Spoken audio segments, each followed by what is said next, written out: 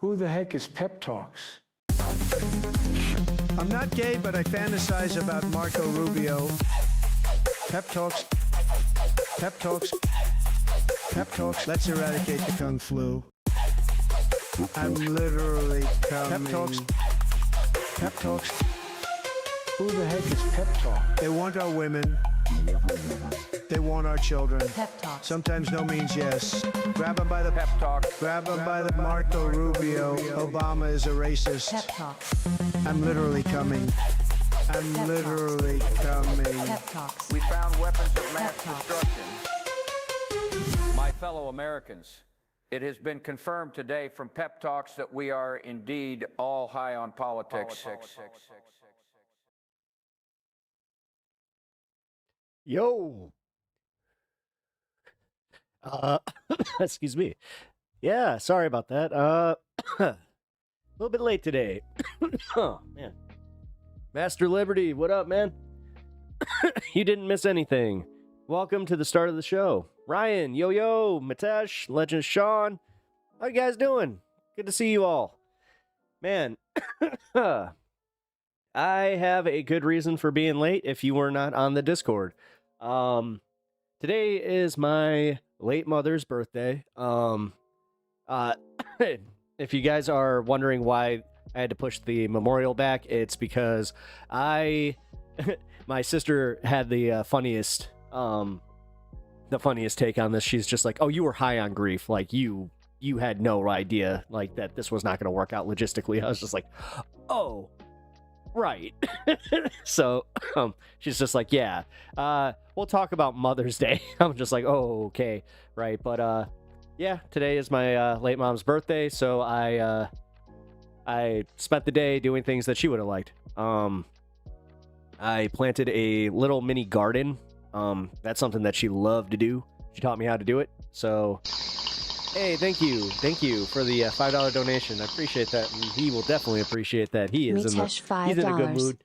Birthday cake snacks. It was funny because he was watching me in the window the entire time that I was doing my yard work or my the gardening.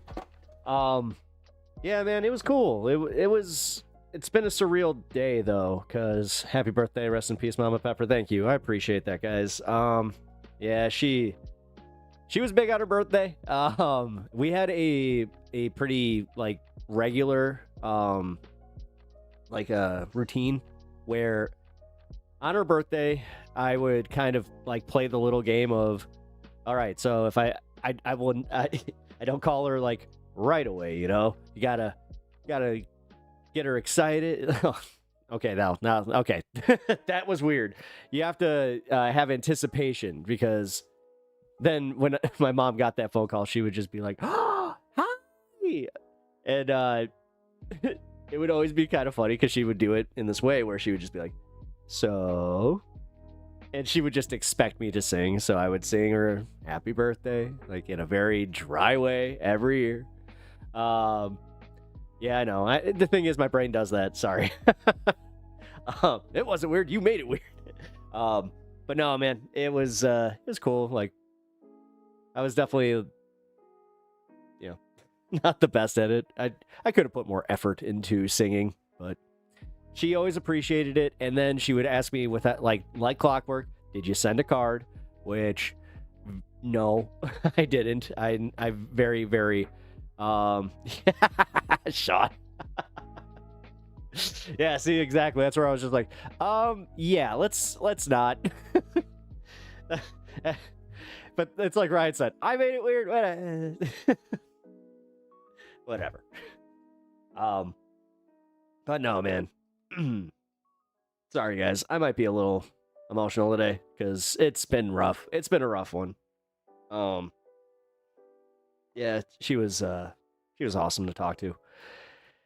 But oh man.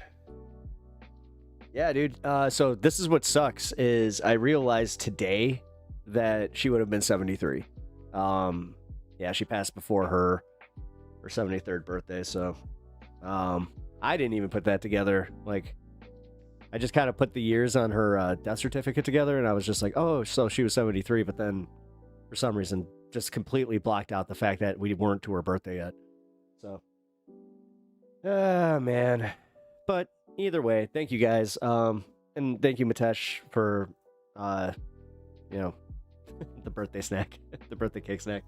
I mean, we couldn't be emotional together. I cried today.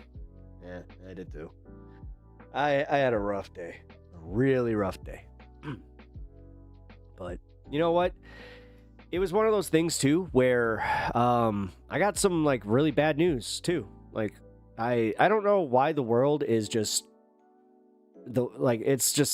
it wants to make everything hard on me right now. Got some more news that like on top of this other bad news that a family member fell off a 10-foot ladder and severely like messed themselves up. Like they ended up in the hospital. They have like internal bleeding, all this shit, that they're under observation. And then on top of that, when they were getting checked out, yeah, like apparently they found some more stuff that they have to, like, now it's like they have to do more tests once they heal up. It's just, I can't win, man. I can't win. It sucks. But hey, be careful on ladders. That's one thing that I'm gonna say. I actually had a situation this weekend. Holy shit. Hope they have a good and speedy recovery. Mangela Raj, peace. Hey, thank you. Or wait, are you taking off? You're like, I don't want to be part of this. This is a doubter. Whatever. My God. Oh my God, he's talking about his feelings. No. I figured why not start the stream with this? Just get it out of the way. It is going to be a thing. The fact that I'm here today is kind of like, I consider myself lucky, where I was just like, you know, I wasn't sure if I was going to be emotionally able to do this, but then I kind of realized I need this. Like, I need to kind of just hang with you guys, chill out. This is going to be like a little bit of a chill start because I don't want to go right into the politics. Although, just to preface, we got some interesting stuff to get to, like some really interesting stuff. I was not expecting JB Pritzker to be as formidable and so quickly in the Democratic Party. Like he's definitely making some moves. It's kind of cool. Like it's kind of neat to see that happen.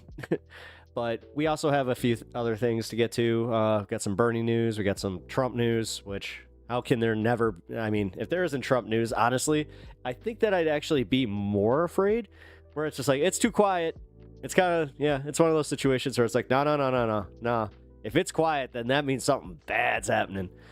God, actually, that is dead on. I never really thought about it, but it is kind of like he really is just like a child. So go figure. Then we also got some Canadian election news that I want to keep an eye on because, hey, why not? It's important, especially right now. If Mark Carney doesn't win, we could be in for a pretty rough time, guys. Well, at least the Canadians in this audience might be, but all right. How's everybody else doing? Wait a minute. You know what? Enough about me. No, how's everybody else doing? I hope you guys have been able to get some... Oh, speaking of planting, I hope you guys have been able to do that. And if you guys are, even have like a little porch garden, I know that Mitesh, he's got a nice little garden there. Yeah. Canadian news, but still no honeybee collab. Her schedule's weird. She was asking me if I could do like a midnight kind of thing. I'm like, I guess, but damn. So I think that would work. I'm messing with you. No, hey, I know you're messing with me, but I actually mean it. Like, I would love to have her on the show. It's just a matter of, yeah, us streamers, got them lives that we gotta, at least mine's more consistent. I can always kind of know what time I'm available. It's nice. Feel bad for people that have jobs that are not consistent like that. Speaking of, my sister, she was just talking about like just the job market and how insane it is right now. She was just like, yeah, it was really weird. She's like, just a few months ago, I had so many people like just clamoring to hire me. She's like, now? I'm lucky if I can even get a hold of somebody. I'm like, that sucks. Oh no. So I think that that's actually that speaks to the broader problems with the economy. And I also have a friend that works in shipping and receiving, and he told me, he was just like, yeah, it's bad. Saturday chill stream should be called chill pepper time. Ooh, chili pepper. Ooh, I like that. I like that. All right, Mitesh. Yeah, man, I'm gonna keep doing those. I like Saturday. I love the Saturday streams. I felt really good after that one. I hope you guys enjoyed that. I also hope you guys enjoyed the content that I released this weekend. Upon watching it back, because it was one of the rare videos that I recorded outside the stream, I could probably start writing scripts. It's not the worst idea. I hate following scripts. I'm really bad at it, man. I really am. This is something that I don't think I'm going to just be able to quickly get over, but I should definitely try. Ooh, Mitesh, I like that. Yeah, no, I like that, man. Yeah, chili pepper time. Yeah, the chili peppers. Oh, or here. Chili time. Just chili. Just call it chili time. I don't know. We'll workshop it. I like it though. Oh, speaking of, I got to plant some new peppers. I got habaneros going this year. I'm really excited for those.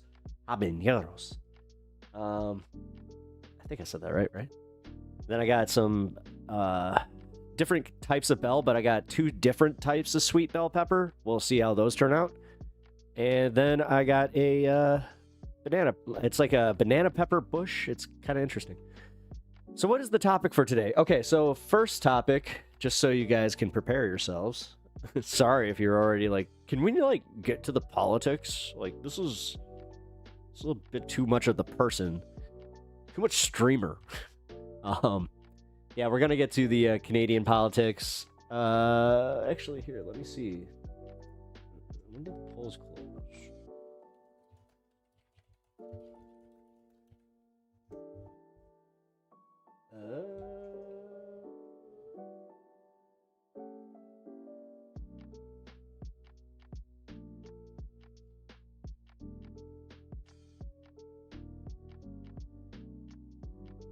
Oh, come on, really? Ah, there's a paywall? That's bullshit. They got a paywall on the live the live counter here. I gotta find a new one. That sucks. Yeah, dude. What the hell? When did 538 start doing that?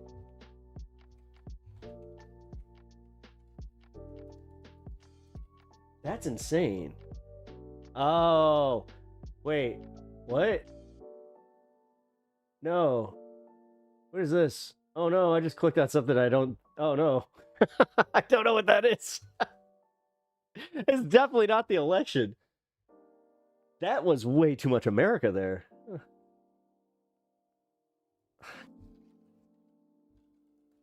Results. Here we go. Are you gonna? Yeah, you got. Ah, my God. Yeah, New York Times has it behind a paywall, man. Sucks. Bullshit. Here we go. Canada is voting in a crucial election. When do we get results? Where are the results? Oh my God, dude, why is this so fucking hard? Does anybody else have, like, if you can find a link before me, I'm not even gonna, like, I'm not trying to race you or anything. I would like this information. Because here, we at least got this. I know that we got the exit, like the polling for what's going down. I'm not sure how much that really... Oh, CBC, here we go.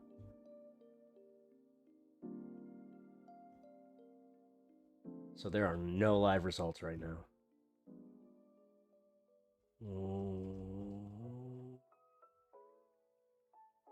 Results will start coming in once the polls close in Newfoundland. Okay, so then ask, what time do polls close in Newfoundland?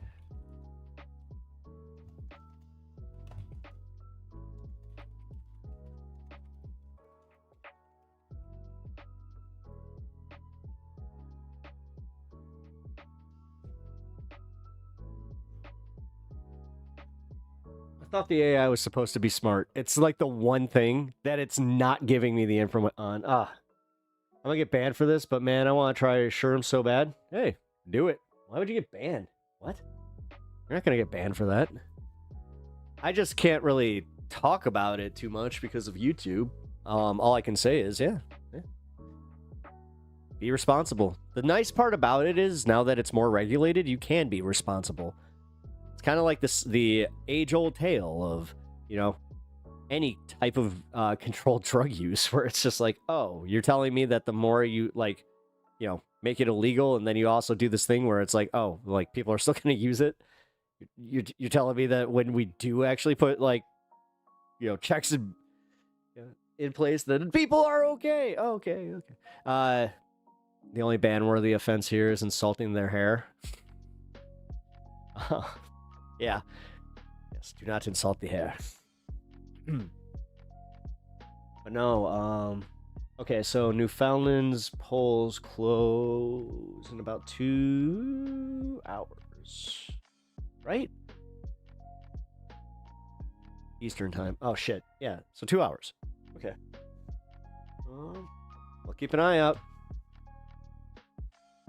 Here, you know what? Screw it. Let's just watch this quick video about the exit polls in the Canadian election. It's a quick 15-minute video from our man David Dole. What better man to have take us on the journey of Canadian politics than somebody who is Canadian and literally does politics? So let's take a look. I'm breaking my rule. Here we go. It is election day in Canada, so in this video, I'm going to go over the final... By the way, guys, Streamlabs, I had to reset a whole bunch of stuff, so if it's a little too loud, just tell me. ...polls and what they may tell us about, potentially, what could happen tonight, including a few odd questions that I found... The thing is, I couldn't make fun of David Dole's hair. David Dole's hair is damn near perfect. ...to be amusing, but... It's almost like action figure perfect hair. There. So let me first start with this wall of incredible data. This is from Polling Canada that summarized all of the polls that are out, their final polls, and the Liberals are winning in all of them. Okay. So I don't know what any of it means. You can see here it ranges from +6 to +2, but every single pollster has... Wait, hey, so one of our Canadian viewers, if you're here, can you like chime in on this? As Liberals winning the popular vote. Now, I want to be clear. The popular vote, doesn't necessarily translate to seat projection, or I should say, the leader in the popular vote doesn't necessarily mean that they're going to that party will form government. But when it sorry guys, I thought that this was like the provinces and shit. comes to the Liberals, it often does. As the way the Conservative vote is concentrated, Conservatives tend to need a few point advantage in the popular vote to be able to be in a position to form a government, whereas the Liberals have been able to win or have been able to form a government even when they've been down in the popular vote. But that said, this is where things currently stand with all the pollsters, but I want to dive into a couple of pollsters and what it shows us. So first, let me start with ECOS. Now, this is the last election. I want to show you this for a reason. 2021, where they predicted Liberals heading to form government, which they did. This was their final poll showing the Liberals sitting at 32.6%, though they do say here that they want to be judged on their likely voter model, which said 32.5. Excuse me. What was the result? 32.6%. They were bang on with their national results. Their likely voter model was 0.1 off.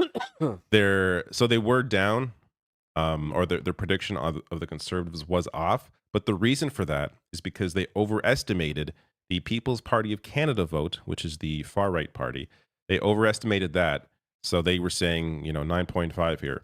It was actually down to 5% on voting day. And a lot of that vote, of course, went to the conservatives.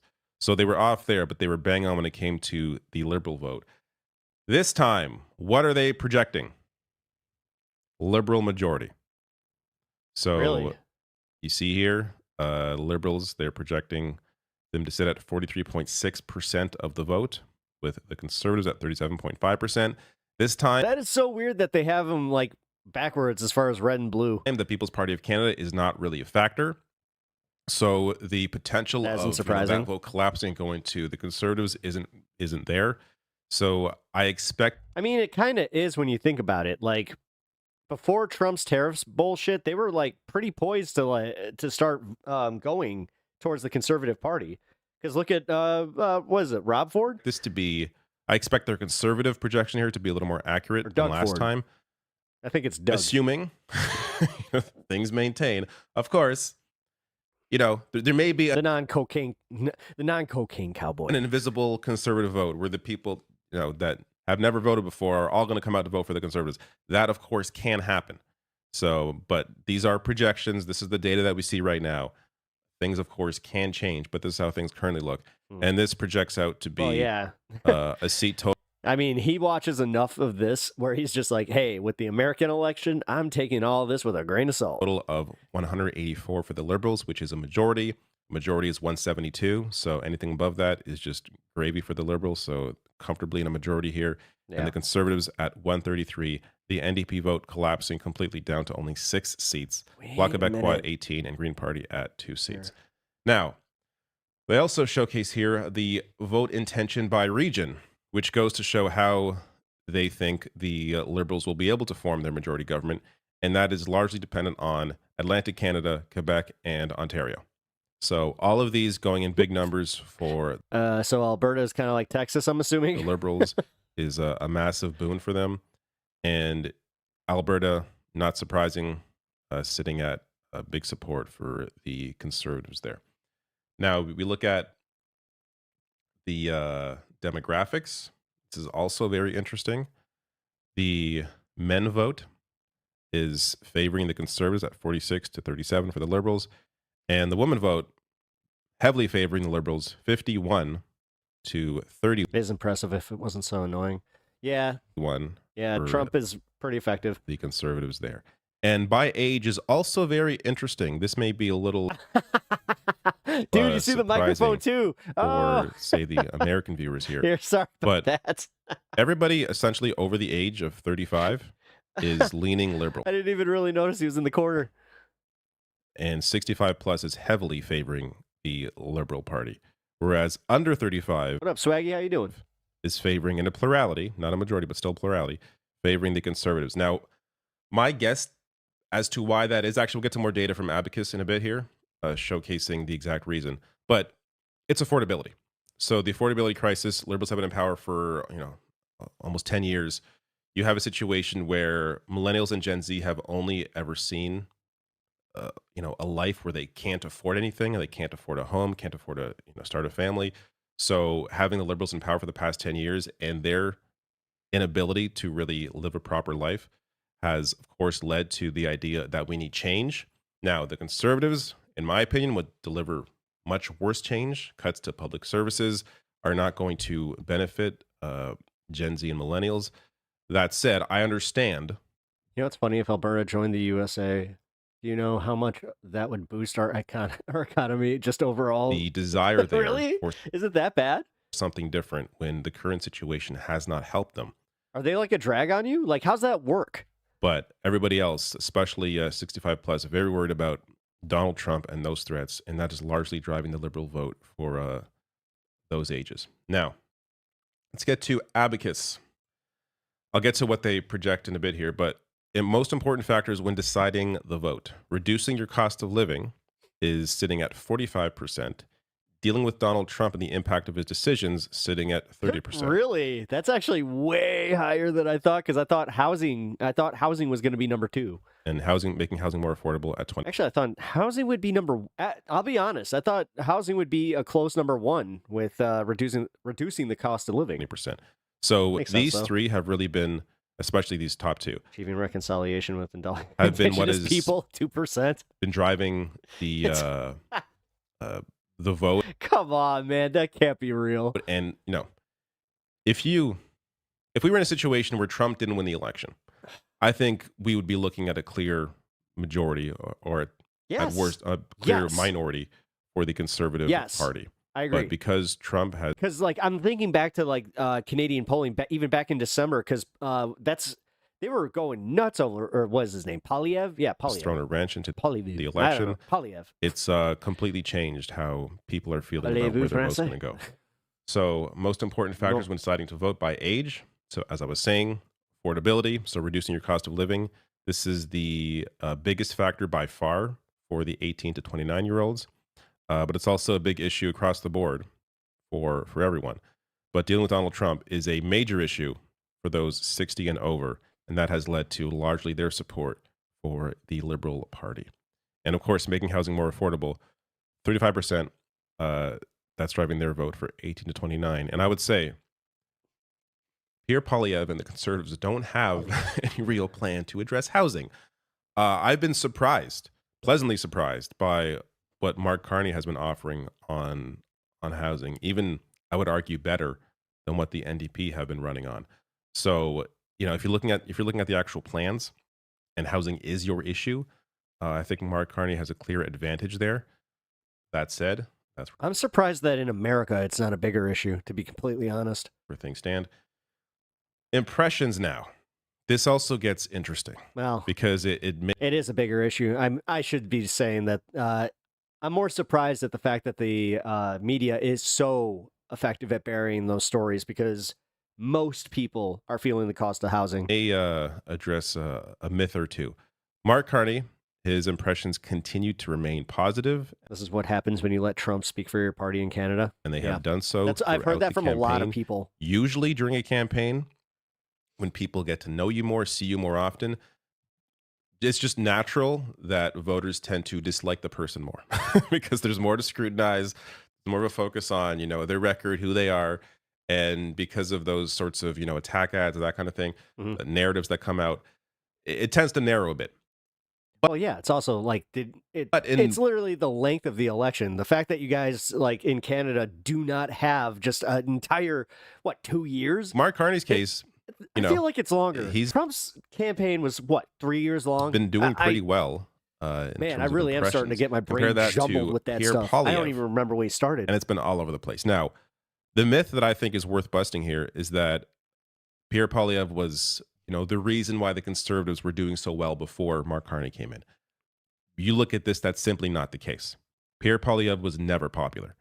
So the reason why the Liberals were doing so well, Trump gave the big old middle finger to Canada, and now he wants them to to vote for his guy. sorry, Yep. the reason why the What an Liberals were idiot. doing so poorly Yeah. while Trudeau was prime minister was largely because of Trudeau and affordability, not because of Pierre Poilievre.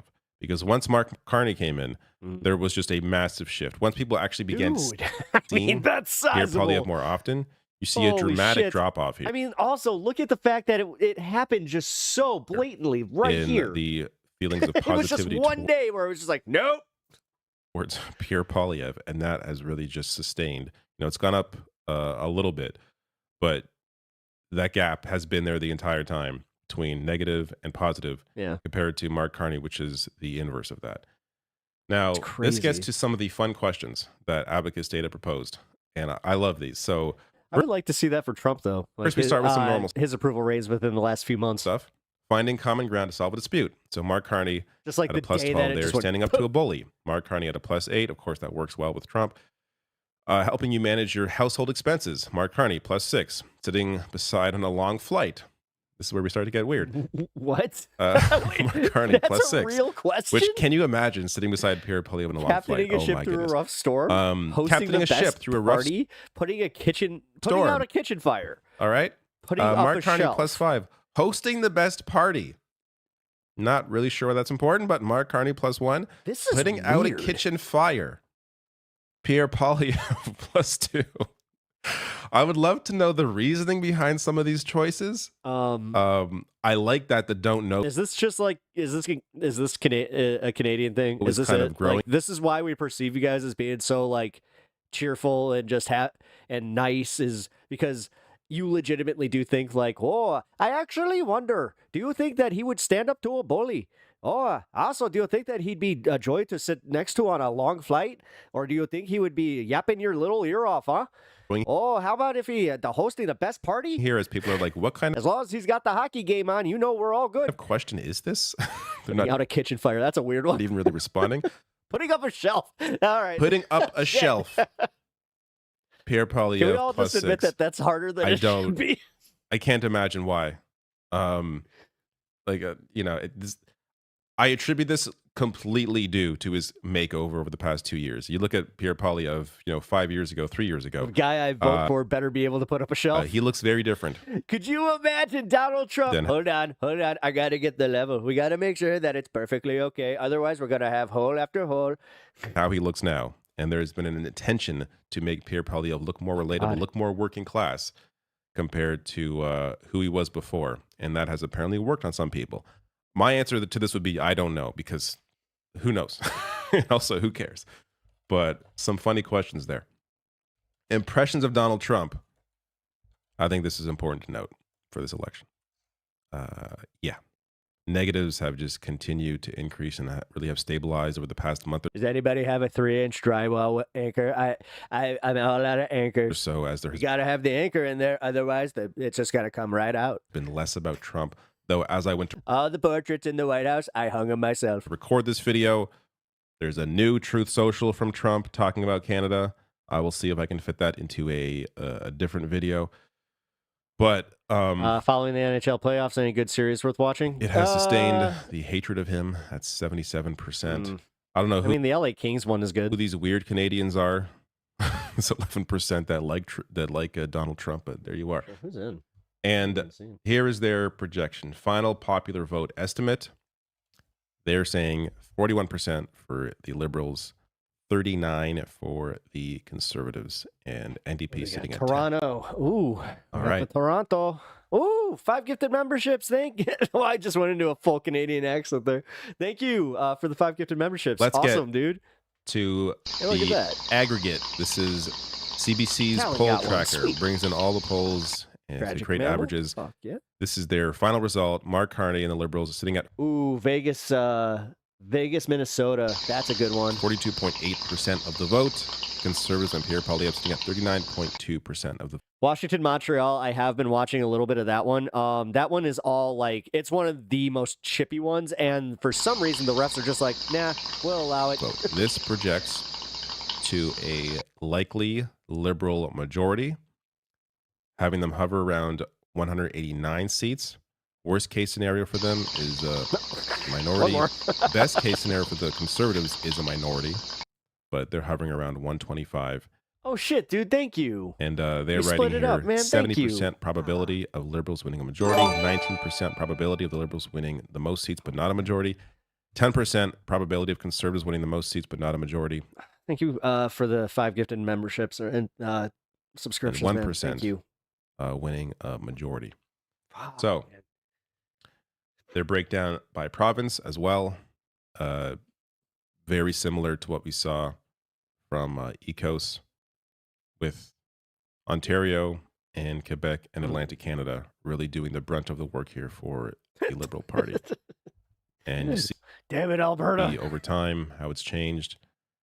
It's come, Liberal support has come down a little bit 1% out over the past several weeks because it is natural in a campaign when there's I got one. Yes, more I did. ads and attacks that it's going to have an impact, but Oh, Ryan, it hasn't you got a really sub. changed Hell the yeah, Liberals' dude. fortune of a Oh, perfect. likely Liberal majority. Perfect timing. So that is where we currently sit as of 11 a.m.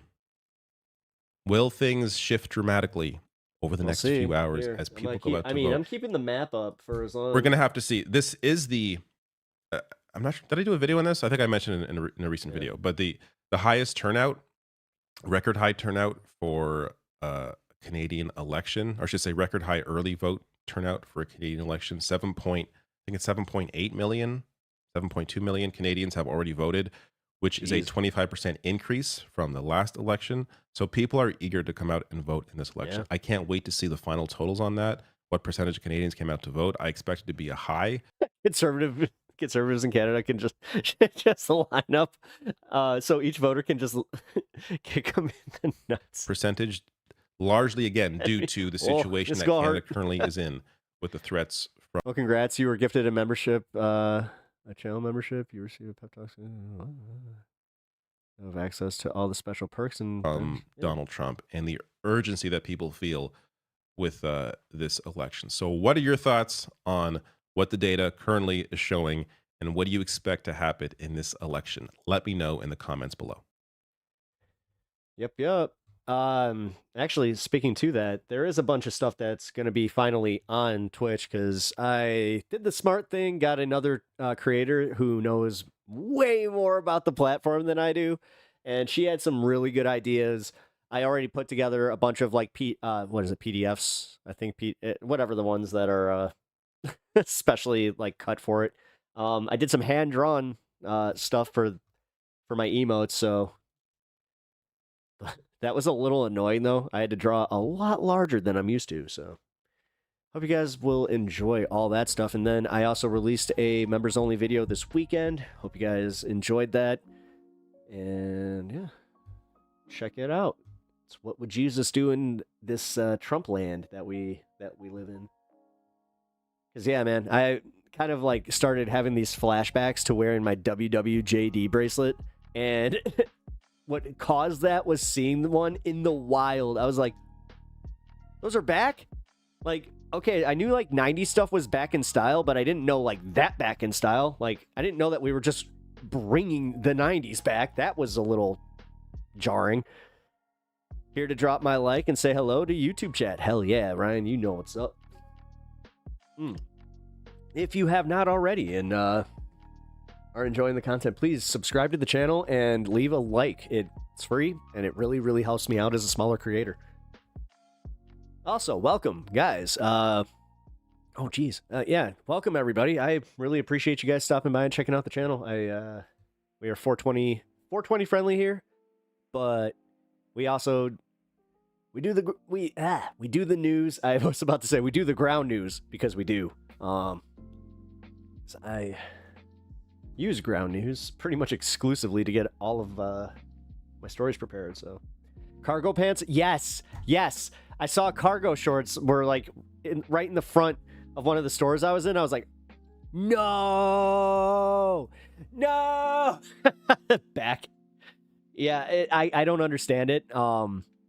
I'm fine with the baggier pants coming back. Thank God. Like here, I have had these going on 10 years at least, but like this is what, yeah, like skinny jeans. I couldn't get behind those, man. I was just like, nah, that's a bit too much. No, you gotta have a little bit of space. I need pockets. Well, again, sometimes. Listen, if you're wearing cargos for like purpose, then screw it. Like, listen. I recently had to do something where I didn't have any pockets, so I had to wear a fanny pack. Like, legit, a fanny pack. It was actually, funny enough, one of those, what do you call them? Like the crossbody bags that I keep calling out where I'm just like, that's a fanny pack. You're just wearing it bandolier style. Am I wrong? I wouldn't mind a pair of cargo pants, but wouldn't feel your age. Why do you want to feel your age? That's a weird one. Like, what? I don't like wearing jeans. I don't mind wearing at least these. I think I brought it up here. I legit, like, I have two. Yeah, I have two good pairs of jeans that I, swap. I have more pairs, but I hate them. They're not my diesels. This actually proves my point. Like, if you just go spend some, save your money for just a good pair of pants, do it that way, and you'll have them forever, man. I'm not even kidding. I've had these for 18 years. Damn. Yeah. I just realized, damn, I have had these jeans for a long time. But here. Sorry, guys. Still locked on jeans, and then I was just like, I did have one more final thing about the Canadian polls. Elbows up for the Canadian election. No, nothing. Nope, still no. Nobody's reporting in yet, so we're gonna have to wait for that. That's okay.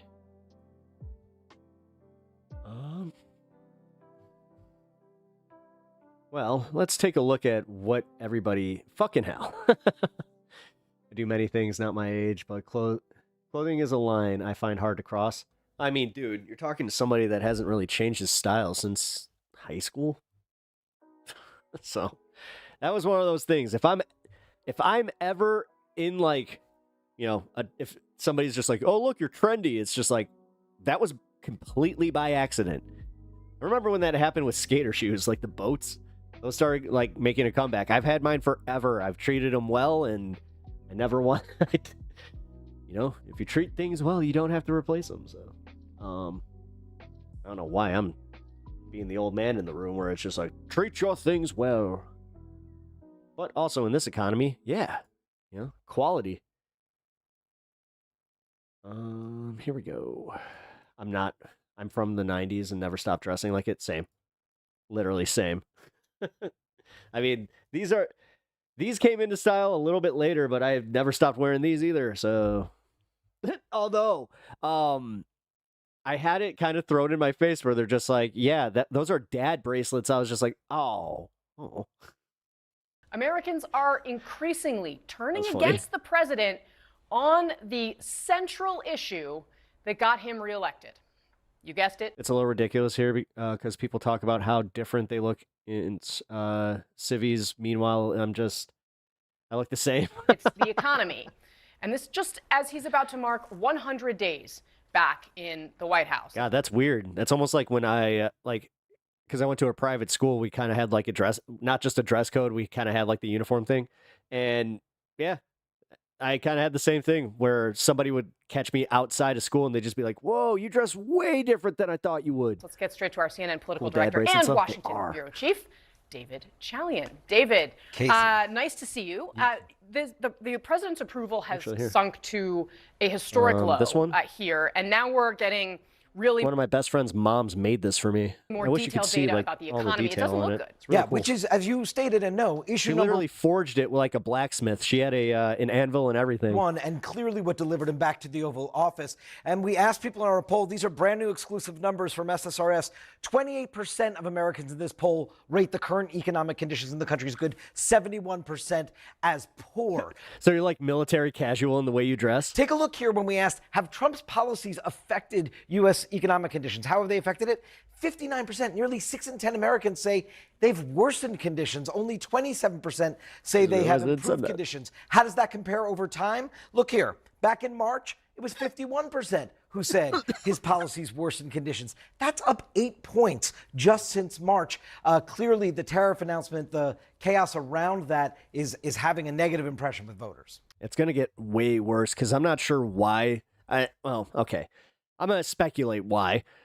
I don't think they want to have panic conditions kind of like COVID, but I think the media has been alerted that, like, dude, shelves are about to be empty. It's not, and it's not an if, it's a when at this point because he hasn't backed down from the tariffs. So we're already seeing shipping containers that are just sitting that will not enter the United States until this is, until the tariffs are, oh my God, are solved. David, at this point, I mean, this has been the kind of thing that has held... Where's the skinnier CNN stat guy? You mean the guy with the, like, thickest New York, Brooklyn accent I've ever heard? Donald Trump up throughout his political career, right? What was going on in his first term. That has really changed here. Yeah, no doubt about it. And take a look when we ask...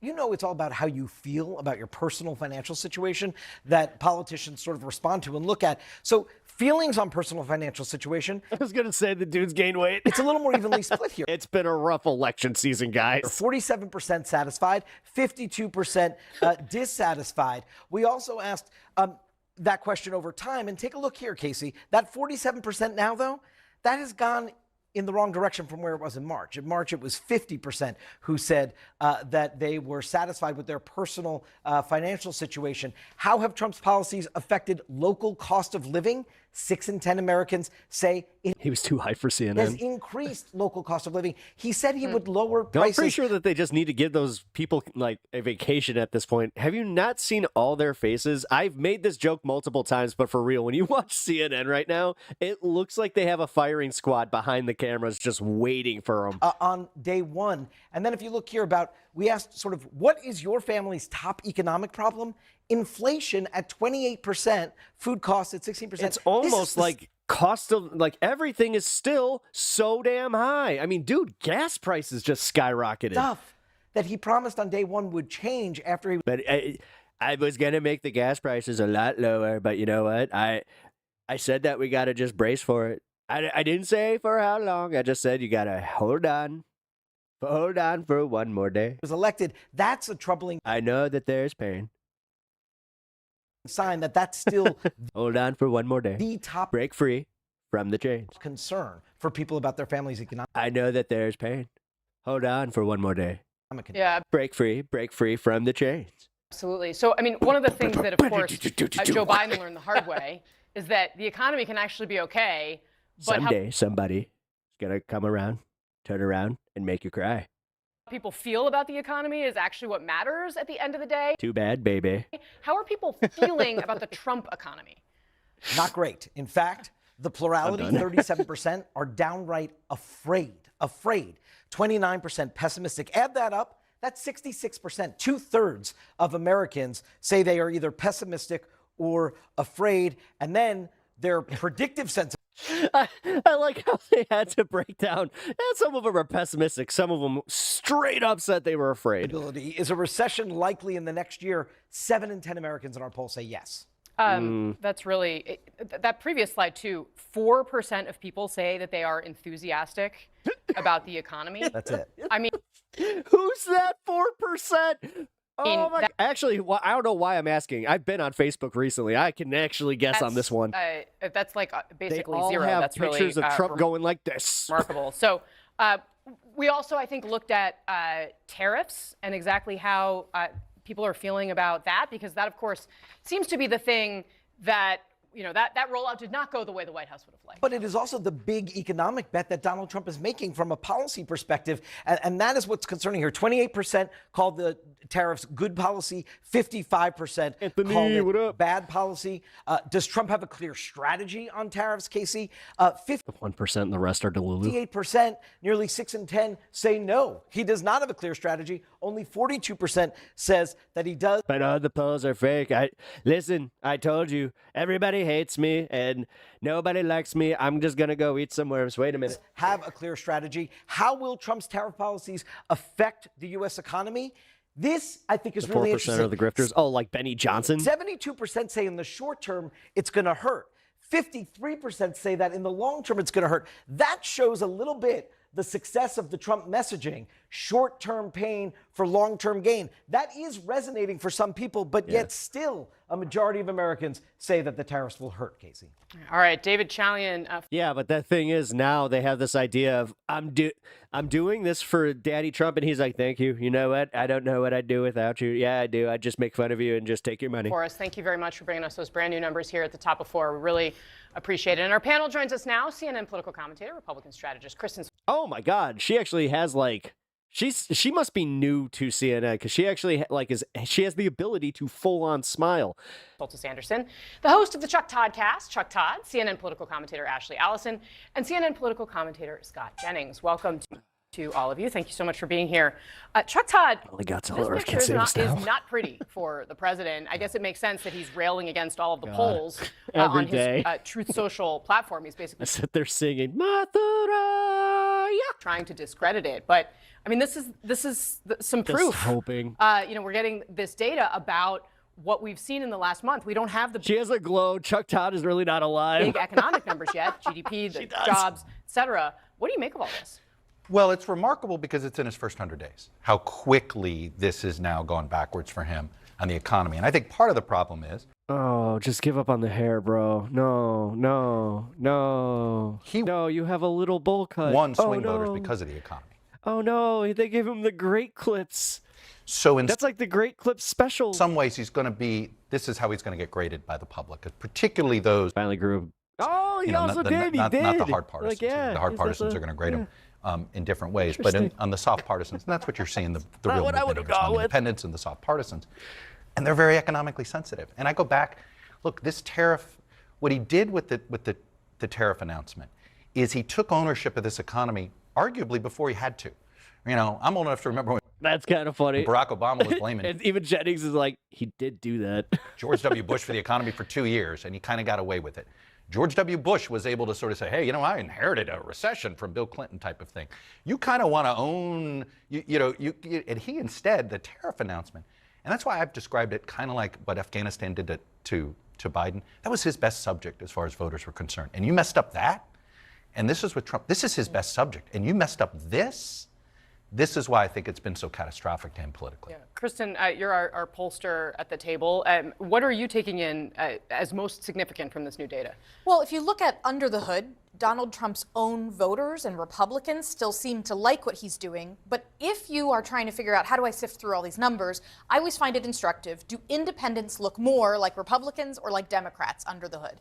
And unfortunately for Donald Trump in this poll, the independents look a lot more like Democrats on the question of has Donald Trump's policy improved U.S. economic conditions? Republicans, 63% say yes. But for everybody else, independents, it's only 17%. Democrats, it's only 3%. We know that's going to be low. But that's where I think the real issue is. The second problem is on intensity. You were talking about enthusiasm, optimism.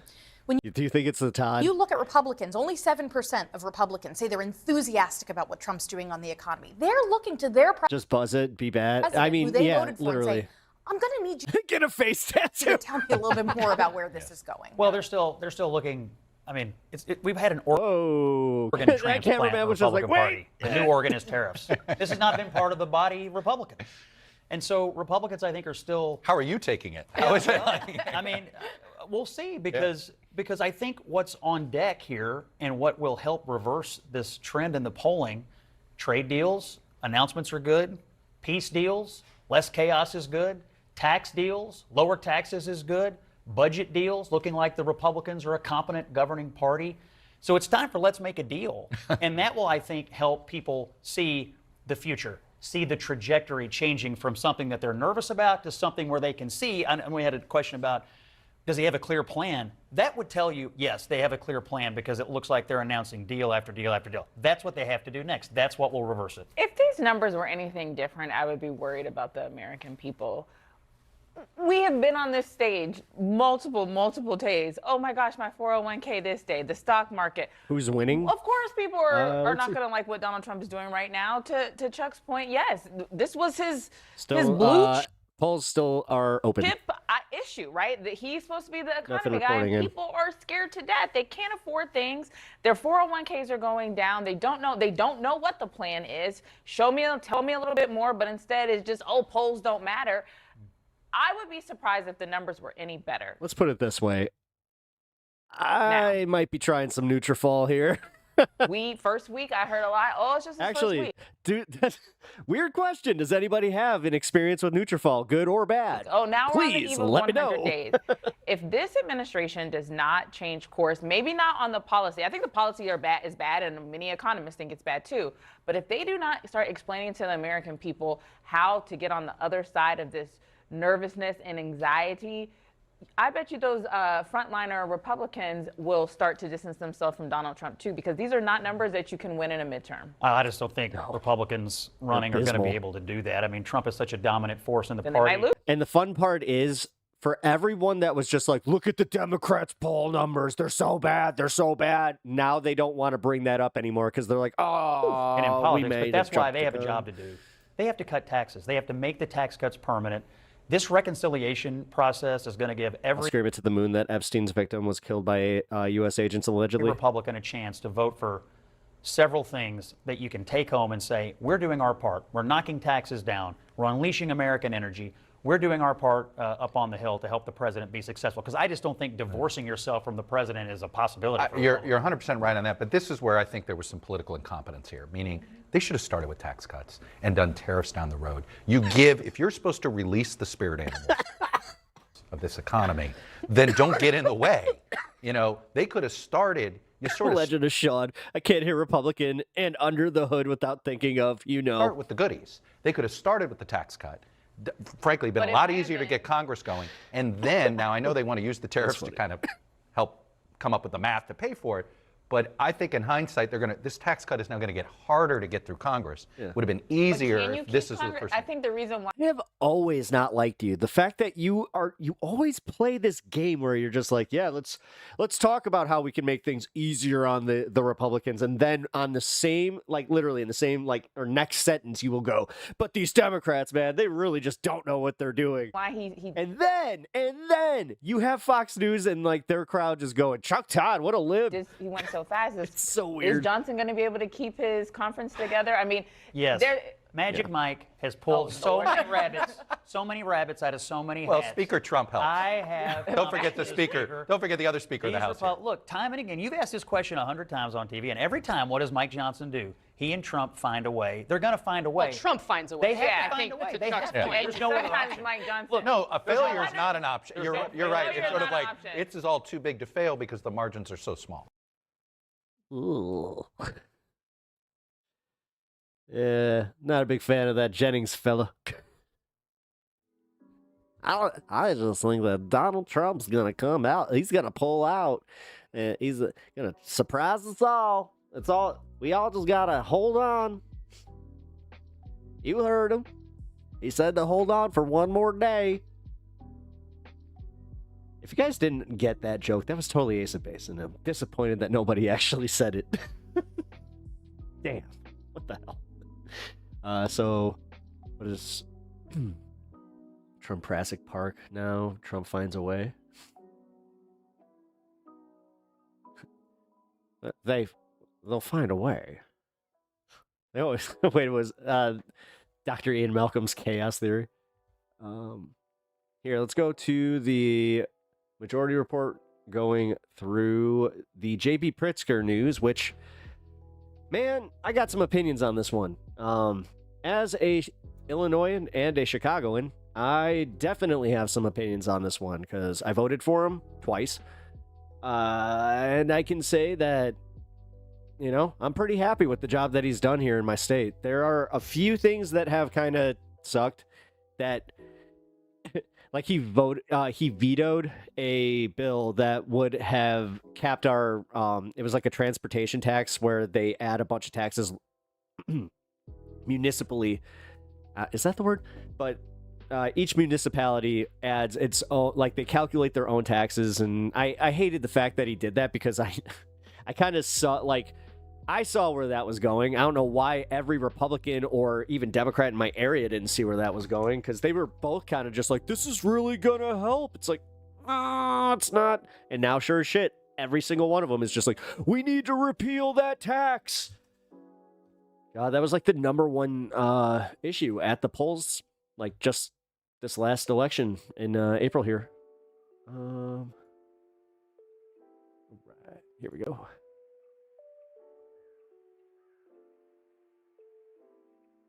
Hey, I see you. Speaking of, you guys see him too. Boom. Dog cam.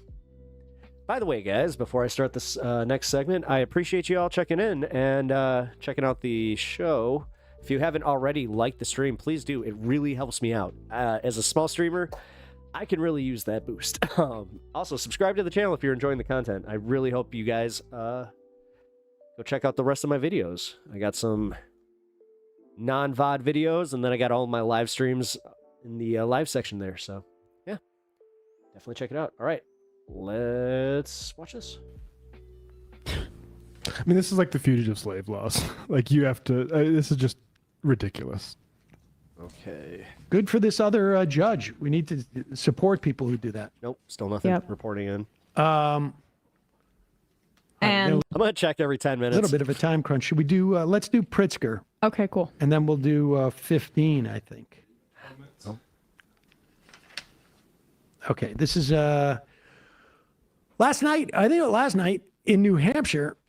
There's a live update coming in 5 seconds. Pritzker.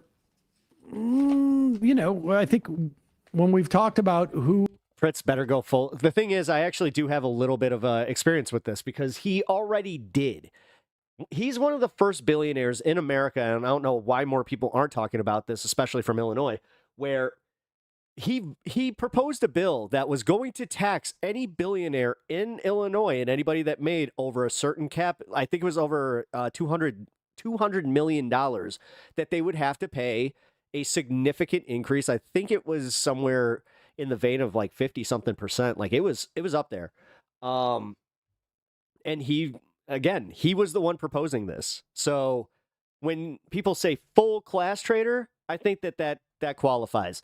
I think that what everybody needs to do is your qualifiers, you need to be a little bit more charitable, because if we're going to keep having these performative, like these purity tests with everybody, like every single candidate, we're never going to move on. Like, I'm dead serious, guys. Like, we can't constantly do this. He really is doing the fucking best here. And then still everybody, I mean, cautious optimism is fine, but who are likely to run in 2028.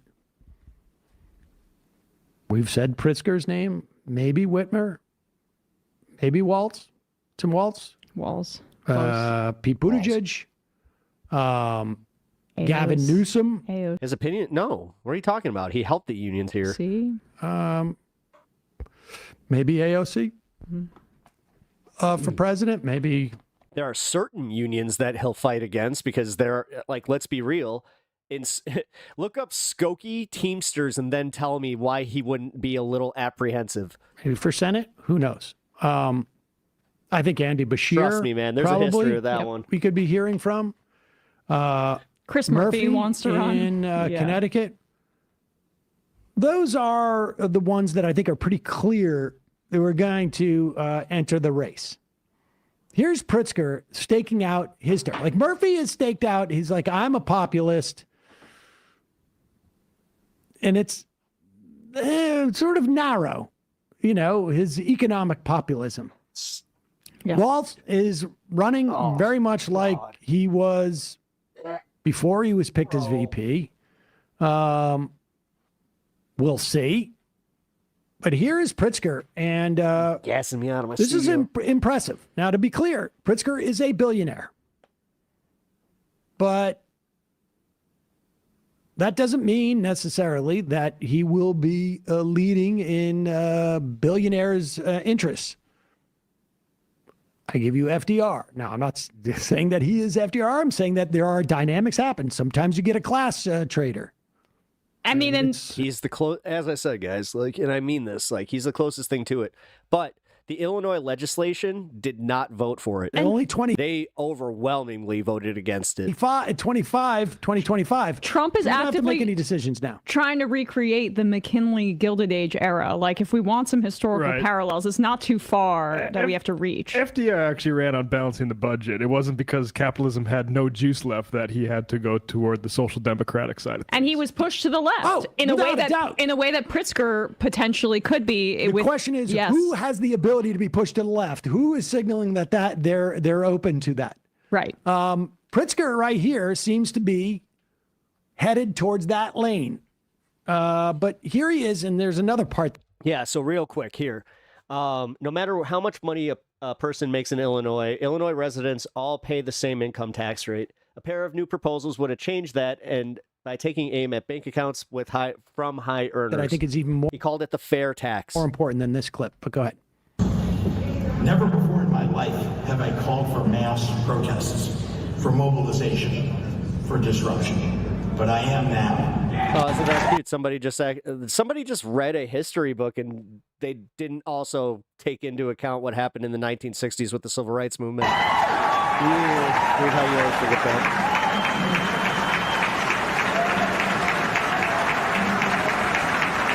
If you're going to try and troll with history, learn the full bit of history there, guy. These Republicans cannot know a moment of peace. They have understand that we will fight their cruelty with every megaphone and microphone that we have. We must castigate them on the soapbox and then punish them at the ballot box. Can you pause it just for a sec? Oh, that's it. He did the thing. He did the awesome thing. You know? Did you notice what he said? That you're like awesome. flying in the face of what a lot of Democrats do. Midwest Marxist ascending? No, I thought you might have picked up on it. The Republicans. Oh, yes. He's naming the Republicans. Republicans, Exactly. not Trump is a king who's separate from the Republican Party, not MAGA trickle down, fart everywhere, whatever the fuck they're talking Extreme about. MAGA Republicans. Yeah, like what? It just gobbledygook, focus tested stuff. The Republicans should know. Why did I just get that awesome visual of Trump taking a piss and then farting on us? No peace. He goes on to say, to criticize the do-nothing Democrats who hope that he did that thing where he like lifts the leg a little bit, where you just do. Yeah. Oh, okay. A simple defense of norms and decorum would convince Republicans to change. They spent years watching Republicans illegitimately pack the Supreme Court, take away voting rights from people of color, systematically chip away at the constitutional order. Those same do-nothing Democrats want to blame our losses on our defense of black people and trans kids and immigrants instead of their own lack of guts and gumption. The crowd, this is up in New Hampshire, cheered when Pritzker criticized incrementalism and applauded to references of pundits who had given bad advice. 16 on live. I found this on my feed. Hey, what up, Way North Duke? This is the part that I really... Welcome to the stream, man. I appreciate that. He went on to talk about oligarchy. He said he agreed with the anti-oligarchy campaign of Sanders and AOC. Oligarchy. We're talking about, they're talking about J.B. Pritzker, and I live in Illinois and have some opinions on this one. So. Is a group of the most powerful people in society who are trying to impose their will on everyone else and make them pay for what the oligarchs are unwilling to pay for.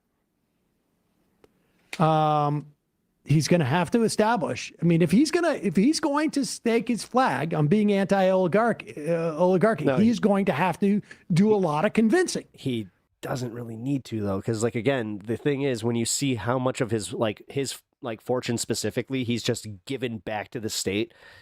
Well, he did donate to combat Elon Musk in Wisconsin, right? Yeah, so I'd imagine his pitch is going to be, I know, I've been in these rooms, and I'm willing to give my money away because we have too... He can make the case and say, we have too much money. Yeah, it was also completely self-funded. This is also what I really appreciated. Which usually I'd be against, but the way that he did it, it was like, oh, well, he didn't cost anybody. Like, it's not like Act Blue, who's constantly just, in my emails, just like, give us money. This is, from a report from Dave Weigel, who was there.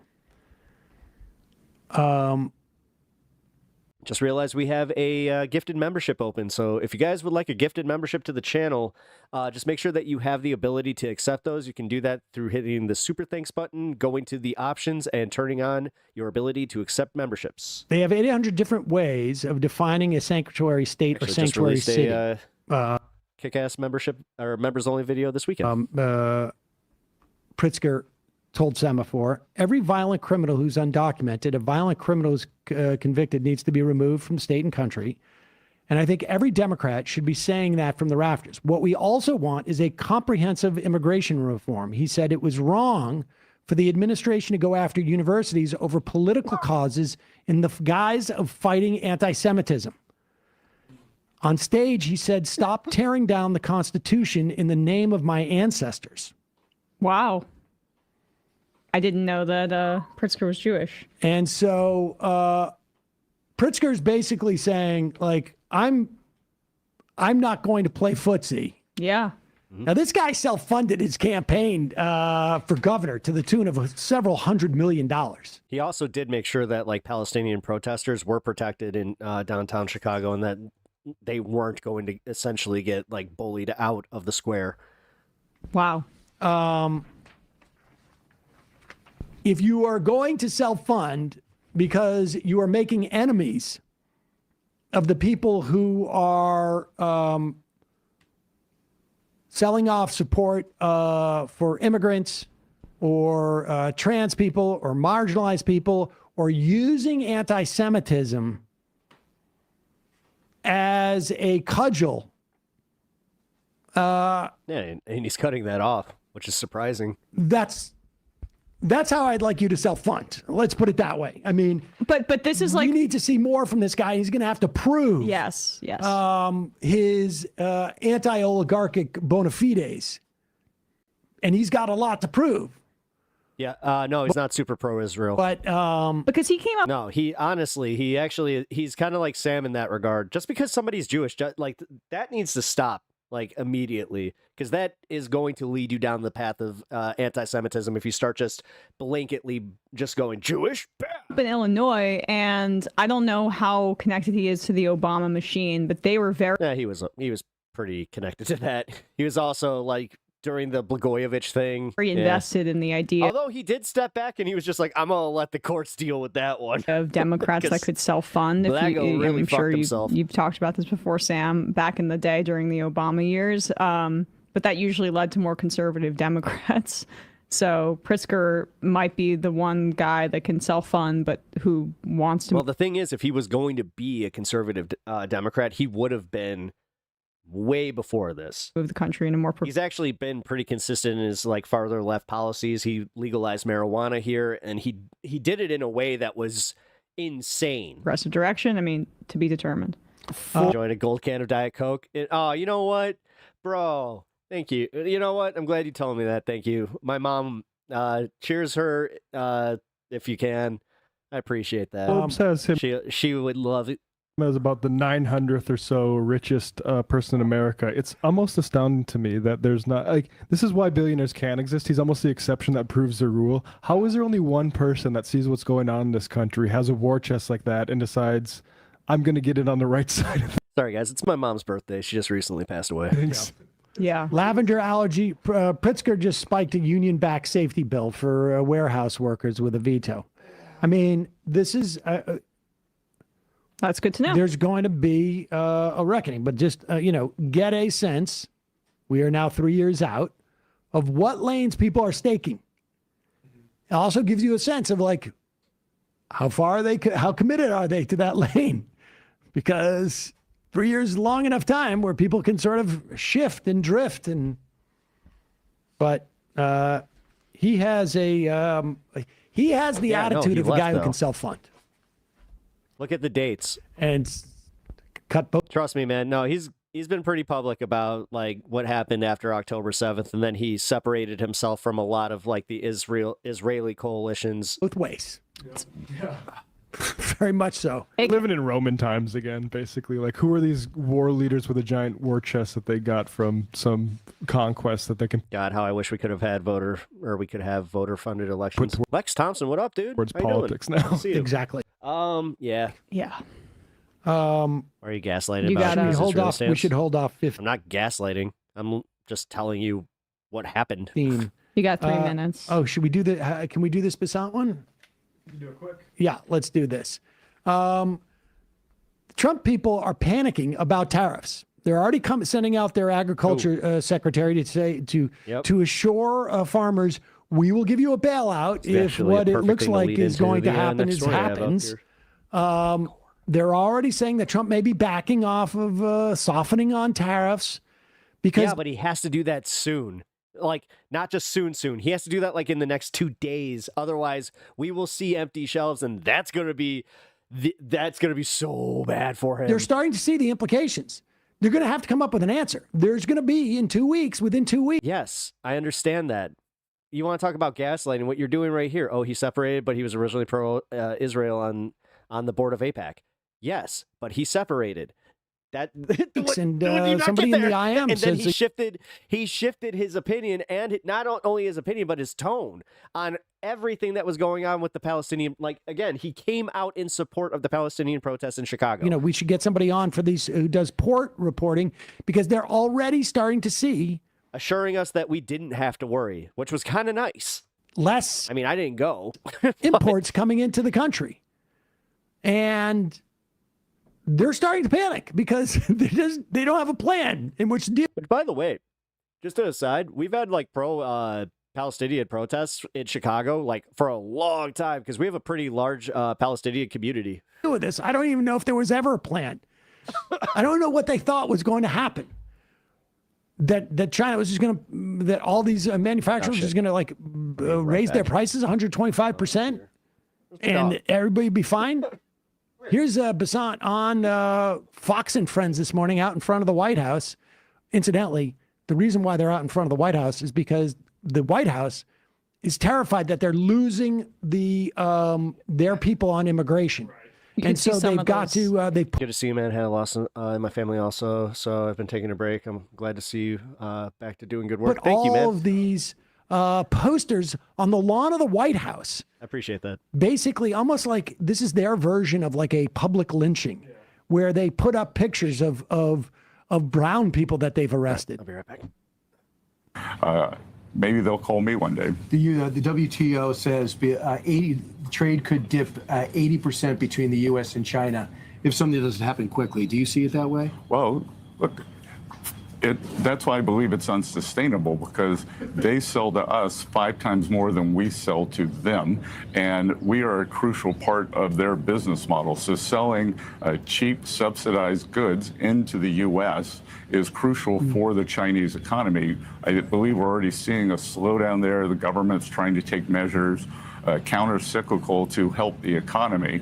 So, Brian, in the history of trade negotiations or trade slowdowns, it is the surplus country that always loses the most. And, we have a huge deficit. All right, pause it. Now, let me tell you why this is total BS, and he knows it.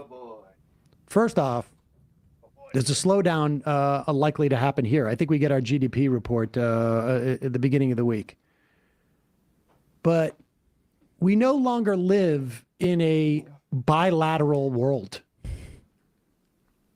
China may export more things here than we export to China, but the rest of the world exists, and they're going to take those products.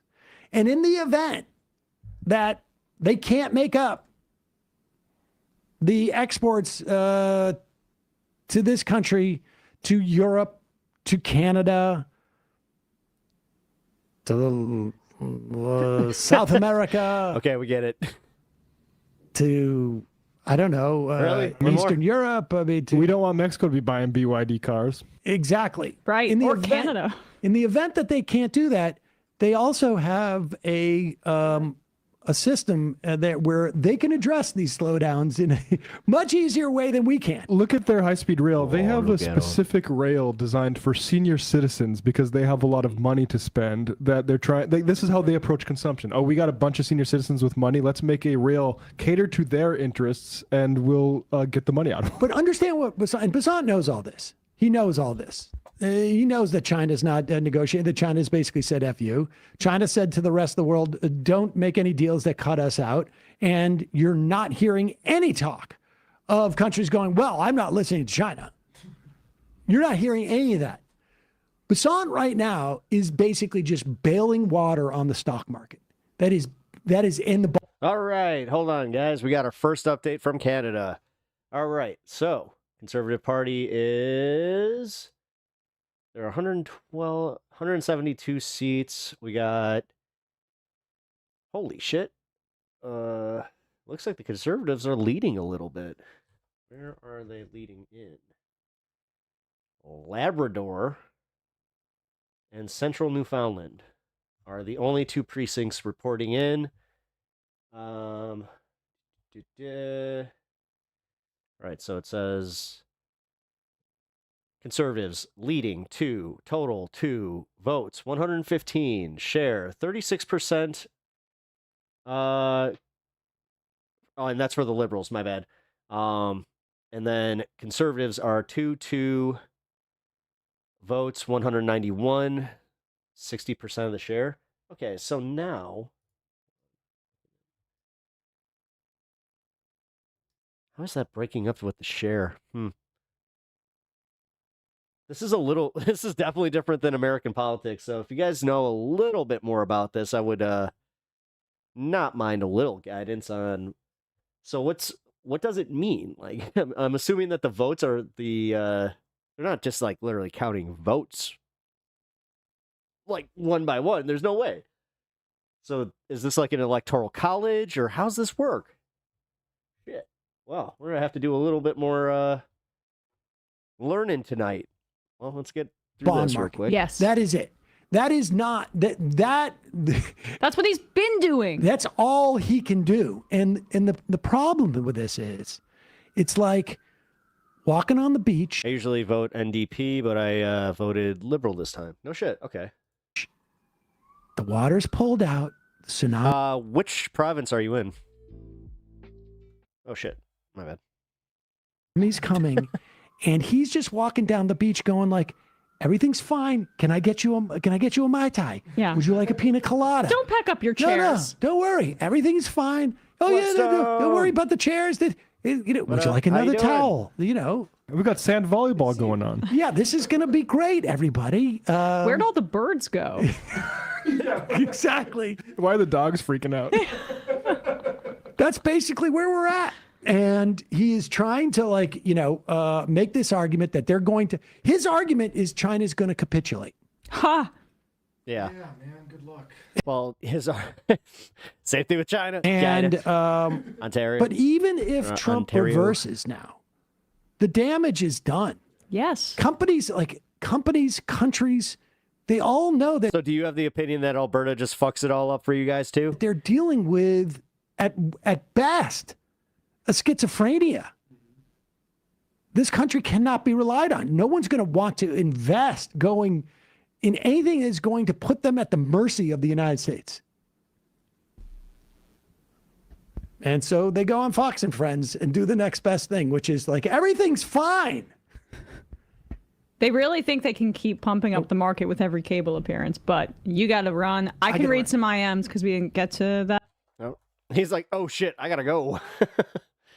All right. Well, we got more to that. Here, we got 2 updates on the economy before we go into what's going on with Canada. Premier is, Pierre is what Canada needs. Pierre is what Canada wants. Pierre is what Canada will get. Canada, Canada, Canada. Mr. W, Trump 2028. Wow.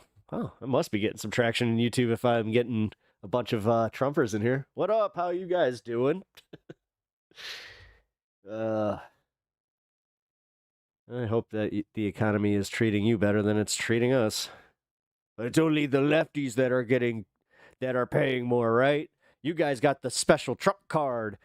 That's what happens. It's a secret. When you guys voted for Trump, he was just like, you know what? I'm going to do a little subliminal messaging here.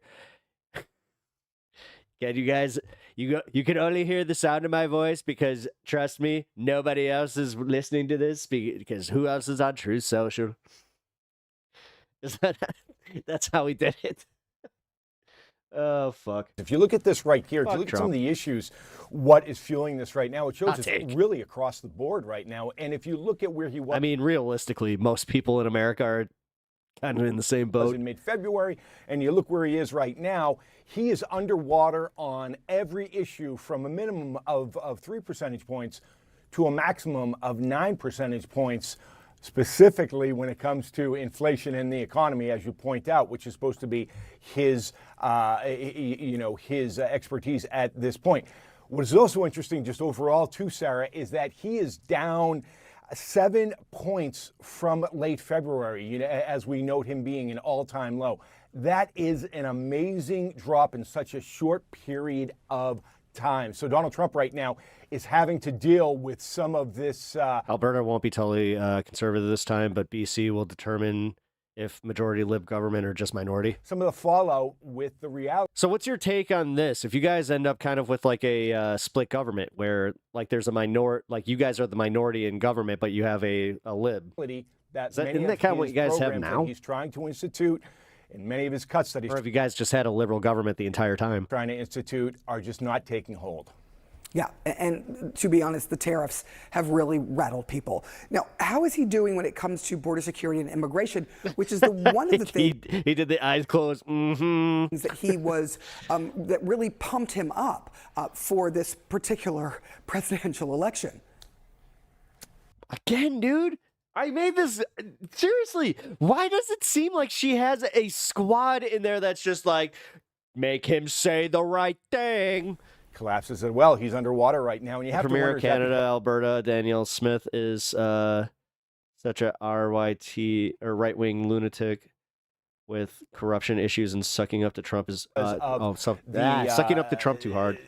The effort we've seen put forth by the administration in their strident comments, just like we heard about there being some problems, maybe you know, nothing is going to be perfect when we perhaps will be sending people outside of the country that shouldn't be sent outside the country. But if you look at these numbers right here, it just goes to show you that Donald Trump right now has to work harder at not just implementing his plans, but they need to do a better job messaging it right now, Sarah. Yeah. When you look across the board at this new polling, is there anything? Well, his only message again is, it's fake news. Everybody's just coming after me. The president it's is all performing targeted. well on. There's always a bright spot, isn't there? Well, yes, there is. There's one issue right now. Take a look at this. It's an issue that really doesn't have a whole lot of sway in people's pocketbooks, but it has to do with gender identity, which really just goes to show you how divided we are as a nation right now, that we're still talking about gender identity right now when we have wars ongoing and the economy right now is really a big concern, not only for us, but investors around the world.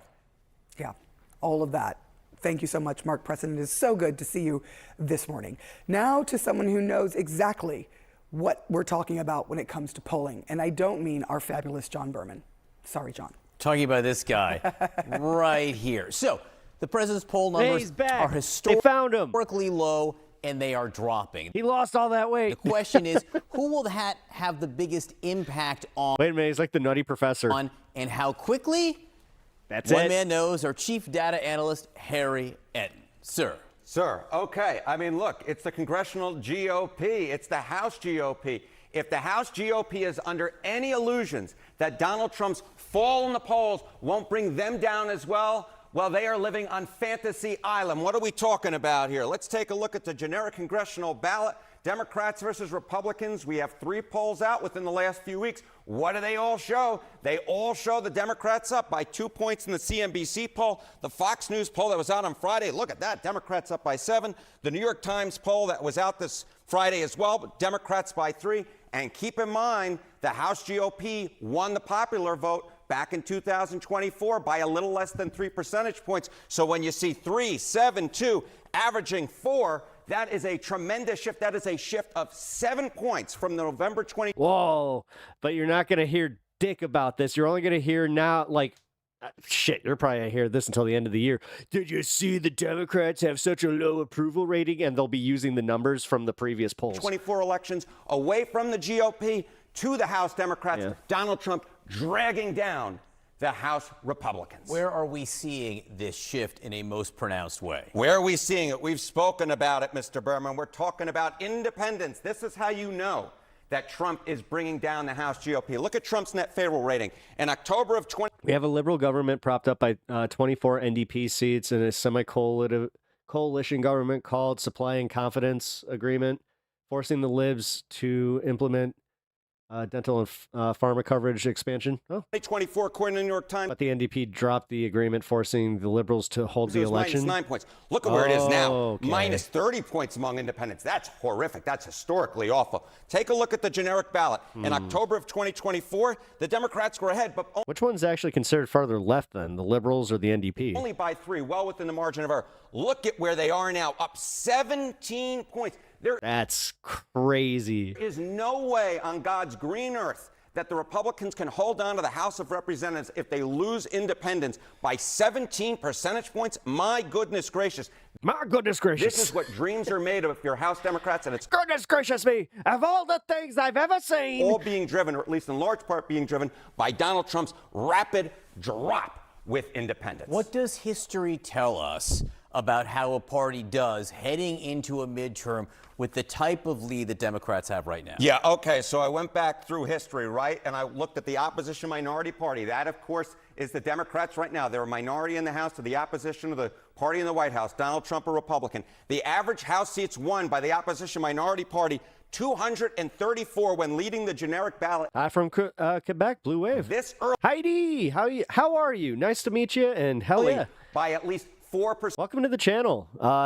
Yeah, leave a like and subscribe to the channel. Good place for you. Percentage points that happened in 2006 and 2018. 2 huge Democratic years. Democrats just a lefty from Chicago, but I am a fan of other politics. Of this number, of course. We're We follow still have the months to go. We'll election see tonight. if history repeats itself. We do, but this is an answer to the question: is another why does update. it matter what these numbers show right now, 100 days into the president's term? Well, there's some history that shows it might matter. It's exactly right. Oftentimes, the generic ballot actually is quite predictive at this point. Harriet, thank you very much. Thank you, my friend. Let's bring in right now CNN Washington bureau chief Okay, we got a long way to go. I just realized. and political director.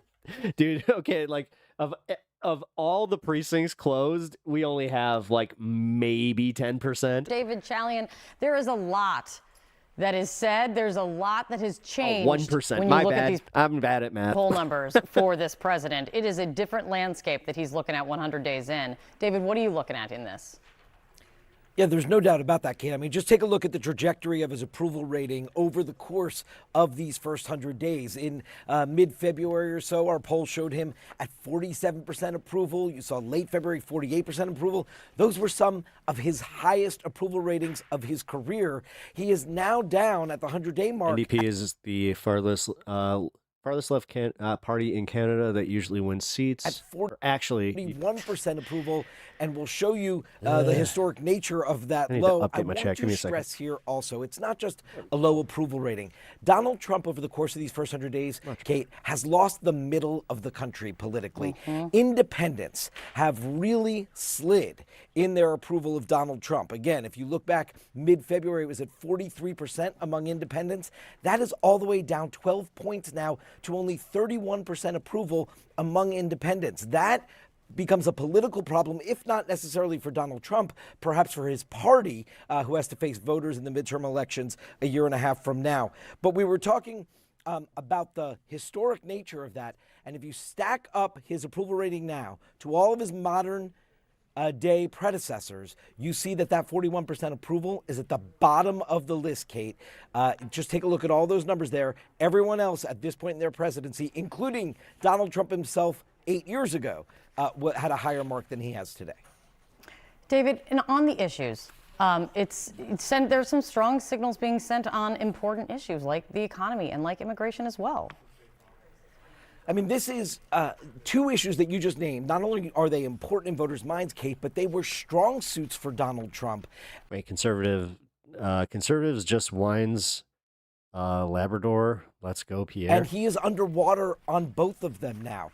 Take a look. We show you here approval on issues. In every issue we tested, he is below majority support. His numbers are upside down. Now, immigration at the top there, he's now at 45% of approval of handling it. In March, it was 51%. He's lost 6 points.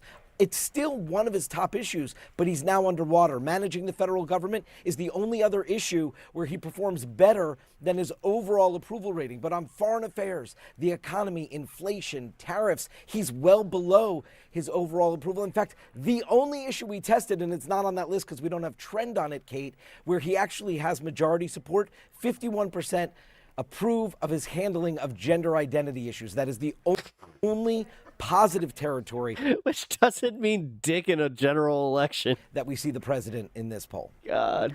The numbers are fascinating. The context that you provide around it, as always, David, is so important. Thank you so much. It's great to see you. I mean, okay. Here, let's take a look. Canadian updates. The last elections were rigged in Canada like in the U.S.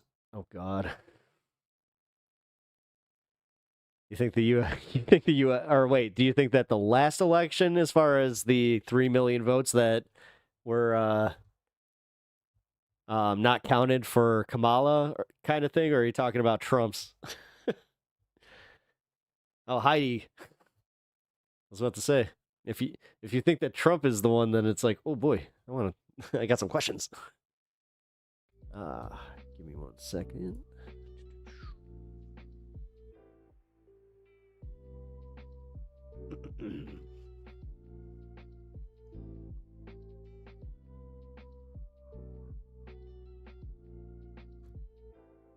I run the country and the whole world.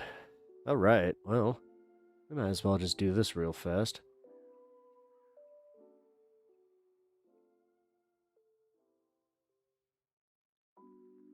Huh. Never mind. Here.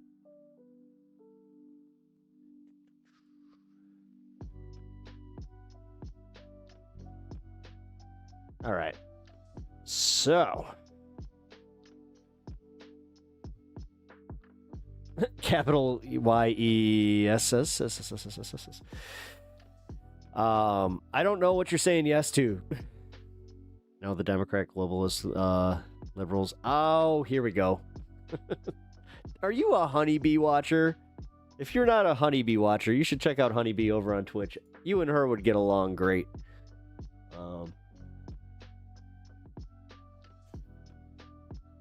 Rigged with China. Klaus Schwab is. Are you one of those people? You think that Klaus Schwab and the globalists are responsible for all this, but meanwhile ignore the blatant global the one new world order bullshit that's going on under Trump, except it's that he does it, but it's all America first. I don't know, man. I thought that our version of a fascist was going to be a little more competent, but in a way, I think that we're lucky that he is just as bad as he is. But here, this is the update on the current election. Let's see. So, writing or candidate. Labrador. Looks like Labrador. I got a Labrador. Is going red with. So when it says share, does that mean reported in? Or is that the actual, how's this work? This is where I'm a little confused, because you got Bloc Québécois. New Democrat. You guys got New Democrats? Damn, we need those. Fascism necessitates incompetence. I just don't understand. I mean...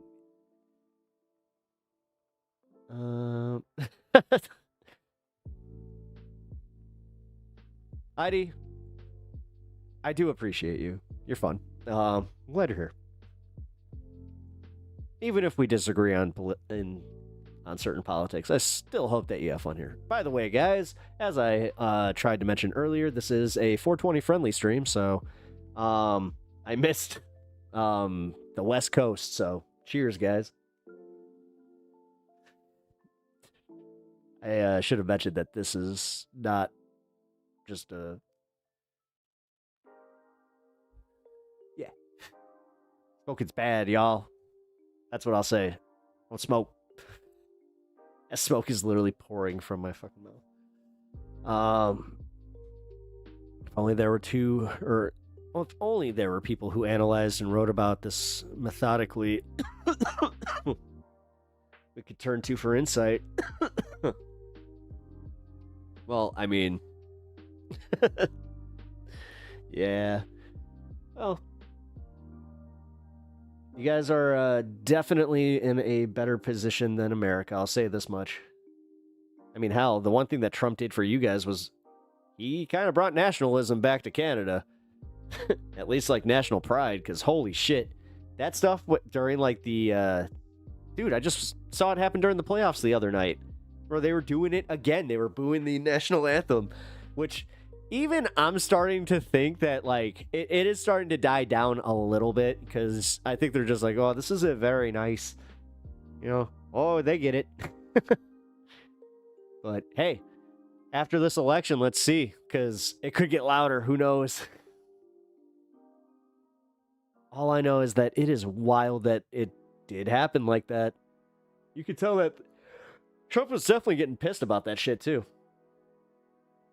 He tried to hide it, but wait, Harris Faulkner brushes off mixing up two migrants when corrected by co-host. Just another illegal immigrant? Jesus Christ. And these people claim to be Christians. They literally wear crosses and just... That's so bad. That's so bad. Wait, the case for what? Seems like a really lib-ass take. So the case for arresting the Milwaukee judge. Nah. Yeah, maybe check it out. Here, we need the Canadian news update.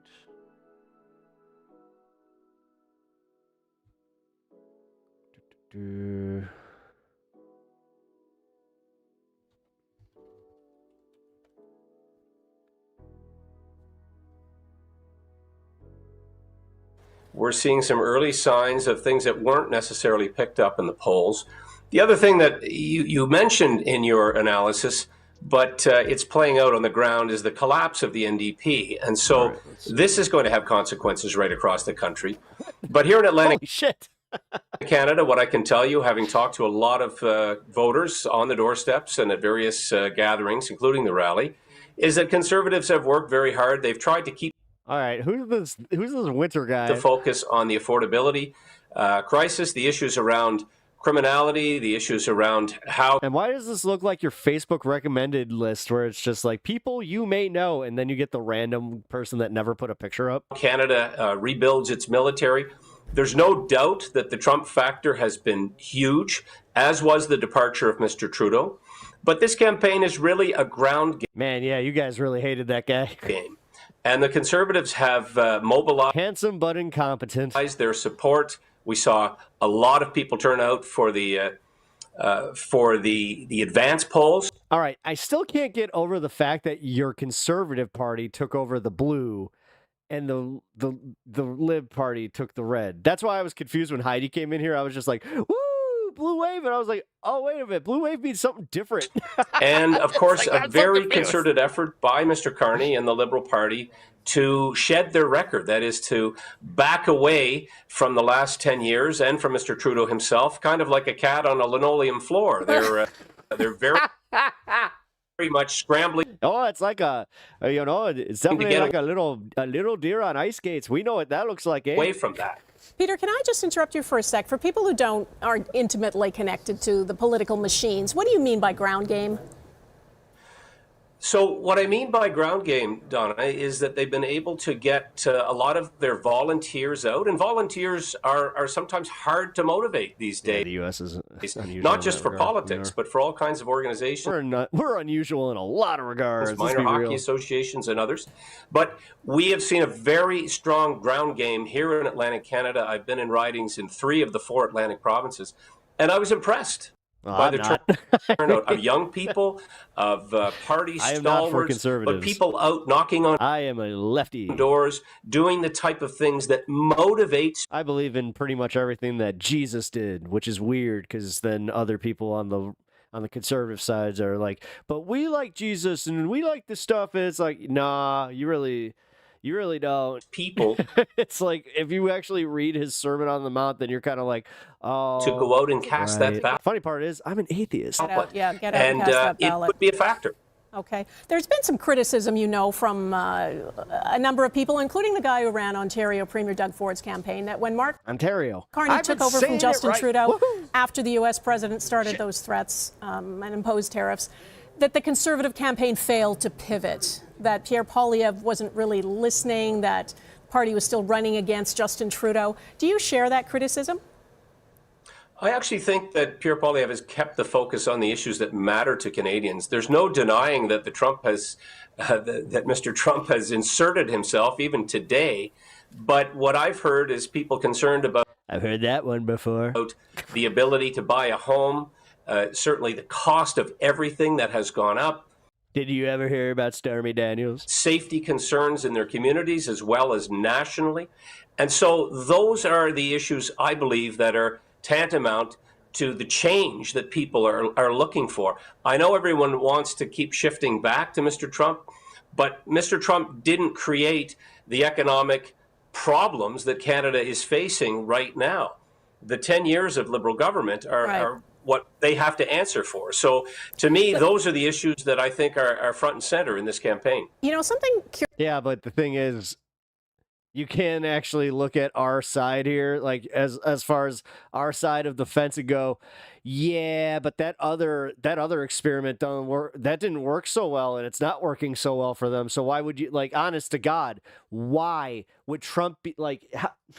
This is kind of funny because, like, you would be like, don't judge by Mr. Trump, and don't judge by Trump, and judge by the libs. The libs really fucked up. It's like, no, because the thing is, you guys kind of went out of your way to go and be like, yeah, we love some Trump. Yeah, good. I mean, a lot of them are like Heidi for some reason. Well, a lot.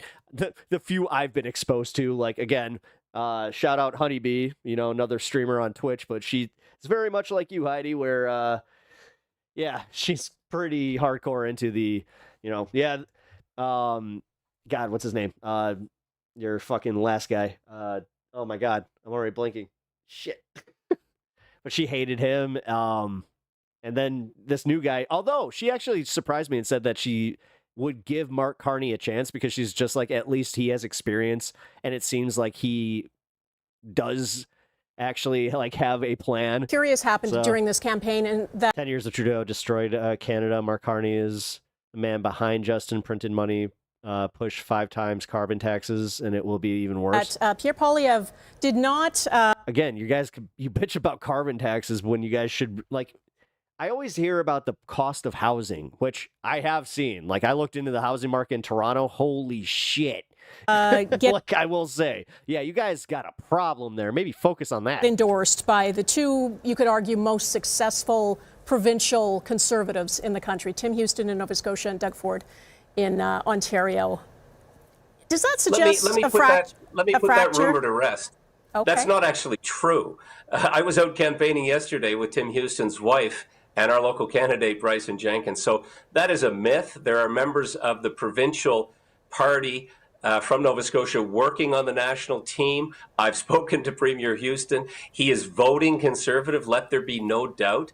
I can't speak for Mr. Ford, but what I can tell you is that the parties here work closely together. We have a member of the Houston government running as a candidate in Cape Breton, and that is Alan McMaster. So I think there's been a little bit of spin around that issue. It's not true. I guess he wasn't out front and center, and he put his own, Tim Houston put his own ad out that looked like a lot of people are thinking maybe he wants to replace Pierre Poilievre if Poilievre doesn't do so well tonight. Well, again, that's spin. What he put an ad out was promote. Well, I also heard that Poilievre actually might like be losing his seat if he doesn't win this election in general, so that could be a problem. Voting Nova Scotia. Is that true, though? In the face of tariffs. Okay. And what he has been really focused on, I can tell you. We need change. Sometimes, listen, be very skeptical with that, because like the way that you're doing this, where you're like, let's go, Pierre. The thing is, what then? What then when he disappoints you? This is the problem that I have with Trumpers, where like, dude, things are objectively so much worse, and they're still just like, yeah, but he's our guy. It's like, no, things suck right now, and you still can't. It's like you just can't admit it, because if you have such an attachment to being mad at the other side because you think that they somehow are the reason that your life sucks, that could be a problem for you. Is building up Nova Scotia. That's a lie. You can like, your caps lock isn't broken, is it? Unity, if there is like, I can see your what you're typing. Such a thing for what may come, and so that rift story is always a good one. It's always one that all right, cheers. That circulates at election time. But the Conservative Party is very united. I am concerned about He's a politician. He's going to disappoint you in some way, shape, or form. He's like, the thing is, I don't know. I'm not sure how old you are. I'm 38 years old. I'm still at that tender age that I do have a little bit of that hope. It hasn't all been sucked out of me, but I have also been alive long enough to have voted in multiple elections and also just see what is a fair assessment on like how to like fair expectations of what I expect out of a candidate. I have given up on this whole process of they must be the perfect candidate, like that I deem perfect, because if that's the case, then what am I doing? I might as well just be the one running, because nobody's going to be perfect by my standards. The unity of our country in what may happen. The problem is also, like, I have been disappointed by people that I voted for. You know, Joe Biden. I had to vote for that motherfucker, and you know what? Wasn't exactly thrilled with him, but in hindsight being 2020, things weren't exactly that bad. It's almost like there was this entire other wing that was just like, they had so much invested in creating like this chaos to just not give any credit and just go, oh, everything's so bad. This election. And now when things are even worse, they're just like, yeah, you get a little pain. You got to wait. You just got to wait. It's kind of like getting a boo-boo. It'll heal. And particularly the anger that exists in Alberta over pipelines. That's an issue that has not received the amount of attention that it should. I think Mr. Carney's been quite elusive on that subject. But building a national energy corridor, getting liquefied natural gas into a world market is really one of the lifelines that we need in this country right now. Jesus, what is with conservatives and gasoline? All right, Peter. We like dinosaur blood. Okay, thanks for taking time with us. We'll fossil fuels. See we love some fossil fuels. What unfolds in Atlantic Canada. I appreciate your time. Thank you, Donna. Always a pleasure. And hello to Eric again. Great to see him there today. Okay, you don't live here, haven't been following Parliament of any Canada politics. USA is not Canada. Pierre is like not like Trump at all. From what I've seen from just my stupid American side of politics here, yeah, he is, and he also has like put his hat in. The fact that Trump was just like, you know what, I like that Pierre guy. Peter, it's good to see you. Say that from across the All studio. right, thanks. Eric, you have another interesting tool that will help us understand results as they come in. It's a swing meter. Which parties? All right, so it looks like, yes, it does look like the Conservatives are picking up 2. You're gaining and which you're losing. That's good, right, for you. you. That's what we want to talk about here. Donna, the main seat totals on the bottom of the liquid gold screen tells us who's... You mean Velveeta cheese? Somebody lied to you. Somebody said that liquid gold was oil. No, it's Velveeta cheese. Ahead and who's behind. They do not tell us who's doing better or worse. So, for example, right? It's way too early to say that Conservatives' best case scenario is a hung parliament. Now it is. Yeah. If I look over the scoreboard, Peck Steakhouse. But it's the Liberals 11 and the Conservatives 3. But the question is, who's gaining from whom and who's losing to whom, and what is needed to win? God damn it, I got to do it. Crikey. Is the big question. Voila, the swing meters. But first, we start with the previous results. First time chatter. I hope you're enjoying the stream, and yeah, welcome. Transposing all the votes cast in 2021 and in every by-election since over all the new ridings in the country. And here are the transposed estimates from 338 to what we have now, 343 seats. The Liberals won. Makes sense, Pierre, as hardcore Zionists. 54, the Conservatives 128, the BQ 35, the NDP 24, the Green 2. It's not that different from the numbers at dissolution in the old ridings. The Conservatives are up just a bit from Velveeta shouldn't be fed to humans. Elections and boundary changes, but the numbers otherwise are about the same. The Liberals at 154, you can do the math. They are 26 ahead of the Conservatives. Hey, as a Midwestern who actually has, like, some decent fucking cheddar here. So the Conservatives need a net gain of 27 to overtake the Liberals. That's Conservative gains coupled with Liberal losses to total 27. That's their magic number. Remember, Darrell Sittler, 27, and potentially 4. Every once in a while, you do. You ever been caught in that where you hate Velveeta, right? You just like, oh, this is over-processed bullshit. Then you go somewhere and you don't realize that they put Velveeta in it. You're like, what is that? What is that? That's pretty good. It's like, that's Velveeta. And you're just like, God damn it. Form government. So how are they doing so far? Well, let's check the swing meter. And what we're seeing right now is that the Conservatives are gaining 2. They're losing in 1. I'm 54 years old and very political and follow it every day. And CNN and all the fake news paid many millions to liberal Democrats. Global and gaining 2. What are you talking about? So they have a total. Dude, CNN is. Do you know? All right, Heidi, who owns CNN? Without Googling, tell me who owns them. Tell me what conglomerate and what Democratic elite is paying for this. 1 for the moment, and you'll see it here. I do enjoy your show. Cool. They will go up the swing meter here and down. I do seem to have that effect on people where they're just like, I may not agree with your politics, but this is entertaining. On the swing meter, depending on the gains and losses, but they are gaining 1 for the moment to try to get to government at 27 that would be what their number is. Now, when it comes to the Liberals, we're asking this question at the outset. What is their magic number to get to a majority? From 154, the new majority threshold is 172, and so they need a net gain then of 18. Dude, I don't want to hear another word about Soros after this Elon shit happened, okay? Hiccups, Donna. And tonight, as we come... And the fact that I have to go through a new portion of history where it's going to be called Elon Gate. Kind of look at the swing meter for them. They're gaining nothing so far. They've lost 2. Their total is at -2. That's not getting them to the plus 18 that they need. For the moment, they just want to make sure that McChickens are like that. For me, it's probably styrofoam, but sometimes I just want one. Same. That minus and the Conservatives' plus numbers don't add up to 27 for the Conservatives, because if that happens, it means the Conservatives are challenging to form government, and the Liberals, if that's the case, will not be challenging to form a majority government. Okay. Did you just legit type it? Okay. Boom. Boom. Bang. Let's go to Mercedes Stevenson, who you just straight up uncle left. Was with independent Senator Pamela Wallin. Mercedes. Thanks so much, Donna. I'm sitting here, as you just mentioned, with Senator Pamela Wallin, of course, a broadcaster for many years in this country, covered many elections in your own right, now a senator. As you look at tonight, what are the storylines that you expect to see standing out to you and how this goes? Well, I think the fault lines are always an important story: gender, geography, and of course this time quite dramatically generational.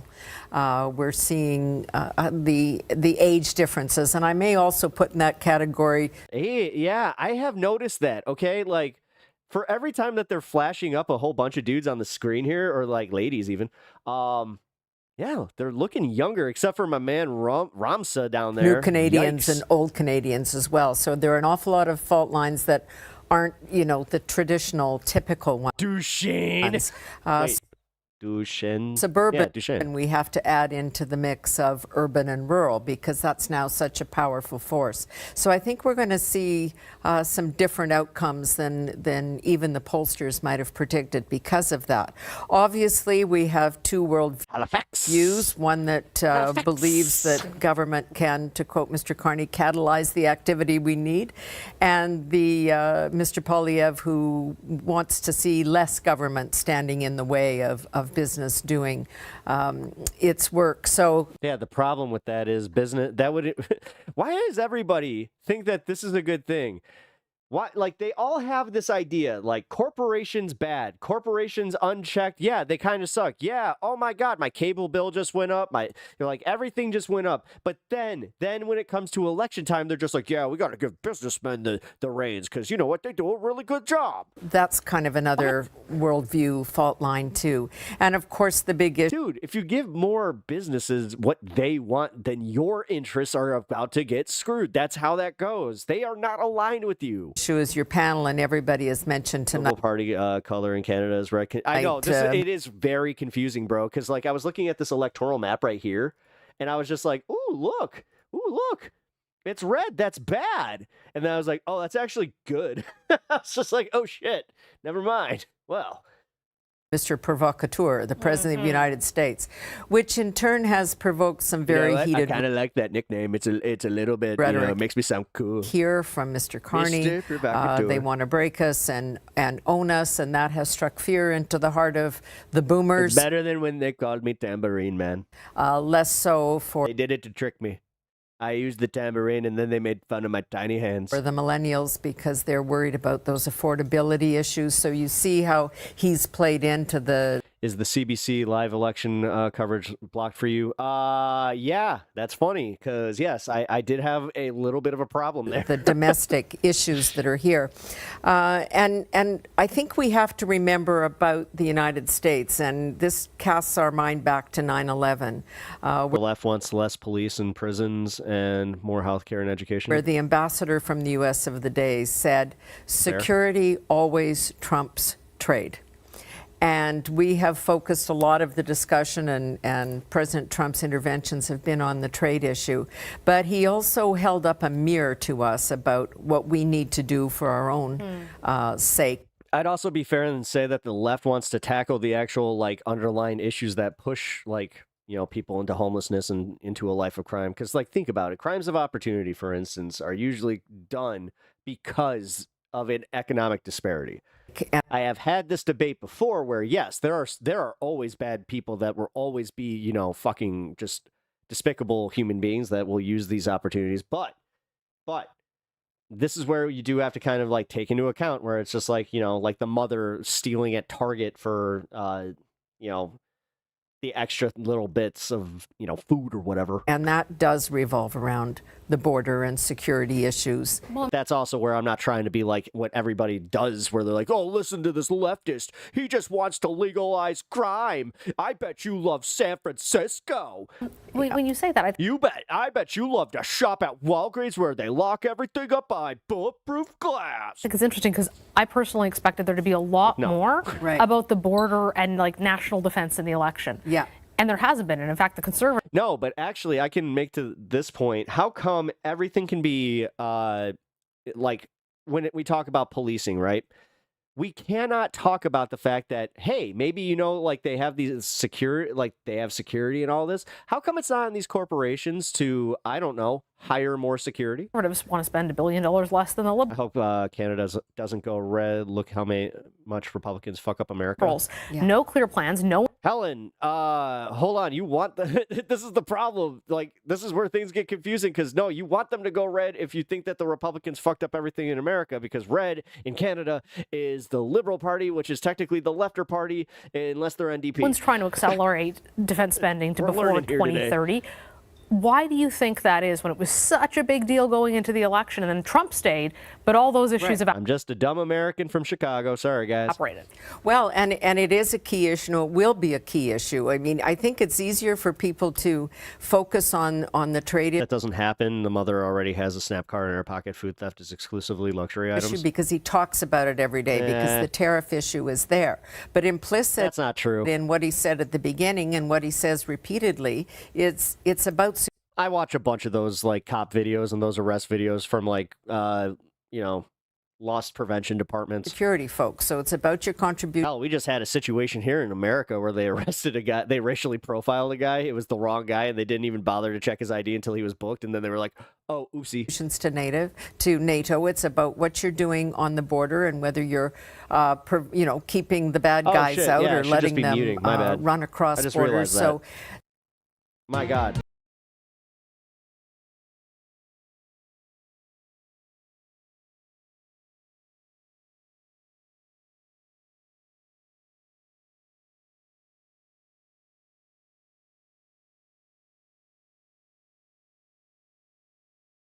For now, we'll keep this in the background. We'll do some music that will not get my channel in trouble. God, I just thought about that. Man, that happened the last election here. Here, I'm gonna just go down here. So, ooh, you know what? Let's go up here. There we go. Right? Nah, because we want to see where they're coming from. Damn it, you know what? I think I gotta stay in the corner today, guys. Special election coverage corner. All right. And then we will also check this.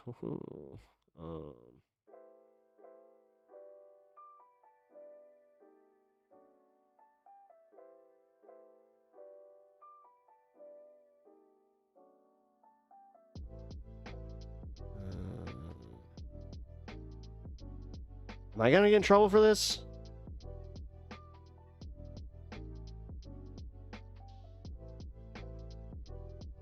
Minister James Aylward. That is going to be important to the Liberals. So far, the trend looks like that they are holding Bobby Morrissey, the incumbent in Egmont, lead of 76, but certainly a lead over Logan McClellan. One more to look at, which is Malpeque, Heath MacDonald. Again, a lead of just 28 over Jamie Foxx, again, who has been campaigning there for a very long time. PEI, this place where the Conservatives invested a ton. So far, the Liberals are holding, but somebody should check in on Charlottetown because we don't have any numbers from Charlottetown yet. Yeah, and one of the things about this race is the Conservatives have been ready for this election for 18 months, 2 years. So they had an advantage out there until things change pretty dramatically with the new Liberal leader. I'm watching Canada election from the USA. Let's take a look at Cumberland, Colchester, where again we have early results. This is one of the three back later, ridings the Conservatives held going into tonight's vote. Dr. Stephen Ellis with the lead. He was elected in 2021. He's been pretty outspoken on a number of health issues, including the fentanyl file and the way in which the Liberal government dealt with that.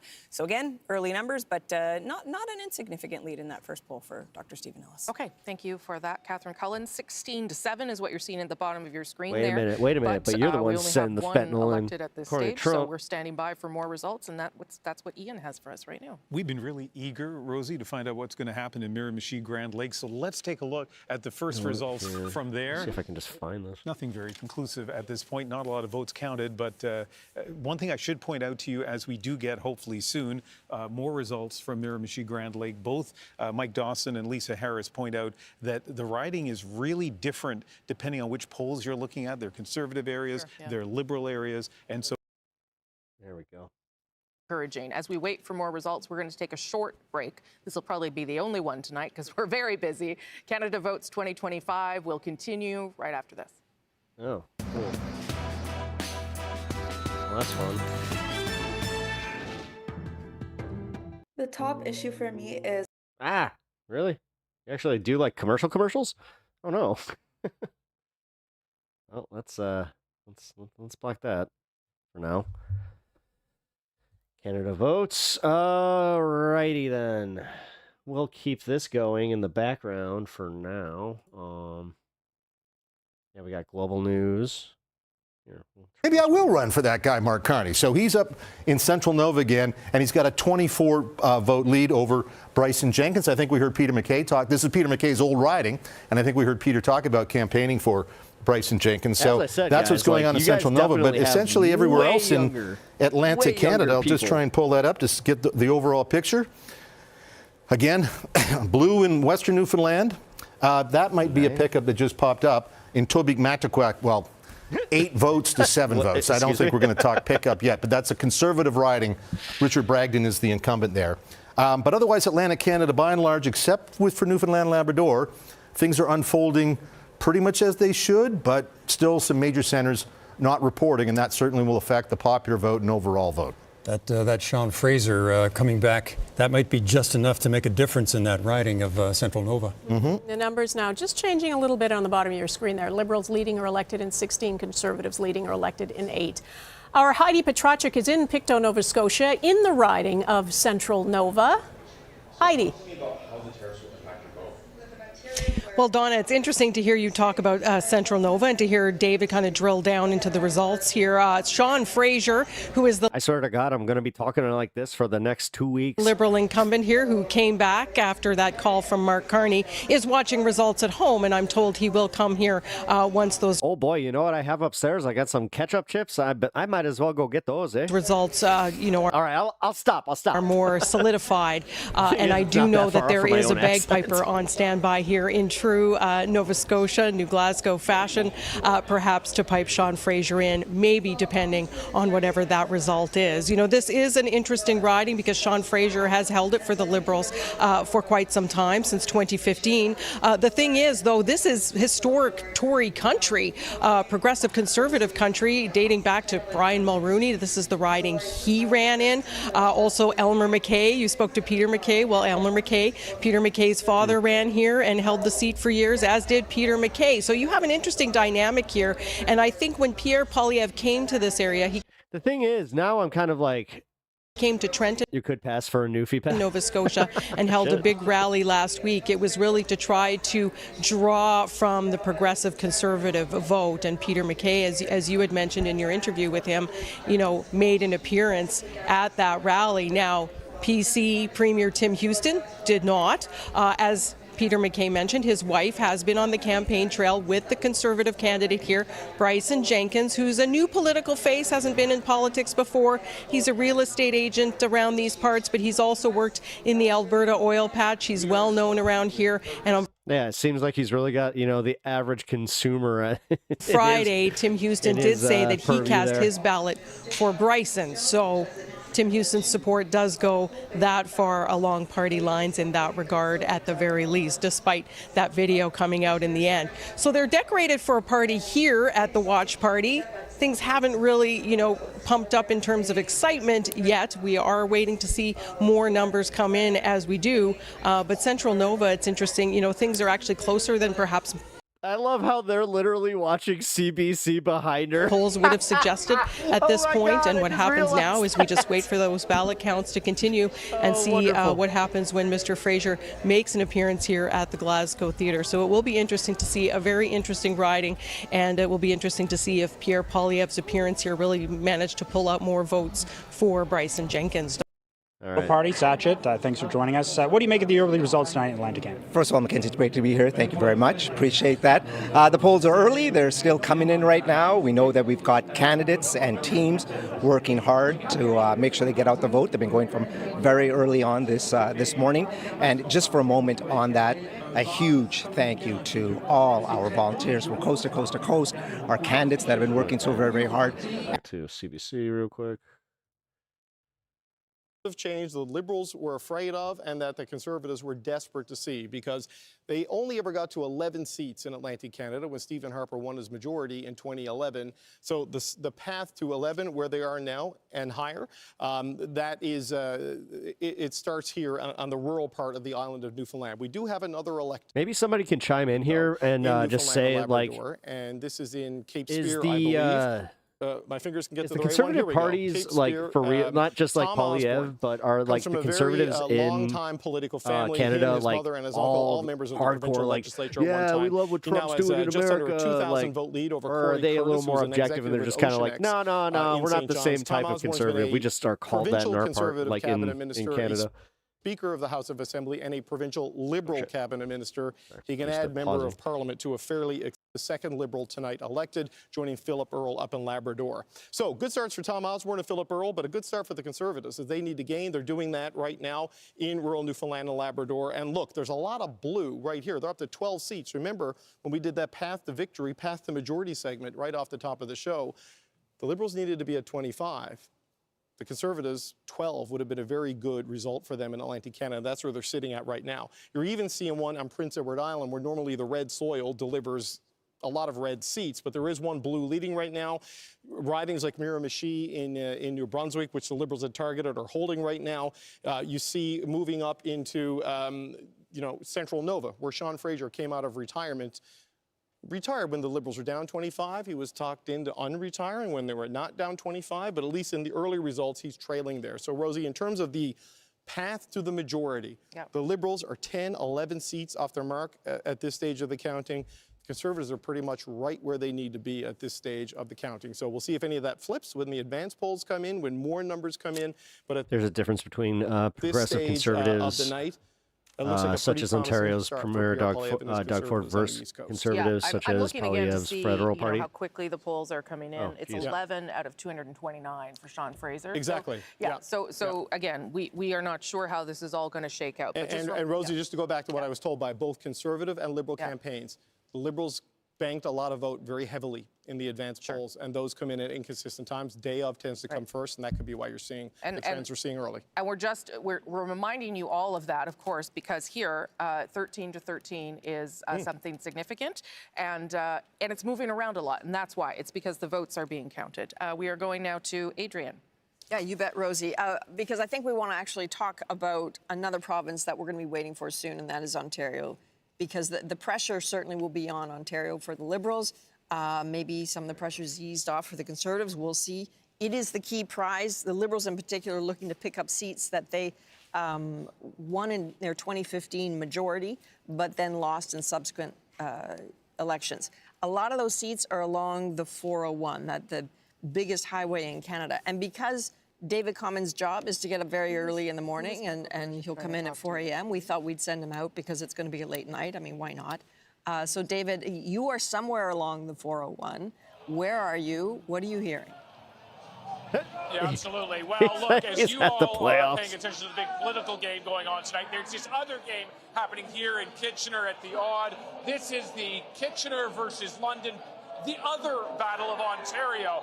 And what is amazing is that we are in Kitchener Centre here. This is one of those key ridings. It was held by the Green Party, Mike Morris, when the election was called. Now, whether they're going to be able to hold it or not, that is not a certainty. Absolutely coming into this election, Mike Morris was working very hard to hold on to it. But this is a city that really does flip back and forth between the Liberals and the Conservatives. And so when you look at the other ridings, 3 of them in Kitchener, Kitchener-Conestoga, Kitchener South Hespeler, those were decided in the last election by less than 2% in between first and second place. So it really gives you a sense of just how much the parties have to work really hard here. The game right now is tied. The crowd is pumped. And guess what? When we get to the second intermission, if you haven't voted yet, that's no problem, because just down the hallway here, right down the stairs, that's a polling station. That's fucking crazy. Now, Adrian, that's the most Canadian thing I've ever seen. That's amazing. Convenience here in Kitchener. David Common, trust you to find that, and you're probably going to get yourself a hot dog for the whole deal, too. All right, David Common at... He's like, yes. Yeah, I just love David Common. My man. I don't even, how does Go he get yourself a those stadium assignments? dog. How does Let's that go. even happen? Catherine Cullen, over to you. Yeah, got some jumping around happening in Nova Scotia in several ridings, Rosie. So let's take a look. We're going to start with Central Nova. You and David were just talking about it. Let's look at where the numbers. It's cool that you got, like, they have like a little, they call it Central Nova. Riding You know? was Like, the incumbent. Right now, the Conservative, Bryce Jenkins in the lead. And I will tell you, Conservatives I've spoken to have said Bryce Jenkins really hustling, but Sean Fraser is certainly a well-known name in this country. So we're going to want to keep an eye on that. Up next, Cumberland Colchester. The Conservative incumbent, Stephen Ellis, in second place. Liberal challenger, Alana Hurdle, in first. And sorry, just coming up makes next, it sound like a Acadianapolis. person. Earlier, like, we showed you Ronnie LeBlanc. First results, he was in the lead. Chris D'Entremont now moving into the lead. And we have first results from Halifax West, so not a flip, but the first results of the night. Lena Medelage-Diab, she is up against the former Conservative Party president, Federal Conservative Party president, Rob Batherson. Okay, and some people are asking me about that little star there that you see on the screen. That means that that person is the incumbent. That person has already won that riding before, so we give them a little star, a little gold star. Just keep that in mind, because as we were talking about earlier, incumbency can be a factor here, but that means that they are up running for re-election another time. Let's go over to Ian now, who has some more results. Yeah, I want to take a look at 3 ridings, and they have these things in common. First of all, the parties that are in the lead are the parties you would expect to be in the lead, given the trends in New Brunswick over the last few elections, and also that the shares for the party in the lead are actually a little higher than they were back in 2021. So let's start with Fundy Royal, longtime Conservative riding, except for Justin Trudeau's first year, 2015, and Jean Chrétien's first year in 1993. But no surprise to see Rob Moore in the lead there. Not a huge lead, and still early in Fundy Royal. Tobic Mactaquac also a... We had a guy named Rob Moore. I would look him up. How come the guy has no picture? Have done well in. Richard Bragdon has won the last 2 times, and as That's you can not see, sus. he's in the lead at this point. And this will certainly come as no surprise from the largest city in New Brunswick, Moncton. And this riding also includes Dieppe, not Riverview any longer, though it used to, but Riverview through redistribution is no longer part of this riding. Jeanette Petitpas-Taylor. Imagine a party called Progressive Conservatives in the U.S. It's already schizo enough. I mean, that Justin Hinkle guy, Jackson Hinkle. He tried to do the Treasury Board, was it MAGA conservatism or what, or MAGA? For her. No, okay, thank you so much for that, Ian. MAGA I'm socialism. going to go back to the panel because I'm going to put you guys on a break after made and no bring sense. that issue in, because I am getting emails demanding Chantal Hébert's appearance. So we have to respect that. But I wanted to go back to something that you said, Jason Kenney, about popular vote. There's something about this coverage so right that's just now, so the Liberals are pleasant. leading in popular vote, but it is. Obtained more popular vote than they were at 33-34% versus 31-32 for the Liberals. And I think it's entirely possible tonight that we'll see communism. My bad. A conservative It was popular even vote worse. if they get out that vote, which I think is more intense, more motivated, north of 40%. It could be the first conservative campaign since Brian Mulroney in 1988, 37 years ago, to do that. A very good chance of exceeding Stephen Harper's high water mark of 39%. Yep. And yet you could still see the scenario where they achieve that, but fall short on seats. But what we're seeing early here is, I think, it is early, and I do think that smaller population rural polling stations tend to report earlier because they're quicker to count. But this is a fair bit off what the public, what the media polling was It's literally the suggesting. same as in So, America. I think most conservatives right now would be taking at least some faint hope in that. Sure. Their basic premise going into today is that people really do want change. And a lot of those shy conservative voters perhaps felt intimidated into saying they were going to vote for conservative, and perhaps weren't entirely forthcoming. So we'll see.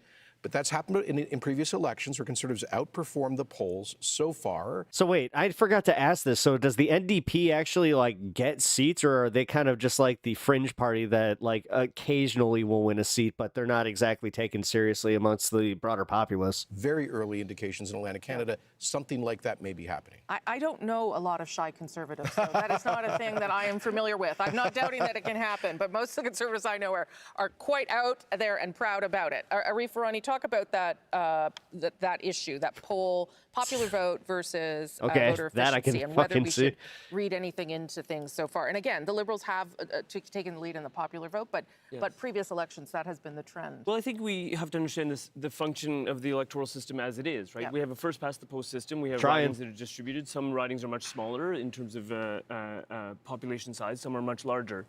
But I think, you know, winning a riding in rural Alberta by 90% only serves you so well in terms of your vote efficiency. And I think, as we've seen so many times, you know, we're sitting in the Toronto studio, we've talked about They the collapsed 416, we've entirely talked this about the election. 905. They're not These this are fringe. key battlegrounds, and this is going to be determinative That in this sucks. kind of election. Yeah. I think it's also telling what you and David were talking about earlier, that the advanced polls were at record-setting levels. Those have yet to be counted, and we're also looking at more What'd they do to lose so much sites reporting support? in than urban sites, and that's going to affect the results that we're seeing. So I think we need to be patient in terms of what we're seeing, but I think it's also important that we're not taking anything for granted as Team Red over here, right? Our Yeah, no, volunteers are I out mean, there. I was with a Stephen couple said of that up GOTV here. teams this morning in Toronto, and they are motivated. They're not taking anything for granted. They're working extremely hard, which is, I think, what needs to be done to earn people's trust. GOTV is get out the vote. Yes. People that are not as nerdy as we are. I will say, too, with the redistribution, one of the things that happened was Alberta picked up 3 seats as part of the rebalancing of the population. So there is an attempt to sort of course correct a little bit for what Jason Kenney's talking about. Last word to you there, Randall Garrison, on that issue. Well, again, I'm the recovering political scientist. What this demonstrates is we have an archaic electoral system. And most world democracies, most advanced democracies, have moved to proportional representation, where every vote actually counts toward getting representation in the national parliament. And so if we had change to that, which the Liberals promised to do and then reneged on the promise, we wouldn't be having these arcane discussions about voter efficiency and other things. We'd be talking about what people actually wanted being reflected in Parliament. Yeah, that was not a conversation at all during this election, electoral reform. Okay, gentlemen, thank you very much for that. I'm going to go now to David Cochrane. Yeah, Rosie, this is how it is filling in across Atlantic Canada. We're still waiting on results from one riding that appears to be Charlottetown in Prince Edward Island, but we do have the first Conservative elect of the night, as Clifford Small has been projected elected by the CBC decision desk, winning his second term in the House of Commons in the riding of Central Newfoundland. You can see there a lead that has just kept growing throughout the night, more than 3,000 votes ahead of Lynette Powell, the Liberal candidate, a doctor and former head of the Newfoundland and Labrador Medical Association. This was the big target in Newfoundland and Labrador by the Liberals, who are now behind their performance of 6 seats in that province in the last election. And Heather Gillis with CBC Newfoundland and Labrador is standing by with Clifford Small, I believe. Heather. I am. Yeah, hi, David. I'm here with Clifford Small, and we have a lot of happy and exuberant Conservatives here because Clifford Small has a Guys, in honor of the Canadian election. commanding lead here. Thank you so much for joining us and being with us, Clifford. How do you feel about your win here tonight? Okay, well, I feel great.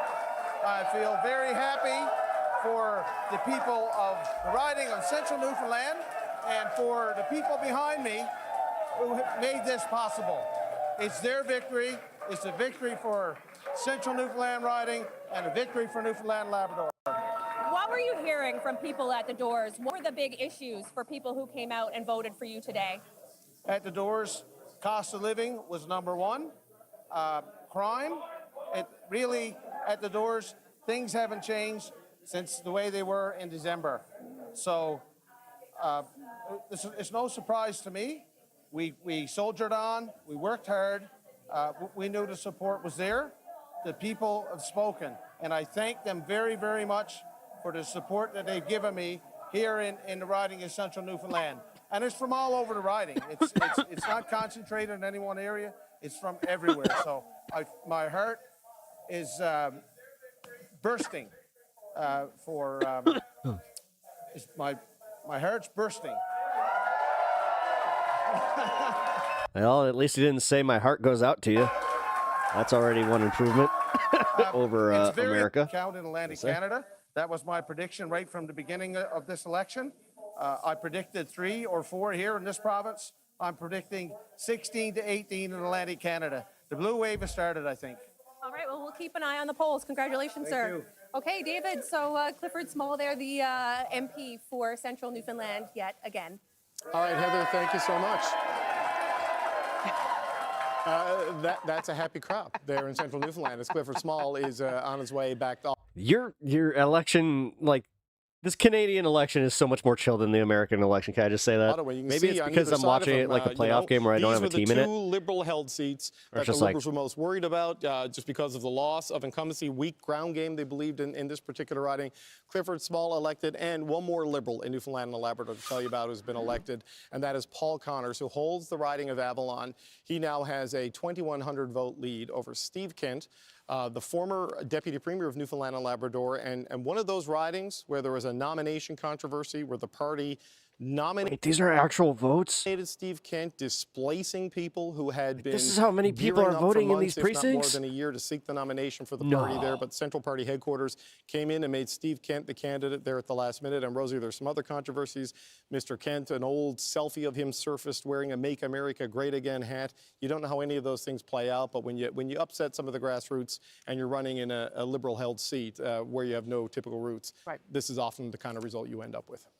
Okay, that was a nice moment with Clifford Small, and that's a good reminder to everyone that these are people who are working really hard to serve you and get your confidence and get your vote, and they are delighted when they get it, as you saw from Clifford Small. Okay, I do want to show you one graphic that might give you a sense of where we are right now. In the evening. Okay, this is something called Vote Change, just to give you a sense of who is doing well and who is not doing as well. So you can see that very clearly in those top 2 lines there. Liberals, an increase of 6.3%. But the Conservatives, double that. And that is the kind of performance that they would want to see coming out of Atlantic Canada. This is the beginning, at least, of a very good night for the Conservatives. If they can make that kind of gain in Atlantic Canada, and if they can continue that, of course, then through the rest of the country. Let me show you what that looks like in terms of seat change. So there you see it. Up 1 for the Conservatives, down 1 for Liberals. Yes, it's just 2 seats, but it's just 1 flip, but it does make a difference when obviously every riding counts. And as we start to track what government Canadians have chosen here tonight, that is the beginning of a picture that we're going to try to paint so she's for not you gonna say and explain to you. What were the margins Jason before? Kenney, what do you make of that? To the Liberal Party in the polls, and notionally that's long-term New Democrats wanting to not to waste their vote when it comes to standing up to Donald Trump.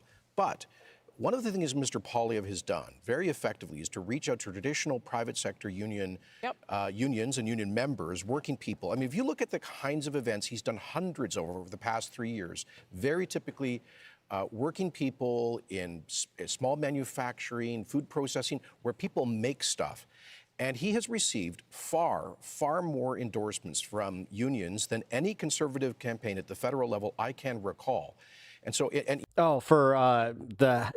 so what was the margin as far as like Liberals holding their the majority over the Conservatives in your House or whatever? You also see this where a significant polling advantage for Conservatives amongst people who don't have university degrees, typically in blue-collar occupations. So I think we may beginning to see a shift of some traditional working New Democrat voters to the Conservative column. That appears to be the case so far in Atlantic Canada. Yeah, maybe. I mean, that is something that Doug Ford has done very successfully in Ontario, for sure. Randall, do you want to weigh in there? Well, I think it's been a strong strategy of the Conservatives. It's just unfortunate that their record in the House of Commons doesn't match that when it comes to working people.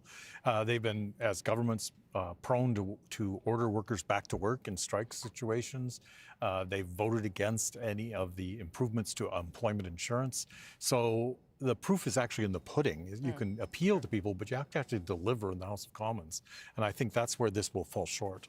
Okay, I'm going to let you all take a little break and bring in At Issue, but we will see you through the course of the evening. Thank you for starting things off with us. Appreciate it very much. We are now just only 95 of 203 polls reporting, and that's in Les They are already calling Îles-la-Madeleine, just off the riding. coast of Quebec. There, a beautiful place if you've never been, and that will bring us one more poll closing before we get again to the big dump of polls closing that happens at 9:30 Eastern. That's when 266 more polls close, and we start to get a much better sense of how this night is going to unfold. But you can already see there on your screen 21 for the Liberals, leading or elected, 10 for the Conservatives. And while the Liberals are off won, to a good start, it is really the fact that the Conservatives seem to be doing well coming out of Atlantic Canada that would be giving Liberals them won a most of little the bit seats of at encouraging 160. signs This as fell we short of the head into 170 next seats needed for bit the of majority in the polls House of closing. I Commons. believe They it's Ian now who formed has a some results. minority And let's government start with with one support that's from other really parties. interesting, and I think it'll So be the NDP surprising for kind a lot of of political got watchers it. in New Brunswick, or at least political watchers outside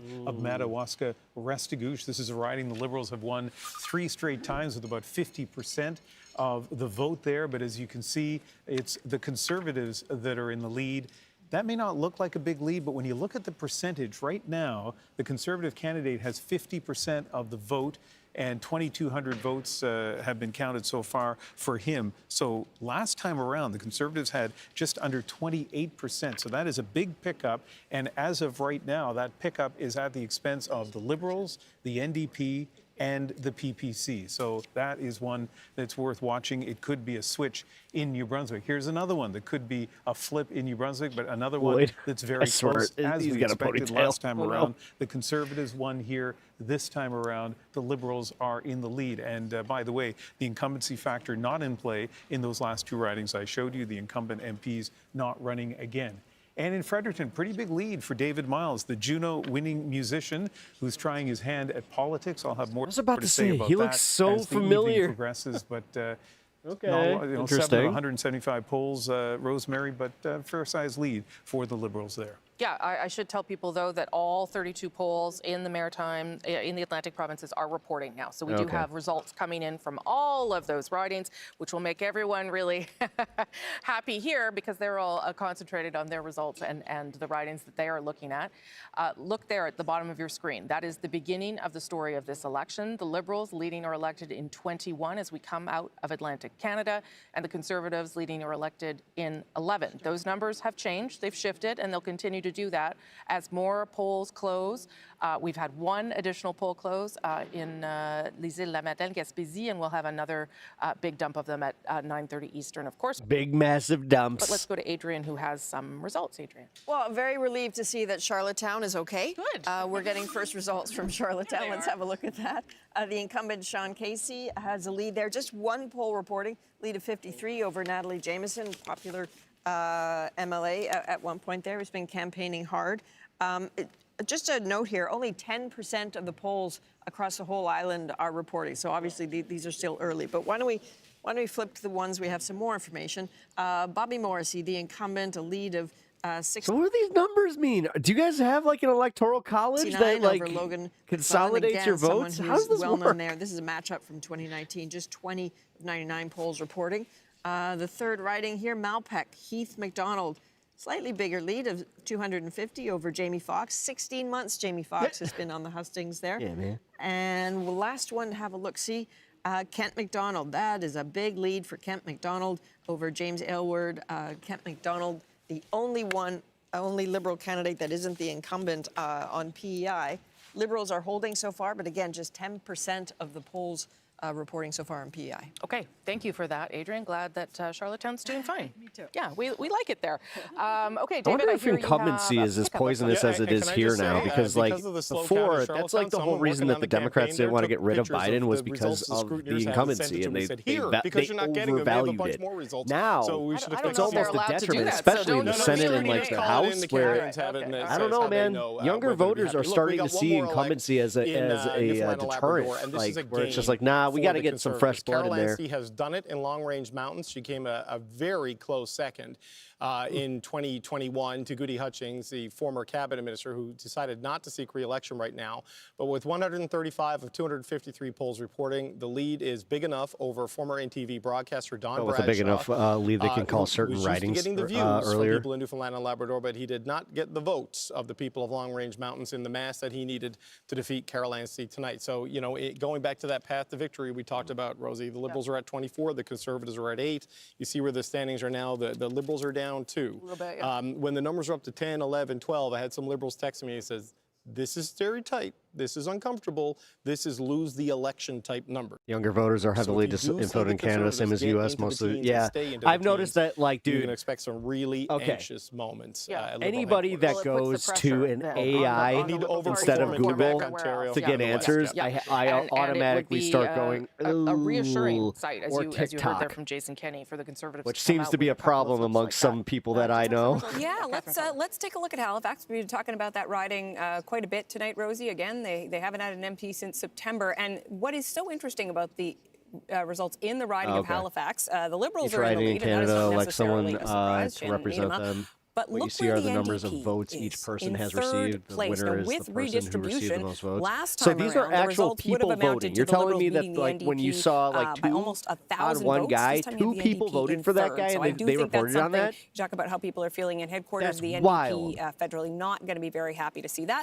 And we want to check in on Dartmouth, Cole Harbour, where the incumbent Darren Fisher is in the lead. Okay, thank you for that, Catherine Cullen. And because so many people have been emailing me demanding that they appear, they have now appeared. I gotta let my dog out. is here with us tonight. Chantal Hébert, Andrew Coyne, Althea Raj. Thank you all for being here in person. Nice to see you. Nice to see you. Isn't it nice to know you have a large fan base that gets angry when you haven't appeared yet? Okay, I'm gonna start to get your take so far. As David has been rightly pointing out, this is not exactly the way the Liberals wanted to see Atlantic Canada. It is not. There are ways to make up the seats, but they would need. It just makes it much harder. Chantal. Yes, but it's also very early. Yeah. I'm looking at some of the margins on your board. 14 seat lead, 14 vote lead means very few votes are counted. Yeah, 38, 65. So I don't know. There's a bad storm Possibly coming in. because I'm still traumatized from 1997 when Atlantic Canada gave a slap to the Liberals and everyone said, oh, the Liberals are going to have a bad night. And then we got into the rest of the country and Jean Chrétien walked away with a significant majority government. But I'm not even calling Atlantic Canada because those results are too small. But there are ridings that I think the Liberals thought they would do better in that at this point they're not. Okay, that is. Hey, this is cool. Learn what a riding is. There is up on your screen. We'll get Catherine Cullen to talk. Weren't necessarily indicative of a national trend. Right. Don't see as much of that this time around. If these results were indicative, it would say this is clearly at this point Liberals underperforming, and you'd be more inclined to see national trends in that. The difficulty is we don't know how much of this is rural versus urban, how much of this is advanced polls versus election day voting, and so one has to be really, really careful. Yeah, I would also say in this part of the country so far, we are not seeing, the NDP isn't really a factor yet, and that could also be part of the story moving forward. It's the same for the Bloc. Althea? Well, I don't want to just repeat what Dave said, but you can. This is not what the Liberals wanted to see, we're hoping to see. This is a lot tighter. I think we're all getting messages like, "Oh, this is uncomfortably tight. What could it mean?" Especially in Ontario, if this pattern continues. So the breather they were hoping to have is not there. The signs of a potential. Okay, so red but like you sweep said, that so they it were is actually like is based not on the there. number of I people think voting that- in those districts that are the Chantal's absolutely riding, right? We don't actually have that many polls reporting. So, for instance, like but in from where early I live indication, in even District this 9 pickup in of Newfoundland that Illinois, which the is Liberals did pretty not want to freaking see. cool if you ask me. I think the other conversation we may just the fact that it's called District 9, is well, you the know, importance little of sci-fi nerd in me. Yes. So many But, Liberals decided not to run again. What will in that this mean? district, there has to be Though it is the same, it's almost the same number. It's 109. conservative estimate over 50,000 50,000 people. I don't know whether that, but yeah, you're right. It's something to keep an eye on. Okay, thank you all. Everyone's glad that you're here. We'll come back. Possibly to you. Of course, 100,000. Catherine Cullen has some early results. Yeah, from Gaspé Gaspésie, les Îles de la Madeleine, Listagouche, because the Maggies are in a different time zone. We get some early results there. And this is an interesting competition, Rosemary, because this is a riding that changed dramatically. So, like Denise, she got Diane 6. Le Boutillier was the incumbent, but the boundaries shifted a lot. It gave the Bloc a real advantage, and we see right now something of a star candidate for the Bloc, Alexis Deschênes, is in the lead. He's a former Radio-Canada reporter, also a lawyer, well-known in the area, and this is definitely going to be a riding we want to keep our eye on. Oh, okay. Okay. Thank you for that. I think I'm Somehow going to go that back actually to makes more Rafi sense. I mean- Buchanan in Montreal. What was Then the again, we Bloc do use talking freedom about when it was units, so- talking about that riding, Île de la Madeleine, Gaspésie, Listagouche? Rosie, they were very aggressive about that riding. They said they could take it. Yves-François Blanchet visited the riding twice. That may not seem like a big number, but keep in mind it's a little difficult to get to, especially for a party leader who does not have his own plane, unlike all the others. So he would have had to charter a plane, go there, come back. He went to see Alexis Deschênes, and as Catherine said, Deschênes is a known quantity in that area. On top of being a candidate for the Bloc, he's also run for the provincial Parti Québécois a couple of times now, but never in his home riding, never where he lives. And they're hoping that'll make the difference for them this time around. That being said, they might have also been hopeful that Diane Le Boutillier would not run again. She used to be cabinet minister, was shuffled out by Mark Carney, but she decided to run again. And the Liberals seem to be aware that there could be a challenge for them there. They actually flew Dominic LeBlanc over from his campaigning in New Brunswick to go reinforce her. Now, if the Bloc ends up winning this riding, that would be an early sign of enthusiasm and Bowie supporters who have been hearing for this whole campaign that some seats held by the Bloc could be in danger. This would be a flip for them. Okay. Rafi, thank you for that context. Very early results in that riding, of course, though, and the margin is small as well. But we'll come back to you, Rafi. Appreciate that. Canadians across the country are voting still right now at this hour because polls are still open in large parts of the country. But many of them will be voting in new ridings in this election, and here's the reason why. When Parliament dissolved, there were 338 seats in the House of Commons. This election, Canadians will be electing 343 MPs. 5 more ridings are being added, 1 in Ontario, 1 in BC, and 3 in Alberta. Okay. That's all thanks to redistribution. It's a process that happens every 10 years. Independent, nonpartisan commissions were tasked with redrawing the electoral map as That must be nice. populations change based on census data. Yeah. The idea, each riding should have roughly the same Ours number is supposed of to people, be, while like, taking into account factors non-partisan, like but community it's not. identity and geographic. A number have been renamed, and some have had significant boundary changes. In fact, 90% of ridings across the country have changed in some way. The redrawn map also means a new threshold for a party to win a majority government, 172 seats. Okay, so that's why you might be voting in a riding that looks different or has a different name. That's why in Alberta there are 3 more ridings to adjust for that kind of population growth, and why now the number is 343, and the number that everyone will be watching for tonight, 172. That is what would bring you a majority. We'll see whether we're on track for that tonight. Adrienne Arsenault has some results. Thank you, Rosie. Beyond the seats, we're curious what's happening to the votes. Where are the votes coming from? So let's look at a vote change on PEI here. What you will see there, the Liberals up 11.2 percentage points, Conservatives up 5.8, but look at who is down. The Greens. The Greens have been such a huge force in provincial politics on PEI, but look, they're down 7.3 percentage points, NDP down 7.2 percentage points.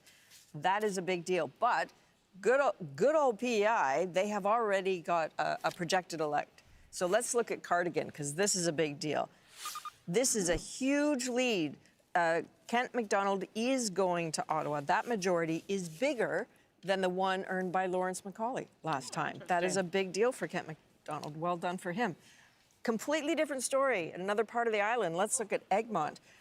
A lead of 13, just 13 votes with 30 out of 99 polls reporting. Egmont, if you recall, is the one riding on Prince Edward Island that has flipped between Liberals and Conservatives at some point over the last 40 years. It has been bouncing a little bit at the bottom of your screen over tonight, and it is not over yet in Egmont. Okay, Adrian, thank you for that. Let's go down to Ian now, who's also got some results. Well, let's start, Rosemary, with the change in the vote in New Brunswick from 2025 compared to 2021. And you can see both the Liberals and the Conservatives up considerably, and to an extent at the expense of the NDP as well as the other parties. But, you know, votes are kind of like shots on goal in terms of the actual goals, the seats that parties are leading or elected in. Well, nothing right now is changing in New Brunswick. Let's take a look at Madawaska-Restigouche. Last time we looked here, the Conservatives were in the lead. That's changed. And what happened is there was a huge swing in Madawaska-Restigouche, almost like 7 or 8 percentage points just in a matter of minutes. This is more of what we would expect in that riding. 3 times in a row, the Liberals have won there with Renee Arsenault and new candidate, but old story in terms of a lead. Miramichi-Grand Lake, this one has been going back and forth, and right now a 52-vote lead for the Liberal. This would be a flip, and so this just happened a moment ago, but it's been going back and forth exactly as we expected. Not that we could predict who would win, neither could the candidates when I talked to them, but they did predict it would be close, and indeed it is close at this point. There are 4 MPs projected, elected in New Brunswick, and no surprise that Dominic LeBlanc is one of them. Not only has he been the MP for Beausejour since the year 2000, but it's one of the 3 ridings across the country, Rosemary, that I'll be covering. One is in Manitoba, another one is in British Columbia, where there's kind of a father-son dynasty. And Romeo LeBlanc, of course, a loyal lieutenant to Pierre Trudeau, won in what was Westmoreland. You would think that we would learn from this shit. And now Dominic LeBlanc has won many times. I know this riding like well. This name recognition, like Kennedy's bullshit. Right in, well, it's not in the center, but it's certainly part of this riding. Dominic LeBlanc is such an interesting story through the past 6 months of turbulence in Canadian politics, stepping in to become finance minister for Justin Trudeau when Chrystia Freeland An independent commission determines our gerrymandering, so there's very little issue compared to the U.S. Negotiations with the United States. It's literally state commissions sanctioned by the parties. We are going back to It's David insane, Cochrane. man. And Rosie, that's why we call Dom LeBlanc the Minister of Janitorial Affairs on my show, because whenever there's a problem, they just shuffle him into there, and he tries to. I call him the Minister of Everything, but yours is more colorful. Yeah, well, that's I'm on cable. Look, we're still waiting on 2 final results in Newfoundland and Labrador. One of them is Terra Nova, the Peninsulas, where Jonathan Rowe has a 570-vote lead over former CBC broadcaster Anthony Germain. There are 165 of 270 polls reporting. The concern from the Liberals in this particular riding was maybe a weak ground game. Actually, it looks like PewDiePie and Destiny had a baby, and there he is. It is unclear what sort of a machine Anthony Germain inherited there as a Liberal candidate. Right now, about a little over halfway through, he is down by 570. And here in St. John's East, where Joanne Thompson, the Canadians like carnival barkers, apparently, so we're voting for voting Carney to be our leader. 360-vote lead over David Brazel. But look, fewer than one-third of the polls are reporting. There's 60 of 197 polls. So that's the situation there. You've got a 4-3 split. Heidi was fun. I hope she comes back. 21-11 split in Atlantic Canada, Rosie.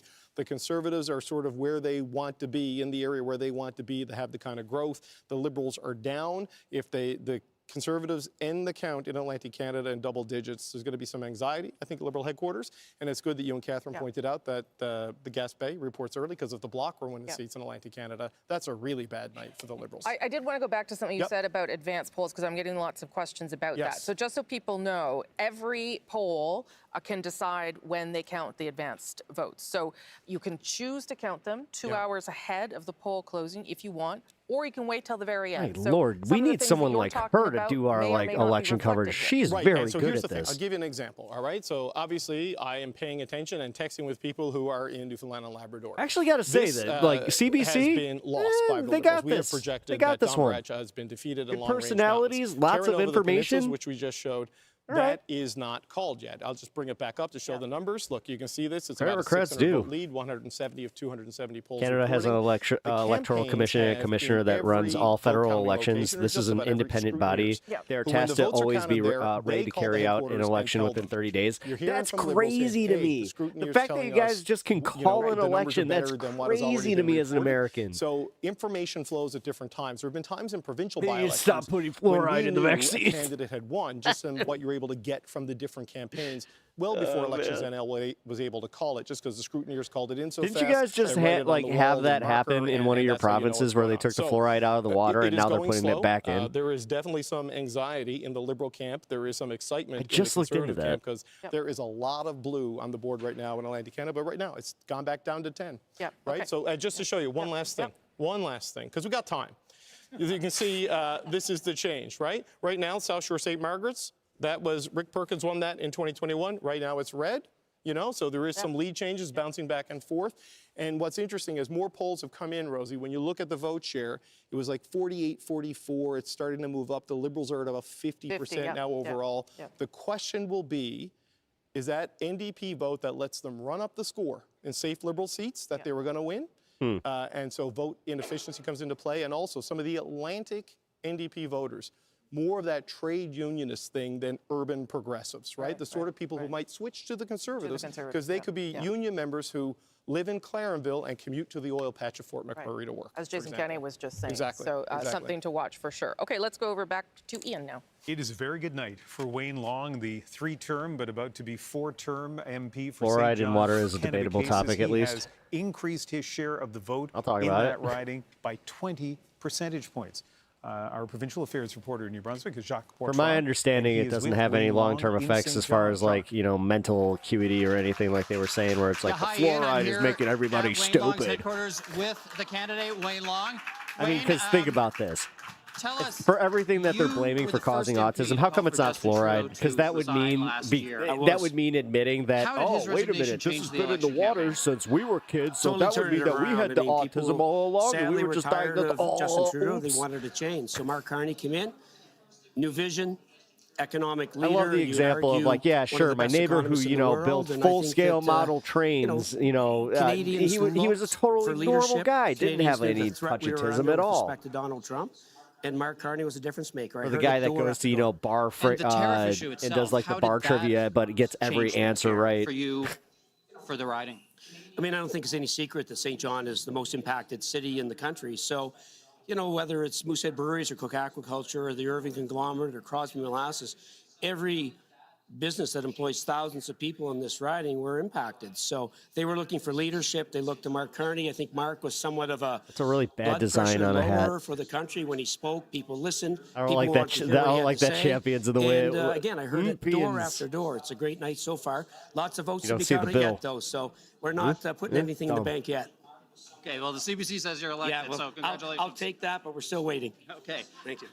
Wayne Long, That is the most Canadian thing ever right there. The CBC said you won. Oh, but I'm going to wait until the official call. Maybe it's worth reminding people that when our decision desk projects a winner, that is a significant step for them. It's not something they do lightly. No, Wayne Long can take that to the bank, I would say, if he wants. Maybe he's not quite ready to celebrate yet. Catherine Pella. The Wayne Long decision. Yeah, meanwhile, how many communities still use lead-contaminated water? Oh, trust me. Decisions in Nova Scotia. Got a few ridings projected. Actually, in Chicago, we dealt with a lot of that because they found out that in the Chicago suburbs, there are a ton of like municipalities that still had lead in their water. To the NDP number, the NDP. And it was because they weren't going through, like, I think the same water treatment facility that we were, and that's how they found it, was like they did a state report on it, where they're just like, oh, Chicago's water's so good. But then you go just outside the city limits and you found lead? Let's move on to Mark? Sackville, Bedford, Preston, where Braden Clark is projected elected in that riding.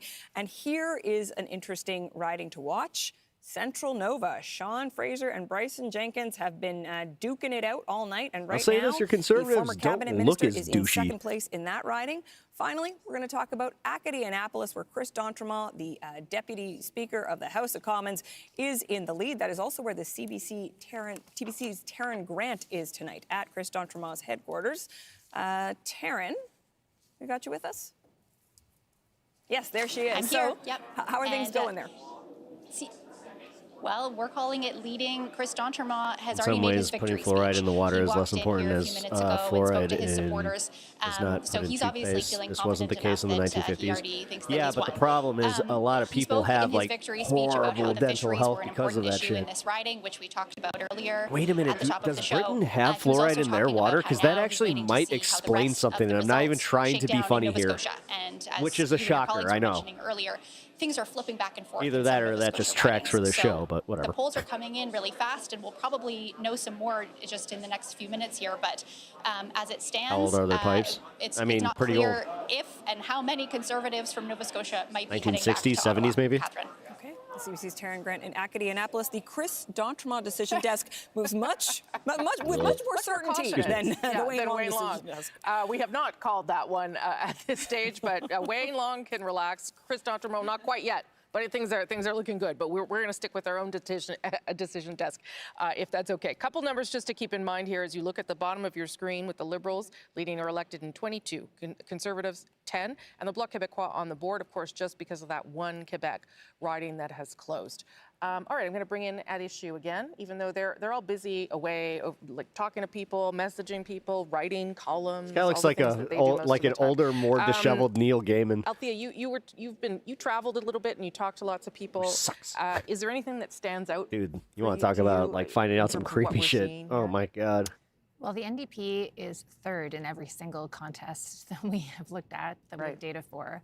And one of the things we heard both from the Conservatives and the Liberals was that they don't actually have a model that That can long predict ago an they election used lead like and this paint. because Yeah, I we know. haven't had And a gasoline, two-party too. race in a very, very, very long time. As a Canadian And so lefty, I can still have while respect for some they certain think that they're doing well, or conservatives, they progressive think that they- conservatives/progressive conservatives are who hoping have that they done would be good doing things, better. such They're as not Brian sure how Mulroney things might break down. implementing our There's also GST questions about, VAT not so much in Atlantic tax. Canada, What's that? but in Ontario and British Columbia, how three-way splits might work. Because Which the is always progressives have been politically galvanized by unpopular, the but creates a Liberals better to vote for economy. Mark Carney. But in some ridings where there are NDP incumbents, or where the NDP has done typically better than the Liberal candidate, the progressives are not sure who to vote for. And so there's the potential that the Conservatives are elected in those ridings. So there's a lot of different things happening. The parties have been doing IVRs in addition to their modeling, trying to figure out what the support might look like. But it's clear, I think, that this is not what any camp actually. If this plays out the way that it is, I do this love is the not what fact they that like expected. these political commentators are just like, this wasn't what we were thinking we were going to see. Through the election, that if it's a two-party race and the NDP doesn't perform, Value-added sales tax. we'll see whether that got it. continues. Yeah. That becomes very difficult. Yeah, we actually have a similar thing happening here in Illinois with J.B. Pritzker. I brought this up earlier, where he was trying to add a fair tax, where in Illinois we have a flat tax rate, which is bullshit. You know, the richer in Illinois should be paying a higher tax rate, and he was going to institute that, and it got voted down by a whole bunch of moderates. Okay, so this is none of us were alive then. Exactly. So I hasten and before that, it was arsenic and paint. Oh yeah. So that makes these things, I think, very difficult to model. There's the usual. Sylvie, there's this channel that my wife showed me that is really interesting. It's this girl who she's a makeup artist who also specializes in I think it's also bedeviled by the fact that I think figuring out old pigmentation and recreating all these old types of makeup. And at one point, she recreated the exact same type of makeup that Marie Antoinette and all of them were using, and they found out that it was so like high in lead that it may have actually been driving these people crazy. Only because he wasn't fueling it every day with the same intensity or frequency as he was before. You could see greater focus on time to get rid of this bunch. Greater focus on time to get rid of this bunch, time for a change, cost of living, been in too long, cost of living. And you could see it. I mean, I was a skeptic at first about the closing of the polls. I'm not a skeptic anymore. There was a lot of closing, and there may have been more closing in the last weekend than was apparent even to the pollsters. And that's one of the things we're going to test. People like paying attention to gas prices since it's in your face. Yeah, Atlantic Canada, but if that were the case, then they'd be roasting Trump right now because our gas prices have skyrocketed. If they're not shy Tories, then at least unpredictable Tories, people who don't usually vote.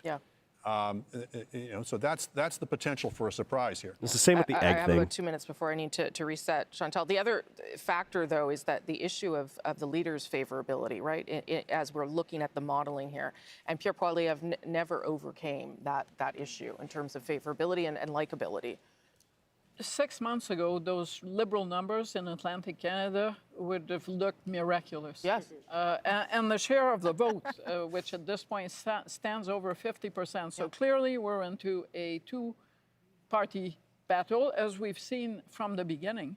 But it is breaking somewhat I in the misgendered her Liberals' by favor. accident. That was my bad. Now, I'm not saying that what we're seeing here we can replicate and apply to Quebec, Ontario. No. That it's much too early for that.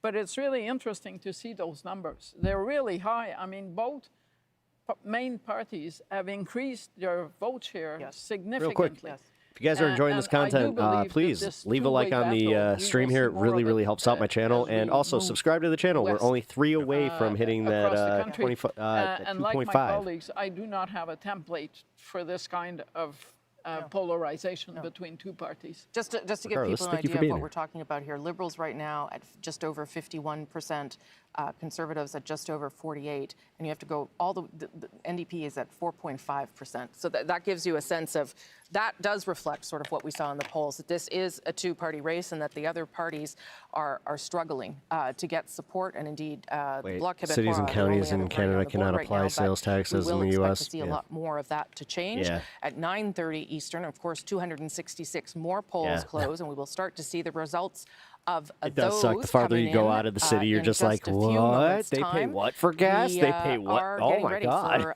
You another kind of get that important moment, You do that and whole that's like, because many more of you are basic joining us math at where this you're just hour. like, I pay how It is much to Monday, live where I live? April 28th. Oh, shit. All right. It is 9 p.m. Eastern Time, and we are live from the atrium of the Toronto Broadcasting Centre for 36 days. Federal leaders did their best to sell their visions of the future to Canadians. It all comes down to this. I'm Rosemary Barton. It is election night, and this is Canada Votes. How's that? Better? Tonight, a remarkable race in a remarkable time is brought to a close. Canadians will choose their next government as the country's economic future comes under threat. My message to President Trump is knock it off. I think this is the biggest crisis of our lifetime.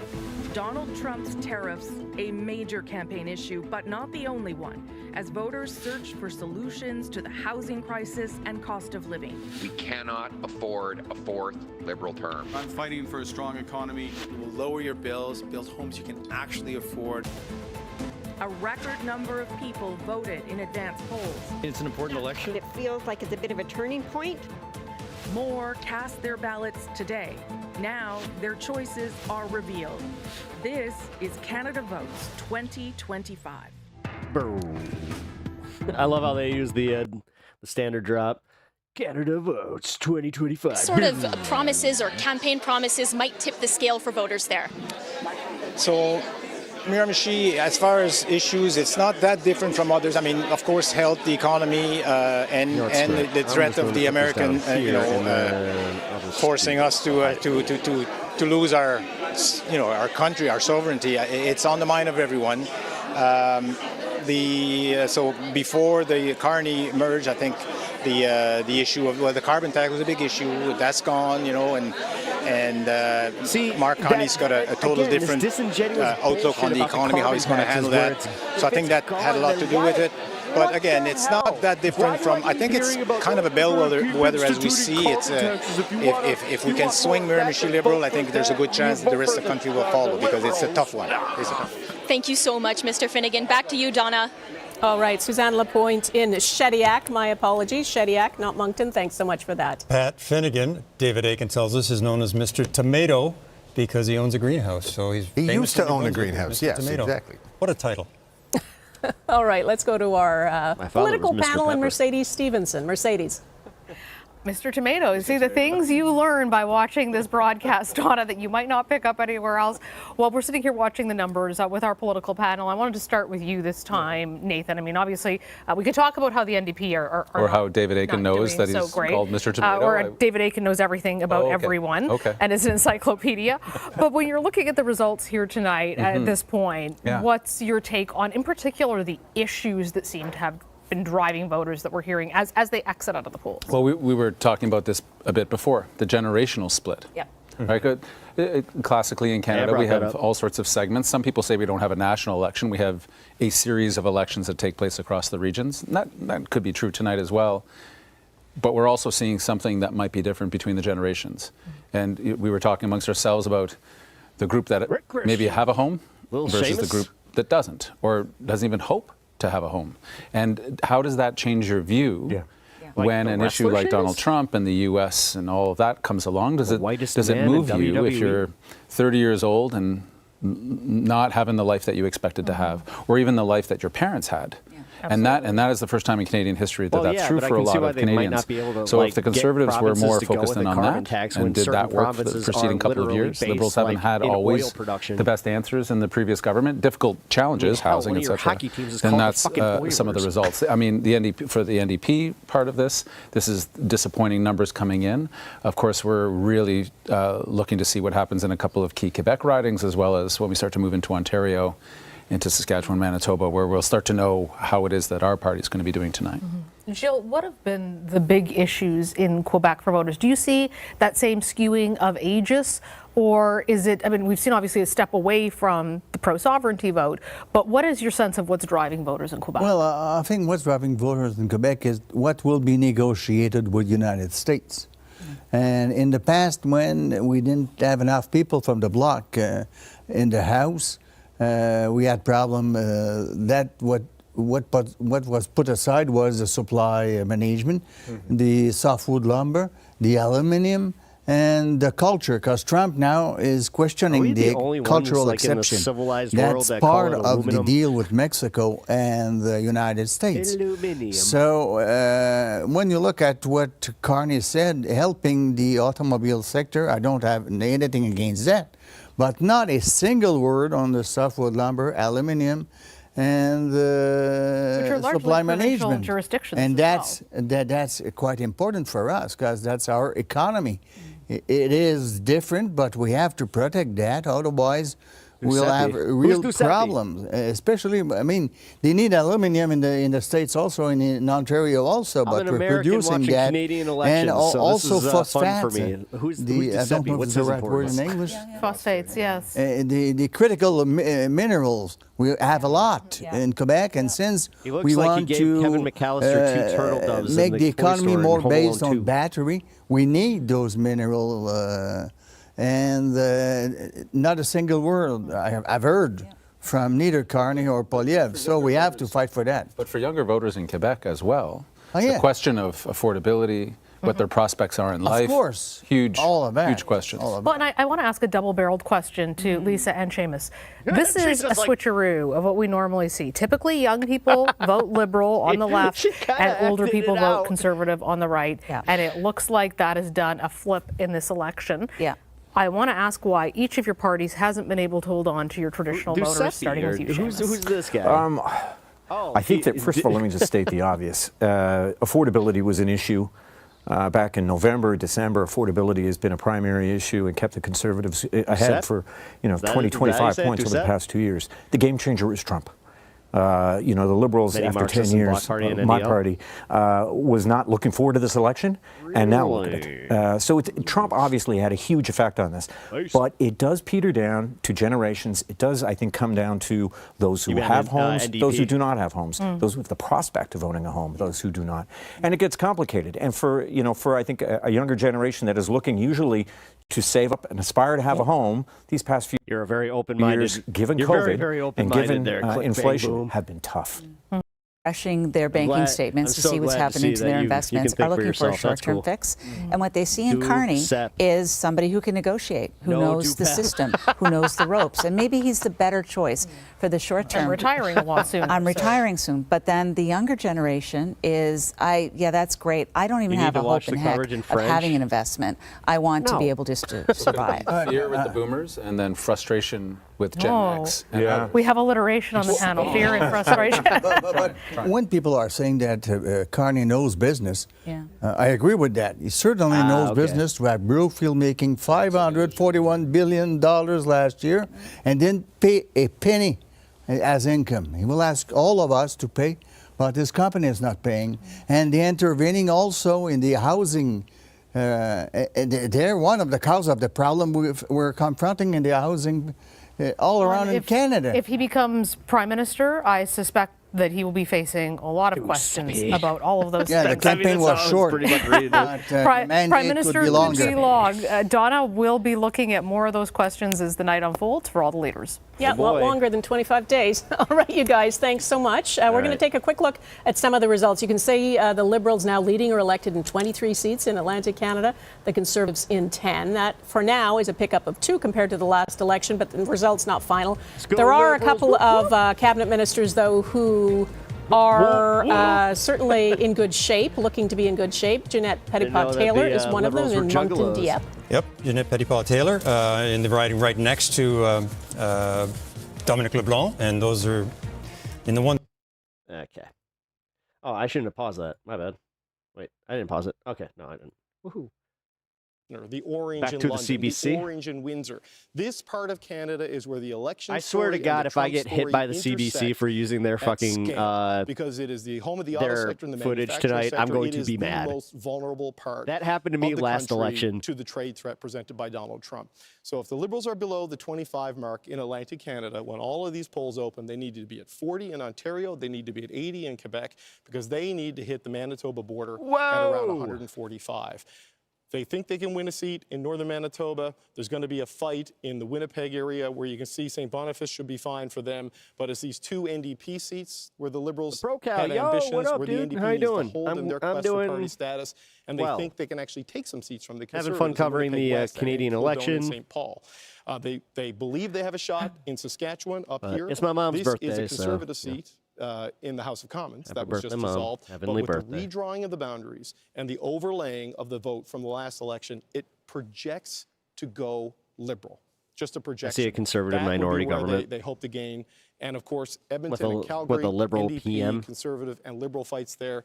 But if this continues, Rosie, if the Liberals underperform in the Atlantic, though as more votes come in, they get back closer to at least status quo, they need to pick up ground here and pick up ground here because the chances for targets are narrower on the prairies and in the north, and then a whole lot could be riding on British Columbia. But they just got one more seat on their quest there, and that is because the CBC Decision Desk has elected Joanne Thompson in the riding of St. John's East, the fisheries minister in the Mark Carney government. I hope the NDP can maintain a status in the party, or maintain party status tonight somehow, but it seems like a long shot. Yeah. Is standing by at Is Joanne this like Thompson's the headquarters. Canadian Congress? Carolyn, Yeah. take it away. Yeah. Hi, David. Yes, I'm hearing that CBC is projecting that Joanne Thompson has held on to her seat, but actually not many people here in the room have heard that yet. We've had no reaction to this yet, so no cheering or anything, so we're just, here we go. Okay, She's like, I mean, yeah. This room, very, very happy people here. We're expecting Joanne Thompson to come out now and give a speech. Lots of celebration, as you can see. And a pretty good showing, it looks, for Joanne Thompson tonight. Holding on to the seat, heading back to Ottawa. And with not as many Liberal colleagues from this province as before because of the loss in Long Range Mountains, and Clifford Small holding on to his seat. So yeah, this is the situation here in St. John's East. A lot of happy people. David. All right, Carolyn, thank you very much. Joanne Thompson beating David Brazel, a former leader of the Provincial Conservative Party, Mary Shortall, the president of the NDP. Yeah. Rosie, I was getting texts from people there with Carolyn saying, why haven't you projected Joanne Thompson elected yet? We're going to change the channel, is what they were threatening to do. That's not why we did it. The numbers just got to the point that we could. There's a little delay, just a delay between us saying it and it appearing on your TV screen. But that also, nice to see when people get excited to win. Adrian is going to, as we get closer to the polls closing here, in many, many, many ridings, you've got a big one, and you're going to give us a sense of what we should watch for beyond the trends there that David was talking about. Yeah, rolling up the sleeves, 122 seats. Jeff are going to just start having their own given what David hijinks. was just saying, Rosie, about the pressure. Definitely the Liberals want to pick up places Pep that they won in 2015 and then lost subsequently. Places like Peterborough. They lost it in 21. The Conservative candidate, Michelle Ferreri, the incumbent former radio show host. Redistribution makes this one a little bit more of a potential pickup for the Liberals, but an indication of how much is at stake here. Both Mark Carney and Pierre Poilievre have spent important time there.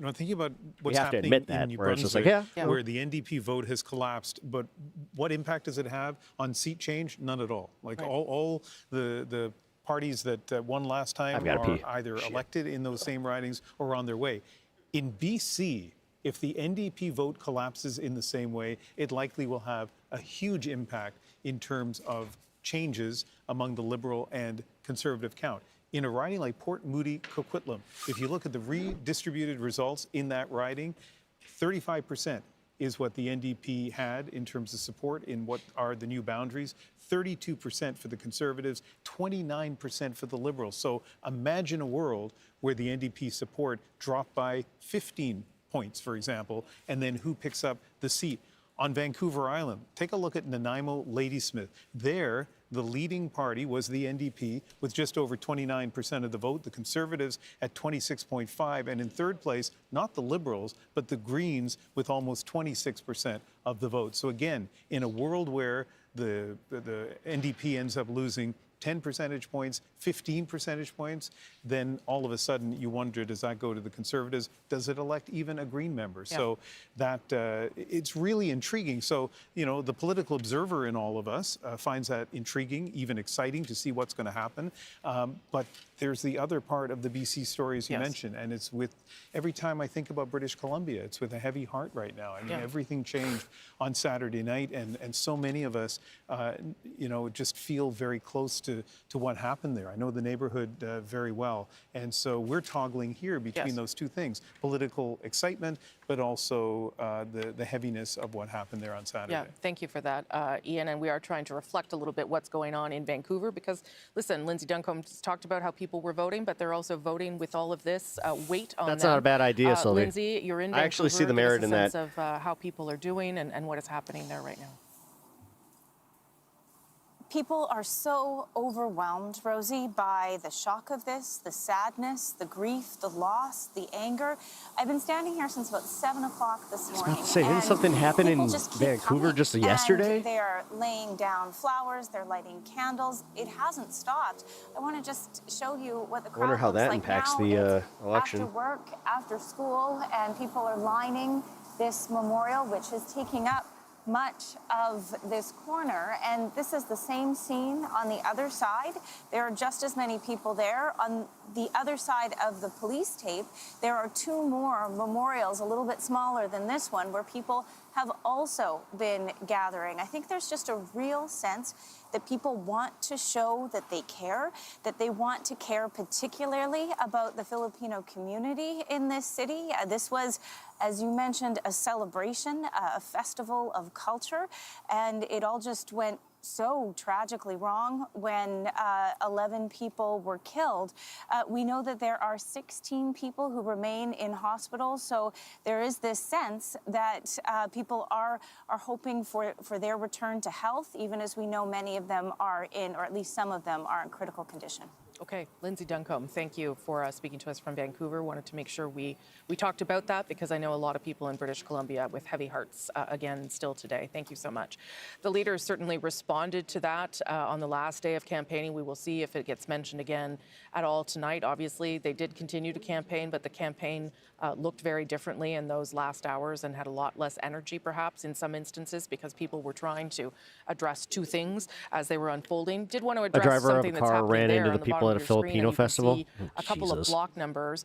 The polls haven't closed in Quebec yet, so there may be some early returns that have been put in. We're not going to pay too much attention to it yet, because the polls are going to close in under 10 minutes. 2 party leaders this time are in the nation's capital, both Mark Carney and Pierre Poilievre, both running in ridings, neighboring ridings, in fact, in the nation's capital. We're going to start to see the results from their own ridings. The swap and color palette. One has never been elected to public office, and is the it other, the same? Wait a minute. Is it the same for you guys when you watch American politics? CBC's Ashley Burke at the TD Place. Ashley, how are they feeling so far? Because we're the same way, man. We love our colors. Well, Rosie, the doors are about to open here at the Liberal headquarters, and we're expecting supporters and volunteers to start filling this room. The stage has been set for leader Mark Carney to appear here later tonight. On the first week of the campaign, we were at a rally when he said that he was seeking a majority government. Then his language changed, and he talked about in the final week here that he wants a strong mandate. I'm getting texts from sources saying, where are they playing? With the campaign, saying that so far so good based on what they're seeing from the results. It's only round 1, one person right? said that the theme of this campaign has been pragmatic, that they want to over-campaign, they want to be overly cautious and overperform tonight. And they've been targeting, Mr. Carney's been targeting, going on the offensive in places like Atlantic Canada, targeting ridings that were held by the Conservatives. And the theme of his campaign really has been trying to remind Canadians and hammer home his message about what's at stake this election. And for him, that's Donald Trump and his threats to Canada's sovereignty and the economy. But tonight, it will be Canadians that are the ones deciding if it will be Carney sitting around the table with Donald Trump at the end of all this or not. Okay, Ashley Burke, thank you for that. You are in Ottawa. You're finally home after a crazy couple of hours there with the Liberal campaign crisscrossing the country. We'll come back to you through the evening, of course. Kate McKenna with the Conservatives. She's at the Rogers Centre in Ottawa. Kate, what is the word there? Perhaps a little bit of optimism from the Conservatives, given what's happened in Atlantic Canada.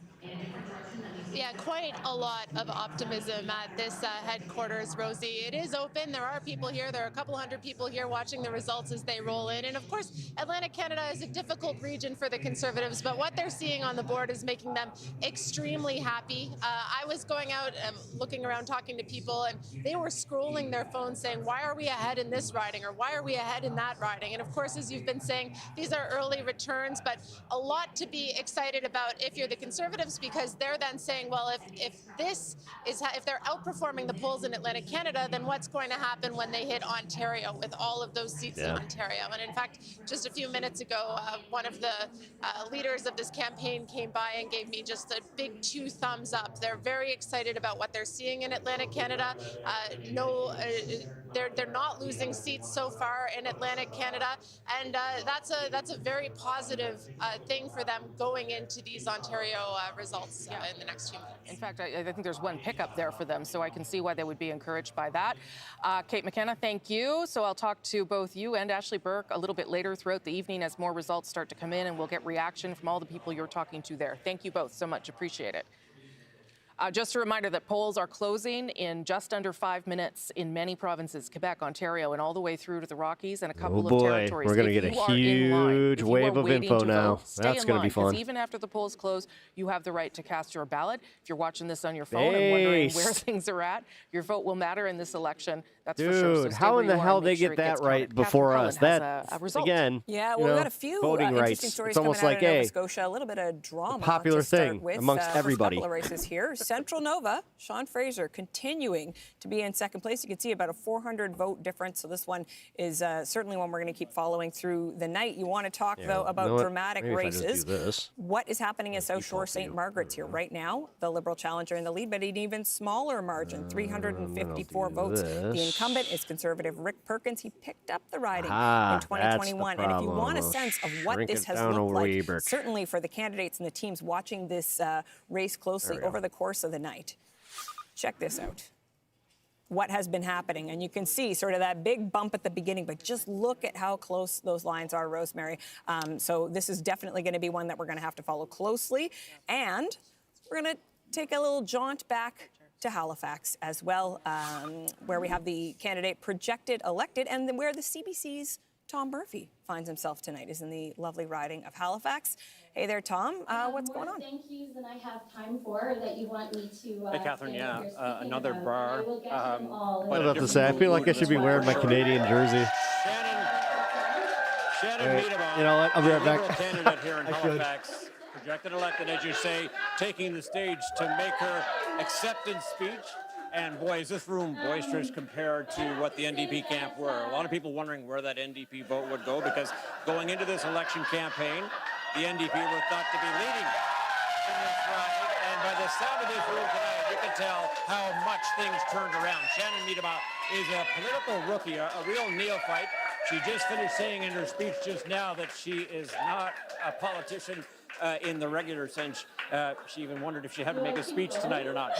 So, and she's going to keep going with that speech because it's what the people in this room want to hear. An impressive win for her tonight. Obviously, people, that big election question issue about who would be best to attract or deal with Donald Trump and tariffs in the United States. People in this riding seem to swing to the Liberals on that front, and it seems to have made the difference. We're going to try and get Shannon Miedema for a quick interview as soon as she wraps up her speech here. But obviously, this is one of the seats that the Liberals were really working hard on trying to bring around, and tonight No they Canadian jersey, but Thank you very much. The CBC's Tom Murphy waltzing from bar to bar in the riding of Halifax. Rosemary, not a politician, coming from a Liberal. That sounds a bit familiar. Yeah, it does sound very familiar. Okay, as we get ready for this next large amount of votes coming in and polls closing, did want to show you where we are as we leave Atlantic Canada. This is the vote change in Atlantic Canada. You can see there the Liberals up 8.6, but the Conservatives up 9, more than 9%. The story, though, coming out of Atlantic Canada is really about that NDP number, down 12 percentage points, and that tells you that they are not performing well in Atlantic Canada, and this really is confirming what we knew this. All right, so the way that we do it here, like where we start reconciling with what went wrong, and this is what has the Conservatives what went wrong with the NDP today. Liberals down 2 and Conservatives up 2. That's the kind Why are of they movement the getting blamed for Conservatives some are stuff, happy to see like- coming out of Atlantic Canada, and would hope to see the stuff that's as wrong the in polls that begin province. to close right across the country. But we will see, right? As we've said, this is early times. Now, what we're going to see now is a whole lot more data coming in. I'm going to just go quickly, just like 30 seconds to you, David. I just want to show you one interesting thing where the NDP vote is going a way that common wisdom would suggest it wouldn't. This is way down by about 4 percentage points.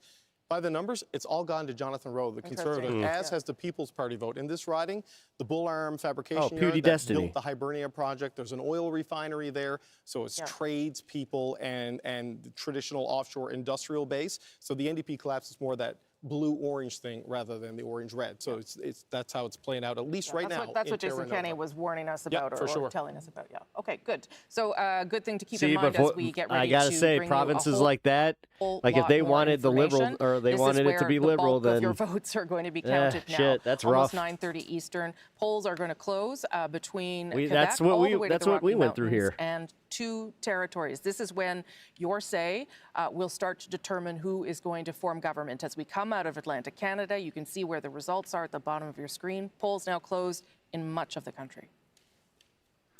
Polls have now closed in most of Canada, and that means we're about to get the biggest waves of results we'll get tonight. From Quebec, Ontario, Manitoba, Saskatchewan, It's gonna be exciting. Alberta, the Northwest Territories, and Nunavut.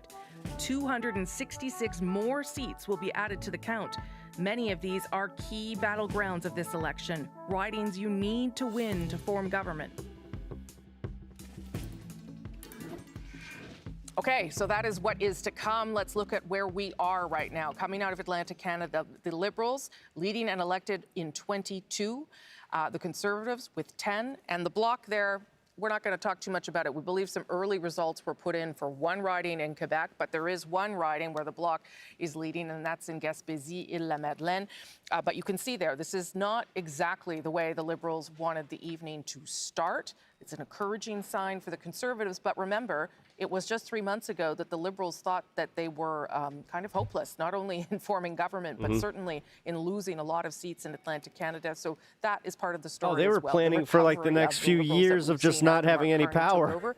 Like, dude, the way they were talking. In New Brunswick right now where our decision desk is not in a position where it can project a win, and one of them is Miramichi Grand Lake. We told you at the beginning of the evening that this could be close. It is the one riding that 4 years ago flipped, in that case from the Liberals to the Conservatives. The lead has gone back and forth, and as you can see, just 472 is the lead for Mike Dawson over Lisa Harris. And the other one I want to show you, which is still in play, is Madawaska. Like Josh's picture. Still a lead here for the Liberals, but the last, one of the interesting things when you look at the numbers here for Madawaska Restigouche is that the Liberal candidate, who's not the incumbent, is performing at about the same level that René Arsenault did the last 3 times. It is the Conservative vote that has really surged compared to last time, and so relatively closer, I think, Rosemary, than a lot of people expected. So these are the 2 ridings in New Brunswick, which are still, at this point in the evening,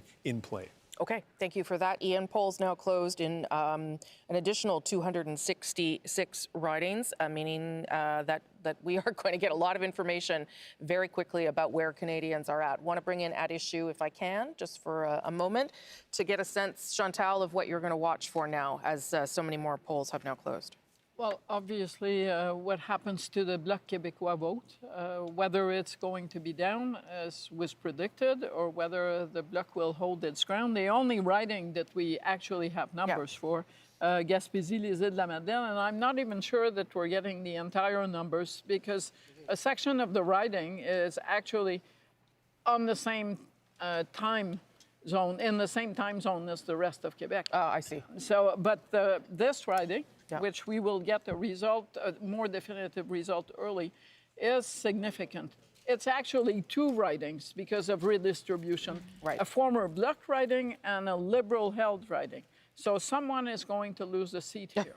And if the Bloc keeps the seat, as opposed to the Liberals, it may be that they'll have a better night than they would have otherwise. But the big area to watch, obviously, for the Liberals is in and around Montreal.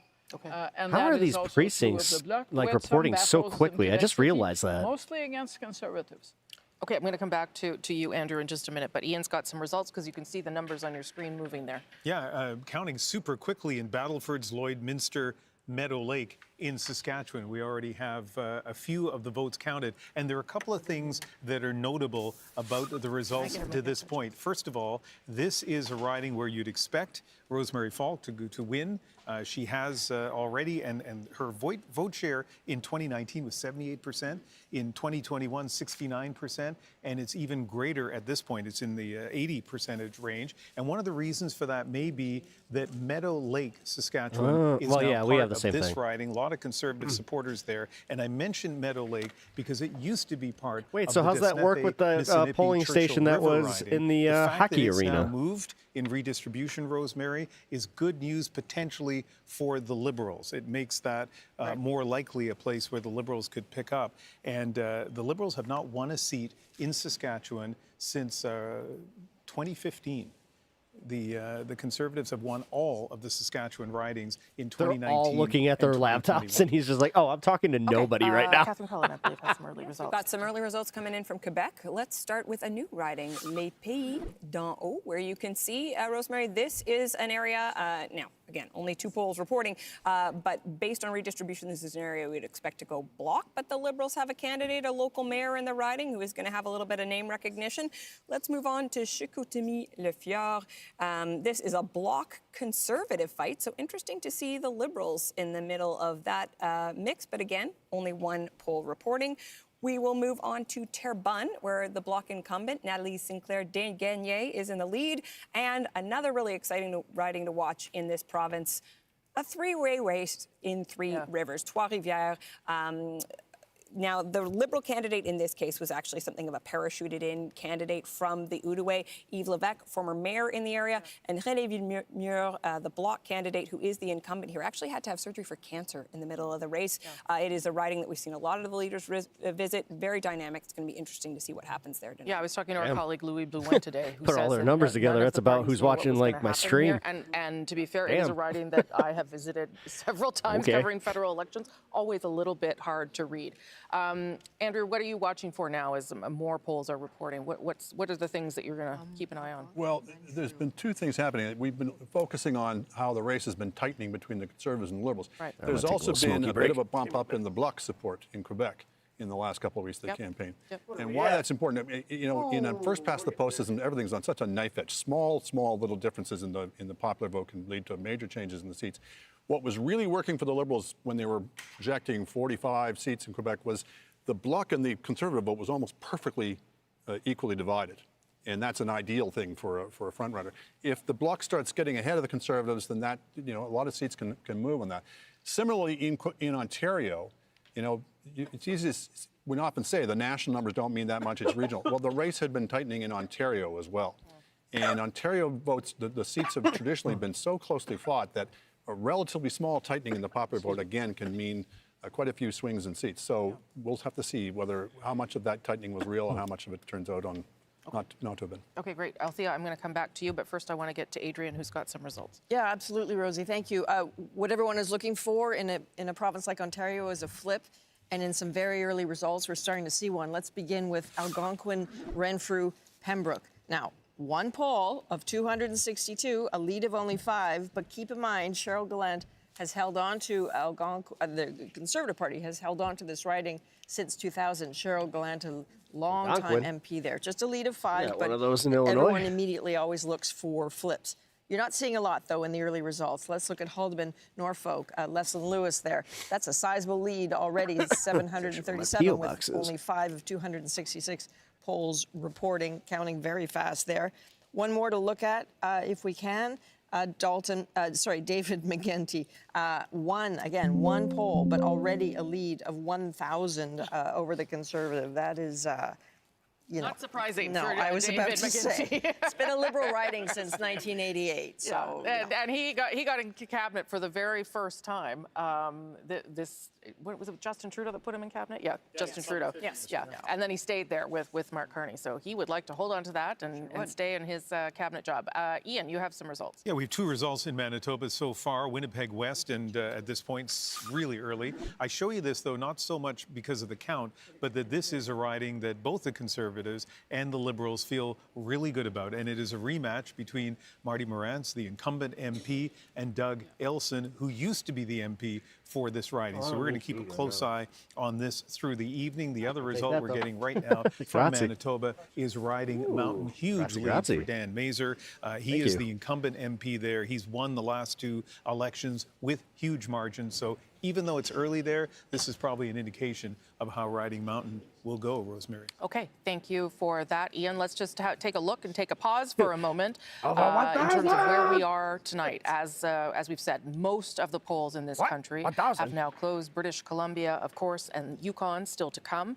But as we see those results start to come in, take a look at where they're at. Liberals leading or elected in 37, Conservatives 26, and the Bloc at 9. Nothing yet for, oh, look, the NDP's just popped up, of course, as I said that, leading in 1. If you want to see who has been confirmed elected, you should head to our website Who's or BQ? have it open as you're listening to us. Wait. How did I miss /results BQ? is where you can find that. Are they like... A lot of people also asking me about advanced Are they like polls. a moderate yes, there was a huge number of Conservative you that voted Party on this or advanced poll weekend.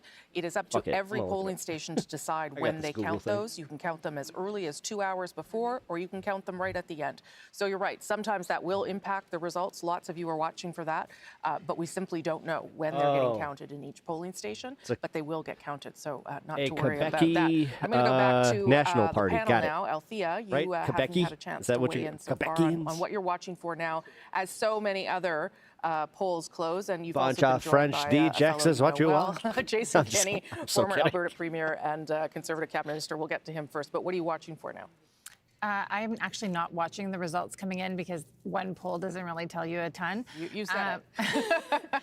But I still find the You are results on out east CBC. really You're not interesting. supposed to say the fact that Sean Fraser is struggling to hold on to his riding. This is a seat that Pierre Poilievre actually visited just last week and had a big rally with Elmer MacKay and Peter MacKay. This is, of course, the seat that they held. And what you see in Atlantic Canada, what you hear from candidates at the door is that the pitch is Pierre Poilievre's party is not the party of progressive Conservatives anymore. So come and vote or lend your vote to the Liberals and Mark Silly Carney, who question probably about is more aligned Canada. with your values. At least that's the Liberals' Is pitch. this actually a And you're seeing Canadian that thing, or is pitch this a clearly US is not thing? working in Central Nova, and that coming out with those two huge figures in that riding may have made a difference. At the same time, you're seeing South Shore St. Margaret's, which is traditionally a very conservative seat, possibly flipping Liberal, which is also quite interesting. And it's like there's bad news for both parties because originating in the Toronto. Canso Antigonish seat there with the candidate that was running, the Conservative candidate, is the former provincial finance minister. And that is the kind of riding the Conservatives needed to win if they were to form government. So there's not a ton of great news, frankly, for both parties, and the Liberals are underperforming their own, but so, frankly, are the Conservatives. Their own desires. Yeah. Okay. And That's obviously badass. you can see Mitesh, the you numbers. better They're send me moving that on when your it screen, happens. Fast and furious. They're going to go up and down because we don't And then have I will actually Napa. that many people projected elected at this stage. It's really just leading. 9,000. And a few, well, the people out of the Maritimes mostly projected elected. Jason Kenney, you're hearing from people, talking to people, Why did watching that get things. me? What are you making? Yes, I think that most conservatives are Waka hoping waka. that this trend continues. Now, look, in the pre-election polls, one of the toughest regions for the Conservatives was Atlantic Canada. So to see them being competitive, I think is very encouraging. Sure. There were some polls going into this week indicating that things were narrowing quite a bit in Ontario. I think the last Abacus poll had 44-42. Let me tell you, if Conservatives get a significant Sheets just gave me a snack wrap with no lettuce. This is why Wawa is superior. You could see very significant, close races. Gone to Wawa. What I referred to. Oh wait, you went to Wawa and they didn't give you. Oh, Metro Belt, that 905 swath of like nearly 50 constituencies. Sheets still sucks. That have a tendency to vote monolithic. Wawa guy to let die. If the NDP collapses that bad, and these, let's be real, these soft NDP voters don't actually show up for Mr. Carney, or many of them actually go to Mr. Poilievre. I ain't wearing a damn Bucky's t-shirt. Blue-collar trades and working people, you could actually see the Conservatives, I think, splitting the 905 or even winning a plurality of seats in that region, and that would make for a very long night. Would you all agree, though, that we are not seeing an election of a wave? Or are we? Is it too soon to even say that? Well, okay, too soon. Okay. Too soon. Okay, all right. Why is she like so? I don't know. It's too soon. Okay. It's too soon. The Liberals did worse, have done worse so far in Atlantic She Canada just wants than to they did say, last time when they got a minority. Stop. So if Atlantic Canada is any kind of indication, Pretty sure she would not be able to handle the election season of America. She would be pulling her hair out. Oh, I just realized who she looks like. Fran Lebowitz. We're going to check in on some New exciting York Times races, starting columnist with Fran Châteauguay Lebowitz. de Napierville. We were telling you earlier that this was the riding that was decided by 12 votes in a judicial recount last time around. Patrick O'Hara is back. He told my excellent colleague on the House, Emma Godmere, that he has been thinking about this race every single day since last time around. He's up against a Liberal star candidate in Nathalie Provost. Let's check in Berthier-Maskinongé. The interesting name there that Canadians are going to remember is the NDP candidate Ruth Ellen Brosseau. He's just a little bit of a knucklehead. He has more hair, though. The Orange Wave in 2011. She went to Vegas during the campaign, but things have changed a lot for Ruth Ellen Brosseau. She lives in the riding now. She is a farmer.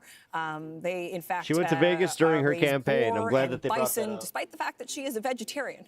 But it does appear that it is going to be some difficult sledding based on. Can I just go out on a limb and just say that she sounds like an asshole? Abitibi Bay James Nunavut EU. The Liberals have a candidate here that they're pretty excited about. Hey, Mandy Berube. Masty. She was the first female Grand Chief of I had the a coach named Berube. Nation government. She actually stepped away from that term in order to run for the Liberals.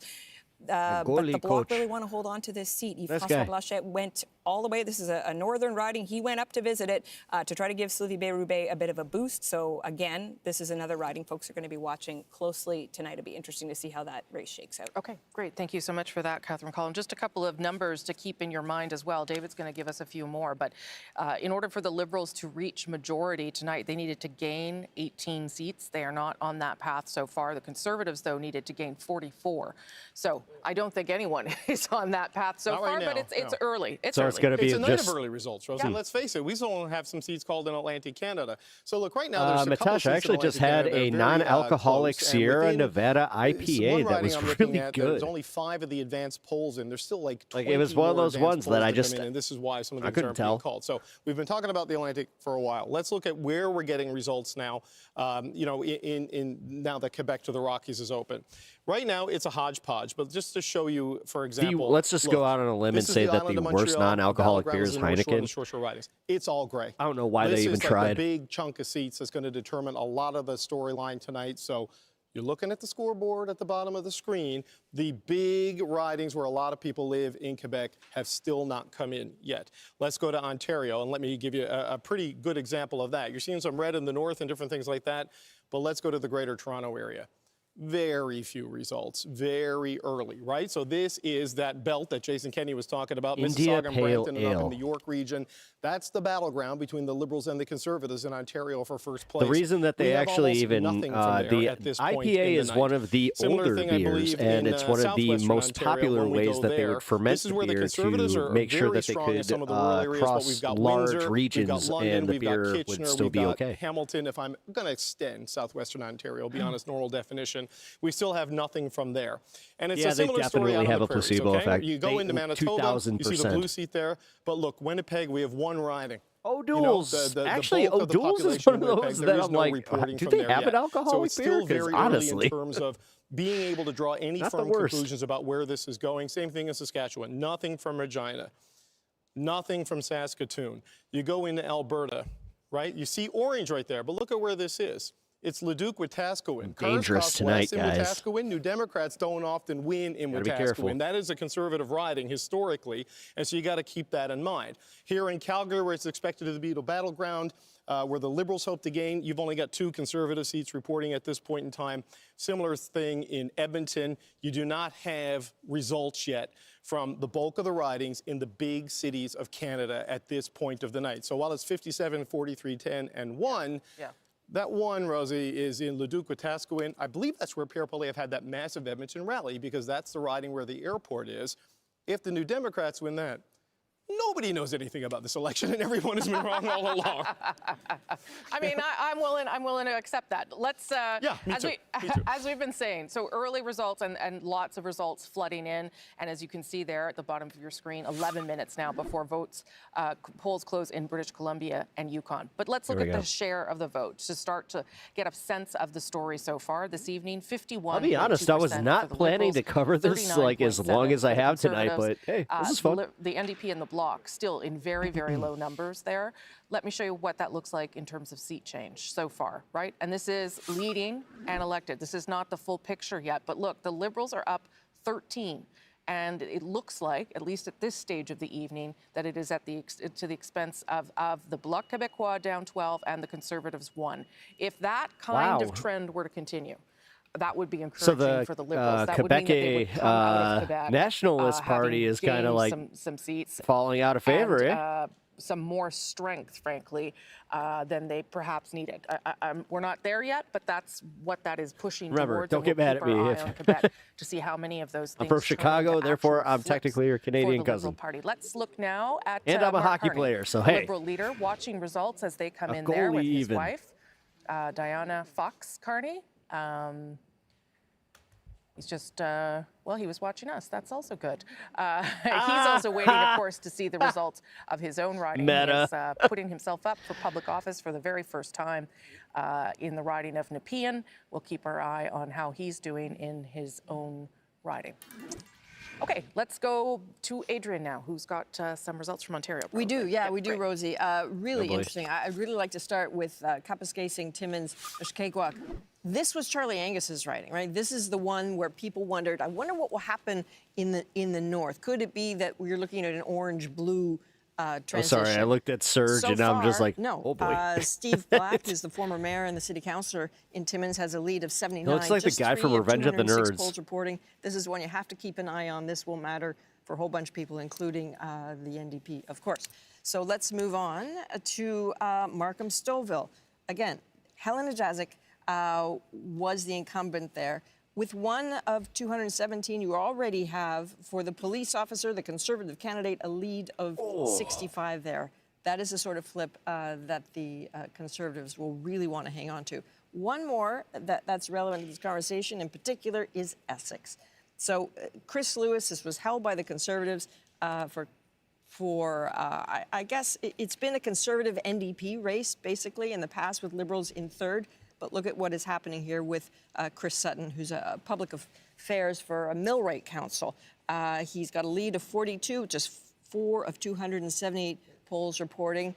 But that whole area, the cross-border relations, it wraps itself around Windsor. You can imagine the tariff conversations that have been happening there. No one knows that better than Chris Ensing, who is joining us now. Chris, what are people... As the Member of Parliament for Beauséjour, Mr. Carney, if he becomes Prime Minister at the end of the evening, I'm confident he will be, will decide who he wants to serve with him. I'm just happy to be re-elected tonight in my riding. All right. And just today, Donald Trump tweeted that Canada would be better off as the 51st state. What do you make of that? Mr. Trump is continuing, frankly, a discourse that is insulting to Canadians. I think has understandably worried Canadians when he started that some months ago. Imagine if President Clinton or George W. Bush or Barack Obama had spoken about another sovereign country and ally of the United States in that way. It would be unthinkable. Mr. Trump will do what he wants to do. I think The most important thing for us, if we're re-elected tonight as a government, is to focus on how we can protect and build the Canadian economy and come to an agreement with the United States that's in the best interest of Canada.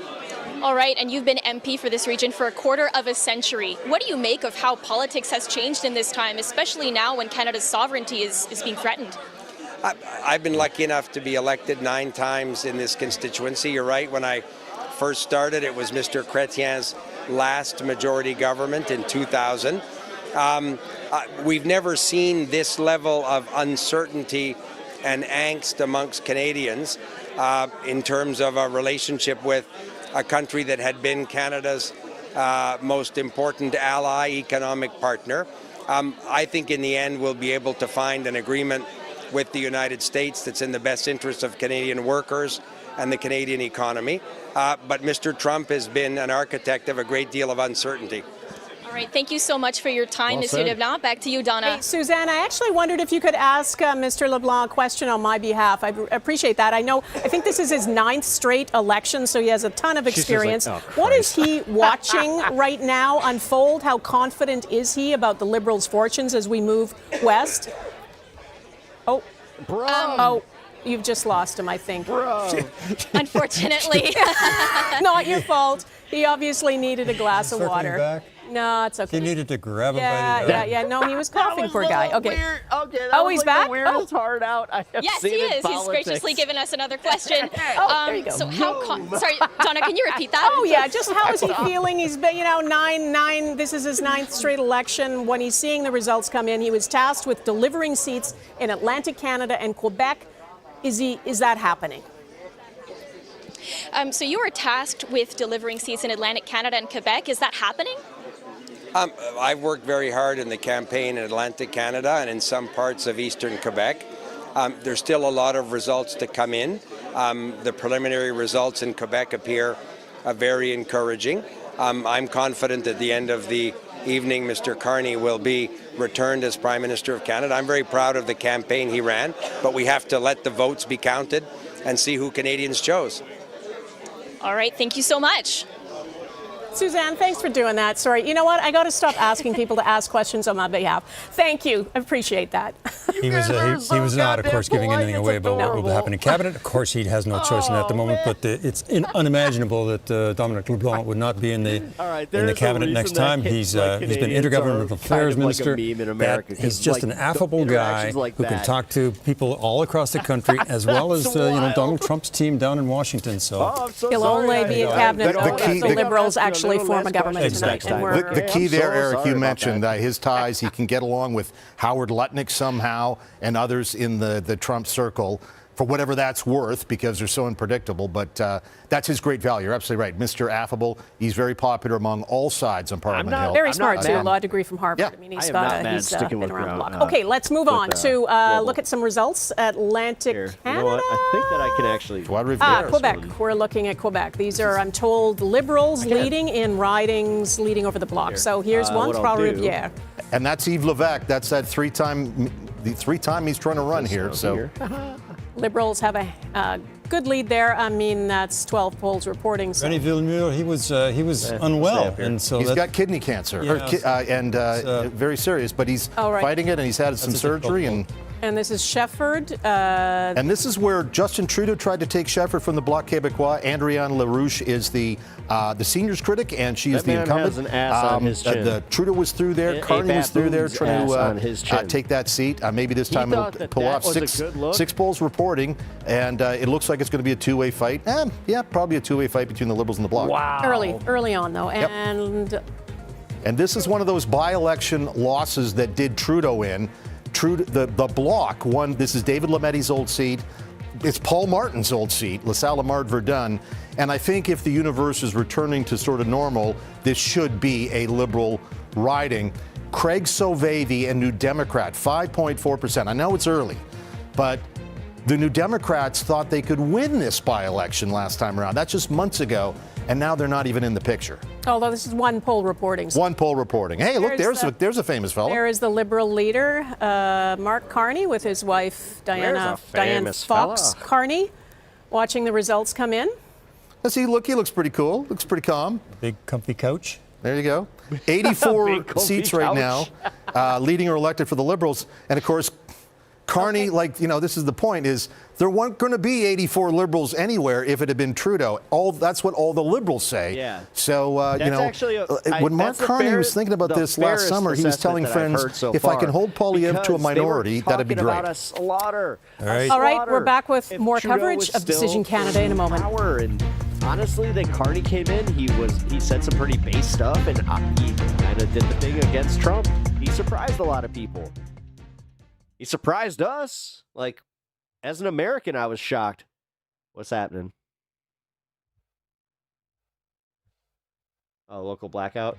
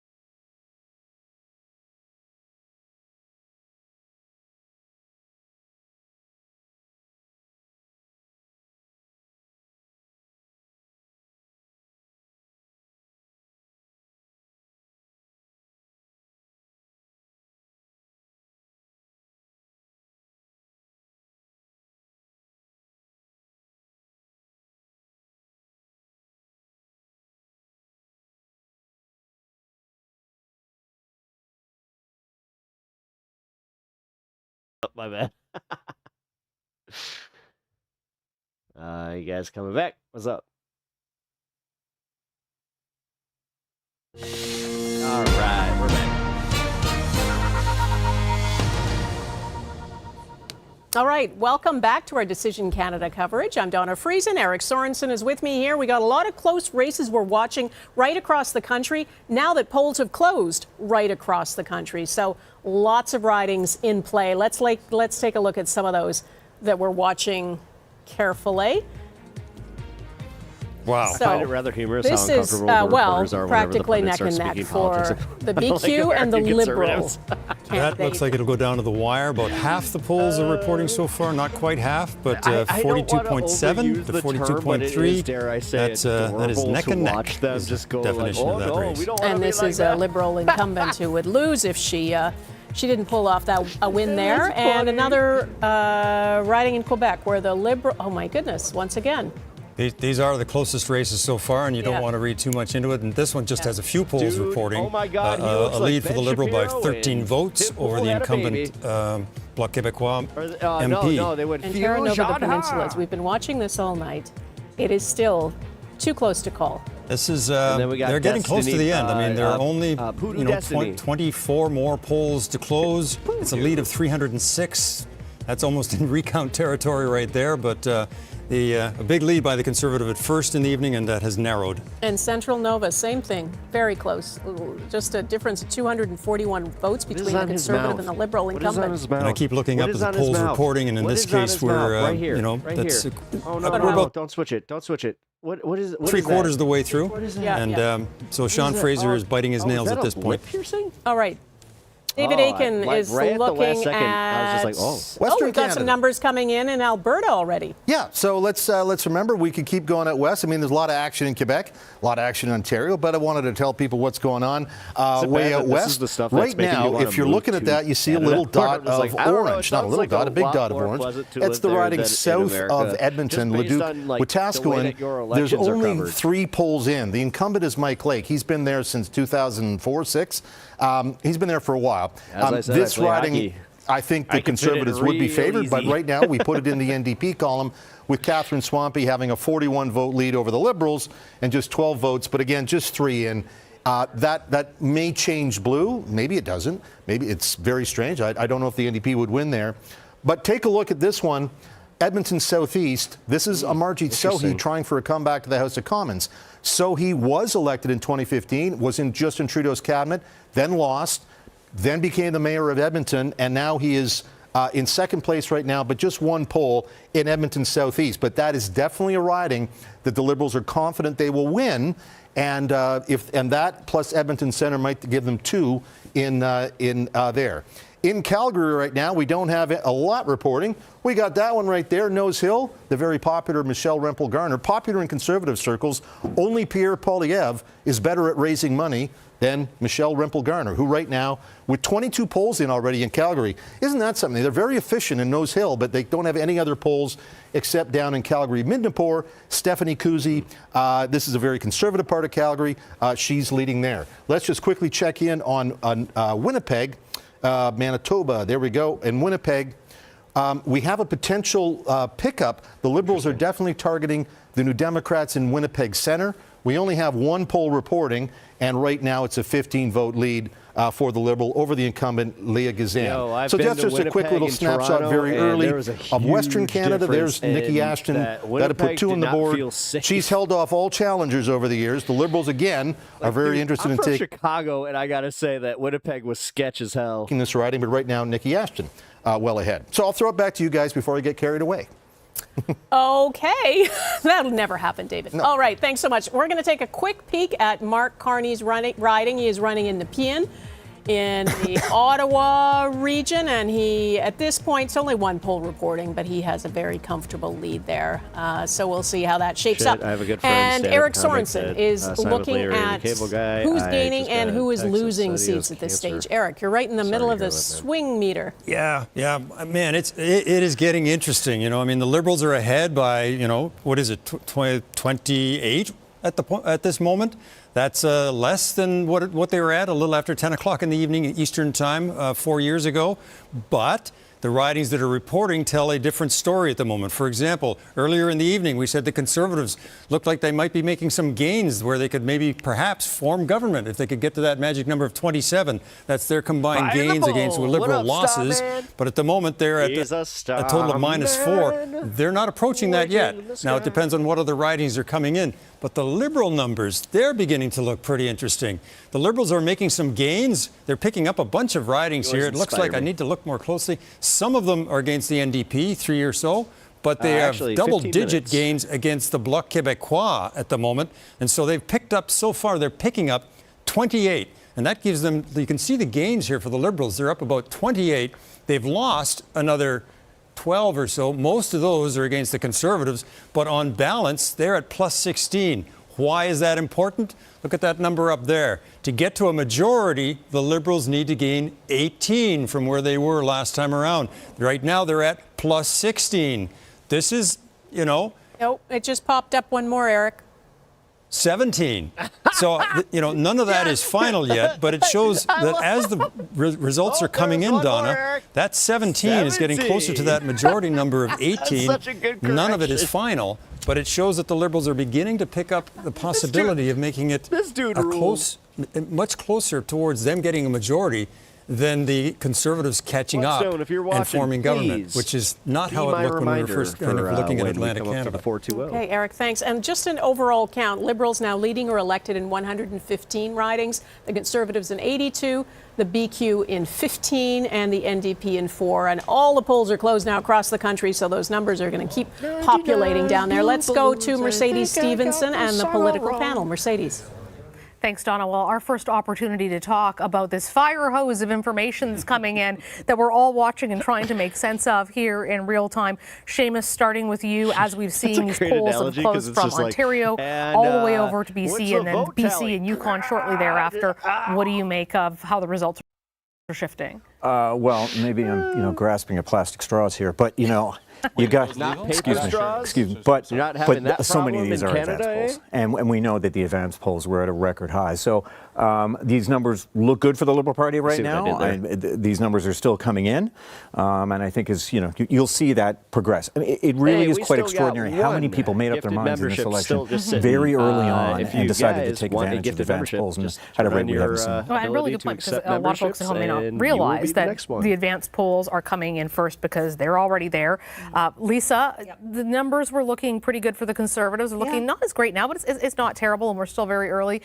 Do you draw any early conclusions from what we're seeing with these numbers that are now starting to register quite quickly? I guess what I was saying before we came on air, it's so much information coming in at once. It's hard to divine what the heck's going on. Got 118 ridings to report yet.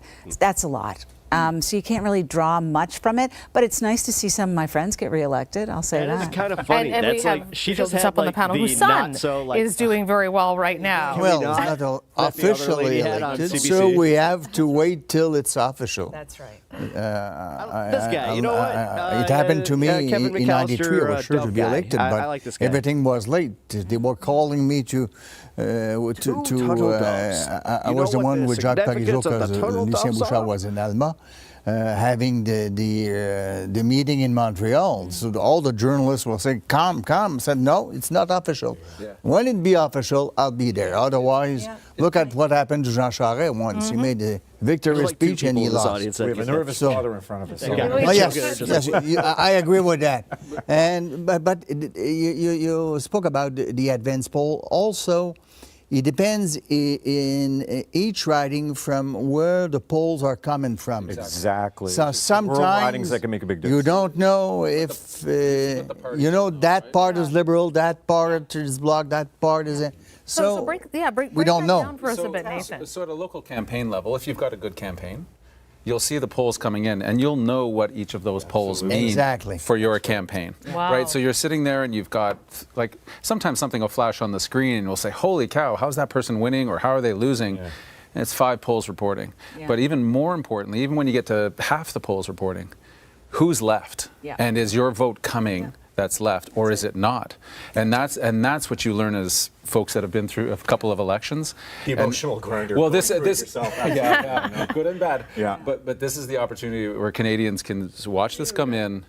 Don't draw any conclusions yet. This is going to go, and then we'll see those iterations, and we'll start to hear from the parties saying, those seat numbers are not going to hold, or this is looking like it's going Atlantic away. Canada must be settled, though, by now. I don't know. We're seeing some still come in with 30-40% still remaining outstanding. David Aitken will know. It's very close. Yeah. That's right. Fraser, it's Sean Fraser. It's less than 1%. And I know a huge element of this is get out the vote and getting the voters out who you know are going to vote for you. I just want to do kind of a quick round robin of what you've heard from your parties about how that get out the vote effort might have gone, how much effort was put into it, starting with you, Seamus. Well, I think, we're known for it. We got very good at it leading into 2015.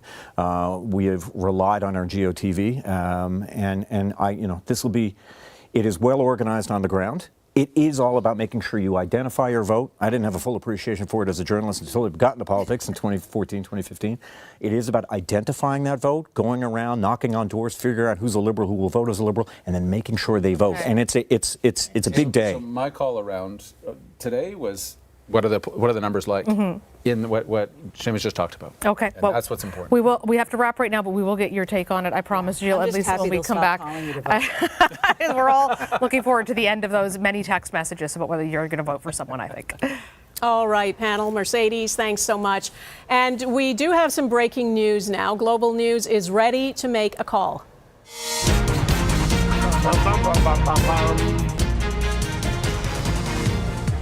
Global News is now projecting a Liberal government. It's a Liberal government. We're not saying majority or minority, but Global News is projecting that the Conservatives can't win enough seats at this point to form a government. Yeah. So we'll have, Eric, did you have thoughts on that? Well, what they're saying is they can't catch up to the where the Liberals are. At the moment, the Liberals are ahead by, it looks like, 39 votes. 39 ridings. Now, these numbers can change. Some ridings are close, but what I've noticed... We're just looking at the Liberal headquarters there, we should quickly say, and then we'll get to Mackenzie. When you watch these numbers climb through the evening on an election night, those numbers will change, that 127, that 89, but they tend to be within a little range of like plus or minus 5. Articles of impeachment And right now, Trump the Conservatives would just have to make up too many, I think, is the decision desk deciding that there's just too many ridings to make up ground on to catch the Liberals. Okay, let's go to Mackenzie Gray, who was there at Liberal headquarters. Mackenzie. Yeah, Donna, big cheer went out when the call was made that the Liberals will win the most seats in this election. Of course, Mark Carney is still hoping for a majority government. That is a word that he only said once at a rally in Kitchener earlier in the campaign. Then his preferred term was that he'd look for a strong mandate to take on Donald Trump. The Liberals still think that a majority is possible at this point in time and a lot more votes to count. But fundamentally, this is one of the biggest political comebacks in Canadian political history. If you would have talked at the start of the year that the Liberals would have been able to win this election, most political observers, and probably myself included, would have thought you were crazy. Polls were showing at that point in time, just before Justin Trudeau quit as Prime Minister, that the Liberals could end up being the fourth party behind the Bloc Québécois, behind the NDP, and the Conservatives would have had a supermajority at that point in time. But Mark Carney has been able to orchestrate a major comeback. The Conservatives unable to adapt their campaign to deal with Mr. Carney's new approach to things relative to Justin Trudeau. And it'll yet to be seen if the Liberals were able to get that strong mandate and majority that Mr. Carney is looking for. All right, Mackenzie Gray. Thank you. We should point out 172 is what the Liberals need to reach a majority at this point. Right now, they're at leading or elected in 133. What's interesting, I think, is that the BQ and the NDP right now only have about 19 ridings where they're ahead. So in terms of winning the night, it's going to take 162 at the moment. If the BQ and the NDP pick up some more seats, then maybe those numbers come down into the 150s. But for the moment, the Liberals still have quite a few ridings they will have to win, probably, possibly even to hold off the Conservatives. But it may be just one of those things that the Conservatives aren't able to kind of make up the gap. Okay. And both of them will end up with an awful lot of ridings tonight, whereas the other parties will have just about gotten too few. We want to get to the Conservative Party headquarters. Obviously, this is not the news that the Conservatives were looking for, hoping for tonight. Taria Isri is there. Taria. Donna, I mean, just months ago, a Conservative victory seemed all but certain. And now, you know, that's not what's happening. The Conservatives are going to lose for a fourth time to the Liberals. I mean, it's got to be a major disappointment. You know, there was a bit of silence in the room once the newsroom started declaring the winner.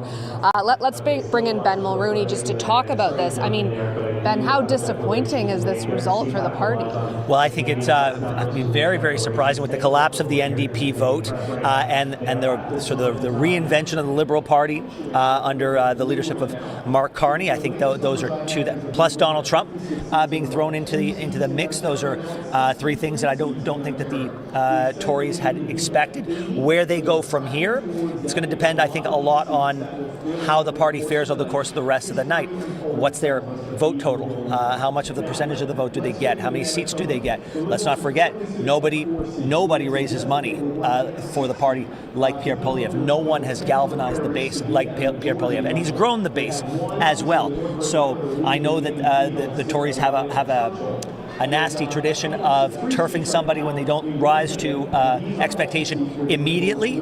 I'm hoping that whatever Pierre Poilievre decides to do, he decides it on his own steam, because I think he deserves the chance to make that choice himself. So, I mean, I'm not asking you to predict the future, but do you think he can survive this loss? I mean, he had a 20-point lead heading into this. Yeah, I mean, he had a 20-point lead, but nobody thought that 20-point lead was going to hold ever. They knew that under the leadership of a new leader of the Liberal Party, that would tighten, and nobody expected Donald Trump the way he showed up. And if I can editorialize, I don't know anybody who expected the Liberals to just cut so casually their ties to the carbon tax as if it were nothing. And on top of that, I don't think anyone appreciated how how many people would respond to it positively on behalf of the Liberals. So you throw all that together, and this has been a very unpredictable race. Some of it can lie, yes, at the feet of the sort of the brain trust of the Conservative Party, and some of it's just dumb luck. I mean, I was with the Conservatives that last campaign. Pierre Poilievre really stayed on message. He focused on housing, affordability, crime. There wasn't a lot of talk about Donald Trump. Are we going to look back at this and say that was a mistake? Well, I think you'll probably have to at some point. If you don't get the result you want based on sort of the plan that you lay out, then your plan was probably wrong. And but this was the campaign that he wanted to run. The logic is sound. The logic is sound. All of the problems that existed before Donald Trump are still in front of us. And listen, if I were in that room, I probably would have suggested that they run this same campaign as well. So you don't know until you run the place. What about the infighting? I mean, the tensions we heard about between the federal Tories and then the progressive Conservatives, particularly in Ontario. Doug Ford had said, hey, the truth hurts, when he referred to some criticism from Conservative strategists. Was that a mistake, not relying on maybe some of the advice from the Ford government? I don't know what's going on behind those closed doors, but I do think that there is something specific about the Conservative movement versus the Liberals, where people who are at each other's throats will do so privately, and then they will work together publicly. I think specifically Jean Chrétien and Paul Martin. That doesn't seem to happen on the other side of the fence. And if the Tories want to sort of build a party that can present itself as an alternative to the Liberals moving forward, they're going to have to stop that stuff. Yeah, all right, thanks, Ben. We'll leave it there. Hey, Taria, can I ask a quick question just about Pierre Poilievre's whereabouts tonight? Are we expecting to hear from him? He's supposed to arrive at some point this evening. We don't exactly know when. It's going to be a difficult speech he's going to have to make. There were very high expectations for the party. Like I said, a 20-point lead for Poilievre at some point, and this is not the outcome anyone here wanted. It is what the polls suggested, but I think there's going to be a lot of soul searching, within the Conservative Party after this result. Pop-off camera, have a little smuck. All right, Taria Isri, thanks. David Aiken is looking at the numbers for us because we have projected that there will be a Liberal government, and yet we have been talking about close races across the country, particularly in Atlantic Canada, some in Quebec as well. There will be others across the country. We're expecting close races in BC. So, David, can you help explain why with the Liberals at 138, we are projecting a Liberal government? Right. Well, we actually are looking at all the races on the board to be able to do that. And in each riding, we take a look at historical trends, the votes that are in already, and the expectation of other votes being able to catch up. And we produce the calculation that at this point, the Conservatives will not be able to catch enough Liberal seats. If we take a look at the GTA, just to give you an example, I think we've said this before. We said this 4 years ago. We said it 4 years before that. Until the Conservatives take away a lot more red, then they're not going to be able to form a government. There's 60-plus seats right here. They have a little bit that they're holding on to, maybe Etobicoke North, etc. But they just need to be taking more seats in Toronto. Fortress Montreal is all Liberal again. And we expect, of course, the Liberals to hold in BC. We're just starting to get the results in there. There are some Conservative pickups. But it's basically taking a look at where votes have been cast and do we see any significant changes? By and large, no, with some notable exceptions of some pickups in a riding here or there in Atlantic Canada. And the Liberals are overperforming a little bit right now in the province of Quebec generally. It's, Donna, it's those numbers we're looking at. The Liberals and the Conservatives together are probably going to split something like 300 seats plus. We haven't seen that before. The same thing with the popular vote. We don't have it up for just a moment, but they may have 80% or well over 80% of the popular vote in the country. We haven't seen anything like that since the 1950s. In the era of the NDP, they've never been able to get numbers up that high for the two main parties. There they are right now. Well, look at that. You don't need me to run over there. I can just, Donna, and I can just talk about it here. add that up, 49 and 38. That gets you up to what, 87, 88%. Look at the NDP, 4.4%. That has collapsed. I think the Bloc over at 5.2, watch for that to climb a bit because they're still adding votes in Quebec. The Bloc usually sees its numbers just kind of slowly climb for a while. But the NDP at this point tonight should have about 15, 16% of the national vote, even without all the votes coming in from BC yet. Okay. And they're way down, and you've got a pretty remarkable I just wanted to talk about one other thing. We haven't talked about results from Pierre Poilievre's riding yet, because I don't think there are any. Is that right, David? I don't think we're seeing any yet. David is punching the board. He's live and she does not look giving it away. David is punching it. There's nothing. There's nothing. The 81 ballots, the 80, this 91 may be why. This may be why. Ballots.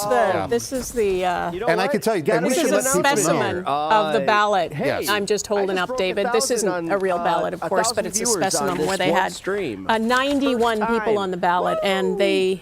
Because there was a protest about people who believe in electoral reform and wanted to make a point. They've done this a few times. This is the long ballot committee. They did it in the by-election in Toronto St. Paul's. I think they did it in LaSalle-Lamar. They did it in the Winnipeg riding. And it just takes a long time. And here's the weird thing. In that riding in Toronto St. Paul's, that was the by-election that the Conservatives won that sparked all the rebellion to get rid of Trudeau. The Liberal lost by, a few hundred votes. And there were like a few hundred votes on the 81 names. And some Liberals grumbled that that protest vote may have actually done the Liberal in. I don't think it's going to be that close in Carleton that a few hundred votes is going to make the difference. But it is going to be a long night until Pierre Poilievre learns that we assume he's going to be reelected. There were some suggestions out there that he was not going to be, but I think in he comes. One thing we do know is that he will not be prime minister. Let's go to Mercedes Stevenson and the political panel. Mercedes. Kenzie, thanks, Donna. Well, our first opportunity to react to that call of a Liberal government. Lisa, I want to start with you this time. Of course, I'm going to pick on the Conservative. But I don't think this is a huge surprise. I heard that the leader was making calls today warning people that this could be a tough night. But is this what was expected? I guess we really didn't know at the end of the day, but internal polling is going to show you what they have. So if he was making those phone calls, good on him. I think we have a lot to be proud of in Atlantic Canada, which is a bit of a surprise. I thought we weren't going to do as well there. And let's see how the rest of Ontario rolls. It's a real mixed bag, though, Mercedes. I have to say, some folks I expected to win aren't, and some people I thought were not going to win are. So who knows what the electorate's thinking out there, but it'll all be revealed soon. The NDP crushed tonight. What do you make of that performance? Well, not crushed yet. Give us a minute. It's not looking great. It's a different. I'm not going to repeat that. We were expecting a difficult night. We have, I guess, the lament. For those of us that have been involved. We know a bunch of these candidates, and we know the quality of some of the people, through no fault of their own, are not going to be successful tonight. And this is the life of politics. This happens. I lament it more for Canadians because sometimes you see somebody lose who doesn't really deserve to. They did a great job as an MP. They were wonderful at their thing. But this is the age that we live in, and this is the election that we live in. I just wouldn't get it wrong in terms of interpreting what comes out of tonight. Why? Right? Why did we've talked about this a bit tonight. This context of this election will be for this time. It won't be for the next time. We're not dealing with a president trying to take over the country and destroy our economy. Then we'll see what's next. And I think some of the issues will resonate. But let's watch what happens next. The NDP were able to accomplish an enormous amount, which is 24 MPs. I'm hoping they're able to return enough. And we don't know about Liberal majority minority yet. That is going to be enormously consequential for everybody who's considering what happens next. And one of the factors I want to come back to, but flagging it, so this is just me planting the flag. We're going to come back to it in the future. What happens to the future of both of your leaders in light of what has happened tonight? But Seamus, Liberal government, is Donald Trump basically the best thing that's ever happened to the Liberal Party? Donald Trump is working on behalf. Yeah, our change of leader has already happened, clearly. We heard that, guys. It did have a huge effect. It's a psyop from Donald Trump. I said before, you talked about expectations going into this election. Going into it right now, we were hoping for a Liberal government. It's still a possibility, perhaps, of a majority government. That's the second person but think of where we were just 2-3 months ago. This is an extraordinary switch of political fortunes, and still, I think, a hugely unpredictable campaign. We'll see where it goes. A lot of those seats, Lisa and I know a lot of people in Atlantic Canada appear to be very local, and I'm going to be looking forward to, seeing where a lot of those land, as the numbers continue to come in. Clearly, this is a good night for the Liberal Party, not one that 3 months ago we would have expected, one that we, in the past month and a half, 2 months, we've been preparing for. Sheila, I want to ask you, we're seeing the block at, I'm looking at the screen here, 23 right now, so you're projecting 25, so pretty close to that. That puts the bloc in a position, if this is a minority government, to potentially back. But we don't know yet if it will be a monetary government. If it is, they could play. It depends also how many members the NDP will have. I don't know why you gave Piers Morgan the other bird. I would say that both the Liberals and the Republicans have the same color. They're both red. Apparently, he was. Should I take that as the bloc may not be backing up? More seriously, I think there's two important dates to come with the coming negotiations. The election in a year and a half in the States, all the Congress, and 1/3 of the Senate, and 1/3 of the governors. That'd be important. And an election in Quebec also within a year and a half or two, in 20. That'd be important also. And in politics, things change a lot. I do remember in 1993, Jean Charest used to say half of his caucus was composed of women. They were too. It was our best showing, actually. And look what happened after. The Liberals were 30 in 2011. We were 4. Quite a difference today. Seamus is describing it well. The need to be humble, and I say this with all seriousness, of what comes next for the Liberals. They just went through a near-death experience. As you say, 3 months ago, it was hard to imagine this kind of scenario. Two things changed. Mr. Trudeau leaves, Mr. Trump comes in. Whoop, we have a different context. But one of the things that hurt, I believe, the last Liberal government was any notions of entitlement or smugness or not listening, and in particular, as we watch the results come in from Western Canada, like the bad guy from, I deeply, sincerely say, listening to Western Canada in meaningful ways, talking about the things that we've always talked about, are going to be really important for this government, minority or majority, maybe even more important if majority. Absolutely. Well, we're going to get into, we'll find out, minority, majority. We'll change things radically either way. Also, the reaction of all the provinces after those negotiations. Yes. And those negotiations BC, have yet Western Canada, Ontario, Quebec, and the Maritimes. It could make a hell of a debate, I would say, in Canada, saying we want or not, or they prefer a certain province. They forgot to protect things that we wanted them to protect, and it could be an important debate. No doubt a big role. And Donna, of course, the questions about how this goes for Mr. Carney going forward. He's had a relatively short time as Prime Minister where it's been an improvement over Mr. Trudeau. If this is a minority government and he's not able to negotiate better than Mr. Trudeau, Liberal fortunes could be a big question mark. But it's a big night for the Liberals tonight, for sure, after what they've been through, to be pulling off any kind of a government. Okay, Mercedes, thank you. Yes, it is a Liberal win tonight. Mark Carney will be the Prime Minister. This is the first time he'll be elected to public office. He looks like he's handily winning his seat in Ottawa. Eric, let's take a look at the popular vote. Well, the Liberals are up by about 8 points at the moment. You would expect to see that. I think as these numbers add up on the screen below, is that me? Yeah, it's you. I'll turn that off. We each had one of those tonight, right? You had 2, though. No, but that one didn't happen on air. That doesn't count. Sorry. The Liberals over the Conservatives where they are right now. 44 ridings to report. The Liberals kind of need to win about half of those if they're going to get to 172. And we'll look soon enough on the swing meter because it's getting very a lot of Vancouver down. Vancouver hasn't reported, and there's a lot of Liberal seats there. These are... All right. These are some of the close races involving ministers. This is Anita Anand's riding, Oakville East. She is the incumbent, of course, and neck with the Conservative. Now, only 6 polls reporting there, so... Ron Chisner has run before, albeit in the Mississauga Lakeshore, which is just next door. He's a former police officer. Good candidate for the Conservatives. They're very happy to have him on the team. But, of course, Anita Anand, she's the... She's one of the Liberals who said, I'm not... Area? I would expect him to continue in that role. I don't think he's going to... I think Carney will keep him right there with his next cabinet. That makes sense. All right. Is there any more we're looking at there? Oh, David, what do you... you're steering into Quebec, right? Let's just stay a little more in Quebec. So I mentioned earlier about the National Capital Region. I thought the Conservatives would have some pickups. But I want to point you to this riding, Charlebourg-Haute-St. Charles. This is Pierre Poilievre's Quebec lieutenant, Pierre Paulus, right now trailing the Liberal in, again, Charlebourg-Haute-Saint-Charles. There's 11 polls reporting, so that's a decent number. We'll see how this turns out, but that would be a big surprise if the Conservatives lost Pierre Paulus from their caucus. Then next door, we mentioned Beauport-Limoilou. We thought the Conservatives would steal this from the Bloc.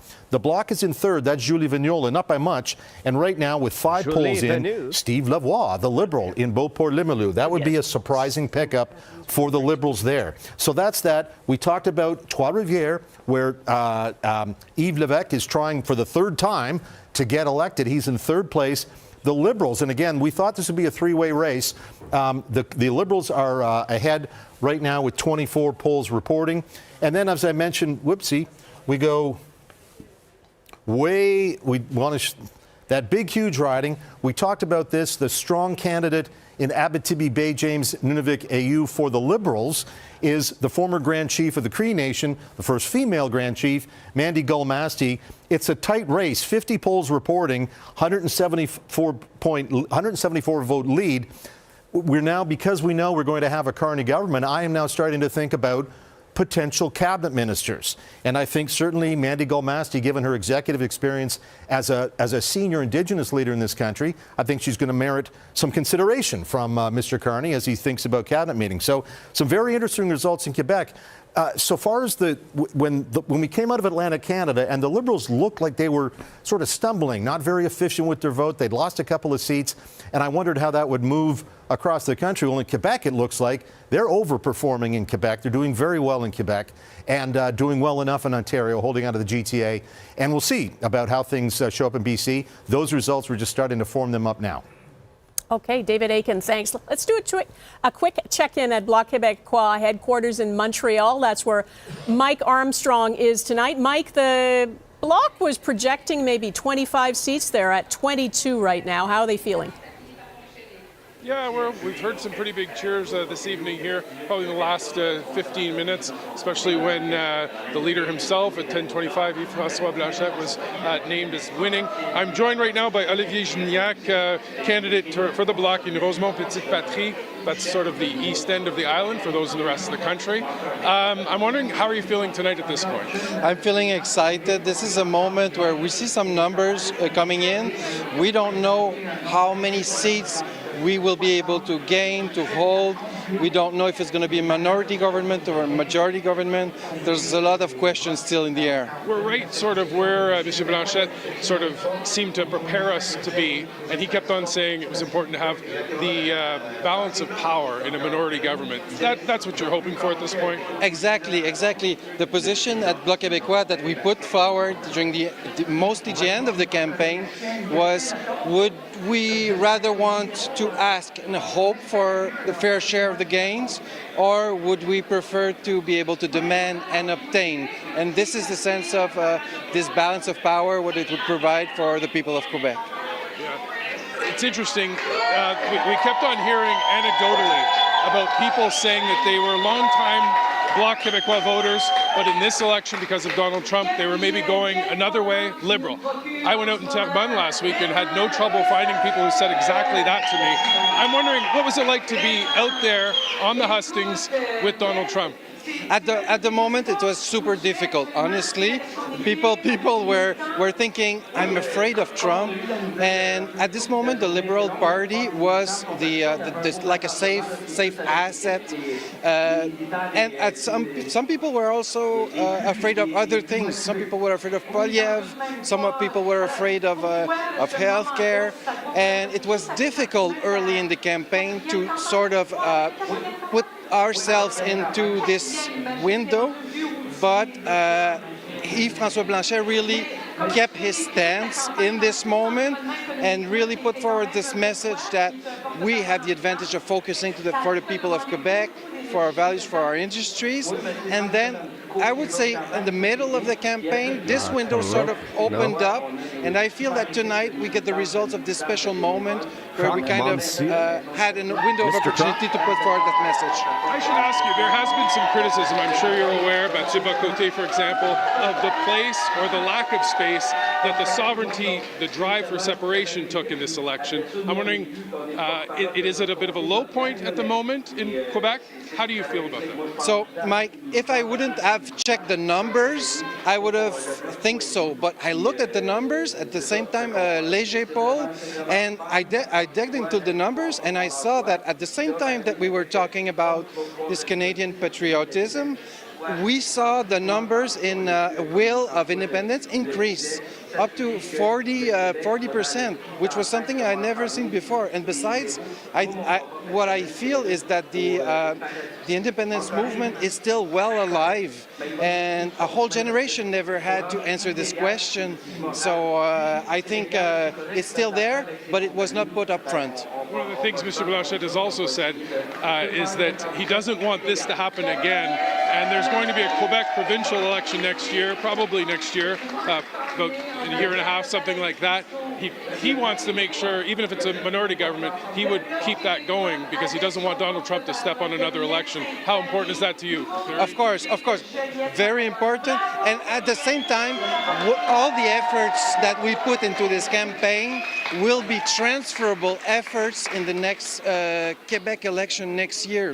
So all the volunteers, all the resources that we made to mobilize the people in the different districts will be able, and it was a motivation to know that we're placing those foundations also for the next election in Quebec next year. A lot of the people that we're seeing here tonight will probably be part of the PREZ Quebecois election campaign come 1 year from now, a year and a half, for sure. There you go, Donna, I'll throw it back to you. All right, Mike Armstrong, thanks so much. Looking at the numbers there, you can see the Liberals are ticking up. There are 153 now, 31 ridings left to report. They need to hit 172 to reach a majority. So, Eric, you're looking at where the gains and losses have taken place. Maybe you can tell us whether there's a path. We can't do our thing until we check the swing meter. Oh, my goodness. Oh, I know. Wow. God, did I? He's wanted to say that all night. No, I just made it up now. God. Look, so this is interesting because the Liberals are at 153. We can see that. But the swing meter tells us that they are gaining 11. Now, that 11 is based on the 154 they had in the previous election than by-elections, right? So if you gave them plus 11 on the 154, right now they would be looking at getting into about the mid-160s. That's where we're at right now, how things stand with what you would expect in the ridings going the same way, they would be in the 160s. You get in the mid-160s, and all those other numbers start to look interesting, too. Think about them being at 165 and the NDP at 7. What does that add up to? 172. So we may be in a situation that one of the closest things we'll be watching tonight is, can the Liberals get to a majority? For the moment, they're at 10. As we said before, they need to pick up 18. Sorry, I went too far to show that. 18. They're picking up a lot of those from the Bloc Québécois, 13 so far. They've picked up 14 on the Conservatives, or are picking up 14, but they've also lost 18 to the Conservatives. So most of their pickups are coming at the expense of the Bloc Québécois. At the moment, you just saw the numbers change. They're at 13. They need to get to 18 pickups to get a majority. So they're looking like they might, Donna, be in the 160s, high 160s, mid 160s. The NDP probably has a chance to win a few more ridings. They, of course, let's not forget, they're sorely looking at that number 7 and hoping, can we find 5 more to get to official party status. But they, whether or not they get there, they may still end up with the balance of power. The Bloc Québécois clearly would have the balance of power. If there were a minority government, you could call that right now, the BQ will. But it doesn't mean the Liberals won't have the numbers close to 172, and the NDP could just put top them up to that. To form a government. That's still possible. Which is exactly what we had before. Yes, just a slightly different balance. Yeah. All right, let's go to Naheed Nenshi, leader of the NDP in Alberta, former mayor of Calgary. Thanks so much for taking time with us. Nice to talk to you again. Thanks so much, Donna. You know, the last election, I was on the panel with y'all. Oh, I know. So I guess I'm a partisan politician now with a slightly different point of view than just being a pundit. You are indeed. So, you know, Mark Carney will be prime minister. Didn't dye his hair. How will that be received in Alberta, where I'm not wrong here. It's now sinking in that the Liberals will form a 4th consecutive government? Well, you know, this is an interesting question because the Premier of Alberta, Premier Smith, as well as some of her fellow extremist travelers like Preston Manning, When they saw the writing on the wall, they decided to say, well, we're going to go back to that wall of that well of Western separatism and say, oh my gosh, if the Liberals win, we're going to break the country apart. The Premier actually wrote the Prime Minister a list of demands saying she would cause a national unity crisis over a number of things, including plastic straws. So we're going to break up the country over plastic straws. I hate paper straws, but this is getting a bit ridiculous. And I think most Albertans understand that. And particularly if we end up with a majority government tonight, which means, 4-ish years of stability, I think they understand that Alberta has to work with the federal government. Nobody's going for separatism here. No one's going back to that well, even though the Premier wants us to. But we've got to be able to have our very legitimate concerns as Albertans looked at. We continue to drive the economy. We continue to feel like we're somewhat ignored, and there's a lot of work to do here. Is so much anger, too. I know you're not, part of that, but, I was just recently in Alberta. There are diehard separatists. There are people who suggest that Alberta should leave Canada, not only leave Canada, but join the United States. There is an element of that in Alberta, and those people, I can only imagine, will be furious tonight. Some of them certainly will be, and some of them have certainly been fed a diet by politicians, people in my profession, to make them angrier and angrier. Now, any poll I've seen shows that the Liberals will get more votes in Alberta, or more percentage of the popular vote, even in Alberta, than people who are in favor of separatism. So Alberta is not a political monolith. But the popular vote doesn't get you seats in Parliament, right? And I think that's the issue for people who are unhappy in Alberta. They feel like they never get a voice. Comrade Lenin. Well, that's exactly right, and we could have an argument about electoral proportional representation, though that would actually elect more non-conservatives out of Alberta under most models. But really, this is the issue: is we've got to understand that we have very real grievances.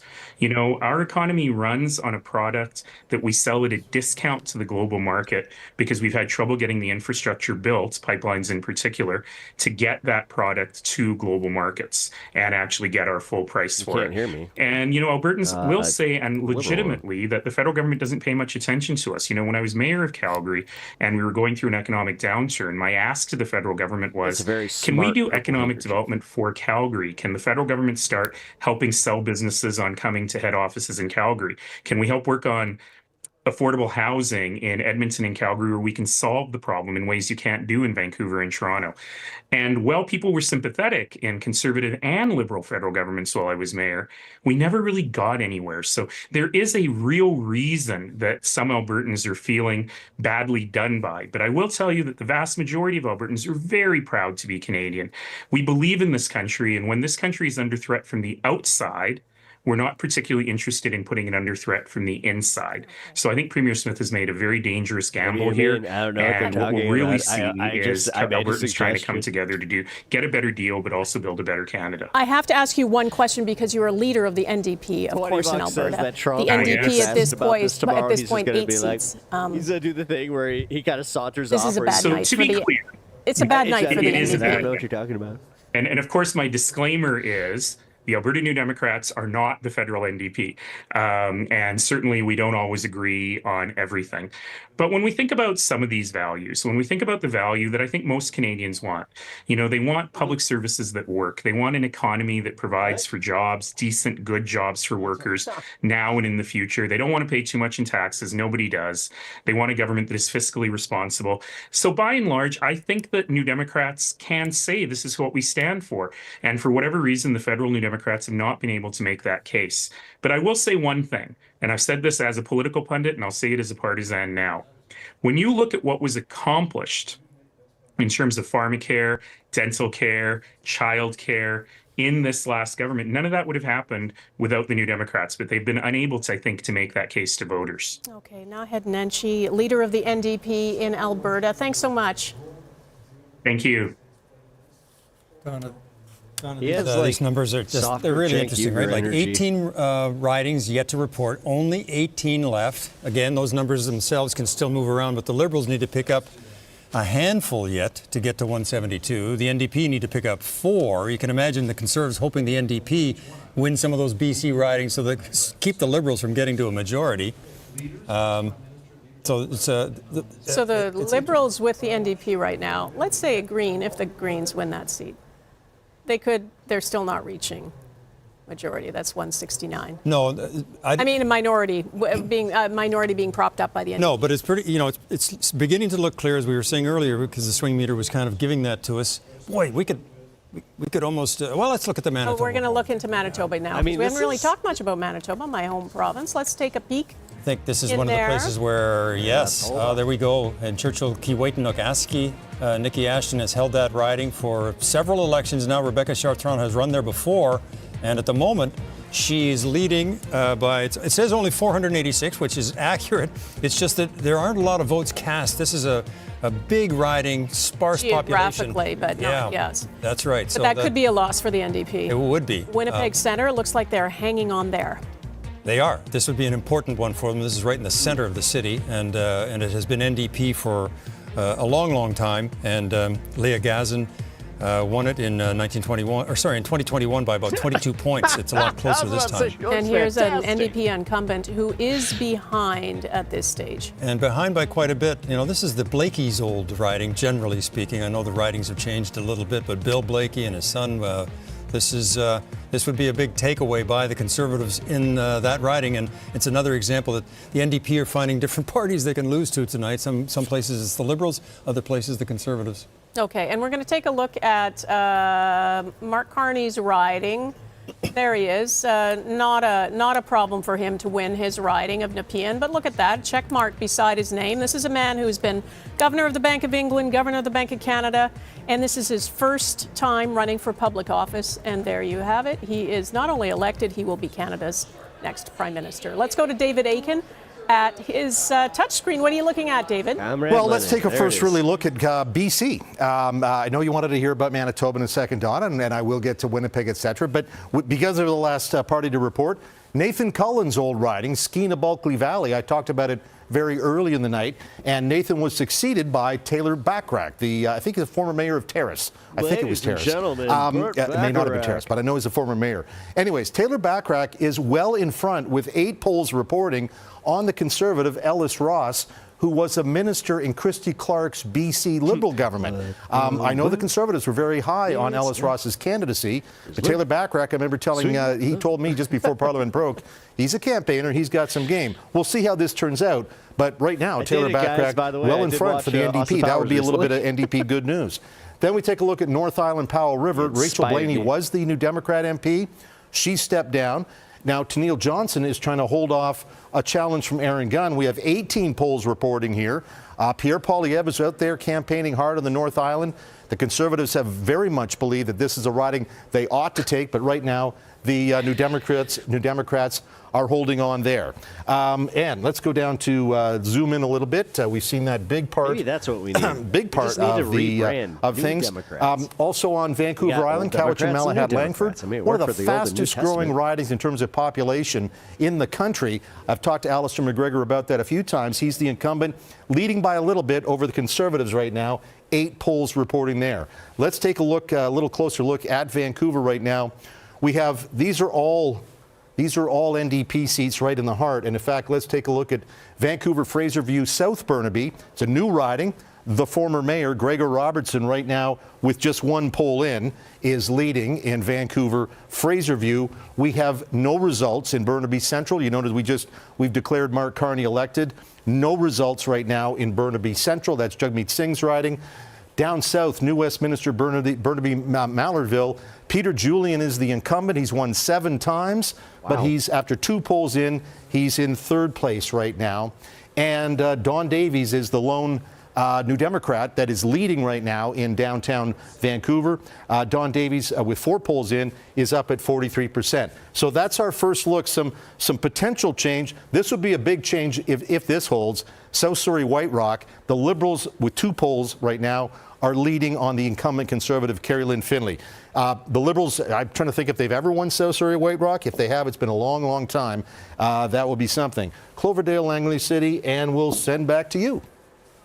David, thank you. Lots of votes still to be counted out there in BC. Let's go to Neetu Garcha, who is in Burnaby at the headquarters of the NDP. And Neetu, at this point, we have by our count, the NDP leading or elected in 9 seats.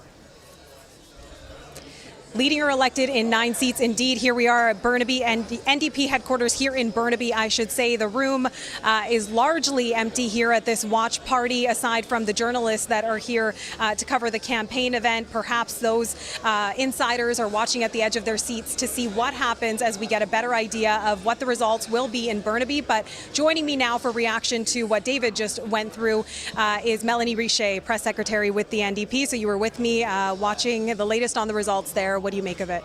Yeah, still too soon to tell. Obviously, some of the results that we're seeing either good or maybe a little worrisome for some of the places as it relates to British Columbia.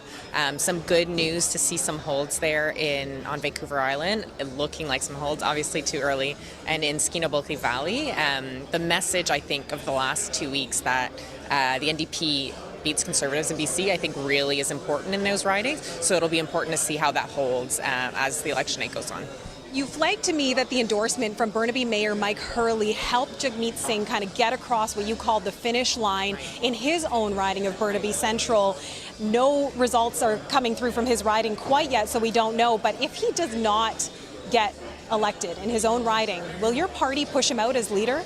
You know what? All I can speak about is the New Democrats that I'm speaking to, and for myself, and I'm so proud of Jagmeet, proud of what he's won for Canadians, proud of what he's done for Canadians, and really proud of what he's done for the party. I think the way that he's spoken to people and really elevated people in the last few days and in this campaign will be remembered kindly. I don't know about pushing out. I think those conversations, happen in the future or after every election, and that's a normal thing. But I have full confidence in Jagmeet, and the New Democrats that I'm speaking to anyways do too.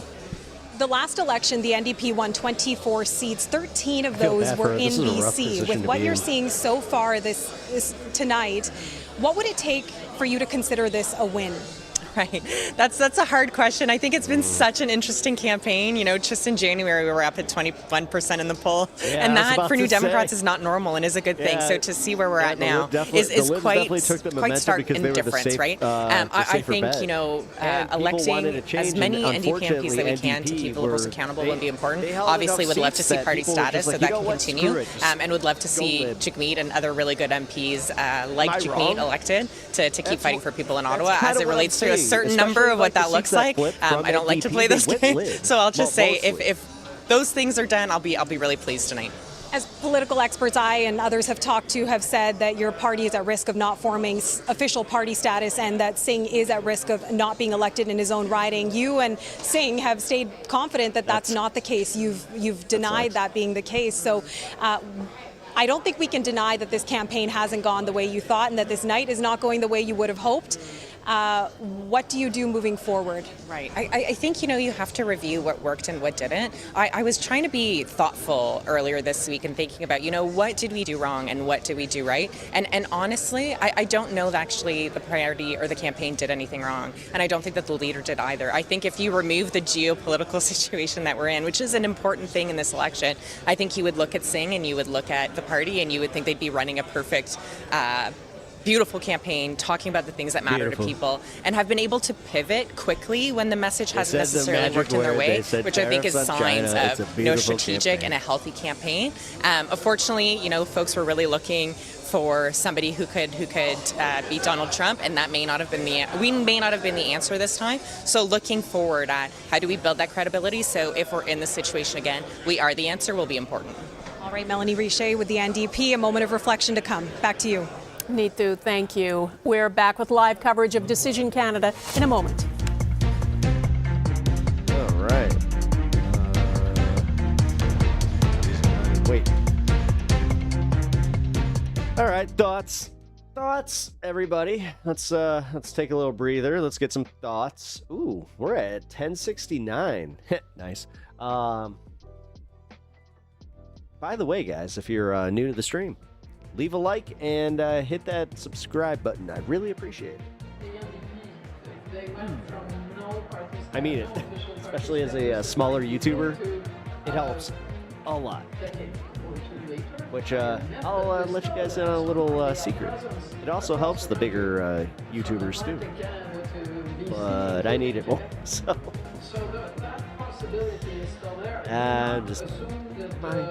a victory for the Liberals tonight that's necessarily a liberal reign for all time. So at some point, the seeds of change will come back. I thought they were going to like commercial or something.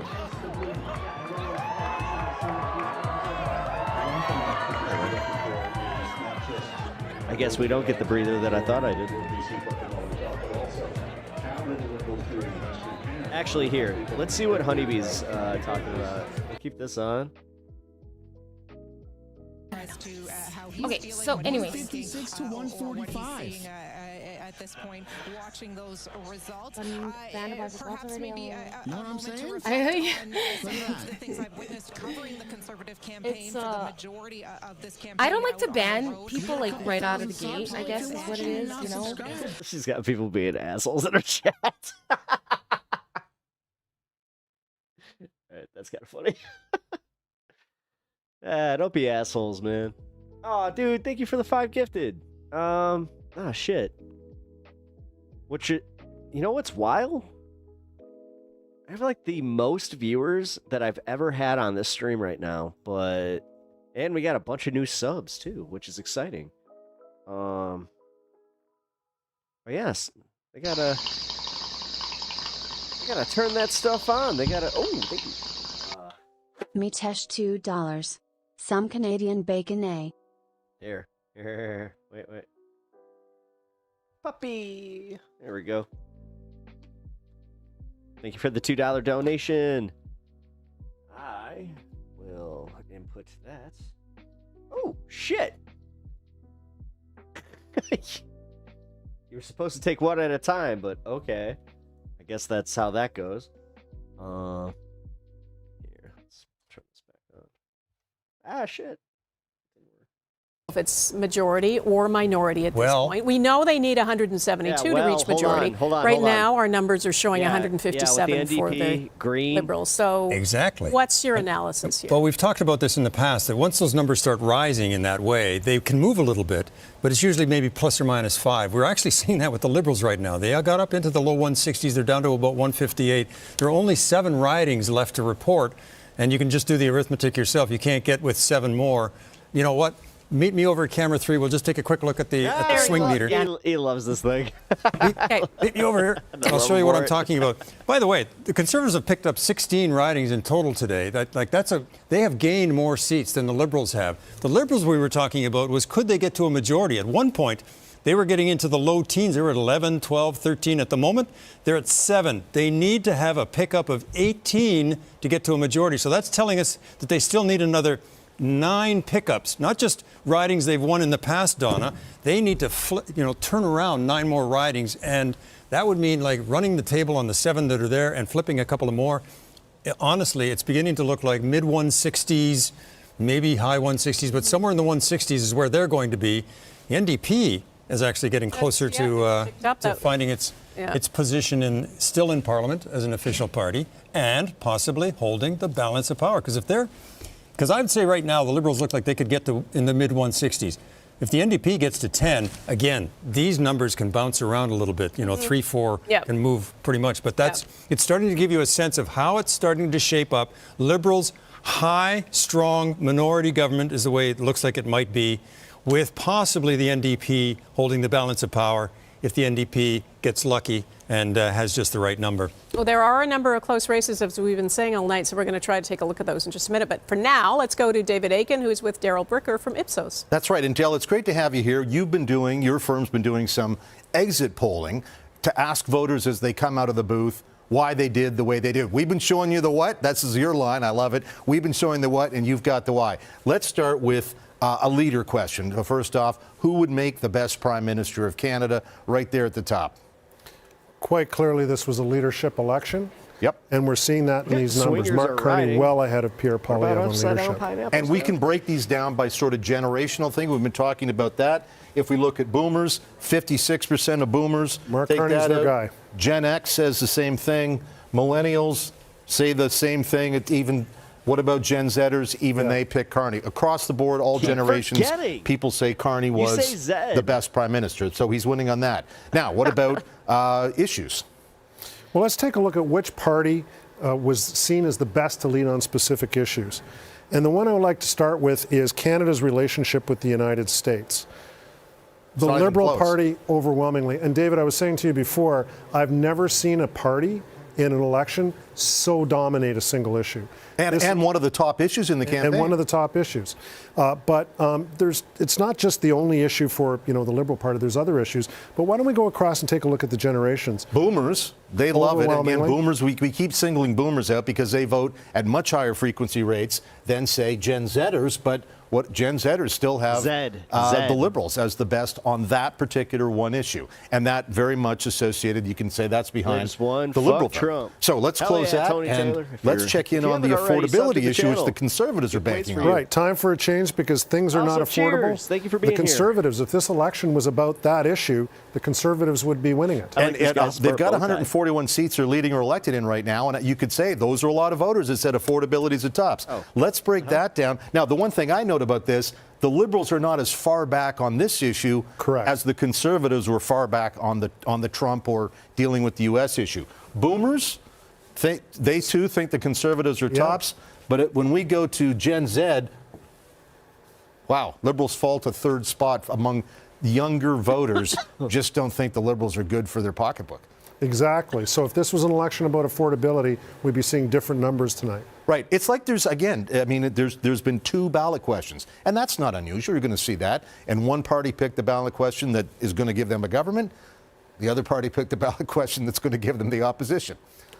So there you go. You see the results. They show you what's going on. But this exit poll shows you why it's happening. Yeah, no, that's great. That's super. All right, guys. Daryl Brooker from Ipsos. Thanks, Daryl. That's great. And we'll send it back to the desk. Okay, thanks, you two. Appreciate that. We're going to take a look at a couple of the close races. Where are we going to start? You got it. Richmond Centre Marpole in British Columbia.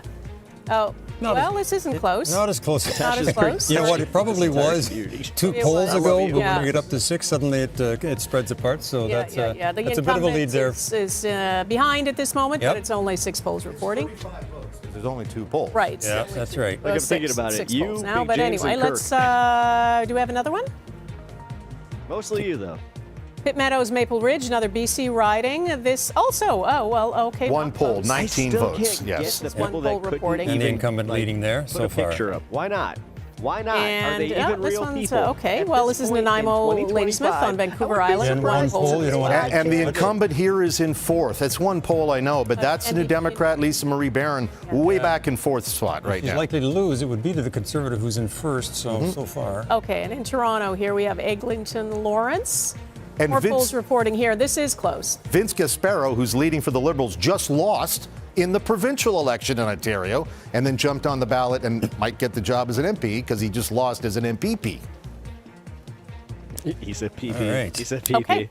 Those were all one board reports there. Yeah, we do know they're close ridings. We're trying to get all those together so you can have a look at that. Yeah, I said PP. The BQ is down about 8 or so. The NDP is down more like 15. The Liberals and Conservatives have both gained tonight. The Conservatives have gained more than the Liberals. The thing is, they needed to gain many more right now. If you guys want to have a look at Ontario, I can tell you the Conservatives have made some inroads in Ontario. At least how the numbers are shaping up right now, they're winning in the 50s. Now, Justin Trudeau won almost 80 seats there. Right now, it's looking like the Liberals may win only around 65. Okay. Now, a couple of those may change a bit, but it's a drop-off there. Before we go to Ontario, I want to check in with Inuit leader Nathan Obed. He is president of the Inuit Taprit Kanadami, the national organization representing Canada's 70,000 Inuit. Nathan, thank you so much for taking time with us. We know now there will be another Liberal government. We'll have Prime Minister Mark Carney. What do you think that means for you and your organization?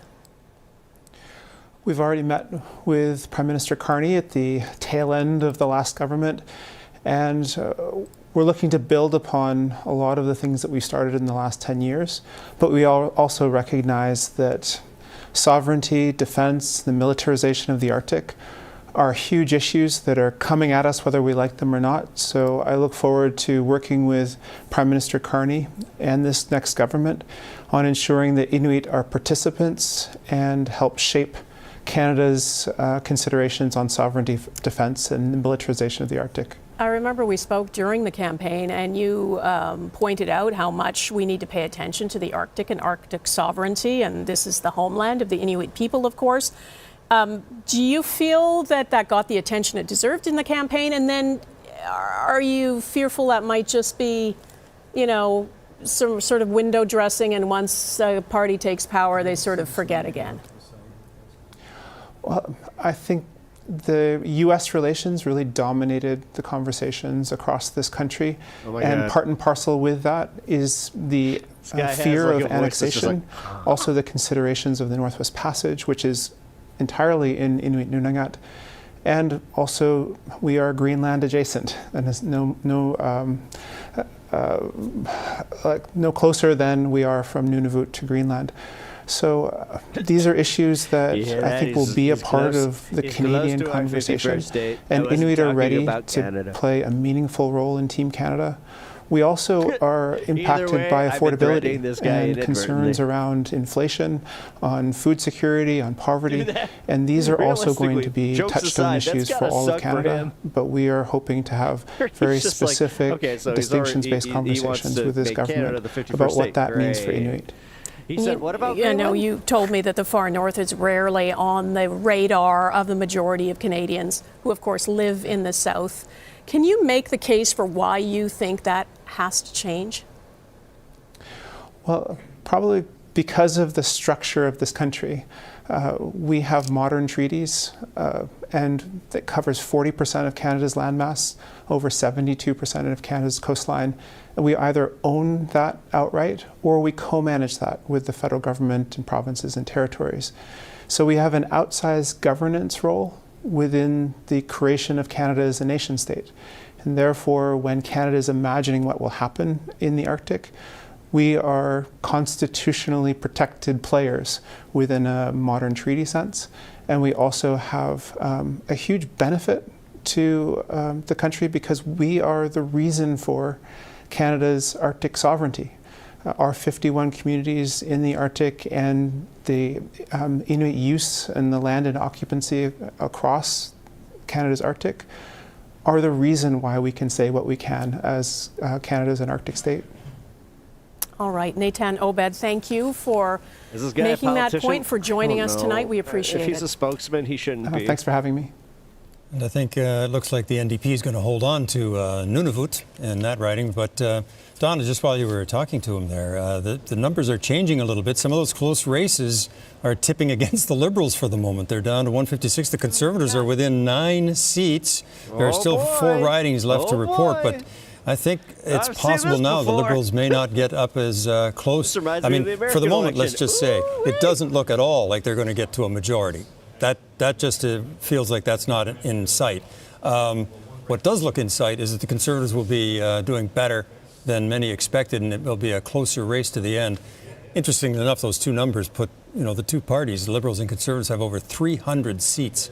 And I don't know that we've ever seen anything like that. Yeah. I mean, we have more seats now in the Parliament. Than ever before. But for them to have such a large share, we wouldn't have seen anything like that for a long time. All right, we have some news about a couple of ministers who I believe have been re-elected. Yes. And then they'll just be like, okay, Mr. President, we need to go. In Sherbrooke. Like, okay, Elizabeth Briere for the Liberals. That's and she's holding that rather handily, so that's not a big surprise there. And I think we're looking at Chrystia Freeland's riding as well. University Rosedale, yeah. She's no contest there, really, I think. 45 of 205 polls reporting. She was in Mr. Carney's cabinet, even though she ran against him, losing by quite a ways in the leadership race. But I think was a transport minister in the short-lived cabinet that he had for the time. We'll see what he does with cabinet coming forward. But Freeland winning here, no surprise. Okay, let's go to Mercedes Stevenson, who is with Senator Pamela Wallin. Thanks, Donna. Here with Senator Wallin. We're watching the night still unfold. Liberal government could be, and looks increasingly like possibly liberal minority government. If you're Pierre Poilievre, you came into this with a 20-point lead, but you're now facing a different leader, and you're also facing Donald Trump. Do you think that this will be viewed not as a victory by Conservatives, but acceptable if he can hold the Liberals to a minority. Yeah, these numbers are much better than everybody has been saying. I mean, we felt as Donald Trump receded from the picture and the affordability issue came back into play again, I think there was a narrowing of the numbers, but this is quite significant. That trend we saw as the evening began on the East Coast of the Liberals doing, or the Conservatives doing better than expected, has carried on. These numbers are very, very close. The NDP did collapse, and that has been better news from the Liberals. So if those numbers change at all through the course of the evening, although there's only 2 ridings left to report, so probably not. I think this is, I think Pierre Poilievre has some time now to figure out what the answer is. I think he wants to stay. We'll see whether the Conservative Party does what it has done in many circumstances, which is to, kill the leader. O'Toole did not get to stay when there was a Liberal minority, and he didn't have a 20-point lead. If this was happening in America, this would be but there's been so much tension inside the party, and the accusations of campaign malpractice against Mr. Poilievre. I think he gets to claim some victory tonight that sticking to his own guns actually brought them back up to this number, and the others will say yes, but you had this huge lead. That was, however, with Mr. Trudeau. So yes, I think that they're closer now. Like, we'll know if it is a minority government, and it certainly looks that way. But there's a lot of ridings left to go. Then I think he's got time to think about this. It makes it more complicated in many ways with the issues that we still have to deal with. The USMCA, the NAFTA agreement comes up next year. All the issues we discussed early on throughout the course of this evening, whether it's border security, whether it's immigration, whether it's national defense, whether it's our spending in the north and our commitments to NATO, all of these things are going to have to be wrestled. So then it becomes important as to who keeps Mr. Carney in office. It looks like that will be the NDP if they have enough numbers to add that up. But it does put the constraints on everybody, and I think maybe with the tension around these big issues, it's important that there's some balance there. It's 172. The electorate was really divided. They, were concerned about Donald Trump, but they were also very concerned about their cost of living and their life and what's going to happen to their kids. Right now. So, it's going to be an interesting debate now. Yeah, I think it'll be really interesting. Canadians so far, and of course the night is not over, but if it's a Liberal minority government sending that message that they're willing to give the Liberals another chance, but not an unlimited one, we'll see where that goes in coming. And please deal with some of those issues that have been sitting there for a very long time. As we said earlier, with or without Donald Trump, we've got to solve a lot of these issues ourselves. Exactly. Yeah. Lots to be done, Donna. Lots of issues to solve. Won't be an easy one for Mark Carney if he does get a minority government tonight. So still a tight race.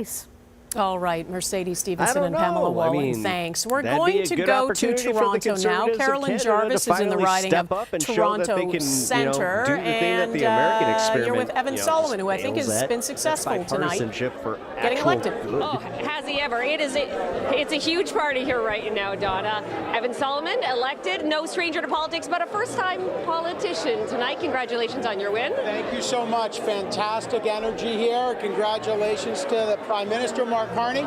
People are very happy here in Toronto Centre. So you were more familiar being on this side of the microphone, and yet you made the decision to make a move from Manhattan to politics. What was the convincing, or who was the convincing factor in that decision? Donald Trump. It was a threat to our country, and we had the right leader at the right time in the right fight, and that's Mark Carney. And it was a moment where I really believe, like so many Canadians, that everything is at stake. Our economy, our sovereignty, our values. And Mark Carney had a moment where he was running, and I realized if I could help get in that fight and protect our country and help build something bigger, I would. Many Canadians have followed him, I'm delighted to say, but there's a lot of work to do. Had Mark Carney not won the leadership nomination, would you have been running today? I think we all had a call to service. I don't know what the hypothetical would be, but I was influenced by the situation. This is a pivotal election. Did he just and guide I'm that influenced by the microphone up leader, to his face? who is a generational leader at the right sure time. he I just think we're like very kind of lucky to like have did this him. thing where he like It is a grabbed risk it by leaving like the private edge sector to and run just for like public guided office, it because perhaps he was not so just much like, in you're Toronto not. Centre, which has been I did a this Liberal professionally, you stronghold need to be since higher. 1993, but a risk nonetheless. Was there any sort of a promise made that if you were successful tonight, you might be seeing a cabinet post in your near future? Yeah, absolutely not. That is not something we've ever spoken about. And I don't think anybody goes in feeling like that. I think, look, 3 months ago, this was a different world for the Liberals. I think there's no sense of entitlement. There's no and that's kryptonite. This is a new government with a new leader. I think we've got to listen. We've got to make sure there's no sense that this is anything but earned, and we should be working on behalf of the people of Toronto Centre and listening to people to get some real results, because the message tonight is it's not a reward, it's get in the fight and get results, and that's what we've got to do. This is not just a Liberal streak, it's a broadcaster streak. That's one for the broadcasters. Marcy Ian previously held this riding, also a former CTV journalist. Did you approach her and say, hey, Marcy, have any tips when you cross this side of the microphone? Absolutely. I should say Marcy and Bill Morneau and Bob Ray and Christopher Freeland, all of whom have held this riding, have been unbelievably generous. Look, I would say this, and you know as a journalist, one of the foundational principles is don't have answers before you've asked questions. And that's how you really listen. And my approach as a politician is let me listen to the people in the communities here and listen first, and less lectures, more listening, more results. Does that mean you won't be upset when you hold your feet to the fire? I expect it. I've got my asbestos shoes on, especially for you. Okay, Evan, congratulations on your win tonight. So much. Donna, back to you. All right, Carolyn Jarvis, thank you.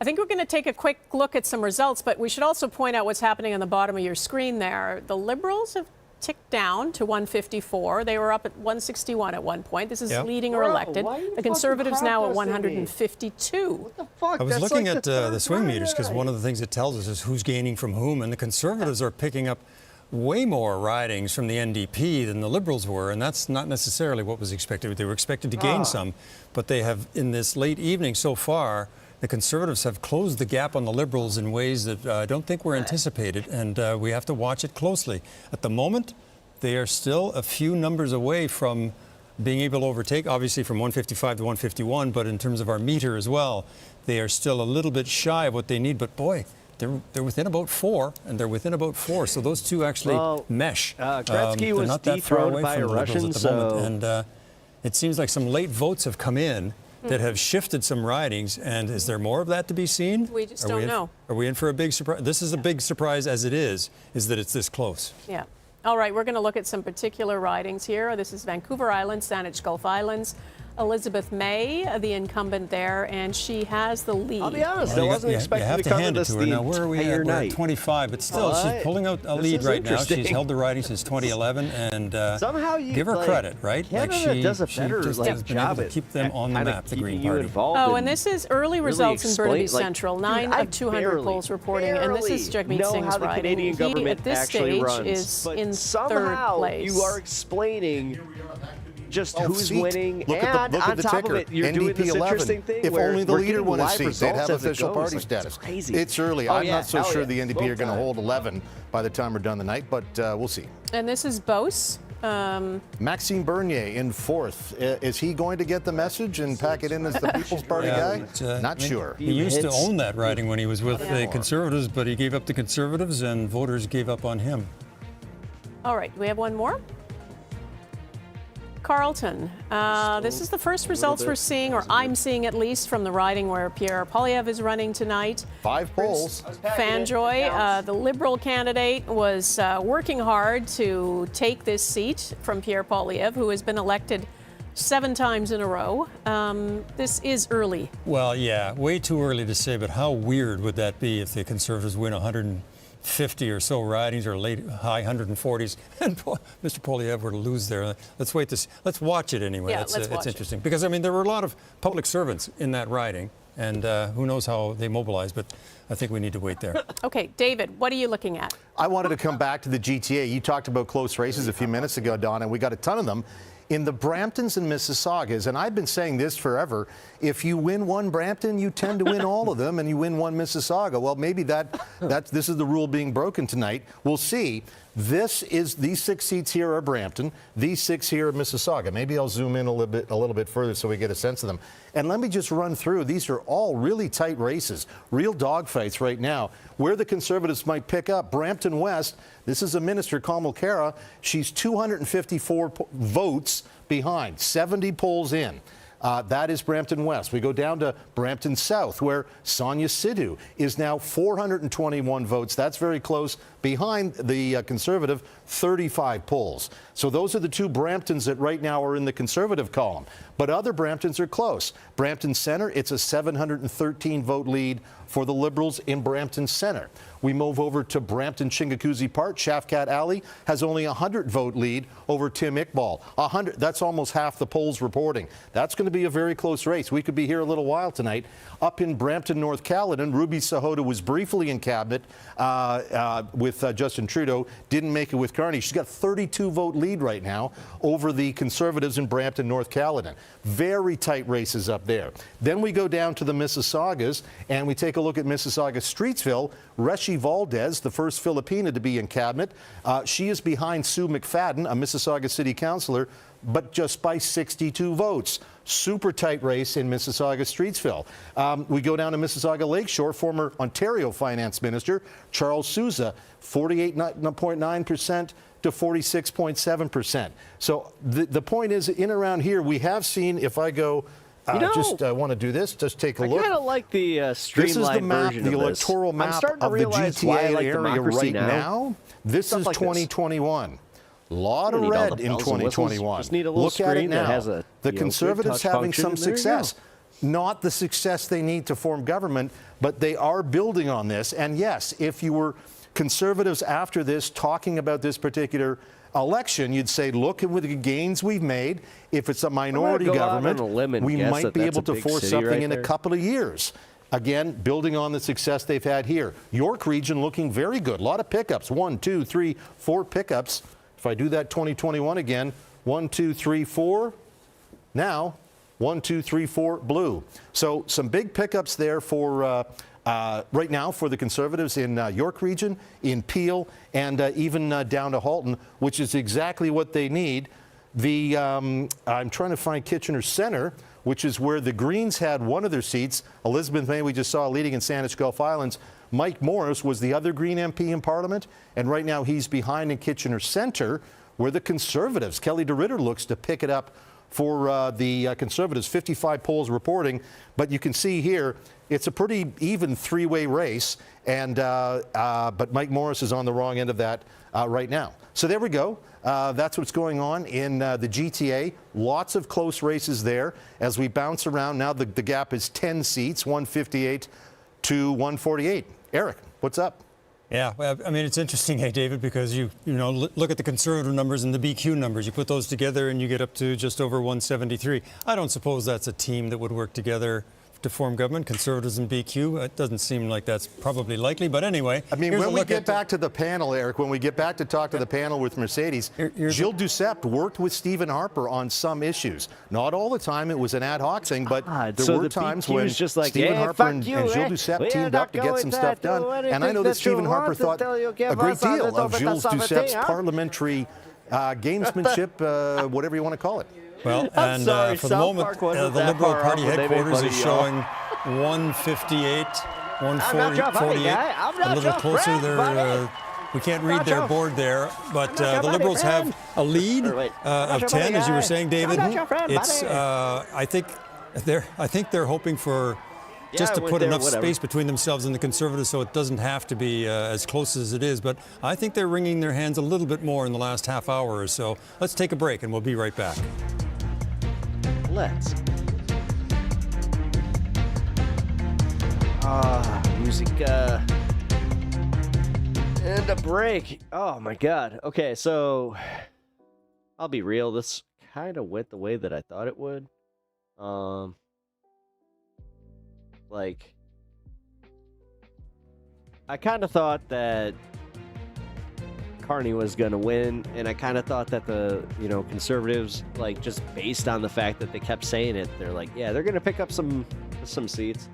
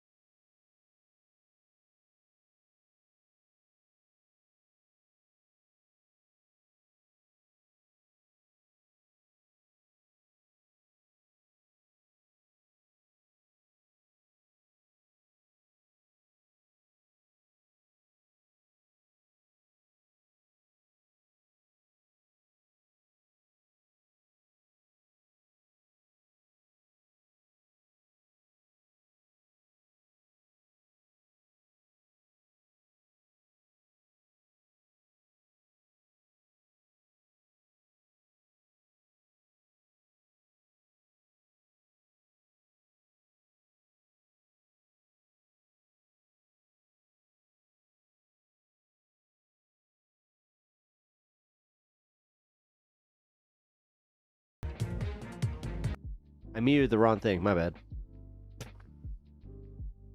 It's like, why is my music not playing? See, that's exactly it. Yeah. How did the cons go from 151 to 149? So what's happening is we're seeing all of these polls come in live.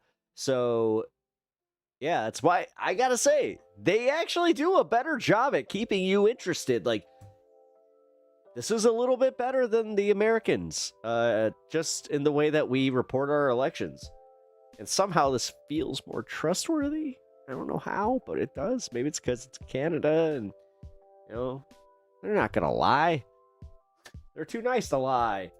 Much of it right at the moment, but that would be a stunner to have the leader of the Conservatives, who are having not a bad night. They're winning a lot more seats than they've won in a long, long time. They're holding the Liberals, it would look like, to a minority government here. And yet the leader himself is in a little bit of trouble. But early polls, wait to see what happens there. Yeah, and that's the riding that has 91 it's taking a while to count. Candidates on the ballot, so it's going to take a while to count. Absolutely. 91 candidates. We're looking at some other ridings here. Cumberland, Colchester. This is too close to call right now. So I'm assuming really they only close. report on like the top lead, four. And there are 4 polls yet to come see, in. We're so only, that's, 7-0? Stephen Ellis is a physician, a doctor in the Conservative Caucus, and a former naval officer, I believe. All I hear is wee baguettes. And that looks like that could be headed to a recount. Miramichi, Grand Lake, another one too close to call. Yeah, a little bit more space there. I mean, 392 votes starts to look better than 50 or 75. But Lisa Harris, she was in a close race last time around when she ran and lost, and it's she could suffer the same fate this time. Longueuil, Saint-Hubert. This one, about the same number, 338 votes between the Liberal and the incumbent Bloc Québécois.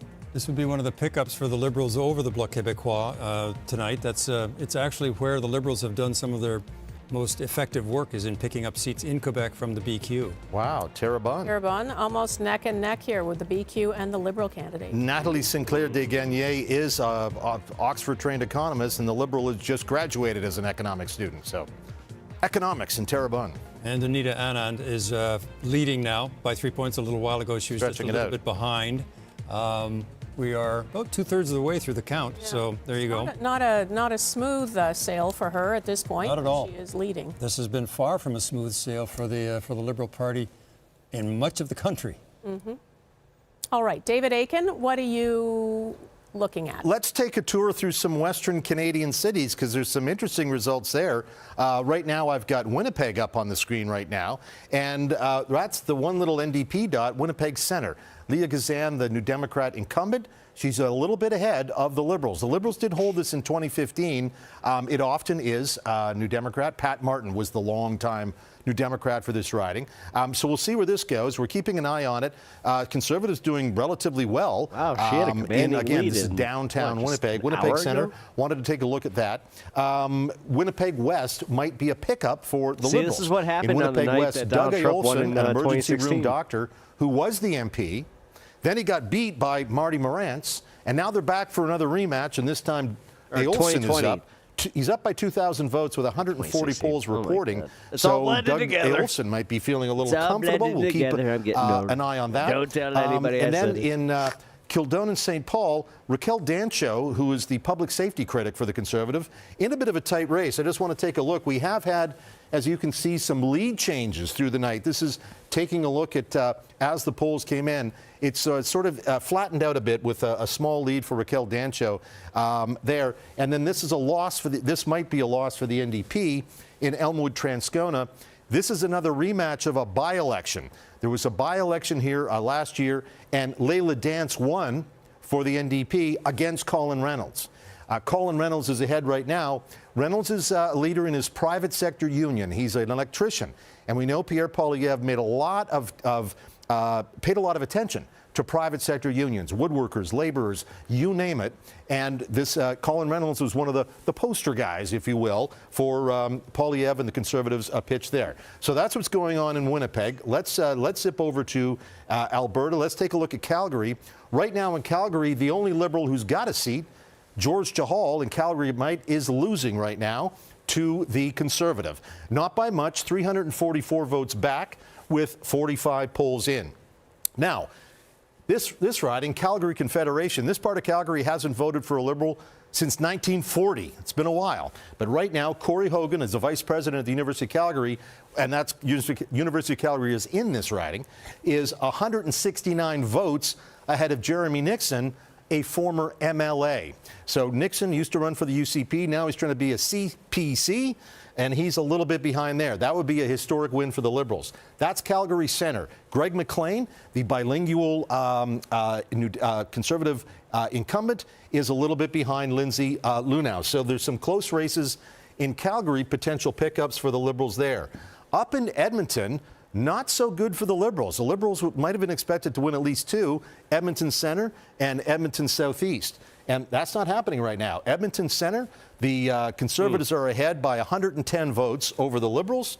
And in Edmonton Southeast, where Amarjeet Sohi is running, 50 polls in, and he's well back. He's more than a couple of thousand votes back of Jagsaran Singh Mahal in Edmonton Southeast. That would be a big victory for the Conservatives who are worried there might be something going on there. And in Edmonton Strathcona, I would have put this as maybe the second or third safest NDP seat in the country. Heather McPherson, their foreign affairs critic, she's 757 votes up on the Conservative. The last non-NDP to hold this riding was, in fact, the Conservative. It was Raheem Jaffer. Some may remember that actually, name. So that's what's going on in Edmonton, Calgary, and Winnipeg. Some interesting results there with all parties sort of making some gains or not making some gains, or we'll see how it all plays out. Lots of votes still to be counted, Donna. All right, David, thanks. And you can see the Liberals and Conservatives, excuse me, the numbers on the bottom of your screen there, keep flipping around. Right now, they are 12 points apart. Have I got that math right? Yes. And the Liberals hovered above 160 for a while there. But I mean, I wasn't expecting to be this entertained by the Canadian election today. Eric, you were looking at the gains and losses, where the parties. I'll be honest, man. Let's do your swing meter. What do you see? Well, let's have a look, I guess, first of all, at the Conservatives. Now, when we talk about this, for the Conservatives to form government, that's that number we're talking about for government. Their lucky number was 27. That's a combination of their gains and Liberal losses. And the reason they're not as close to forming government based on our swing meters is they have gained 19, but the Liberals have also gained 7. So you have to take those 7 off of the Conservatives' gains, takes them back to 12.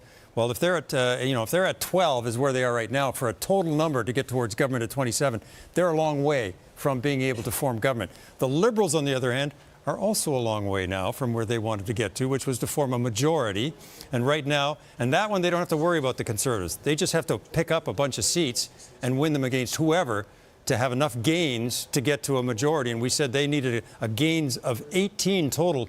On balance, they've only picked up 7. They've gained 28 seats, but they've also lost 21 seats.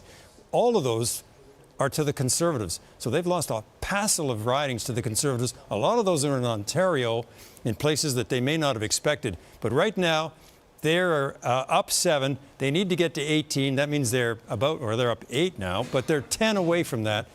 How many ridings are going to change from what we're seeing on the screen below us? So 161 to 146. They are just a little, it seems like they're a little too far away from the majority line to get to a majority. The Conservatives are a little too far away from the Liberals to catch them. And we are sitting in that realm right now, Donna, where the Liberals are, as we've called earlier, safe to assume. We don't want to assume too much, but we've called them to form the government. That should tell you. It doesn't look like they can get to a majority. And of course, it doesn't look like the Conservatives can catch up. Okay, Eric, thank you. Let's go to the Liberal headquarters, where Mark Carney, I assume, will make an appearance at some point this evening. Mackenzie Gray is there now. Mackenzie, how are they feeling? The numbers keep fluctuating. They've ticked up again above 160, but probably not a majority territory. Yeah, certainly, Donna. The mood's been a little bit nervous here. They were actually just pumping Rush here, Tom Sawyer, a couple seconds before he came to us. So they're trying to pump the crowd back up. But I've got Zita Astravez with me here, who's worked in the Liberal headquarters during this election campaign, was also a senior staffer in the Trudeau campaign. Zita, just take us through how you're feeling, and if you still think there's a path majority for the Liberals. You know, I think if you looked at where we were 110 days ago when Justin Trudeau indicated that he was going to resign and retire from politics, this is a way different ballgame today and tonight where we were 100 days ago. And so the numbers coming into Atlantic Canada, holding a lot of seats, a couple pickups. The GTA and the 905 are certainly very interesting. But, you know, we're looking at British Columbia, where I currently live in Vancouver now, which is very interesting and very competitive for the Liberals.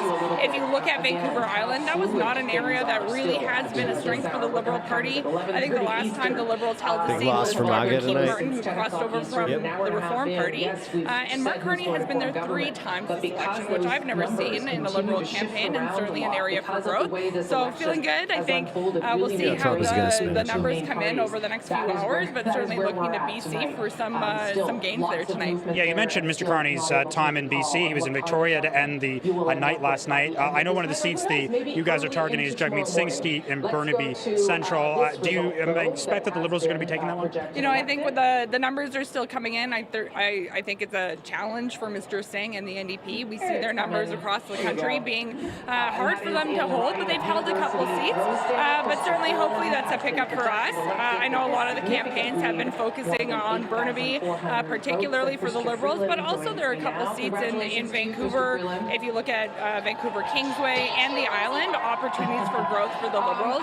Remember, just a couple months ago, BC had an election where the NDP were quite strong provincially, and those numbers, we'll see if they translate to support for the Conservatives and the NDP in British Columbia. We're hoping for a couple pickups, but we've really had a strong campaign in British Columbia. Looking to the GTA, which is one of the other competitive areas, the time that Mr. Carney spent in the last week around Vaughan, King City, those are ridings that are looking to go Conservative right now. Do you think it should have been a place that Mr. Carney should have spent more time in the campaign to try and bring those seats home? You know, I think Mr. Carney ran a national campaign. Closer to her mouth. You know, he only had a couple days after the Liberal leadership, and he traveled across the country. He went up north. Sounds like a mirror or something else.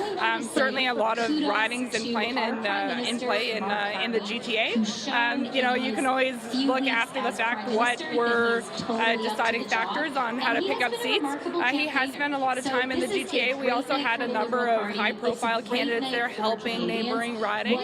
We'll see how the numbers shake out. There's still a lot of tight races, so certainly an area to watch over the next couple hours. You mentioned those tight races, and in some of them it looks like it's the advanced polls that still have not been counted yet. If that's the case in some of those ridings, how do you feel about your turnout in those advanced polls? You know, we had a really strong advanced polls for the Liberal Party. We also saw a ton of Canadians vote in advanced polls over the long weekend. I think it was 7.3 million Canadians decided to cast their ballot early, which is a great turnout. And certainly our campaigns were really organized in advanced polls. And what we're seeing is as those advanced polls get counted tonight, tonight, we pulled our support in those advanced polls during those days. So when those poll numbers come in, we're seeing a bump in a lot of jurisdictions. So hopefully that holds. I will say we had a strong turnout during advanced polls, but what that meant was... Okay, they're being too nice to her. I don't care.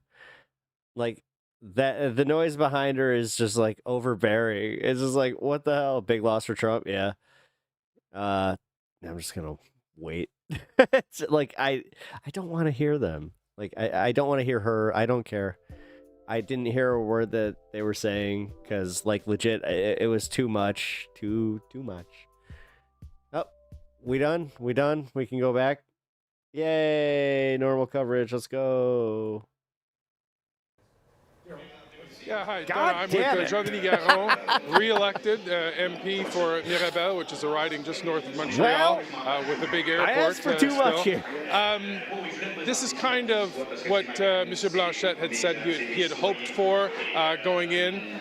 But he also said the short campaign protected Mark Carney. I heard you say something to that effect before as well, that you think a longer campaign would have benefited the Bloc Québécois. Well, I think that in a way that fear was the most important point of the Liberals' campaign in the Liberals' program. But now we see the results. It's we ran a positive campaign. We really stuck to what we believe are the interests of Quebec, the demands of the National Assembly that have been ignored by all other parties. We forced other parties to commit or not commit on those demands, and I think that was constructive. And we see the result tonight. That's we have to admit it. That the circumstances were special, but now it's going towards a minority government, and I think that Quebec has gained some power in a way tonight. There you go. So the collaboration that Mr. Blanchet talked about, the potential collaboration with Mr. Carney, what do you expect at this point? Well, we've always been behaving that way. Some people sometimes believe that the Bloc Québécois is against the rest of Canada, but we've always been recognized as a competent and constructive party, and most of the times, or oftentimes, the interests of the rest of Canada are aligned with the interests of Quebec. And I think with the trade negotiation coming up, we can certainly work together to make sure that Quebec is respected in that process. This is interesting. Being a politician is not easy, and as I understand it, you weren't going to run again in this election. You had a child in November, and everybody's talking. You did your homework. Well, that's good. Thank you. No, everybody's talking about the effect Trump had on this election.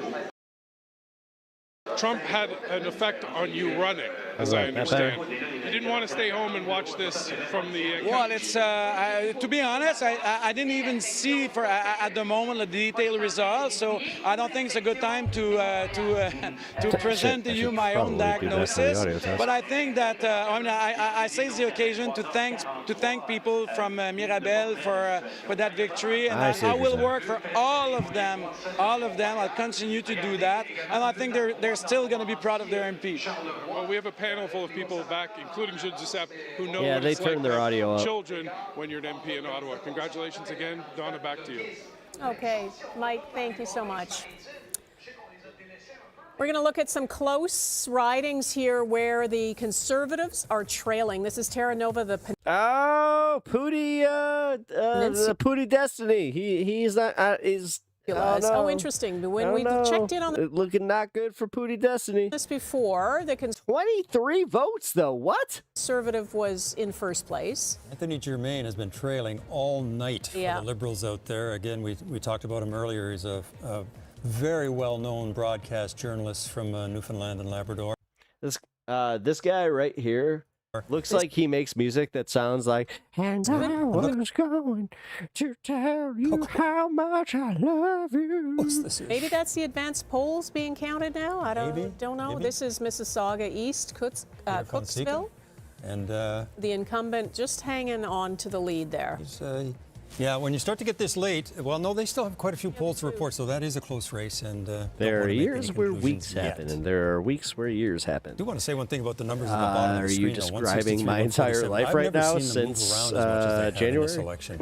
And just before we get more into that, look at Oakville East. This is still pretty tight. Cabinet Minister Anita Anand. Yep. And she's been holding fairly steady now with about a 2 or 3 point lead for a while. And Bay of Quinte, this is another tight race, the Conservative incumbent trailing by a bit. That's why, well, these are the races that actually tell us why those numbers have been going up and down. But as I say, in previous elections, I went through several of them, and you normally see the numbers on the screen, on the bottom of the screen, move up and down a little bit by plus or minus 5. Tonight, we watched the numbers of the Liberals for a while. They were in the 160s where they are now. They dropped down about into the low 150s. The Conservatives suddenly looked like they might actually catch them, and then all of a sudden it spread back out again. But I can tell you a little bit about what I think is happening, because you'll wonder, right? Why didn't the Liberals, we're going over here. Okay. Why didn't the Liberals do better tonight, and why didn't the Conservatives catch the Liberals? And I think if we look at the seat distribution across the country, you get a sense of it. There's nothing to surprise us really too much. First of all, in what you're seeing out in British Columbia, there's a bit of a spread from the Conservatives and Liberals. I won't get into those numbers. But over the prairies, this is what you would expect. Alberta winning most of the seats. Saskatchewan, most of the seats, although, it looks like up in Desnethe, Misnippy, Churchill River, Liberals may have won up there. And in Manitoba, this is Winnipeg is how it stacks up on the top ones. Those are the rural ridings the Conservatives win. Where have the Liberals fallen short? I think you can look at Ontario, because in Ontario, the Liberals, normally when they're doing well enough and they're going to win government, they'll win about 80 seats. Tonight, they're winning somewhere in the mid-60s, and the Conservatives are in the mid-50s. This is a very good night for the Conservatives. Not doing as well as they normally do in Ontario is what is keeping the Liberals from getting to a majority. At the same time, why couldn't the Conservatives catch them then? That's where you go further east. And it seems, in today's politics for the Conservative Party, the further east you go, the more difficulty they have in connecting with voters in the way they used to in the Mulroney days, even in the Diefenbaker days. But right now, the Conservatives are kind of stuck up around 10 seats in Quebec. 10 is, 10 out of 78. When you do that in Quebec and in Atlantic Canada, right now they're getting about 7 out of the 32. They're not getting more than just a fraction of all the seats in Eastern Canada. And I think that when they fail to do that, they make it so difficult for themselves to then form a government because they have so many seats they can count on. There's disappointment for the Conservatives in not doing better because they know they're going to do well in the West. They've made some inroads in Ontario. That may have prevented the Liberals from getting to a majority, but they have not done well enough in Quebec and Eastern Canada, which has been their problem was doing this coverage. Really ever since the Progressive Conservative Party blew up in 1993. For some reason, they got to stick up their ass about doing live coverage. Don't know why. CBC, like, the weird part is CBC didn't hit me for doing live, but I'm telling you, my VOD's going to get hit. It's going to suck. Since the Mulroney days, and that was with Stephen Harper in 2011, Donna. But for the most part, the Liberals are governing as they've governed so often. They just keep winning, 2 or 3 elections before the Conservatives can win an election. So at the moment, we're seeing it kind of unfold. Some of the reasons why the Conservatives are doing better and reasons why the Liberals are still holding on. 149 seats is not nothing where they're at right now, but it's not enough. And a lot of that is what they did in Ontario to pick up. Eric, thank you. Let's go over to David Aiken, who is with Daryl Bricker from Ipsos. Yeah, thanks, Donna. So Daryl, of course, Daryl Bricker of Ipsos. People have been out doing exit polls, asking voters as they come out of a voting booth. A whole range of interesting questions. I mean, there's 80, 90 questions loaded in here. We could spend an hour and a half there. But let's start off with, we were going to start off with, I think, wild card. Right. Is Canada on the right track? So this is someone who voted today. Might have voted for a Liberal, might have voted for a Conservative. Here's all voters, 7,000 people, and we're not on the right track, says people who voted today, and they didn't throw the bums out. Right. So this is the context of the campaign. So Mark Carney is seen as the man of the moment on one issue. The Liberals designed their entire campaign around it. It was dealing with Donald Trump in the United States. So on that issue, fine. But as far as the Liberal record is concerned, what they've produced in Canada over the last 10 years, this is the effect. More people, by a considerable amount, feel that the country's on the wrong direction rather than the right direction. And we can say, folks going through it, boomers, Gen Xers, it's pretty consistent right across the board. Yeah. We're going in the wrong direction. Now, I think it was attitudes on Canada. Oops, sorry, I did that. Is that me? That was me. Okay, there we go. Canada is broken. This is what Pierre Poilievre was saying last fall. He got criticized for saying that, and yet quite a few people agree. A fifth of us strongly agree with Pierre Poilievre was saying. Almost half of us overall think that Canada is broken. This, again, underscores the fact that people are not satisfied with the direction of the country, not satisfied with the last 10 years of a Liberal administration. And even though the Liberals can sneak in on this one issue, the overall context they're going to be walking into after this in a minority government situation possibly is going to be difficult. Let's say, I mean, the data that the parties have, I'm sure they're doing polling something similar to this. If you're in Poilievre's inner circle tomorrow or in the coming days, you probably go, see, we were right all along. This is probably validating the axis of their campaign, essentially. Until 2 months ago, they were right. Right. And that's what people were jumping on. This is what underscores, folks, time for a change.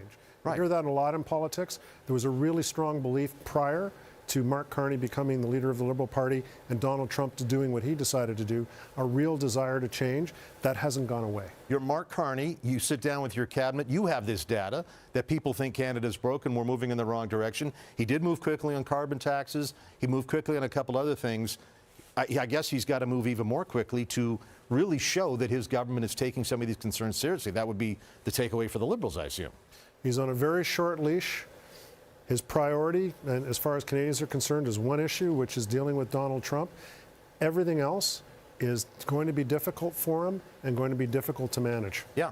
So, guys, as we go back, we're going to probably talk about this later in the night as we listen to leaders' speeches. We may hear, I think, at least one leader, that'd be Jagmeet Singh, who is probably going to talk about his future. And that is, in terms of the parliamentary calendar, that, you know, while a leadership race unfolds, the NDP are not going to want to force an election, but they may not hold the balance of power. It's going to be a very interesting parliament, I think. A very interesting parliament. We haven't seen anything like this in quite a while. No, indeed. All right, Donna, Mr. Eric, what do you think? Okay, great.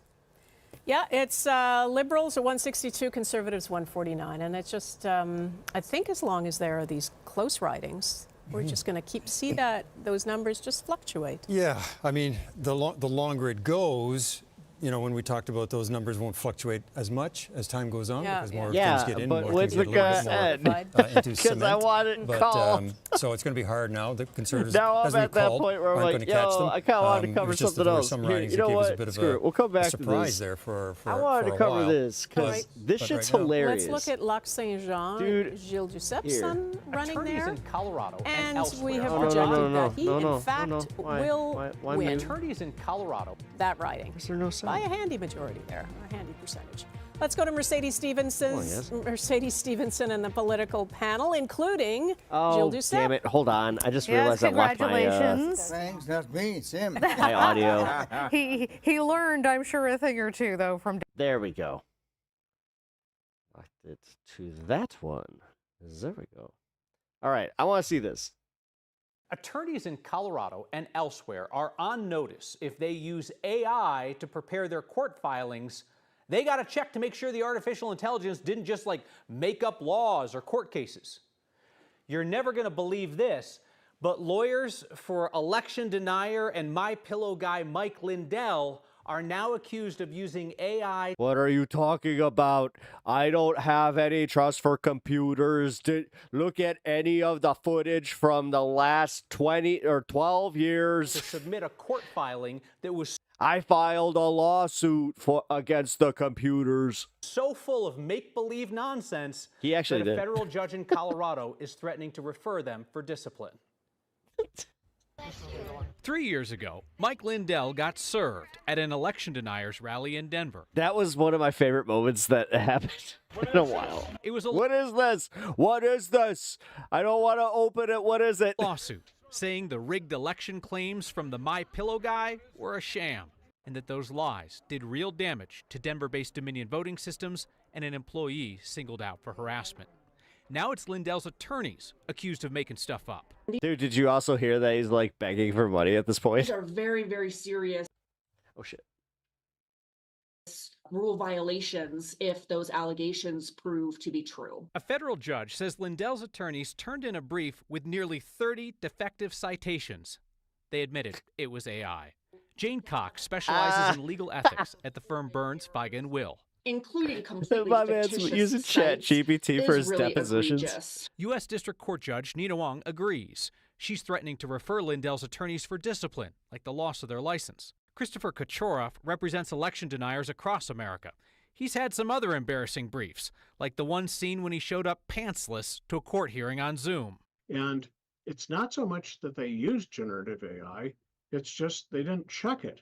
Charles Luce is an expert on legal ethics and technology at Fenimore. If you don't know how to drive a car, don't drive a car. If you don't know how to use generative AI thoughtfully and intelligently, don't do it, or at least hire people who know how to. Lindell's attorneys declined to explain all those errors to He needed to sell a pillow to that guy. the judge until she straight up asked him if it was AI.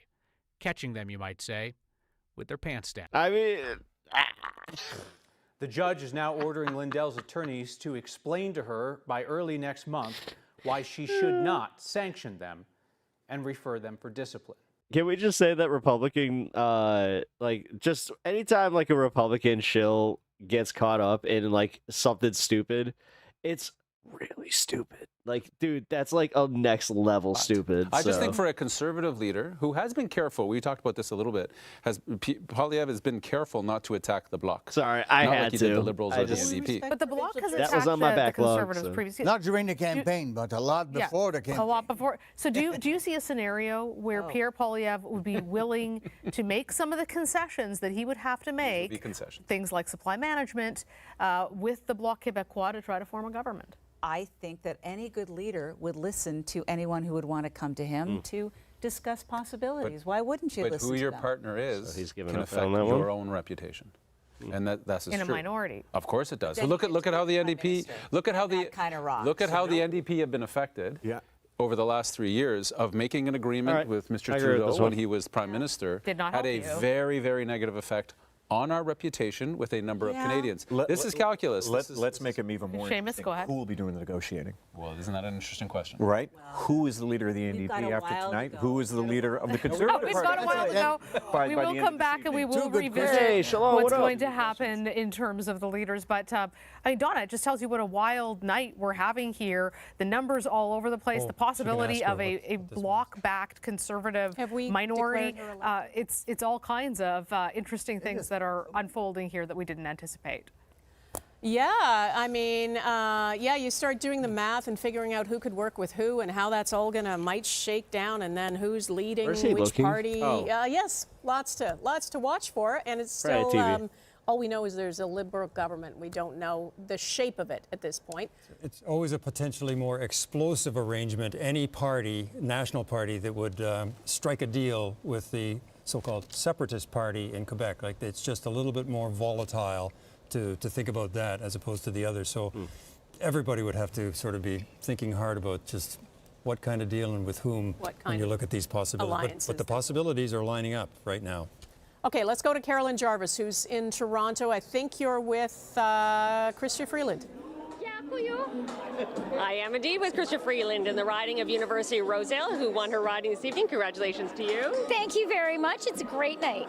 You took a gamble on December 16th when you resigned from cabinet. You were a finance minister, deputy prime minister, sending a message that you no longer believed in the prime minister, or vice versa in that case. Did that bet pay off? It wasn't a bet. It was a really tough decision. It was a recognition that Prime Minister Trudeau was driving us all in the wrong direction.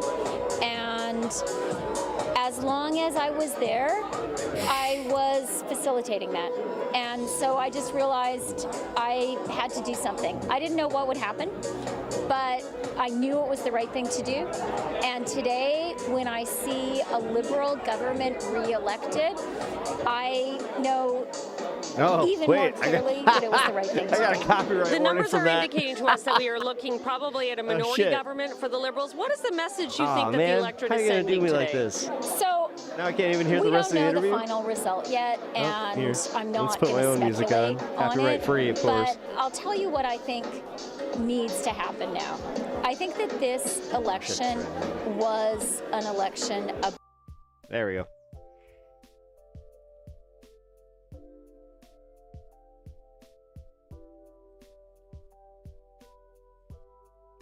Okay.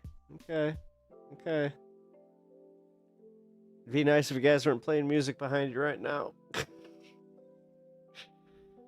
This is always the most annoying part, because, yeah.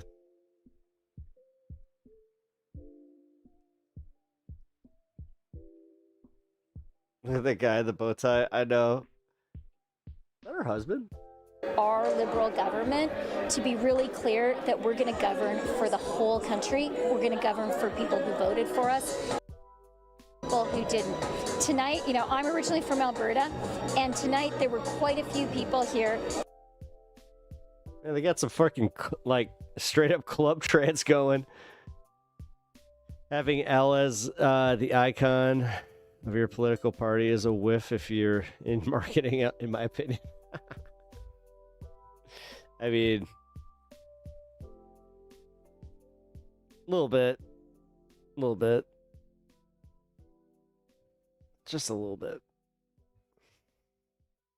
Who voted Conservative this election say, we're hearing you and we're going to stand for your beliefs as well? I think it starts by listening, and I think if you listen carefully and you have positive intent and you say, look, let's work together for Canada, you can accomplish a heck of a lot across party lines. And the example I'll give you is my friendship with Premier Doug Ford.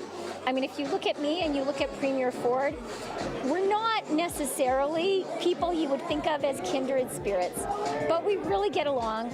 I call him my therapist. We both like a little bit of the white powder, if you know what I'm saying. Together. I meant snow. And I'm They're proud ski of buddies. the things we've accomplished together with him.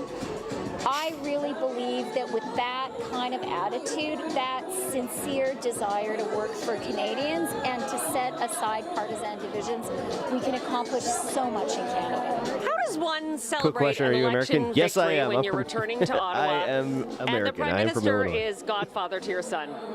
How does one celebrate? Well, right now I'm going to celebrate by going and giving my husband a hug, which I haven't done yet.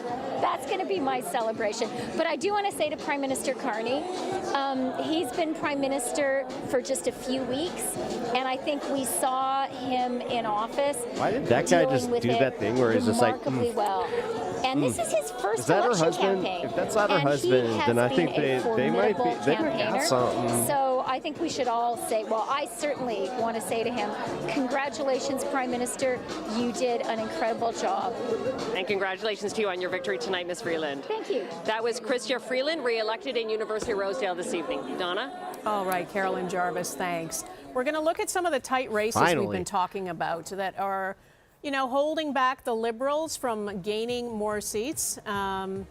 Let's take a look Quick at these. question, These are very Dracos. tight races Does in it a change range your of opinion of places. me if I am Newfoundland, American? Toronto, Quebec. Yeah, I am American. So that's the one we were talking about earlier that is so close in central Newfoundland right now, Terra Nova, the peninsulas, 0.1%. Yeah. 99.6% of the polls. Oh, wow, I'm from Canada. Do you think that Liberals' victory here will prevent Matt Trump's Eglinton conquest Lawrence, Liberals are we call ahead him by a very Tangerine little, Tyrant, it's only but yes, 61% I of think the that you have polls reported, staved so it that one off. really could go any direction at this point.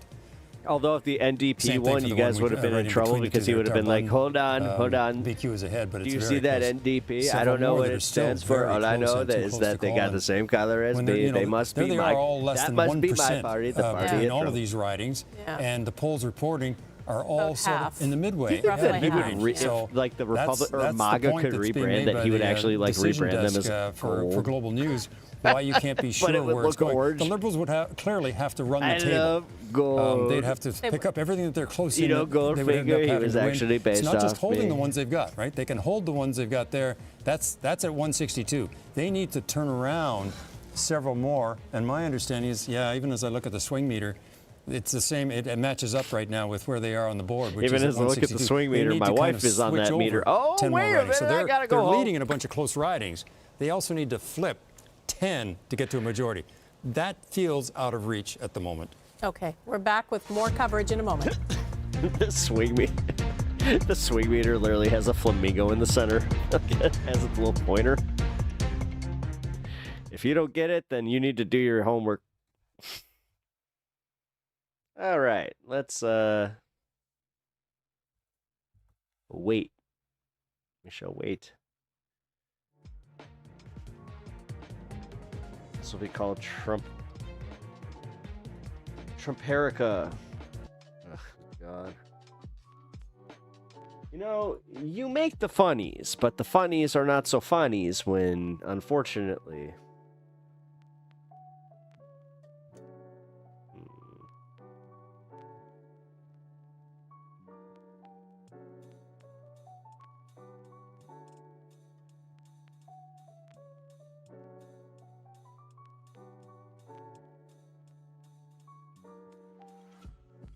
Who the hell is this guy? Oh my God. Wait.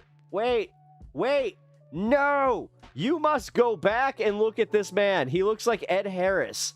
Hold on. Look. Wait. He's coming up. The Canucks are swinging. Let's stay the course. There! Look, it's Ed Harris. We found Ed Harris. The swinging meter. Oh, hell yeah. Thank you for the 100 bits, man. Oh, good night, man. I really appreciate that. Yeah, this has been an interesting night. I was not expecting to cover the Canadian election like this in depth, I'll be honest. But, hey, it's been fun. Oh, we back? We back? We back yet? I don't think so. Let's get back to it. Let's go. Here we go. Give me my news, damn it. Is the riding of Pierre Poilievre. That's Carleton in Ottawa. Let's take a look at how things are going there. Now there's how many? 60? It's not an insignificant number of polls reporting. Yeah. And Bruce Fanjoy has about a 7.5 point lead and a 1,300 vote lead. So the Liberals had worked hard to try to take this riding from Pierre Poilievre, who has been... What a complicating matter this would be for the Conservatives, depending on what happens. Yeah. And this may be a long night because as these votes come in, because... Well, here are some of these others that are that close. Like this one's... This is a landslide. He's 2.5 points ahead in New Westminster, Burnaby, Mallardville. Yeah, so it's like I'm trying to count. I'm getting up to like 15 or so ridings that are close, that are less than 1%, like this one, Eglinton Lawrence, and that would be an upset. I know that. We got a lot of the results from BC. But they're coming in live, man. Like, that's one thing I got to say about this entire election. It's been really interesting because the numbers keep changing as, their precincts or whatever, start reporting in. David was talking about that riding. This one, not start, like they continue to report in, I should say. 0.4 percentage it's point so difference, weird that 86 it's votes. like they're completely only about live, where they're counting. just like, nah, here, we're halfway done. Well, oh, Anthony keep going. Interesting. He's in a bit of a tight, not as tight as some of those others. It's funny. We would have called it, and a lot of election nights, we'd look at writings like this saying, "Ooh." Adam Frank, oh my God. Oh my God. Oh my God. Ooh, that's if he isn't a professor in a video game, I don't know what other profession he should have. Meanwhile, you got Igor. Pretty close, but there are so many that are within like a percentage point. That's the remarkable thing. Like, we're back to Terra Nova, the peninsulas. Yeah. Poor Liam. Yeah. There's like one poll left to report, a lead of 40. Liam's hairline's hanging on by a thread, and on top of that, just poor Liam. 46. Well, this is recount now, right? Yeah, that's 46. Think about that. That's you're beautiful. 46 out of. You're beautiful. You're beautiful. It's true, Liam. Almost 40,000 votes. That's how close this one is. Yeah. All right. We're going to be here all night long. Terrific. Lots of TV for us to do. Hallelujah. You wanted to be on TV? You're going to be on TV for several hours watching these recounts, Donna. What are you looking at, David? Well, Wait, let's go back to Lower Mainland, now? where we were just at, looking at the writing of Peter Julian We're as already one, in recount 3 times. territory. I'm going to get it wrong, and I know we got a lot of British Columbians watching Mallardville. How? Whatever. Well, it's right there. It is. It's somebody just... Millard, that's Burnaby Central. Let's go right to Millardville, where we were a second ago. New Westminster, Burnaby, Millardville. Thank you, everybody. I wanted to come back to this. We just had this board up because the thinking we all had, I think when I say this is me, funny enough, this is a lot of experts we were talking to, was between all the of them. NDP vote, people who voted for Peter Julian in the last 7 elections, if they didn't vote for Peter, they were going to vote for Jake Sawatsky, the Liberal. But that's clearly not what's happening. And that I find very interesting, in that a lot of the people who voted for Peter Julian didn't this time. He's down to 28%. They have a Liberal government, polls, about half the polls reporting here. Instead, many of them voted for independent. Necessarily know who the majority is going to be. And we're seeing that in a few other ridings. So let's look now. We'll take a look more at some of the stuff going on. Lower Mainland and Vancouver Island. Ended up like where they're literally 50-50. The capital, Victoria, where we have an upset, where Will Greaves, an international relations professor at the University of Victoria, Legend of Sean, man, is defeated. I got to say, this is more Laurel Collins, New Democrat. She was certainly one of the fiercest climate change advocates in the House of Commons, let alone in the NDP caucus. I was with both Poilievre and Mark Carney when they campaigned in southern Vancouver Island. I spoke to a lot of people who had voted for Laurel Collins, and they said to me, I like the idea of Laurel going to the House of Commons and advocating for climate change, but in this election, I'm voting for someone who's going to sit across from Donald Trump, and that someone's got to be Mark Carney, and Will Greaves has benefited from that sentiment. That was the thinking of NDP voters on the south of Vancouver Island. So there's Will Greaves defeating Laurel Collins. Next door in Esquimalt Saanich Sooke, Randall Garrison had been the longtime NDP MP. He's retiring, and the NDP thought they got a great candidate in Maya Tate, a 3-time mayor of Sooke. We're going to win this, no problem. She's got a great resume. And again, this time, those who had voted New Democrat did go over to Stephanie McLean. Stephanie McLean has been on the island for a few years now after retiring from Alberta, where she had been in Rachel Notley's cabinet as a New Democrat provincial minister. So Stephanie McLean, we're not projecting anyone elected just yet. Grant Cool, an entrepreneur on the island as well, 55 polls reporting. So that's down there in the South Island. 2 New Democrats holding on. Jenny Kwan in Vancouver East. New Democrats or the CCF have held this riding with only 2 exceptions since 1935. It's an NDP safe seat, and yet it's pretty close, almost a 3-way. She won it with 55% of the vote 4 years ago. She's at 41% right now in Vancouver East. Right below her, Don Davies, Vancouver Kingsway. He's been there since 2006, and he's only got a 154 vote lead. So this is looking like the Liberals may close on this. We'll see how that goes. I wanted to zero in as well on Abbotsford South Langley, because a lot of British Columbians will have been paying attention to this story, and it was significant in the sense that there was a lot of resentment about the way that the Conservative Party headquarters were picking their candidates. The candidate leading right now is the Conservative, Sukhman Gill, 22-year-old blueberry farmer. But look at this guy, an independent, Mike de Jong. Again, British Columbians will recognize that guy. He's a former BC finance minister in BC Liberal governments, and the Conservatives would not let him compete for the nomination. He was not good enough for the Conservative Party for some reason. But it doesn't look like that has affected the overall outcome. Abbotsford South Langley should be a slam dunk win for the Conservatives. Honestly, looking at this, I kind of feel a little bit better that America might be able to have a third party. On that one. Other things changing. It's not as unviable as I originally thought.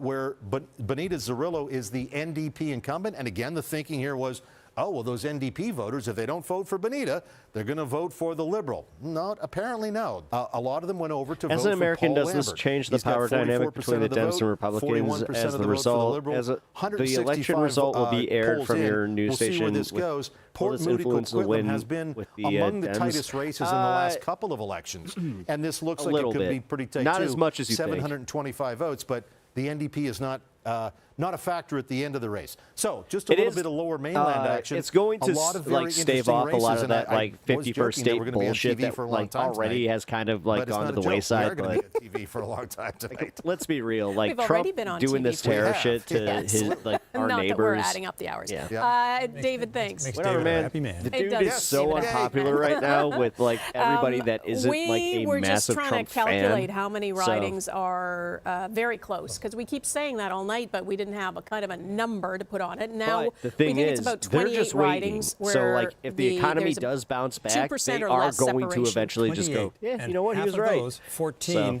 gotta be careful with that. 1%. Now, the one thing I, just did don't look see up on that that being was the to see case, sort of because the every NDP economist is coming out and just being like, nah. All of those ridings that are within 1%, the NDP is not in second place in any of them. In fact, they're in first place in one of them, so they're actually, they could stand to lose one of those. But that's interesting. Maybe just for a second, also talk about the popular vote. You know, when you're talking about these different parties, considering what they're going to do to form government and who they could talk to, one of the considerations is who won the popular vote. At the moment, the Liberals are leading, but over the evening, the Conservatives have closed the gap. And usually, what happens with more votes being counted in British Columbia and the votes being counted in the way they are, the Conservatives will continue to gain a little bit more. So it's possible that once again, the Conservatives will win the popular vote and lose the election. I don't want to jump into that just yet, but it's very possible we could be looking at that situation for a second. Well, I think in 2019 and 2021, the Conservatives had a higher percentage of the popular vote, but still lost to Justin Trudeau. And right now, they're only behind by less than a point. And as I say, when the late votes come in, it's very possible they could kind of go over top of them there without catching them in terms of the number of seats. Yeah. All right. Let's go to Tracy Tong, who is at the riding of Eglinton Lawrence in Toronto. Tracy. Well, Donna and Eric, you were just talking about ridings that are just too close to call, very tight races, and Eglinton Lawrence is definitely one of them. Last I checked, the Liberals were leading by under 1%, so this is certainly a riding to watch, and I'll tell you exactly why. This riding here has been a Liberal stronghold for decades, with the exception of just one term starting in 2011. The Conservatives took that one, but tonight they have a good shot at taking it again. The Liberals held this riding with Marco Mendicino having this seat, the former public safety minister, most recently, and they are now running Vince Gasparo, who also ran in the last provincial election just a couple of months ago. But the Conservatives have a very strong local candidate here.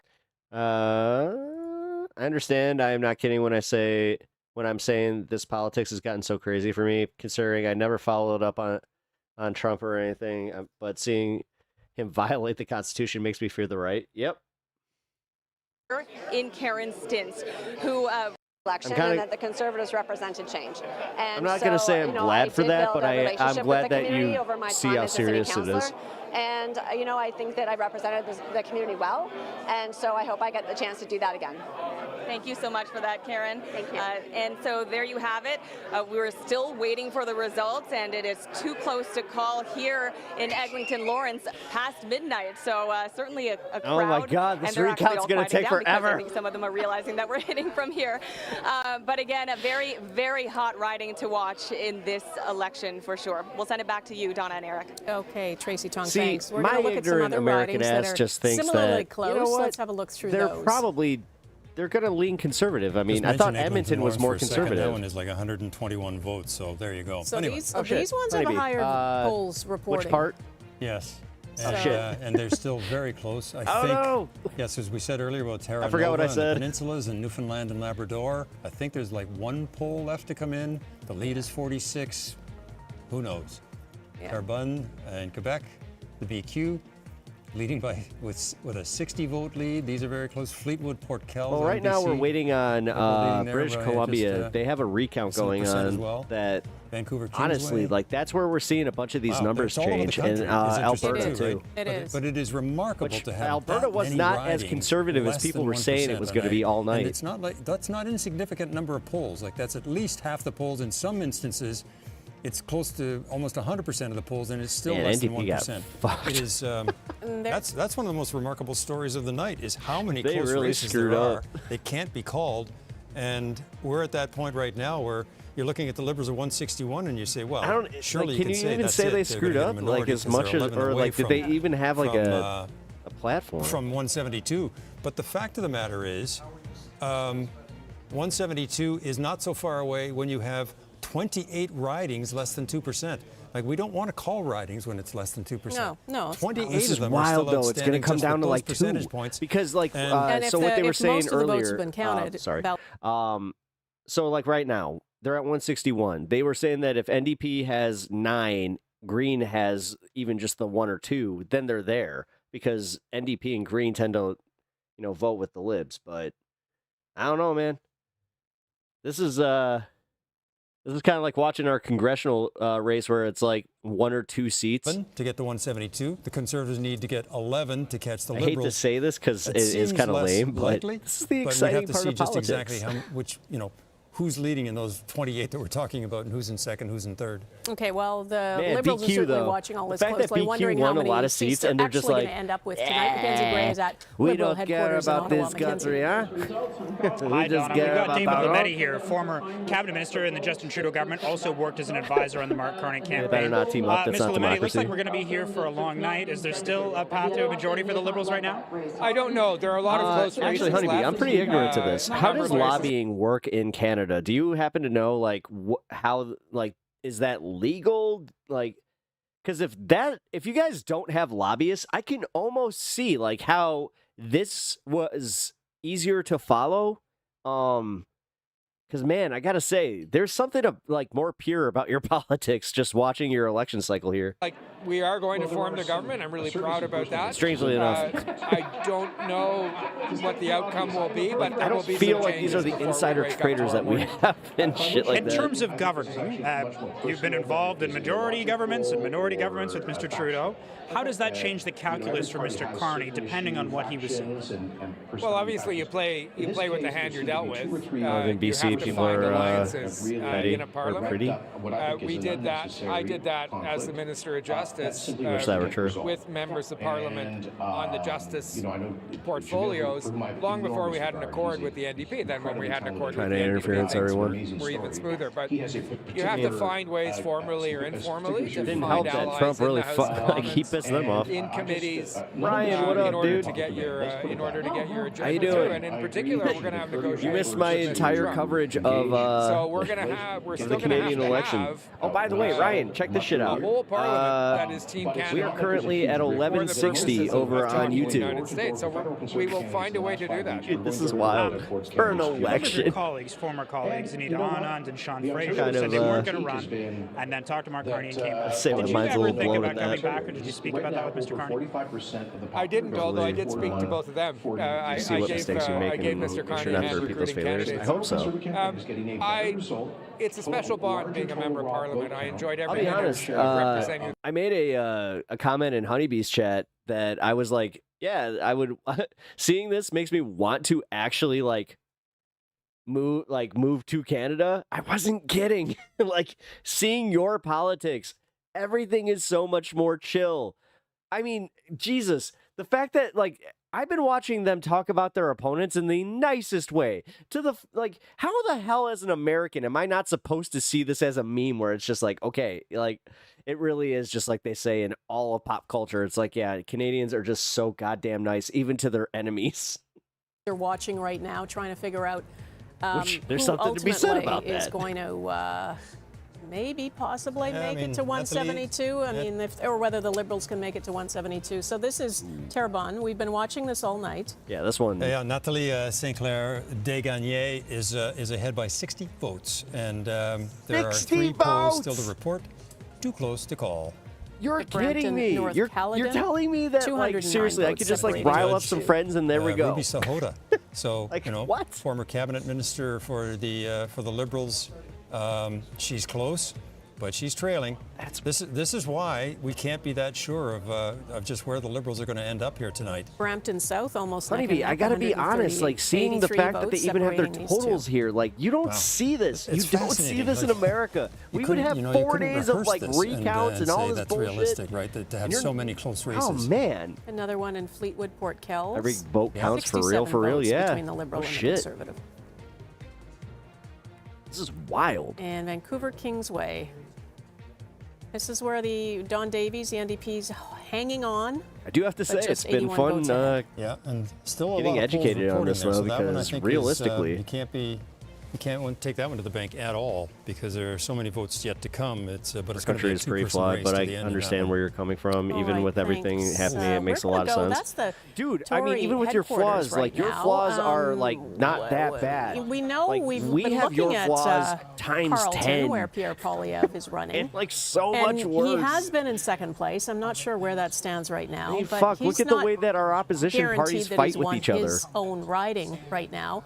He does know tonight that and then you have the Dems that try to do like the Canadian thing of like, oh, well, where they go low, we go high. And then we get caught with the do-nothing Democrats. So when they actually do fight, then you're just kind of like, oh, shit, that just happened with J.B. Pritzker. Very tight, that ballots are still being counted, but that they are confident I want to see his concession speech so will bad. Hold his seat in Carleton.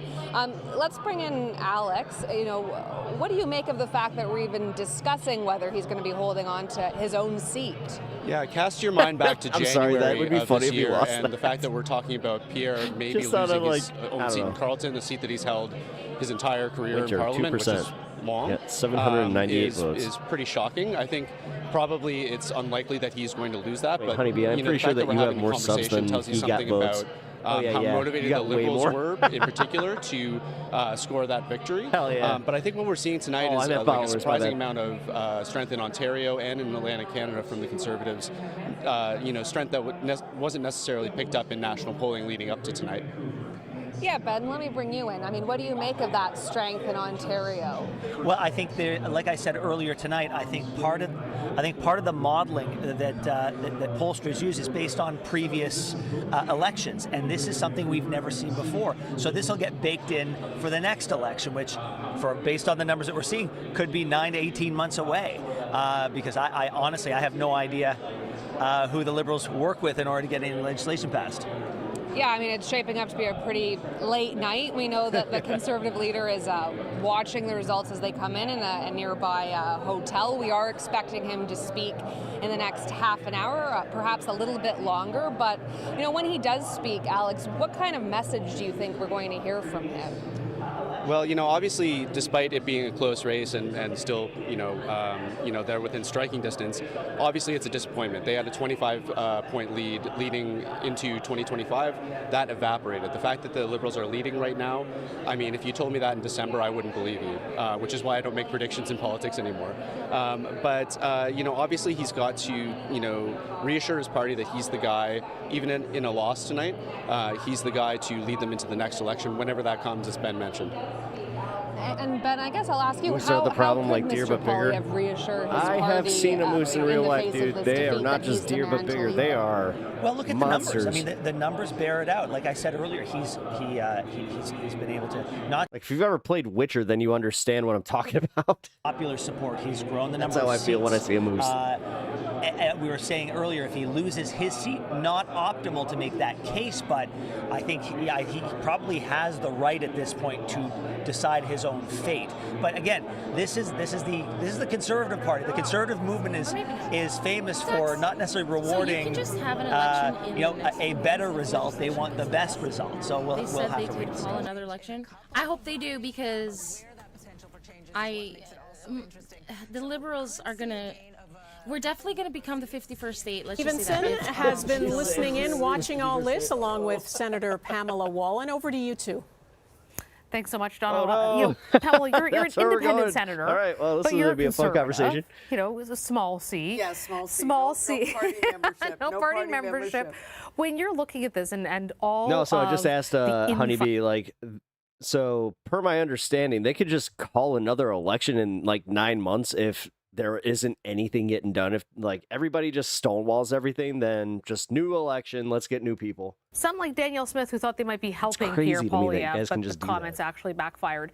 Yeah. What degree I'm tired, do you really think tired. Like this campaign, today was and to be fair, stressful they're for doing me, better than especially since we expected, so many human rights and were the standing pollsters on this. expected, and perhaps than they expected to do. But to what degree do you think that? I know exactly how you feel, man. I'm not trying to be a dick by any means, but I just feel like I might have had a more existential one.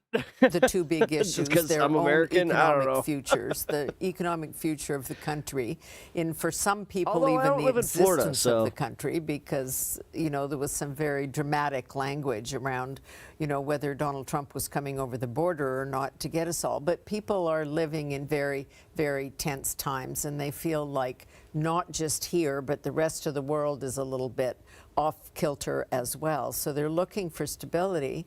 And when you see a party sniping at each other quite publicly, it's a bit disconcerting. Now, that said, I think Pierre Poilievre, should he win his seat, this is quite unbelievable to see this tonight, but should he win his seat, I think he will say, look, we did much better than all of you folks that were telling me to change the campaign and switch to the Fight Trump campaign and to soften my leader of the opposition personality. He can, I think, claim quite rightly that his showing is much better than expected.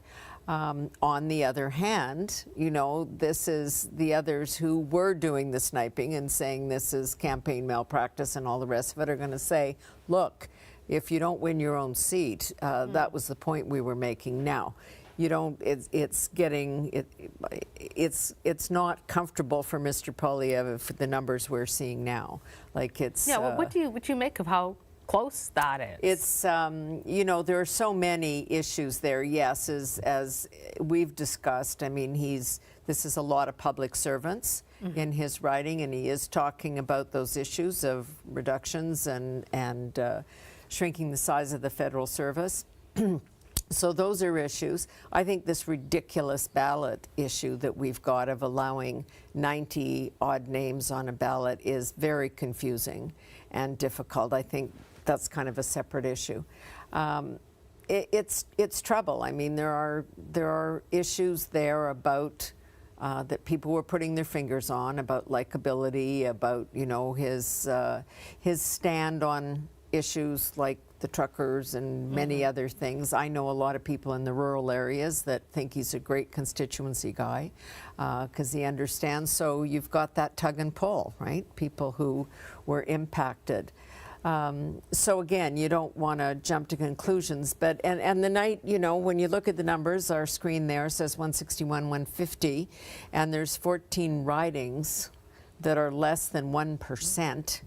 That certainly makes a majority for the Liberals still possible. By the way, Dracos, turn on your ability to get the membership. His leadership you can claim the less of unclaimed an issue. membership. The party will take him out. Is there any scenario where he loses his riding and stays on as leader, or is that Well, I an think ultimate... they'd have to do it in the short term just to figure out what's going to happen, because I think it would be very difficult for the Conservatives to try and form any alliance with the Bloc Québécois. I think the Western base would not take kindly to that. You don't think the temptation for power there might be Well, enough? there is always the temptation for power, as you were discussing with your panel, and politics makes for strange bedfellows, there's no question. But I think that would be like difficult that lady talking about, to do. what, The NDP Doug can't Ford? really, it states Oh, it yeah. is in. No, we with have different ACs can't politics, really but help the Liberals at this point, right? So it's... Kidding.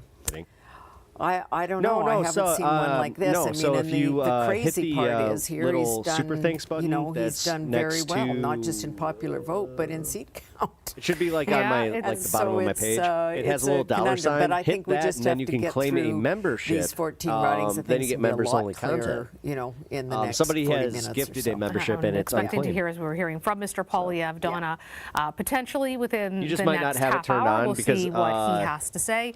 But certainly a bit of a a wild night that we I hope you haven't keep seen up in with a the news. while Very in useful. Canadian elections. I am sponsored All by right, Ground News, so Mercedes, I'm Pamela very Wallen, big into thank you. You're looking now keeping up at with the news. the leader of the NDP, This is what my stream Jagmeet usually Singh, is. and his wife making Maybe their not all way this to the election stage. coverage Let's listen for a outside second. of, elections, but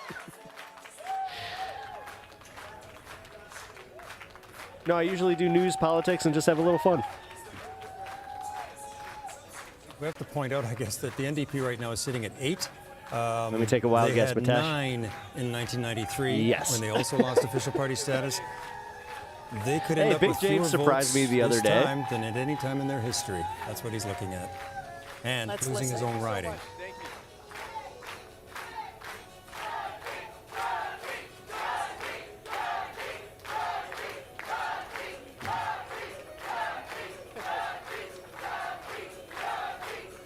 Thank you, thank you, thank you.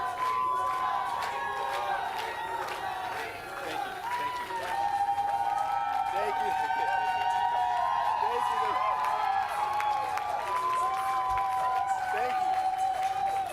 Thank you. Thank you. We're good. Thank you. Thank you. That was very nice of you, very sweet of you all. Thank you so much.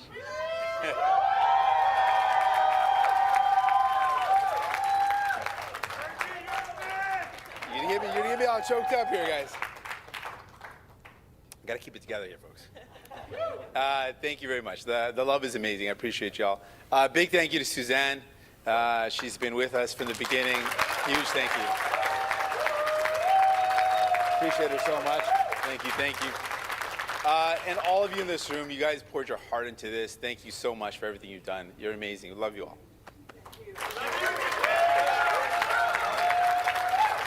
And I know in election parties, night parties across the country, people are gathered, and I want to thank them all for all their hard work. They're amazing people gathered together across the country. I want to take a moment to congratulate Prime Minister Carney on his victory. He has an important job to do to represent all Canadians and to protect our country and its sovereignty from the threats of Donald Trump.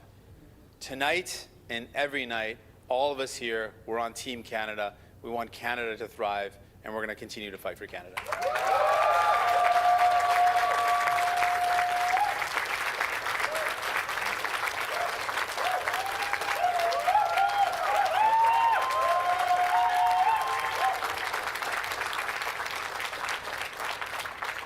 I want to congratulate all the other leaders on a hard-fought campaign. It's been the honor of my life to represent the people of Burnaby Central.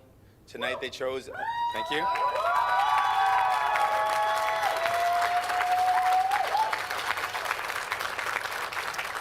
Tonight they chose a new member of parliament, and I wish them well as they continue to work hard for this community. Obviously, I know this night is a disappointing night for New Democrats. We had really good candidates that lost tonight. I know how hard you worked. I spent time with you. You're amazing. I'm so sorry. They're you're not like gonna be able one to away represent from your the communities. majority. I know you're going to continue to fight for them. I know on how many doors you knocked, how many family Not dinners gonna you freak missed, out, but, how like, many nights your kids went to bed without you there to tuck them in. I know it was a tough sacrifice, and I just want to thank, and we can get a round of applause to every single candidate that ran for us. Thank you. Yeah.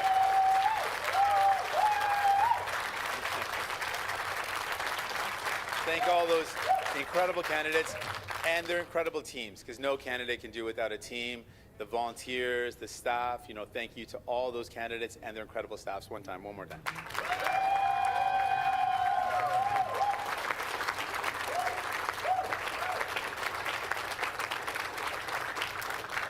Choosing to commit your life to politics obviously comes with some sacrifice, but we choose this life because of the chance to change the country we love for the better.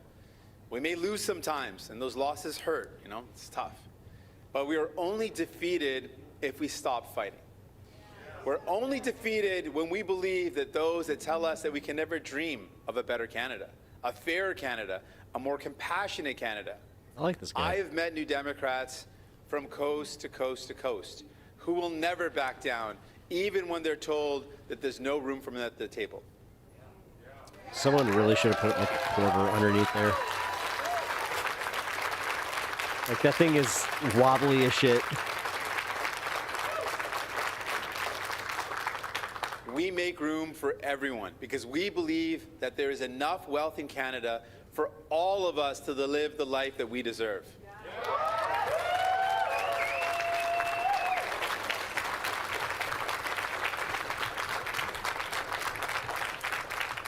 Honestly, I got to avoid making eye contact with certain people because then it's going to get too emotional up here. So I just made the mistake of doing that, so I'm going to look away now. You know who you are. Don't look at me again.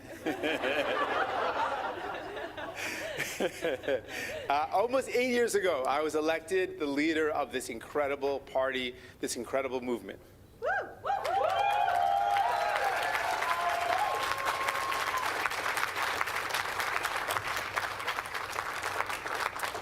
I've worked really hard to be worthy of this trust, to live up to the legacy of our movement.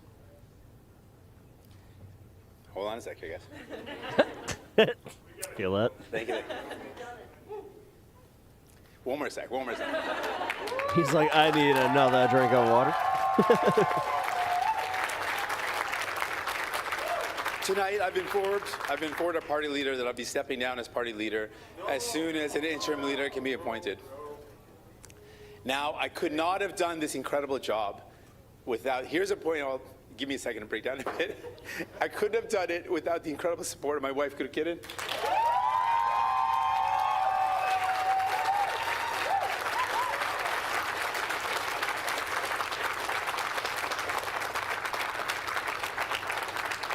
She has been my rock. She's been my foundation.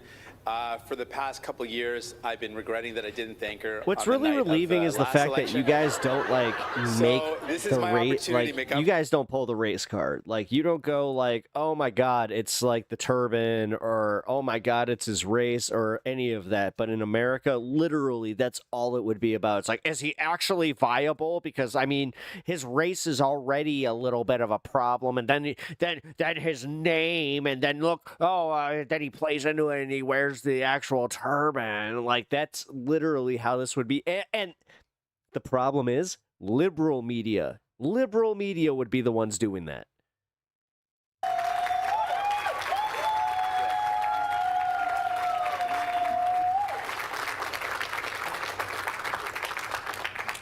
Also, I might break down this part because and Anhad and Dani, my daughters, remind me of the future.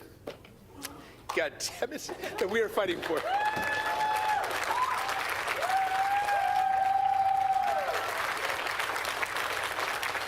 That's just because I get emotional anytime I talk about my kids. I'm very sappy when it comes to my daughters, so I get a little emotional.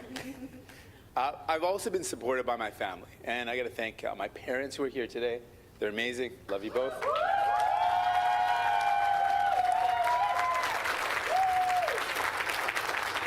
My brother, I wouldn't have been on this journey without my brother, so big shout out to my brother, Krathin.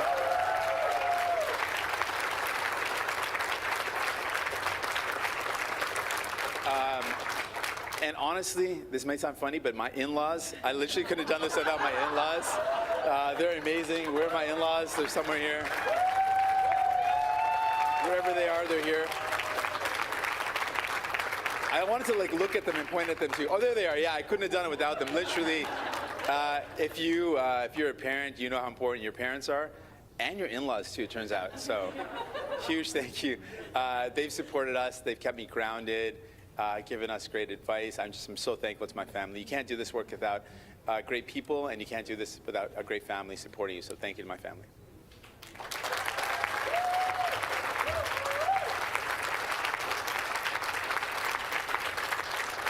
Spilling my water and everything. It's getting a little bit, trying to be graceful here, folks. I also want to thank my NDP caucus. This is a team that together we brought historic change for people. We brought real change to the lives of Canadians. I know that people are concretely better off because of our work over the last 8 years, and no election result will ever diminish that. So thank you to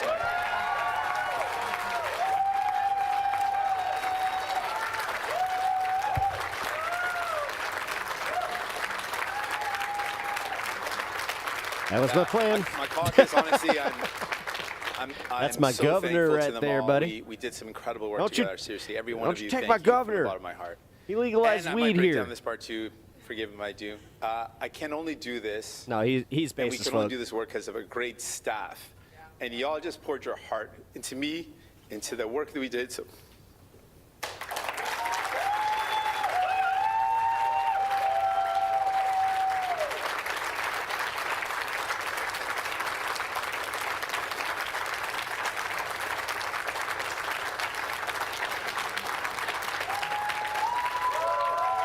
I mean, I don't know. I just went to Honeybee's stream and I saw something. I was like, oh. It's a good thing that there's water here. This water is very strategically placed for me, so it's very lucky that I have. I might need a couple more glasses, so just if anyone can help me out on that, that'd be great. Y'all brought your talent, your heart to the fight every day. We treat each other with respect and dignity and with kindness, and I love you all.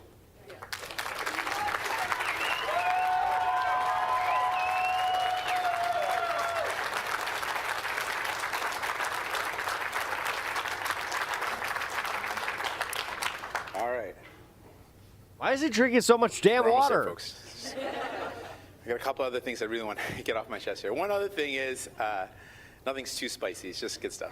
I often speak about something my mom taught me. It's a Sikh teaching of Chardi Kala. And this is something fundamental to who I am.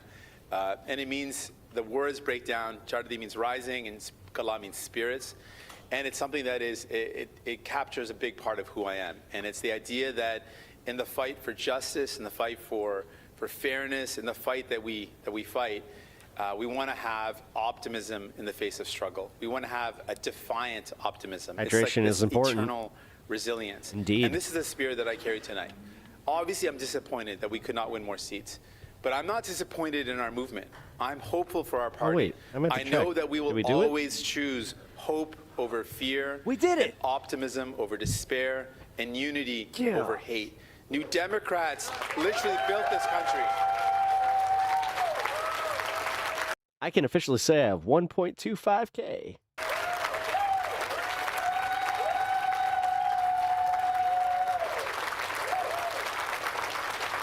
When's the last time I hydrated? I mean, I got soda. New Democrats built this country. We have built the best of Canada, and we I've aren't been going drinking anywhere. Canada Dry just to celebrate Thank you so much. Canada. Love you all. You're amazing. Merci infiniment. Appreciate it so much. I wish I was Appreciate kidding. you all so much. Thank you. You're amazing. Love you all. Every one of you. You're amazing. Thank you. Thank you. Thank you. Well, Toronto's there you have best, the leader baby. of the NDP, Jagmeet Singh. A gracious speech from a man who has been leader of that party since 2019, who says that he lost in his own riding tonight. Ab Smith's His party has lost well official done, guys. party Congrats on status. winning. Well done. Sure, Thank they're you. not going to get to 12. And there's a real hollowing out of the NDP caucus thank tonight you. as I well. bid you. He is losing his seat. Except I don't, because I'm not going He didn't say anywhere. anything about his leadership, but one imagines He did. that, He did. He said he will be stepping down as soon as an interim I missed leader that is a little chosen. bit. But there are other NDP MPs that are look like they're leaving. I just remember the first time I got I don't want to speak in case some of them are still close, do. but Peter Julian in BC, Laurel Collins in Victoria. He has a new 2017, pardon me, I'm being corrected. He became leader in 2017. As he said, it's been almost 8 years. No. in It's London, a Brian gifted Massey in membership, Windsor, Dragos. Nikki Like, you Ashton just in have to Northern turn on your Manitoba. ability There's to accept as I say, them. a hollowing out It's of the very caucus. easy. Go and to a lot the less thanks representation button. of the NDP across Hit the the three country. dots. They have like Boom, a it's single seat in yours. Alberta and one in, with. You guys are the real it's, winners Heather tonight. I McPherson. mean, Alexandre I guess. Boulerice in Rosemont, La Petite Patrie seems to have held on in Montreal. I think they may have been shut out in Ontario. With. Well, let's just Oh, shit, hang breaking on one news. sec. I just want to take a look at Burnaby Central itself. This is Jagmeet Singh's own riding, where he is well down in third place at Boy. this stage. That's a distant third. Yeah, that is a resounding defeat. It's a reminder, politics is a tough business, hey? You It put sure everything is. into it. He has talked about in recent days about receiving death threats. And, I want to support you. Oh, bro, I love that. Thank he's you. had 2 young children while he's been in office. So.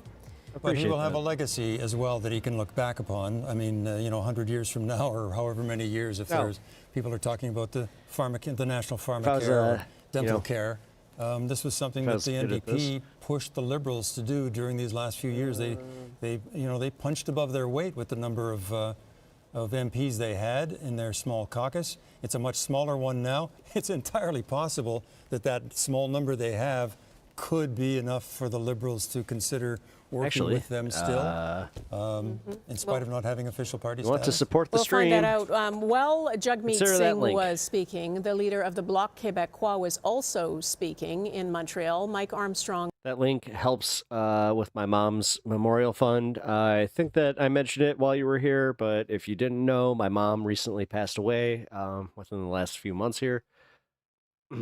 And yeah, it's for her memorial fund. Actually, today is her birthday, so happy birthday, Mom.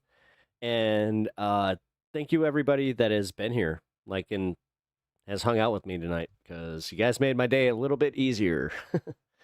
Gotta say. Their seats, people who worked hard, gave everything they had for the party. He thanked volunteers who worked during this campaign as well for the time they gave. And this was interesting. He also took a moment to thank members of the Parti Québécois, sort of a sister party, the sovereignist party here in Quebec, for the time that they gave.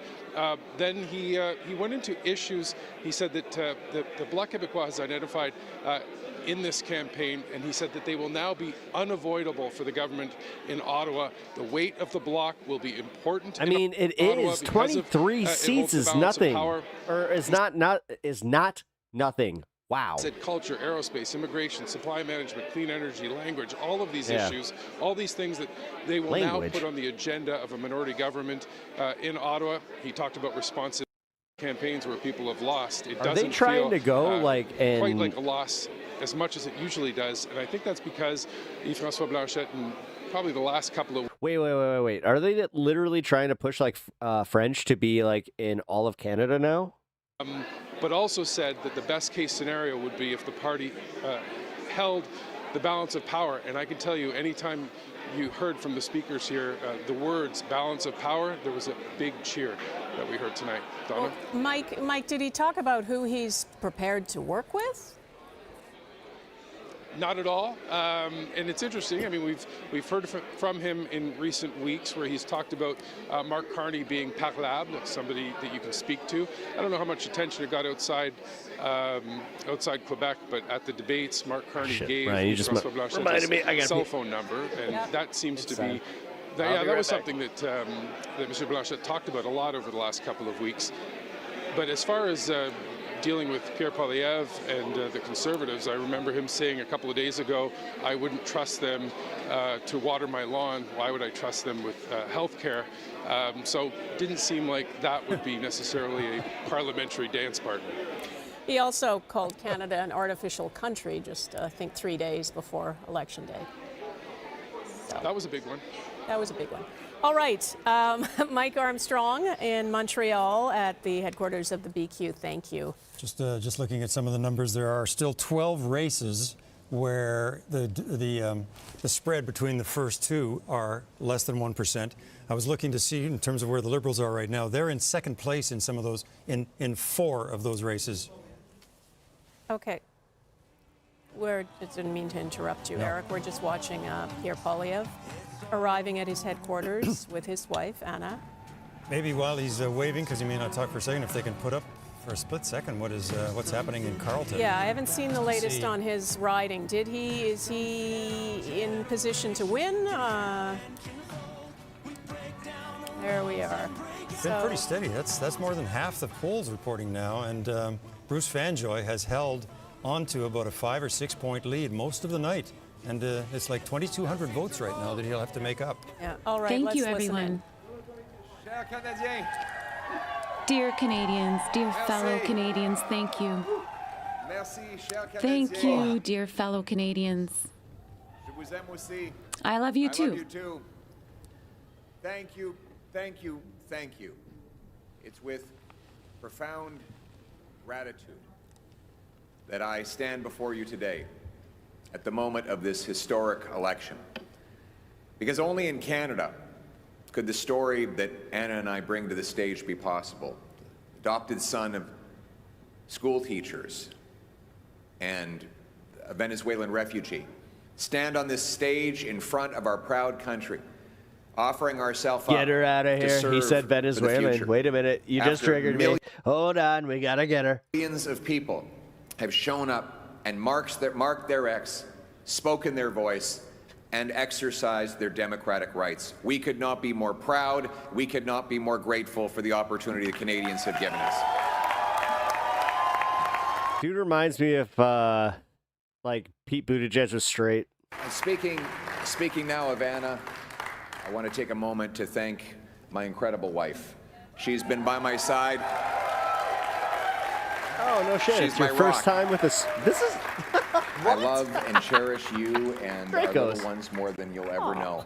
And I Thank could you. not have done any of this without you. Thank you so much. I love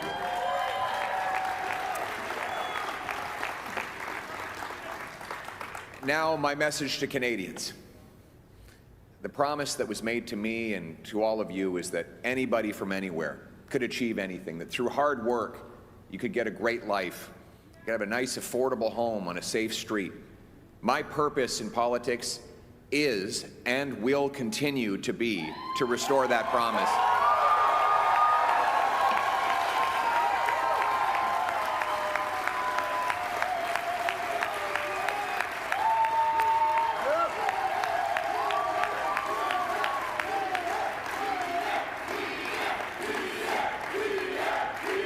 Thank you.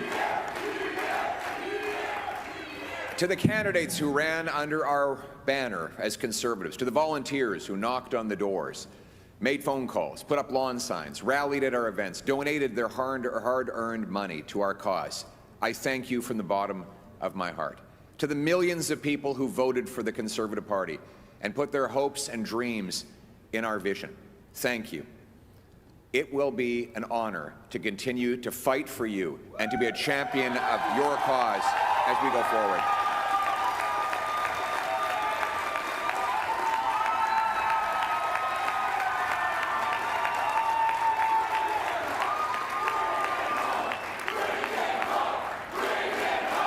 I do love the fact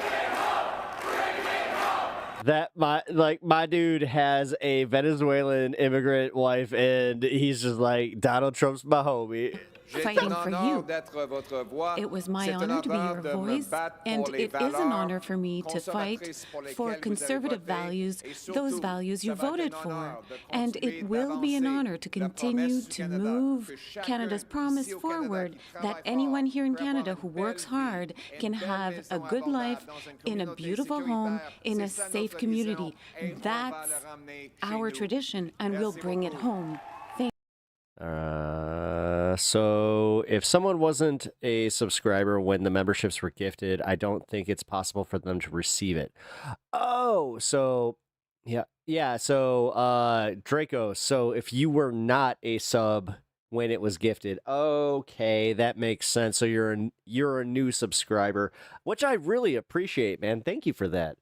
You actually might have been my 1250. So hey, awesome. And we did all of this in a very difficult environment. That said, I'm trying to reach that for a while, so we are appreciate that, man. cognizant of the fact that we didn't quite get over the finish line yet. We know that change is needed, but change is hard to come by. It takes time. It takes work. And that's why we have to learn the lessons of tonight so that we can have an even better result the next time the Canadians decide the future for the country.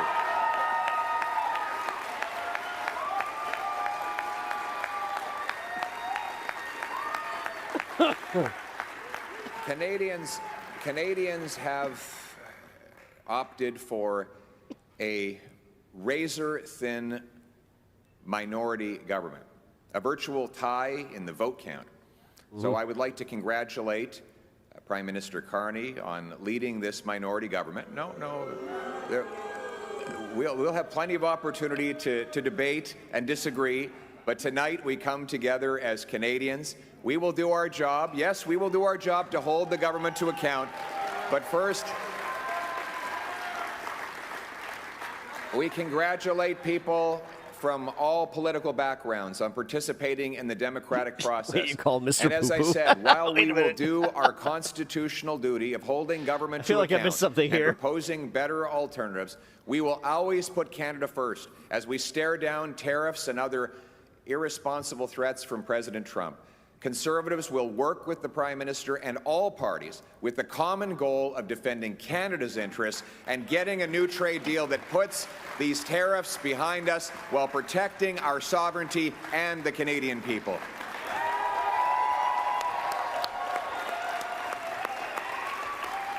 I want to thank my Conservative team, my caucus, my members of the Conservative staff and others who've helped reshape the entire political landscape in this country. Conservatives have achieved major breakthroughs tonight. We brought in record support from blue-collar and unionized workers, youth, new Canadians. We gave voices to countless people across this country who've been left out and left behind for far too long. We won the big debates of our time on the carbon tax, on inflation, on housing, on the drug crisis, on crime. Conservatives have been leading the debate, and we will continue to put forward the best arguments to improve the lives of our people right across this country. But we will not stop there. Every single day, our Conservative caucus and I will be holding the government to account on behalf of the millions of Canadians who believed in the message of change. Wait, he won? I'm assuming he won. We have expanded our support, and every day the Conservative caucus and myself will work in Ottawa to keep the government accountable on behalf of millions of Canadians who voted for real change. He's like Trump if he didn't have charisma. Go across the This guy, look at him. He reminds me of my son. I don't know which one. Is his name Derek? I think his name is Derek. Took precious time out of their day to tell me about their struggles, their pain, their fears, but also their hopes and dreams.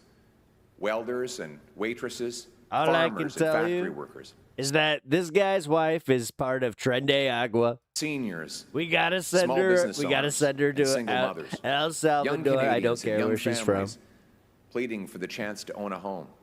Parents who worried that their kids would never be able to move out of their home. Grandparents who saw their grandchildren suffering from the shortfalls of our economy. And countless others who are afraid to go outside because of the rising wave of crime. All I'm of sorry, these the way stories she's smiling. touched my heart and gave me She looks inspiration uncomfortable. to work towards something better. These people continue to need voices, and I will continue to fight for them every day, and every day we will never give up on fighting for the Canadian people. There's a joke about Mark Carney and Trump. Carney is called Baker, while Trump is called Bankrupter. We hear your stories. We will carry those stories with us into Parliament. It was only 3 casinos. The people for whom we work and for whom we fight every day. Now, I know that some of you might be disappointed that change did not get over the finish line tonight. Oh my God, this guy has the charisma of a time. fucking like. Most just of all, it a requires dead that we tree. never give up, because our people and our country are worth fighting for.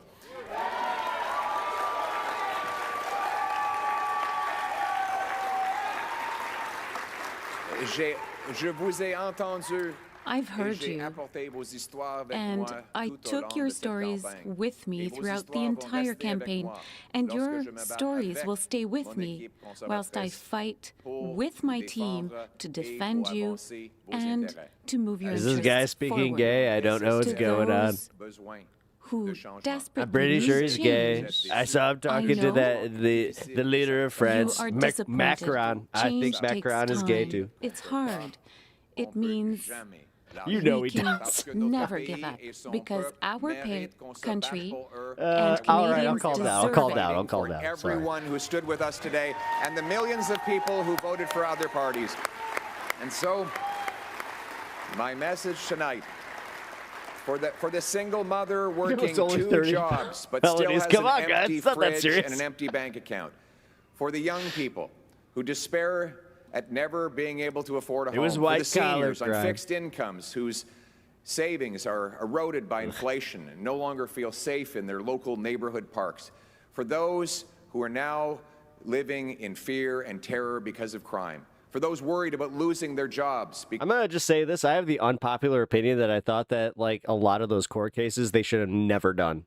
Like, when he kept saying, witch hunt, witch hunt, witch hunt, and it kept having traction, I was like, guys, calm the fuck down, because I saw the same thing happen with the impeachments. Great Canadian promise. And I saw normies go like, yeah, you know, they're going a little hard on him. That hard work gets you a great life in a beautiful house on a safe street protected by our brave troops under our proud flag. Canada first, Canada always. Let's bring it home. Thank you very much, Canada. Merci beaucoup, Canada. Thank you, Canada. Well, there you have the leader of the Federal Conservative Party, Pierre. We will be as lame as the right-wing Americans. This is the fourth consecutive loss for the Federal Conservatives. Yuck. However, he made the point, Eric, that the Conservatives did better Make in this Canada election great than again. they did in the last one. There's never been a caucus this big, like an opposition caucus. There's never been a caucus this big. You heard him say it. 148. It might be a little unwieldy. It is a beacon of democracy and how you can have a fair and honest election.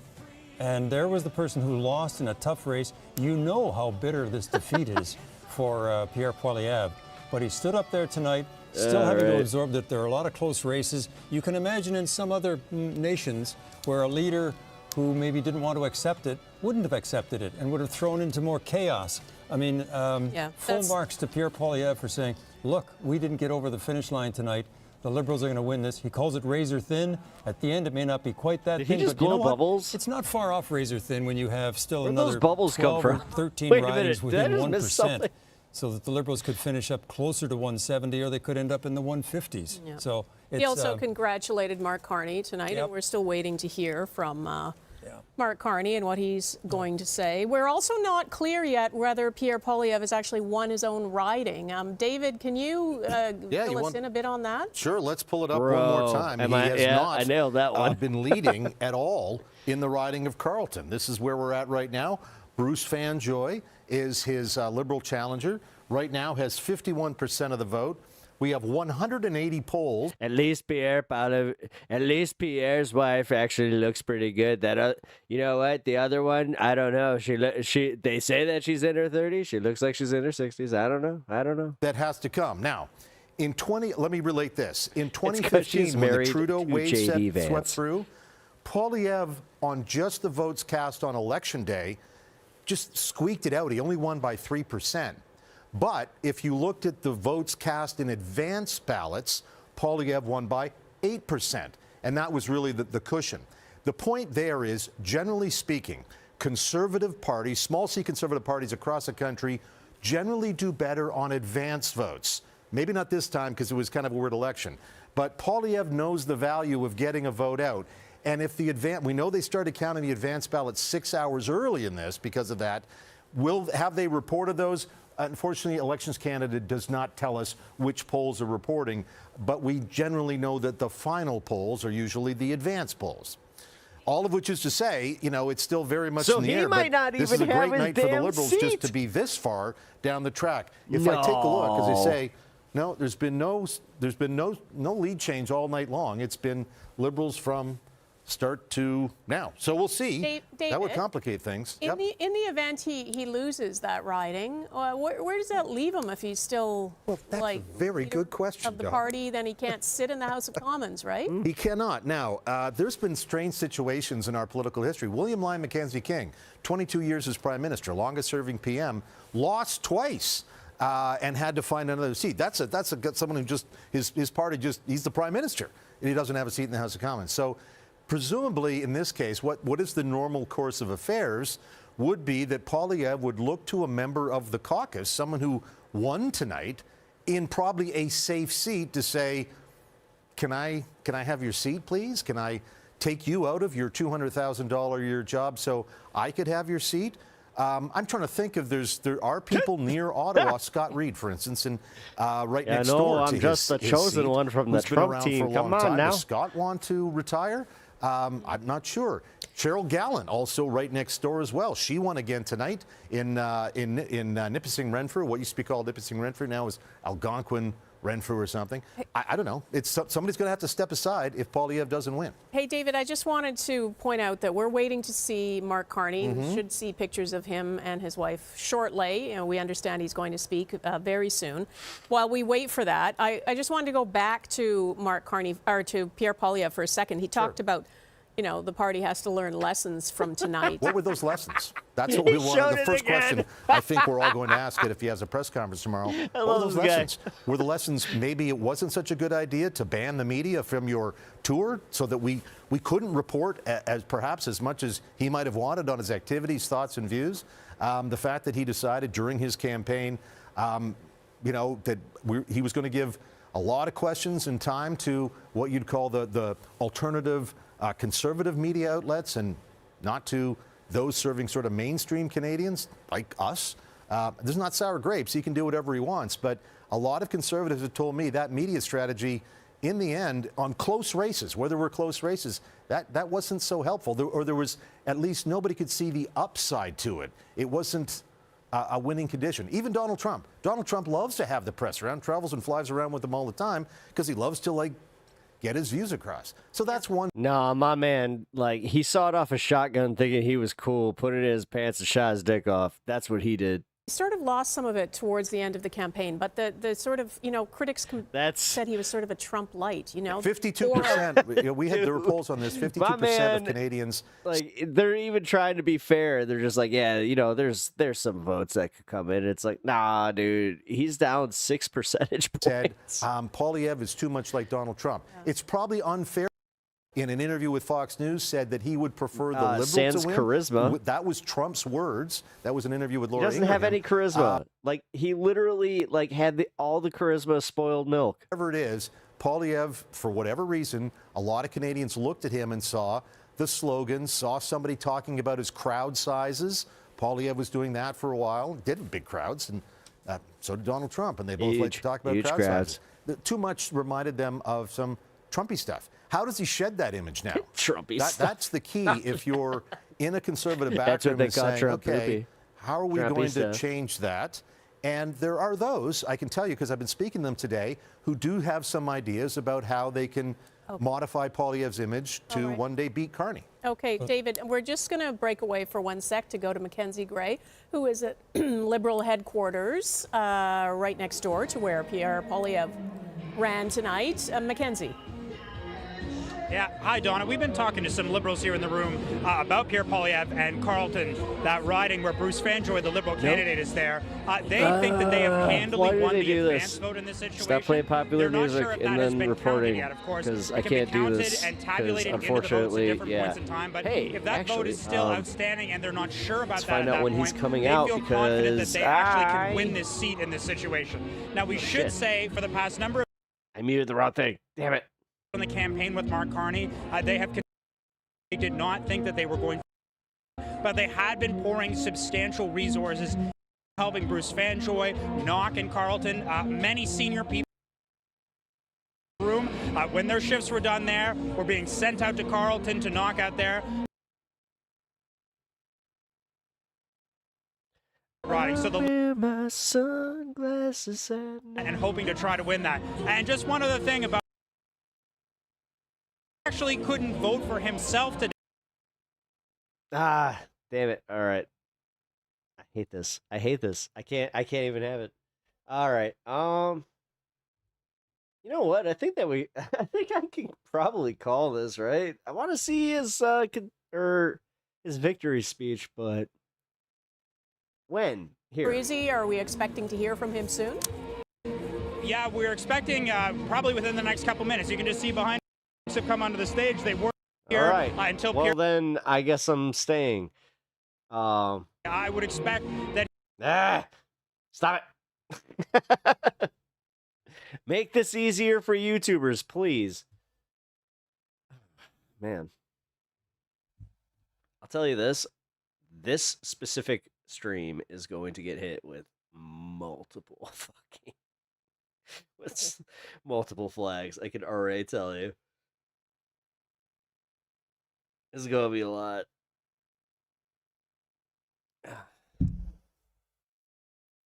About these numbers for a second. There we So go. the Liberals, for the moment, are at 165. The Conservatives 147. So that doesn't seem so close. But you wonder, well, are the Liberals within striking distance of a majority? No 'Cause streamer We haven't mode. called that yet. Yep, no I looked shit. at the races that are less than 1%. I There wish, are 14 of them. 14 races less than 1%. The Liberals are involved in all 14 of them. They are leading in 9. One of the first videos I ever made was actually of Kamala's campaign. I got hit on that one because she used Beyonce. Front. That would drop them into the 150s. Let's say instead they won all of these. That would take them up to like 170, and that's not then counting the ones where they are close within 2%. So there's still room. Still a path? There's well, I'd have to see the numbers like between 1% and 2%. It means they would have to literally, like playing billiards or something, they'd have to run the table and win everything there is to win right now. Yeah, I think we've got some of the numbers, some of the close ridings. And it would seem hard because there are so many so close. How could they all fall the same direction? Well, this one is NDP, Liberal, so this... Yep, this is one of them where they're in second place. As I say, there are 5 of them where they are within 1%, and this is one of them where they're within 1%, and they are in second place, but so that's not over yet. 8 polls still to come in. We flashed Terrebonne there for just a second, and up it comes again. Oh, this is just complete neck and neck. Yeah. I mean, it is a 28-vote lead. It comes out to 38.7 to 38.7. That's more than 46,000 votes and a 28-vote difference. Isn't that amazing? It is. One more poll to count. And Terra Nova, the peninsula is... This one hasn't changed in the last, well, quite a little while. There's been one poll yet to report. Appreciate that. And Anthony 46. Germain's lead is, Yeah, 46 votes between them. I've got Brampton, North Caledon on my screen because I'm doing the same thing, hunting for close ones. And I just know that if I end this Sahota, now, a Liberal incumbent, PewDiePie is going to fucking win. She's 168 votes back. And we've got still 35 polls to report. I'm getting a little punch drunk too because we've been up so late doing math all night long. Let me take a look at here. Dude, I gotta eat. Look at the lead changes we've had all night long in Brampton, North Caledon. Wow. It's back and forth, back and forth, back and forth. And again, it really does come down to if the. I appreciate that. The fact that you've been listening so long. Bro, it went on for so long that my Bluetooth headphone just lost battery. Now it's plugged in. Love the stream. I appreciate that. Feel the advance vote did tend to be older voters, boomers, who everybody says is probably inclined to vote for the Liberals. So in a riding like Brampton, North Caledon, if what the fuck that is last thing that comes in, the last few. This is the opposite of America. I mean, you're right. Boomers here vote Republican. It could be things posted at 2 or 3 in the morning.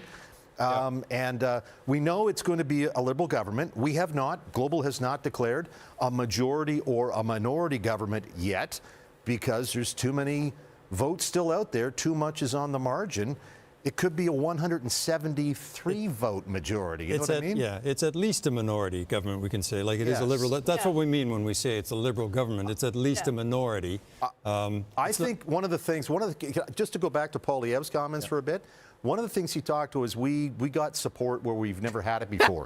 Private sector unions. People who you might think would vote New Democrat. And again, I'm going to take a look. This is one of the, we talked about some of the big New Democrats in BC losing. Close. Down there in Windsor West, Brian Massey is in 3rd place. Almost all the votes are in. And the Conservative won. This is a private sector union-friendly sitting. Car parts, car makers, you made it.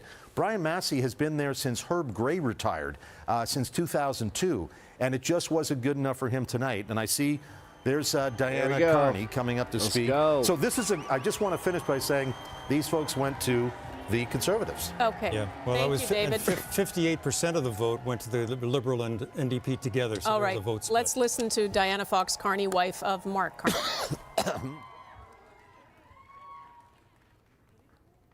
Good evening, Canada. Thank God. Let's fucking go. Bonsoir, Canada, and merci. Good evening, pour Canada, votre vote. and thank you for voting. I'm so grateful to you. Thank you for supporting your Liberal candidates. And thank you for choosing my husband's vision of a positive, unified, and above all, a strong country.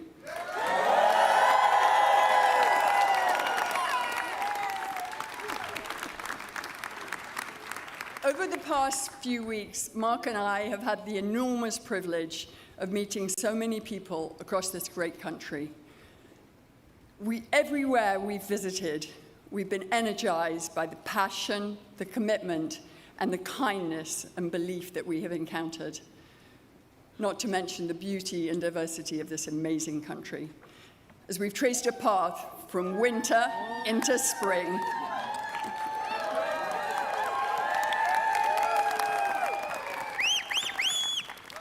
through all this, I've watched my husband listen and learn. I've watched him inspire confidence and take on new skills. But most of all, I've seen him remain true to what he's always been: consistent, compassionate, loyal, and driven by an exceptionally strong set of values.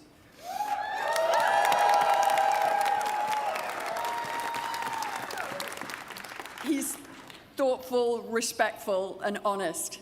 And I think and hope that you now have come to appreciate that alongside his capacity for dealing with the most serious of matters, he has a great mind for trivia, a wicked sense of humor, and a wonderful smile.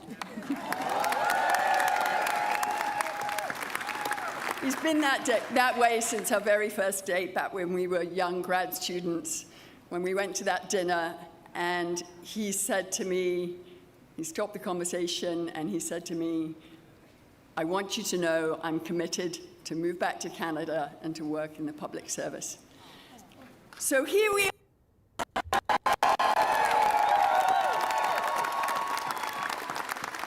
As his partner, I could not be more proud of him. And as a Canadian, I'm so thankful that the man I met more than 30 years ago has held tight to that strong commitment to service.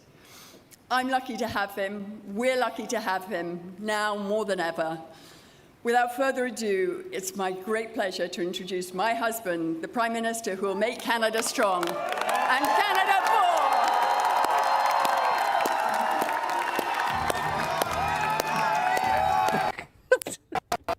Whoa! Is it crashing? It's not on my end here, guys. This is on their end. We're getting that much traffic.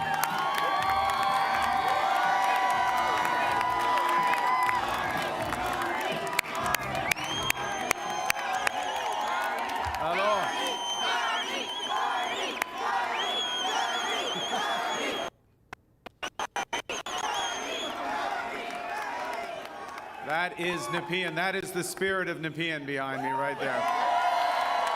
Thank you. Bonsoir tout le monde. Good evening, everyone. Bonsoir. Good evening. Quel bonsoir. What a great night. I have a question. Who's ready? Who's ready? Who's ready to stand up for Canada with me? I'm American. And who's ready? Who's ready to build Canada strong? Okay, we got that settled. That's good. I'm trying here. I'm just trying to fit in. Before we start, I'd like to congratulate the other leaders for their campaigns and for the extraordinary amount of work that went into it. I want to thank them for their service for Canada today and in the future. I want to thank the leaders of the other parties. I want to salute the contribution of Jagmeet Singh. I noticed his remarks. Yeah. Leading on progressive values. Elizabeth May, who will be returning. François Blanchet. And I want to congratulate Pierre Poilievre on a hard-fought, fair, good campaign, his commitment to the country that we both love.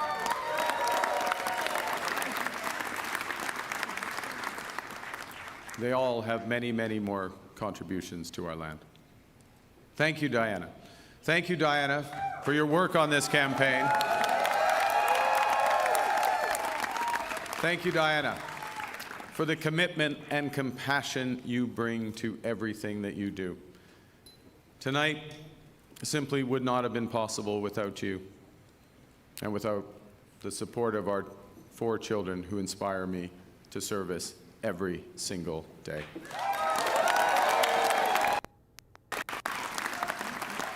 So I also want to salute yeah. the women and men who put their name on the ballot from all parties. Thank you for standing up to serve our country at this critical time. And for those who were elected, particularly those Liberals who were elected, I am looking forward to working together to deliver for Canadians. This says, Bruce. And Bruce, yes, Bruce Vanjoy. I'm looking forward to working with Bruce Vanjoy.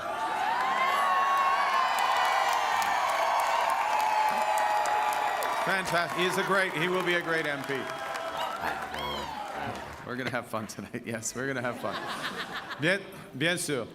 Je tiens à remercier les milliers de bénévoles the thousands of volunteers here and across Canada who gave up their time to knock on doors, to make calls, and to speak to their neighbors and members of their communities, to give us a strong government.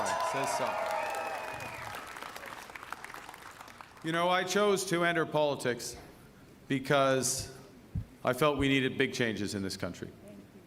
But big changes guided by strong Canadian values. Values that I learned at the dinner table from my parents, Bob and Verley, and from my siblings. I appreciate this more in retrospect from my siblings. My siblings, Brenda, Sean, and Brian. Values that I learned on the ice from my coaches.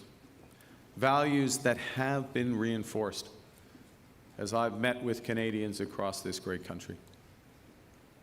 And those include 3 values that I want to highlight this evening. Humility. It's Canada after all. Ambition. It's Canada after all. And unity. It's Canada.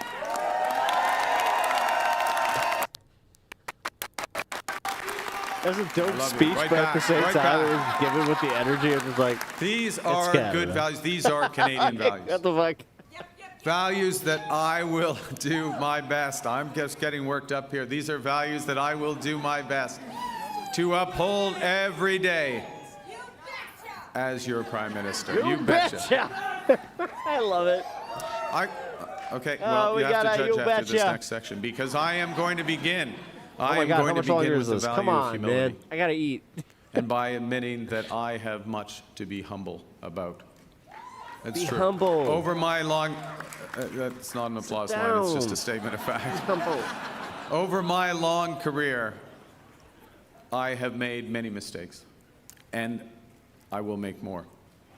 But I commit to admitting them openly, to correcting them quickly, and always learning from them.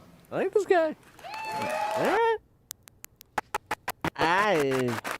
Humility underscores the importance of governing as a team in cabinet and in caucus, and working constructively with all parties across Parliament, of working in partnership with the provinces and the territories, and with Indigenous peoples.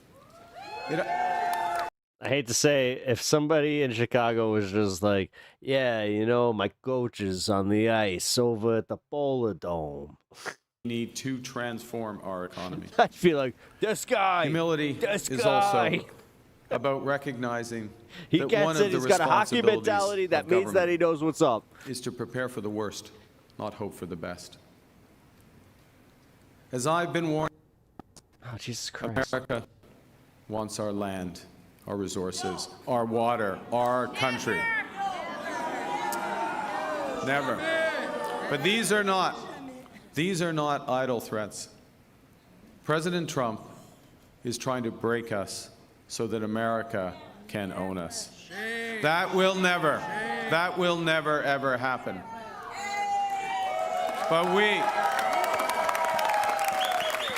But we also must recognize the reality that our world has fundamentally changed. There is also, for me, as I stand before you this evening, humility in recognizing that, well, many have chosen to place your trust in me, trust in the Liberal Party. Millions of our fellow citizens preferred a different outcome. And my message to every Canadian is this: no matter where you live, no matter what language you speak, no matter how you voted, I will always do my best to represent everyone who calls Canada home.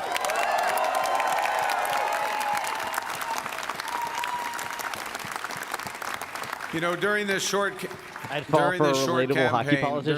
campaign, I went to Saskatchewan and Alberta a couple of times. Even though, you know, we're Liberals, it's tough. It's tough out there. I grew up there.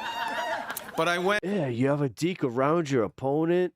You ever know that feeling of, you know, when he comes at you and then you just kind of do a little juke and then you have the wide open net, you take the shot, you score the goal? Yeah.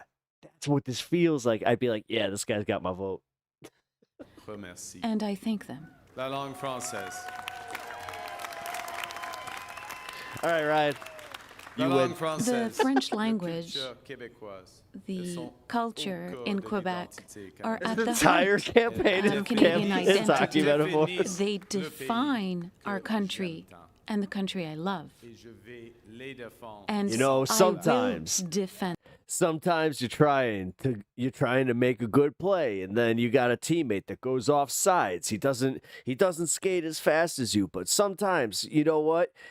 Instead of trying to make him go faster, you got to make yourself go a little slower. Meet him in the middle. Make sure that you guys are going at the same speed. Then you guys can pass the puck.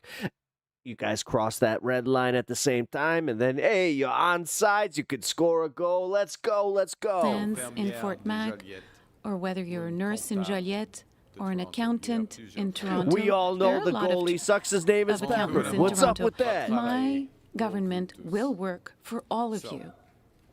As we come here after this most consequential election, let's put an end. Yeah, that's let's put an end to the division and anger of the past.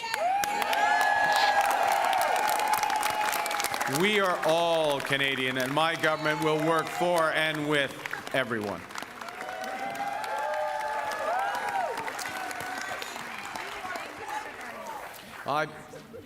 I began with humility, but Canadians are ambitious. I am the most humble person you have ever met. My name is Mr. Humble. It is a time to be bold, to meet this crisis with overwhelming positive force. I already did. His name is Jesse Ventura. Look him up. Because we are going to build, baby, build. I'm not even. Oh my God, that was so boring.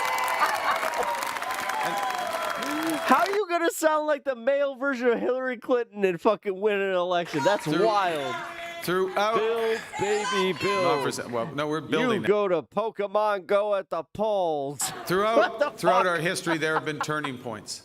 Throughout our history, there have been turning points when the world's fortunes were in the balance. That was the case at the start of the Second World War, just as it was at the end of the Cold War.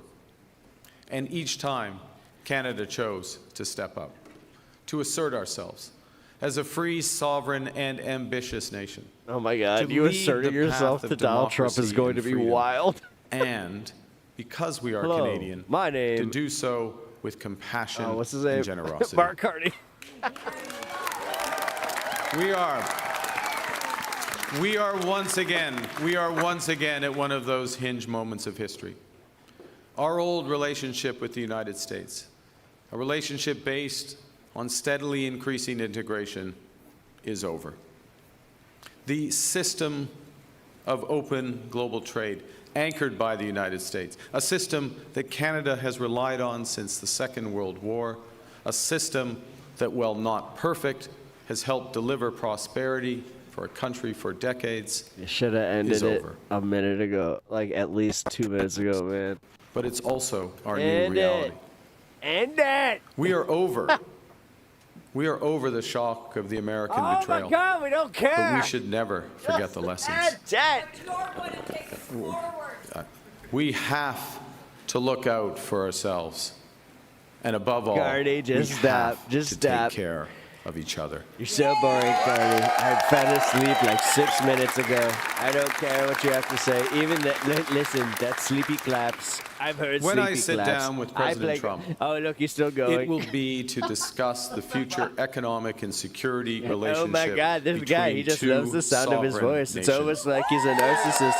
He reminds me of somebody. I don't know who, but And he it will totally be reminds me of somebody. with our full knowledge that we have many other options than the United States to build prosperity for all Canadians. Oh, dude, shut the fuck up. Let's go. Nous allons renforcer nos We relations will avec strengthen our relationships with reliable partners in Europe, in Asia, and elsewhere. No. And if the U.S.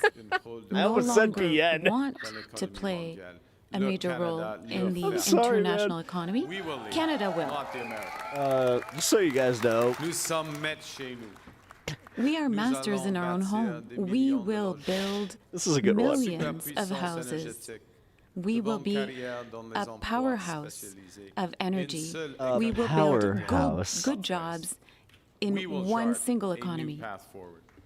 Because this is Canada, and we decide what happens here. You said that with such conviction. No, it's not. It's technically the United States. I'm going to take it over. Stop me with your boring ass speech. that might be important. Oh my God! We will need to do things previously thought impossible at speeds we haven't seen in generations. God, he's not stopping! It's time to build twice as many homes every year with an entirely new housing industry using Canadian technology, Canadian skilled workers, Canadian lumber. Oh, great, we're talking about wood now. It's time to build new trade and energy corridors, working in partnership with the provinces, territories, and Indigenous peoples. It's time to build hundreds of thousands of not just good jobs, but good careers in the skilled trades. It's time to build Canada into an energy superpower in both clean and conventional energy. And it's time to build an industrial strategy that makes Canada more competitive while fighting climate change.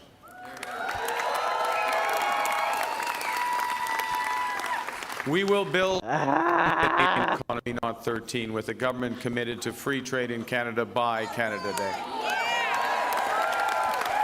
The point is that we can give ourselves far more than the Americans could ever take away. I stopped listening so long ago. But even given that, I want to be clear. The coming days and months will be challenging, and they will call for some sacrifice. He wants to be clear, guys. By supporting our workers and our businesses. Les défis devant nous sont The intimidants. challenges are intimidating, and that's normal. I don't want to do Large this changes anymore.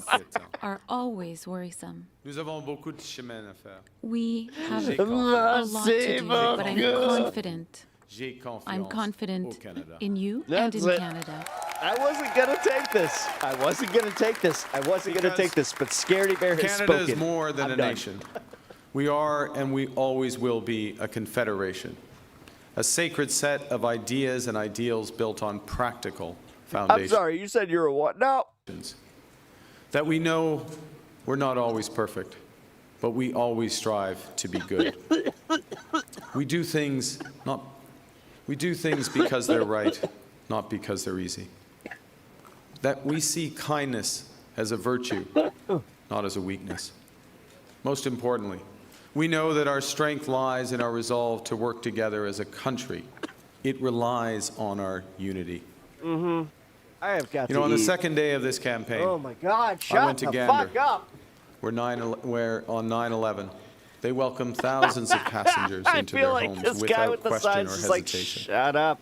I sat down with two of the many heroes of the time. Too much.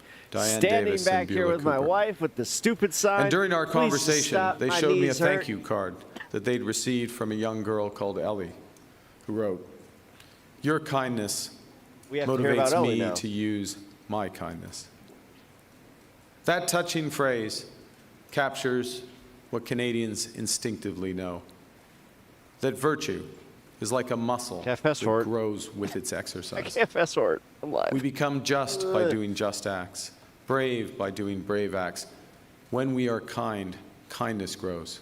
When we seek unity, Yo, was Trudeau this fucking long-winded and boring? Like, what the fuck? and united over our history, we have done hard, seemingly impossible things. United, we have built one nation That's not even in my harsh internet. conditions, I would admit if it despite a was. sometimes hostile neighbor. Yes, they have form on this, the Americans. United, we have confronted our own past with indigenous peoples. Oh my God. Unis, nous avons bâti un pays qui rassemble des langues, des cultures, A et des country croyances that différentes. unites despite Unis, nous different avons cultures. bâti des United, Did they like we book him built for like a cultural half hour and he institutions that are just needs essential, such as CBC, Radio-Canada. United, we have created universal public health care. And now, in the face of this crisis, united, we are buying Canadian. We are exploring everything this country has to offer. We are supporting our friends and neighbors in the crosshairs of President Trump through a crisis that we did not create. Unite and build the strongest economy in the G7, an economy that works for everyone.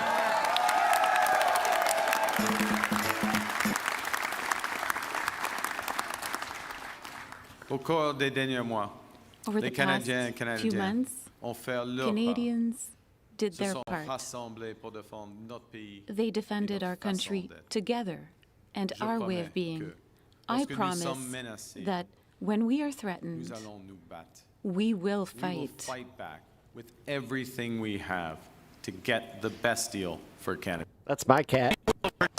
We will protect our workers and businesses, and above all, we will build an independent future for our great country. He's so cute. You get it. A future that makes the greatest country on the earth even better. Together, we will build a Canada worthy of our values. We will build Canada strong, Canada free, Canada forever. Vive le Canada. Thank you very much, Long live Mr. Canada.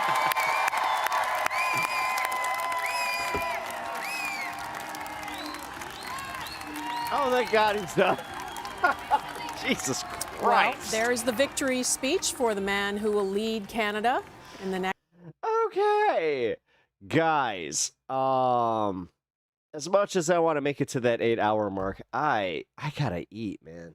I have not eaten at all tonight. And it is really starting to hit me. So,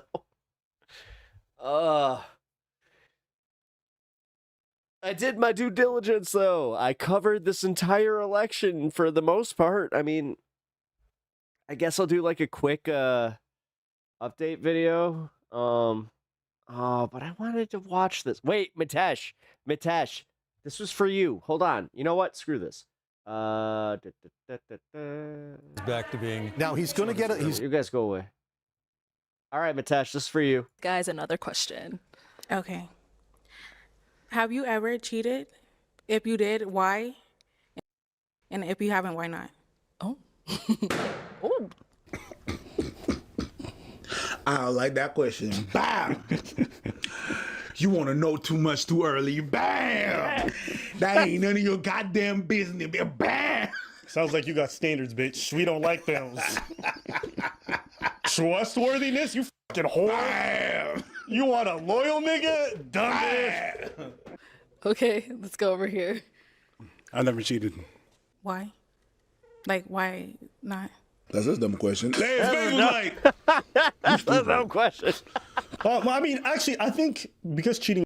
Oh yeah, so Dracos, I watch some dumb videos occasionally. This is Ava and Preach. They are actually of your country. They are from Toronto. They are stand-up comedians. You can see them locally, and they have awesome content. This is some of my favorite stuff. I kind of want to end tonight on a high note. So let's laugh together. It's pretty widespread. Have you ever drunk driving?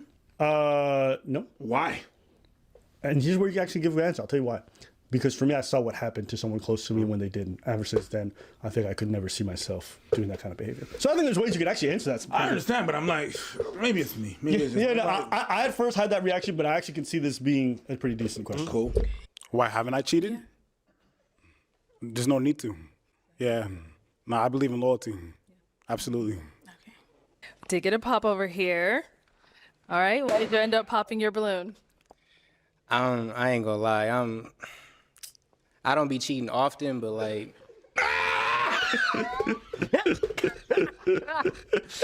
Never I ain't gonna lie. Cheating on Oh my God! Now, hey, you know what? Nah. I take it back. Some of these Negroes are trash. Look at their face.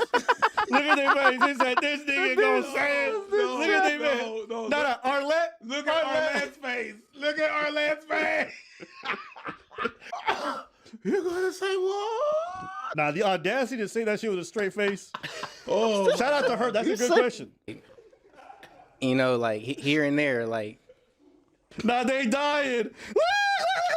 The guy in the back is dying. Here and there. With her face in the forefront. Yo, shout out to whoever that is, just keeping a straight face. This is crazy. Here and there, like, you know.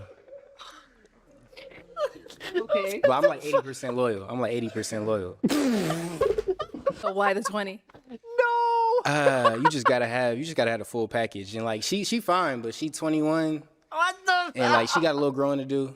I'm not saying I'm fully grown either, but oh my God. Yeah, she got a little growing to do. Okay. Now, ma'am, I'm sorry. It was a perfectly valid question. You know what this guy just said? It's my bad. You know what he just said? He said 80% time, but you know what I mean? She too young. Look, I don't cheat, but when I do, it's not a lot, you know, this guy. So she not like the other 20%. So basically this is like, I popped the balloon because I'm definitely the 80-20 breakdown. Don't cheat on you. Yes, that's what he said. Yes, that's what he said. He really looked at her like, yo, when people say some of these Negroes is trash like that, this is absolutely. Like, imagine a woman going up to me and be like, you know what, you're not that cute, so I'm going to cheat on you. I'd be like, you fucking. Yeah. So like, I'm gonna look at this. He's a whore too. Yeah. Now, so it's just she has some growing to do, but she's someone that's your type. Like in the club, yeah. Okay. Like during the day, I don't know. What the fuck? Hey, what the Yo, that dude is super garbage. He said in the club, yeah, but during the day, I don't know. That's crazy. No. Nah, these are new ways to say I'd fuck you, but I wouldn't date you. That's all he said. But with a it would have cost you $0 just to say with no. a 24-hour cycle, he's like, yeah. And now, what are some deal breakers? Just somebody that isn't goal-oriented. Just somebody that's like that, and also somebody that is like, you know, like a liar that lie and things like that, or just like a cheater. Just regular stuff that is just, you know, yeah. Arlette, stop! The slow pad. And the thing zoomed out to the guys to see whose balloons was on pop. Nah. Even this guy caught it. He saw that stare, and he's smiling already. This is crazy. Let's keep watching. Yo, Arlette is good at keeping composure, but we know what you meant. Yeah, a deal breaker. Cool. I'm nervous. I'm sorry. No, you're doing well. You can go ahead and pop right. You can go ahead and pop. That's crazy.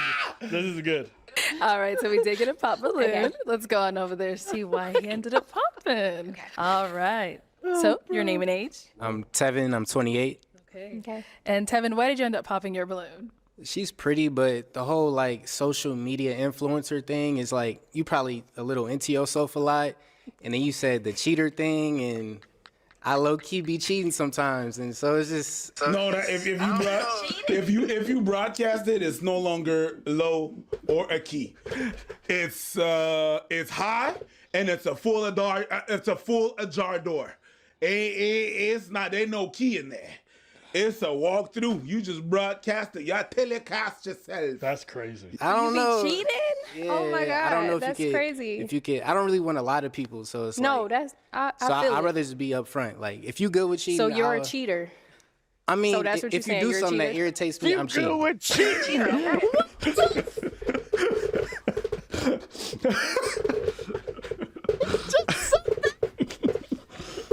You imagine him coming home from work? Tuna casserole. Fuck, Sharon. I need my dick sucked. Yo. Hey, what's that back there? What back there? You ain't do the laundry. That was your laundry. You're supposed to do the laundry. I'm fucking your sister. Pick up the phone. Yo. I guess at least he's honest about it. I'm just a terrible I don't know person. what to say, bro. I don't know. You what do to something say. that irritates me, I'm cheating. You could just go ahead and leave the show, sir. You could just go ahead and just go off. God damn. That is such a crazy statement. If you do something that irritates me, I'm cheating. I'm just thinking about all the times my girlfriend's irritated me in the past. And I'm just like, I need to feel better than some other pussy. And I will. How do you feel about that? Oh, you're more irritated? More pussy for me. It's just like, it's just a circle. It's just accumulation of pussy. Who the hell is that? Who the hell is who? Who the hell is that? Oh my God. That's crazy. That's good to But- know. but I'm like- glad you popped your balloon. Exactly. That's perfect. But you're I don't beautiful, do though. cheaters. You're Thank beautiful. you. Thank you. All right. So now is he someone that's physically your type? I know you say you don't do cheaters. No, I mean, he looks good, but he's not like the typical guy that I would go for, but he's okay, but I don't do cheaters at all. I got you. Yeah, I'm good. You a cheater. I don't want you. That's crazy. Let me see if this comes up again in other people's questions. Any questions here? Like, let me think. She's so beautiful. I'm not gonna lie. Oh my God. Just are you gonna love me? Like, you know what I'm saying? Like, They cracking up. They cracking the fuck up. Oh my They are. God. Guys are like, He said, "Are you gonna love me?" Let's hear this. like I need somebody to, you know, hold it down. Like, I Well, need you gonna to be like, the what you new doing? super Like, creator, but I need new you to love super me. STD. For real. Like, if I love you, love me. Type. And we could trace it all back to the balloon. Or pop the balloon. It's so funny, bro. Oh, he walked off. You know, because everybody's dying. Because she doesn't know. yeah, she doesn't know. And everybody's like, yo, this guy got He said, if That I guy's love been you, I there need you to since love the me. Which is his beginning. quote for like, Oh, I'm no. a cheat. I need you to stay. Oh, no. Nah, this is crazy. And everybody, yeah, you walk Wait. out. There's Dude, I'm no way they're not crying. going to tell her. So let's find out. I want to hear this. Not love, not love. I But needed like, you know this. what I'm saying? Just like, just. I don't know. Okay. I got another question. Another question. No, All right. stop. Do you have like stop. a good sense of humor? You like to laugh and stuff? Yeah, because you're going to need that laugh therapy after I cheat on your ass. Can you handle some jokes? Because you're going to need, I'm buying you 3 tickets to different comedy shows, because while you at those, I'm going to be cheating. That's what you going to need. That's not the question you should ask. I feel like I do, but I feel like I do have a really good sense of humor, but I think sometimes certain things are not funny. Some people think they have a good sense of humor, but in reality, they're just rude and I disrespectful. agree. I'm not one of those. I'm not corny. Okay. Yeah, I'm not disrespectful. I'm going to just cheat on you because you piss me off. Why don't women want to date anymore? Well, sometimes they're a little too honest with how awful they are. Bloodstone. Oh my God, these. I'm not disrespectful. What was disrespectful about that? This is it. This is dating in 2025. Oh my days. I told you I'm a cheat. I need you to love me. And I love you too. So I'm fucking your sister and your best friend. any other woman that you bring around me because you irritate me. I'm gonna go make my wife breakfast in bed tomorrow. Sometimes when I need to feel better about myself. Ooh, was that your mama? Don't piss me off, bitch. All right. Yeah. I think so, though. All right. Okay. That's all I care about. Yeah. Got anything to mention? Huh? You got anything else to mention? To her fucking face.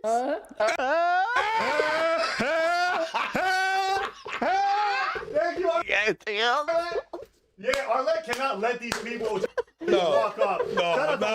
No. She's a good protector because she's like, I'm not gonna do my girl like that. They didn't fall on me. Like you knew all this time and you ain't got nothing you want to Look at him with his dumbass smile. Yeah, let's see. No, I'm good. Bro. You sure? Double down. Double down. Yeah, she knows he should say something. You want me to ask another question? No, I mean, I said, do you have anything you want to mention that's been brought up earlier? Nah. Go ahead, bro. Go ahead. Because if you don't say it, I'm gonna say it. Yeah. Come on, bro. I'm faithful with you. I ain't gonna lie. Oh my God. Yo, this shit is crazy. No. This is one of the craziest things I've seen. Okay. He's saying he's faithful with you, but he said earlier he's only 80% faithful. Oh, wow. Yeah, no. Arlette didn't fucking let it slide. She didn't let it slide. Oh, he actually mad. He mad. Hold him mad. Why? Why did you have to bring that up? We gotta let her know. No. That was last round. Damn. If she watches this back, she's gonna be like, "How come they didn't warn me?" Right. Yeah, I'd have been like, "Dang, Arlette didn't even say anything." Why? She didn't like elbow me, nothing. No. I was playing. I'm a good guy. I'm one of the good guys. Okay. Okay. You say so. Right. All right, girl. So I am gonna have you pop a balloon. Bro, wouldn't it be hilarious if she popped the other day? She's like, "Give me the cheater." Yes. That'd be funny. That'd be crazy. And it'd be even crazier episode if they do a reunion. She comes back on with him, and then he's crying. He's like, "Yo, this bitch cheated on me every time she got irritated. Yo, she fucked my dad. She fucked my brother. That'd be funny as fuck. She fucked friends I didn't even know still alive. She went to the morgue, fucked my dead brother. Like, that'd be crazy." Wait a minute, what? Maybe. But he's doing too much. Fair. So it's okay. Karma, bitch. Fair. Out of these two guys, we heard a little bit about them. Can I ask a question first? Okay, yes. Go ahead. Have you ever cheated on anyone? All right, go ahead. Good question, girl. She needs to get to it because she hasn't been told the truth yet. Good question. All right, go ahead. I have not. I've been in one relationship. I haven't cheated. No.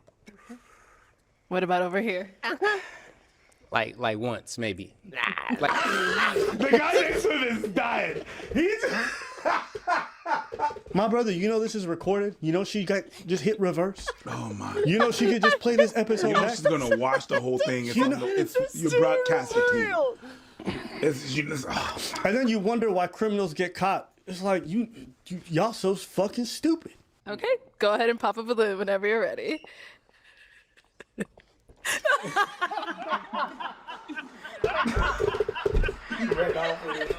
He ran off with his balloon. You toxic ass. No, not me. You better think again. Let her pop your balloon. Such a red flag. It's cool. All right. So why did you have your balloon unpopped? Like when she walked that way, I fell in love. When she walked that way. Yeah. He saw her. When she left, I hate to see her go, but I love to see her leave. He's on that Shannon time, 25 for each cheek. And why'd you end up popping his? It was just a cheating thing. That was just a red flag for me. I've never been cheated on. He looked at her like she did something. You really looked at her like she's the one that did something. Trash ass nigga. I don't know how I would react in a situation like that. I just didn't even want to risk it. You would have never knew. You know what he just said? You would have never knew. Basically, if I had cheated on you, you would have never found out. Nasty. All right, we're going to stop that there. Crazy work. Crazy work. But there's a lot of nasty people like this. There's nasty people who are brazen. And think about it, too. This show happens all the time. No one's as brazen as this guy about his cheating, but a lot of people do this nasty shit. We think exactly like this dude, but don't ever announce it because they're not complete retards. That's it. People are dealing with nasty motherfuckers just like this on a day-to-day basis. Damn. So, just be aware. This dude. This is the dating that's market. Nasty. He said, if you irritate me, I'm cheating, bro. You would have never find out. Yeah. I mean, this is strong 304 behavior. So, good Lord. Anything else you want to say about this nasty ass? No. Shout out to Arletta. That had me laughing. Yo, the face. That was fun. Oh, shit. Okay, man. Yeah, I'm glad that we did that. As I said, like, after all this election coverage tonight, that needed to happen. Also, that brought me pretty much to 8 hours on stream. Badass. So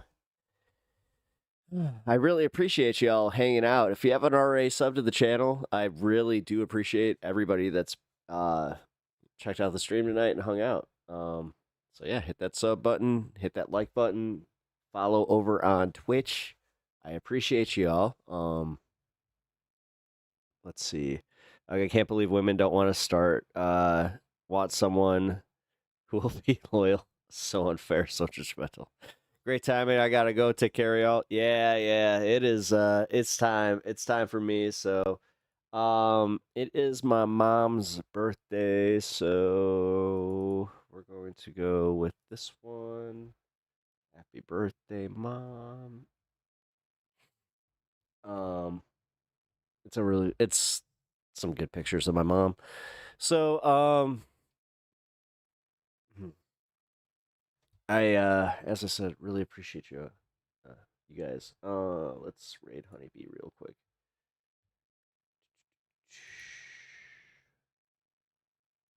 Raid. There we go. Raid. Oh God, I gotta eat. All right, guys, be nice, but at the same time, good conversation. We will be the 51st state now with Mark Carney. Hey, I'm gonna join your chat in a little bit. I gotta eat some shit. But oh no. I'm not gonna go. I'm just ending stream. I gotta go eat though. But no, I appreciate you checking me out. Yeah, guys, check out Honeybee. Oh my God, here. That's right. You're live. Haha. There we go.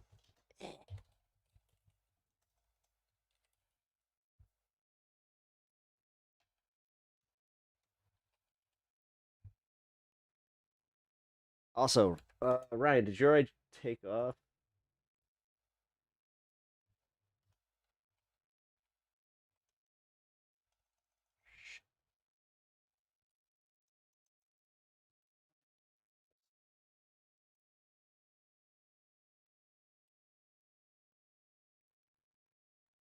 Really?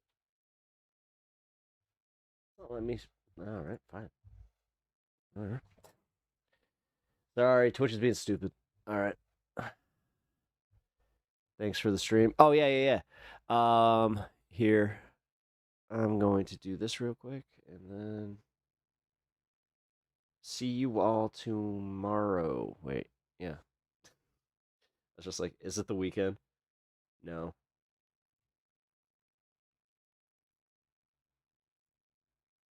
There we go. All right, y'all. I will catch y'all tomorrow.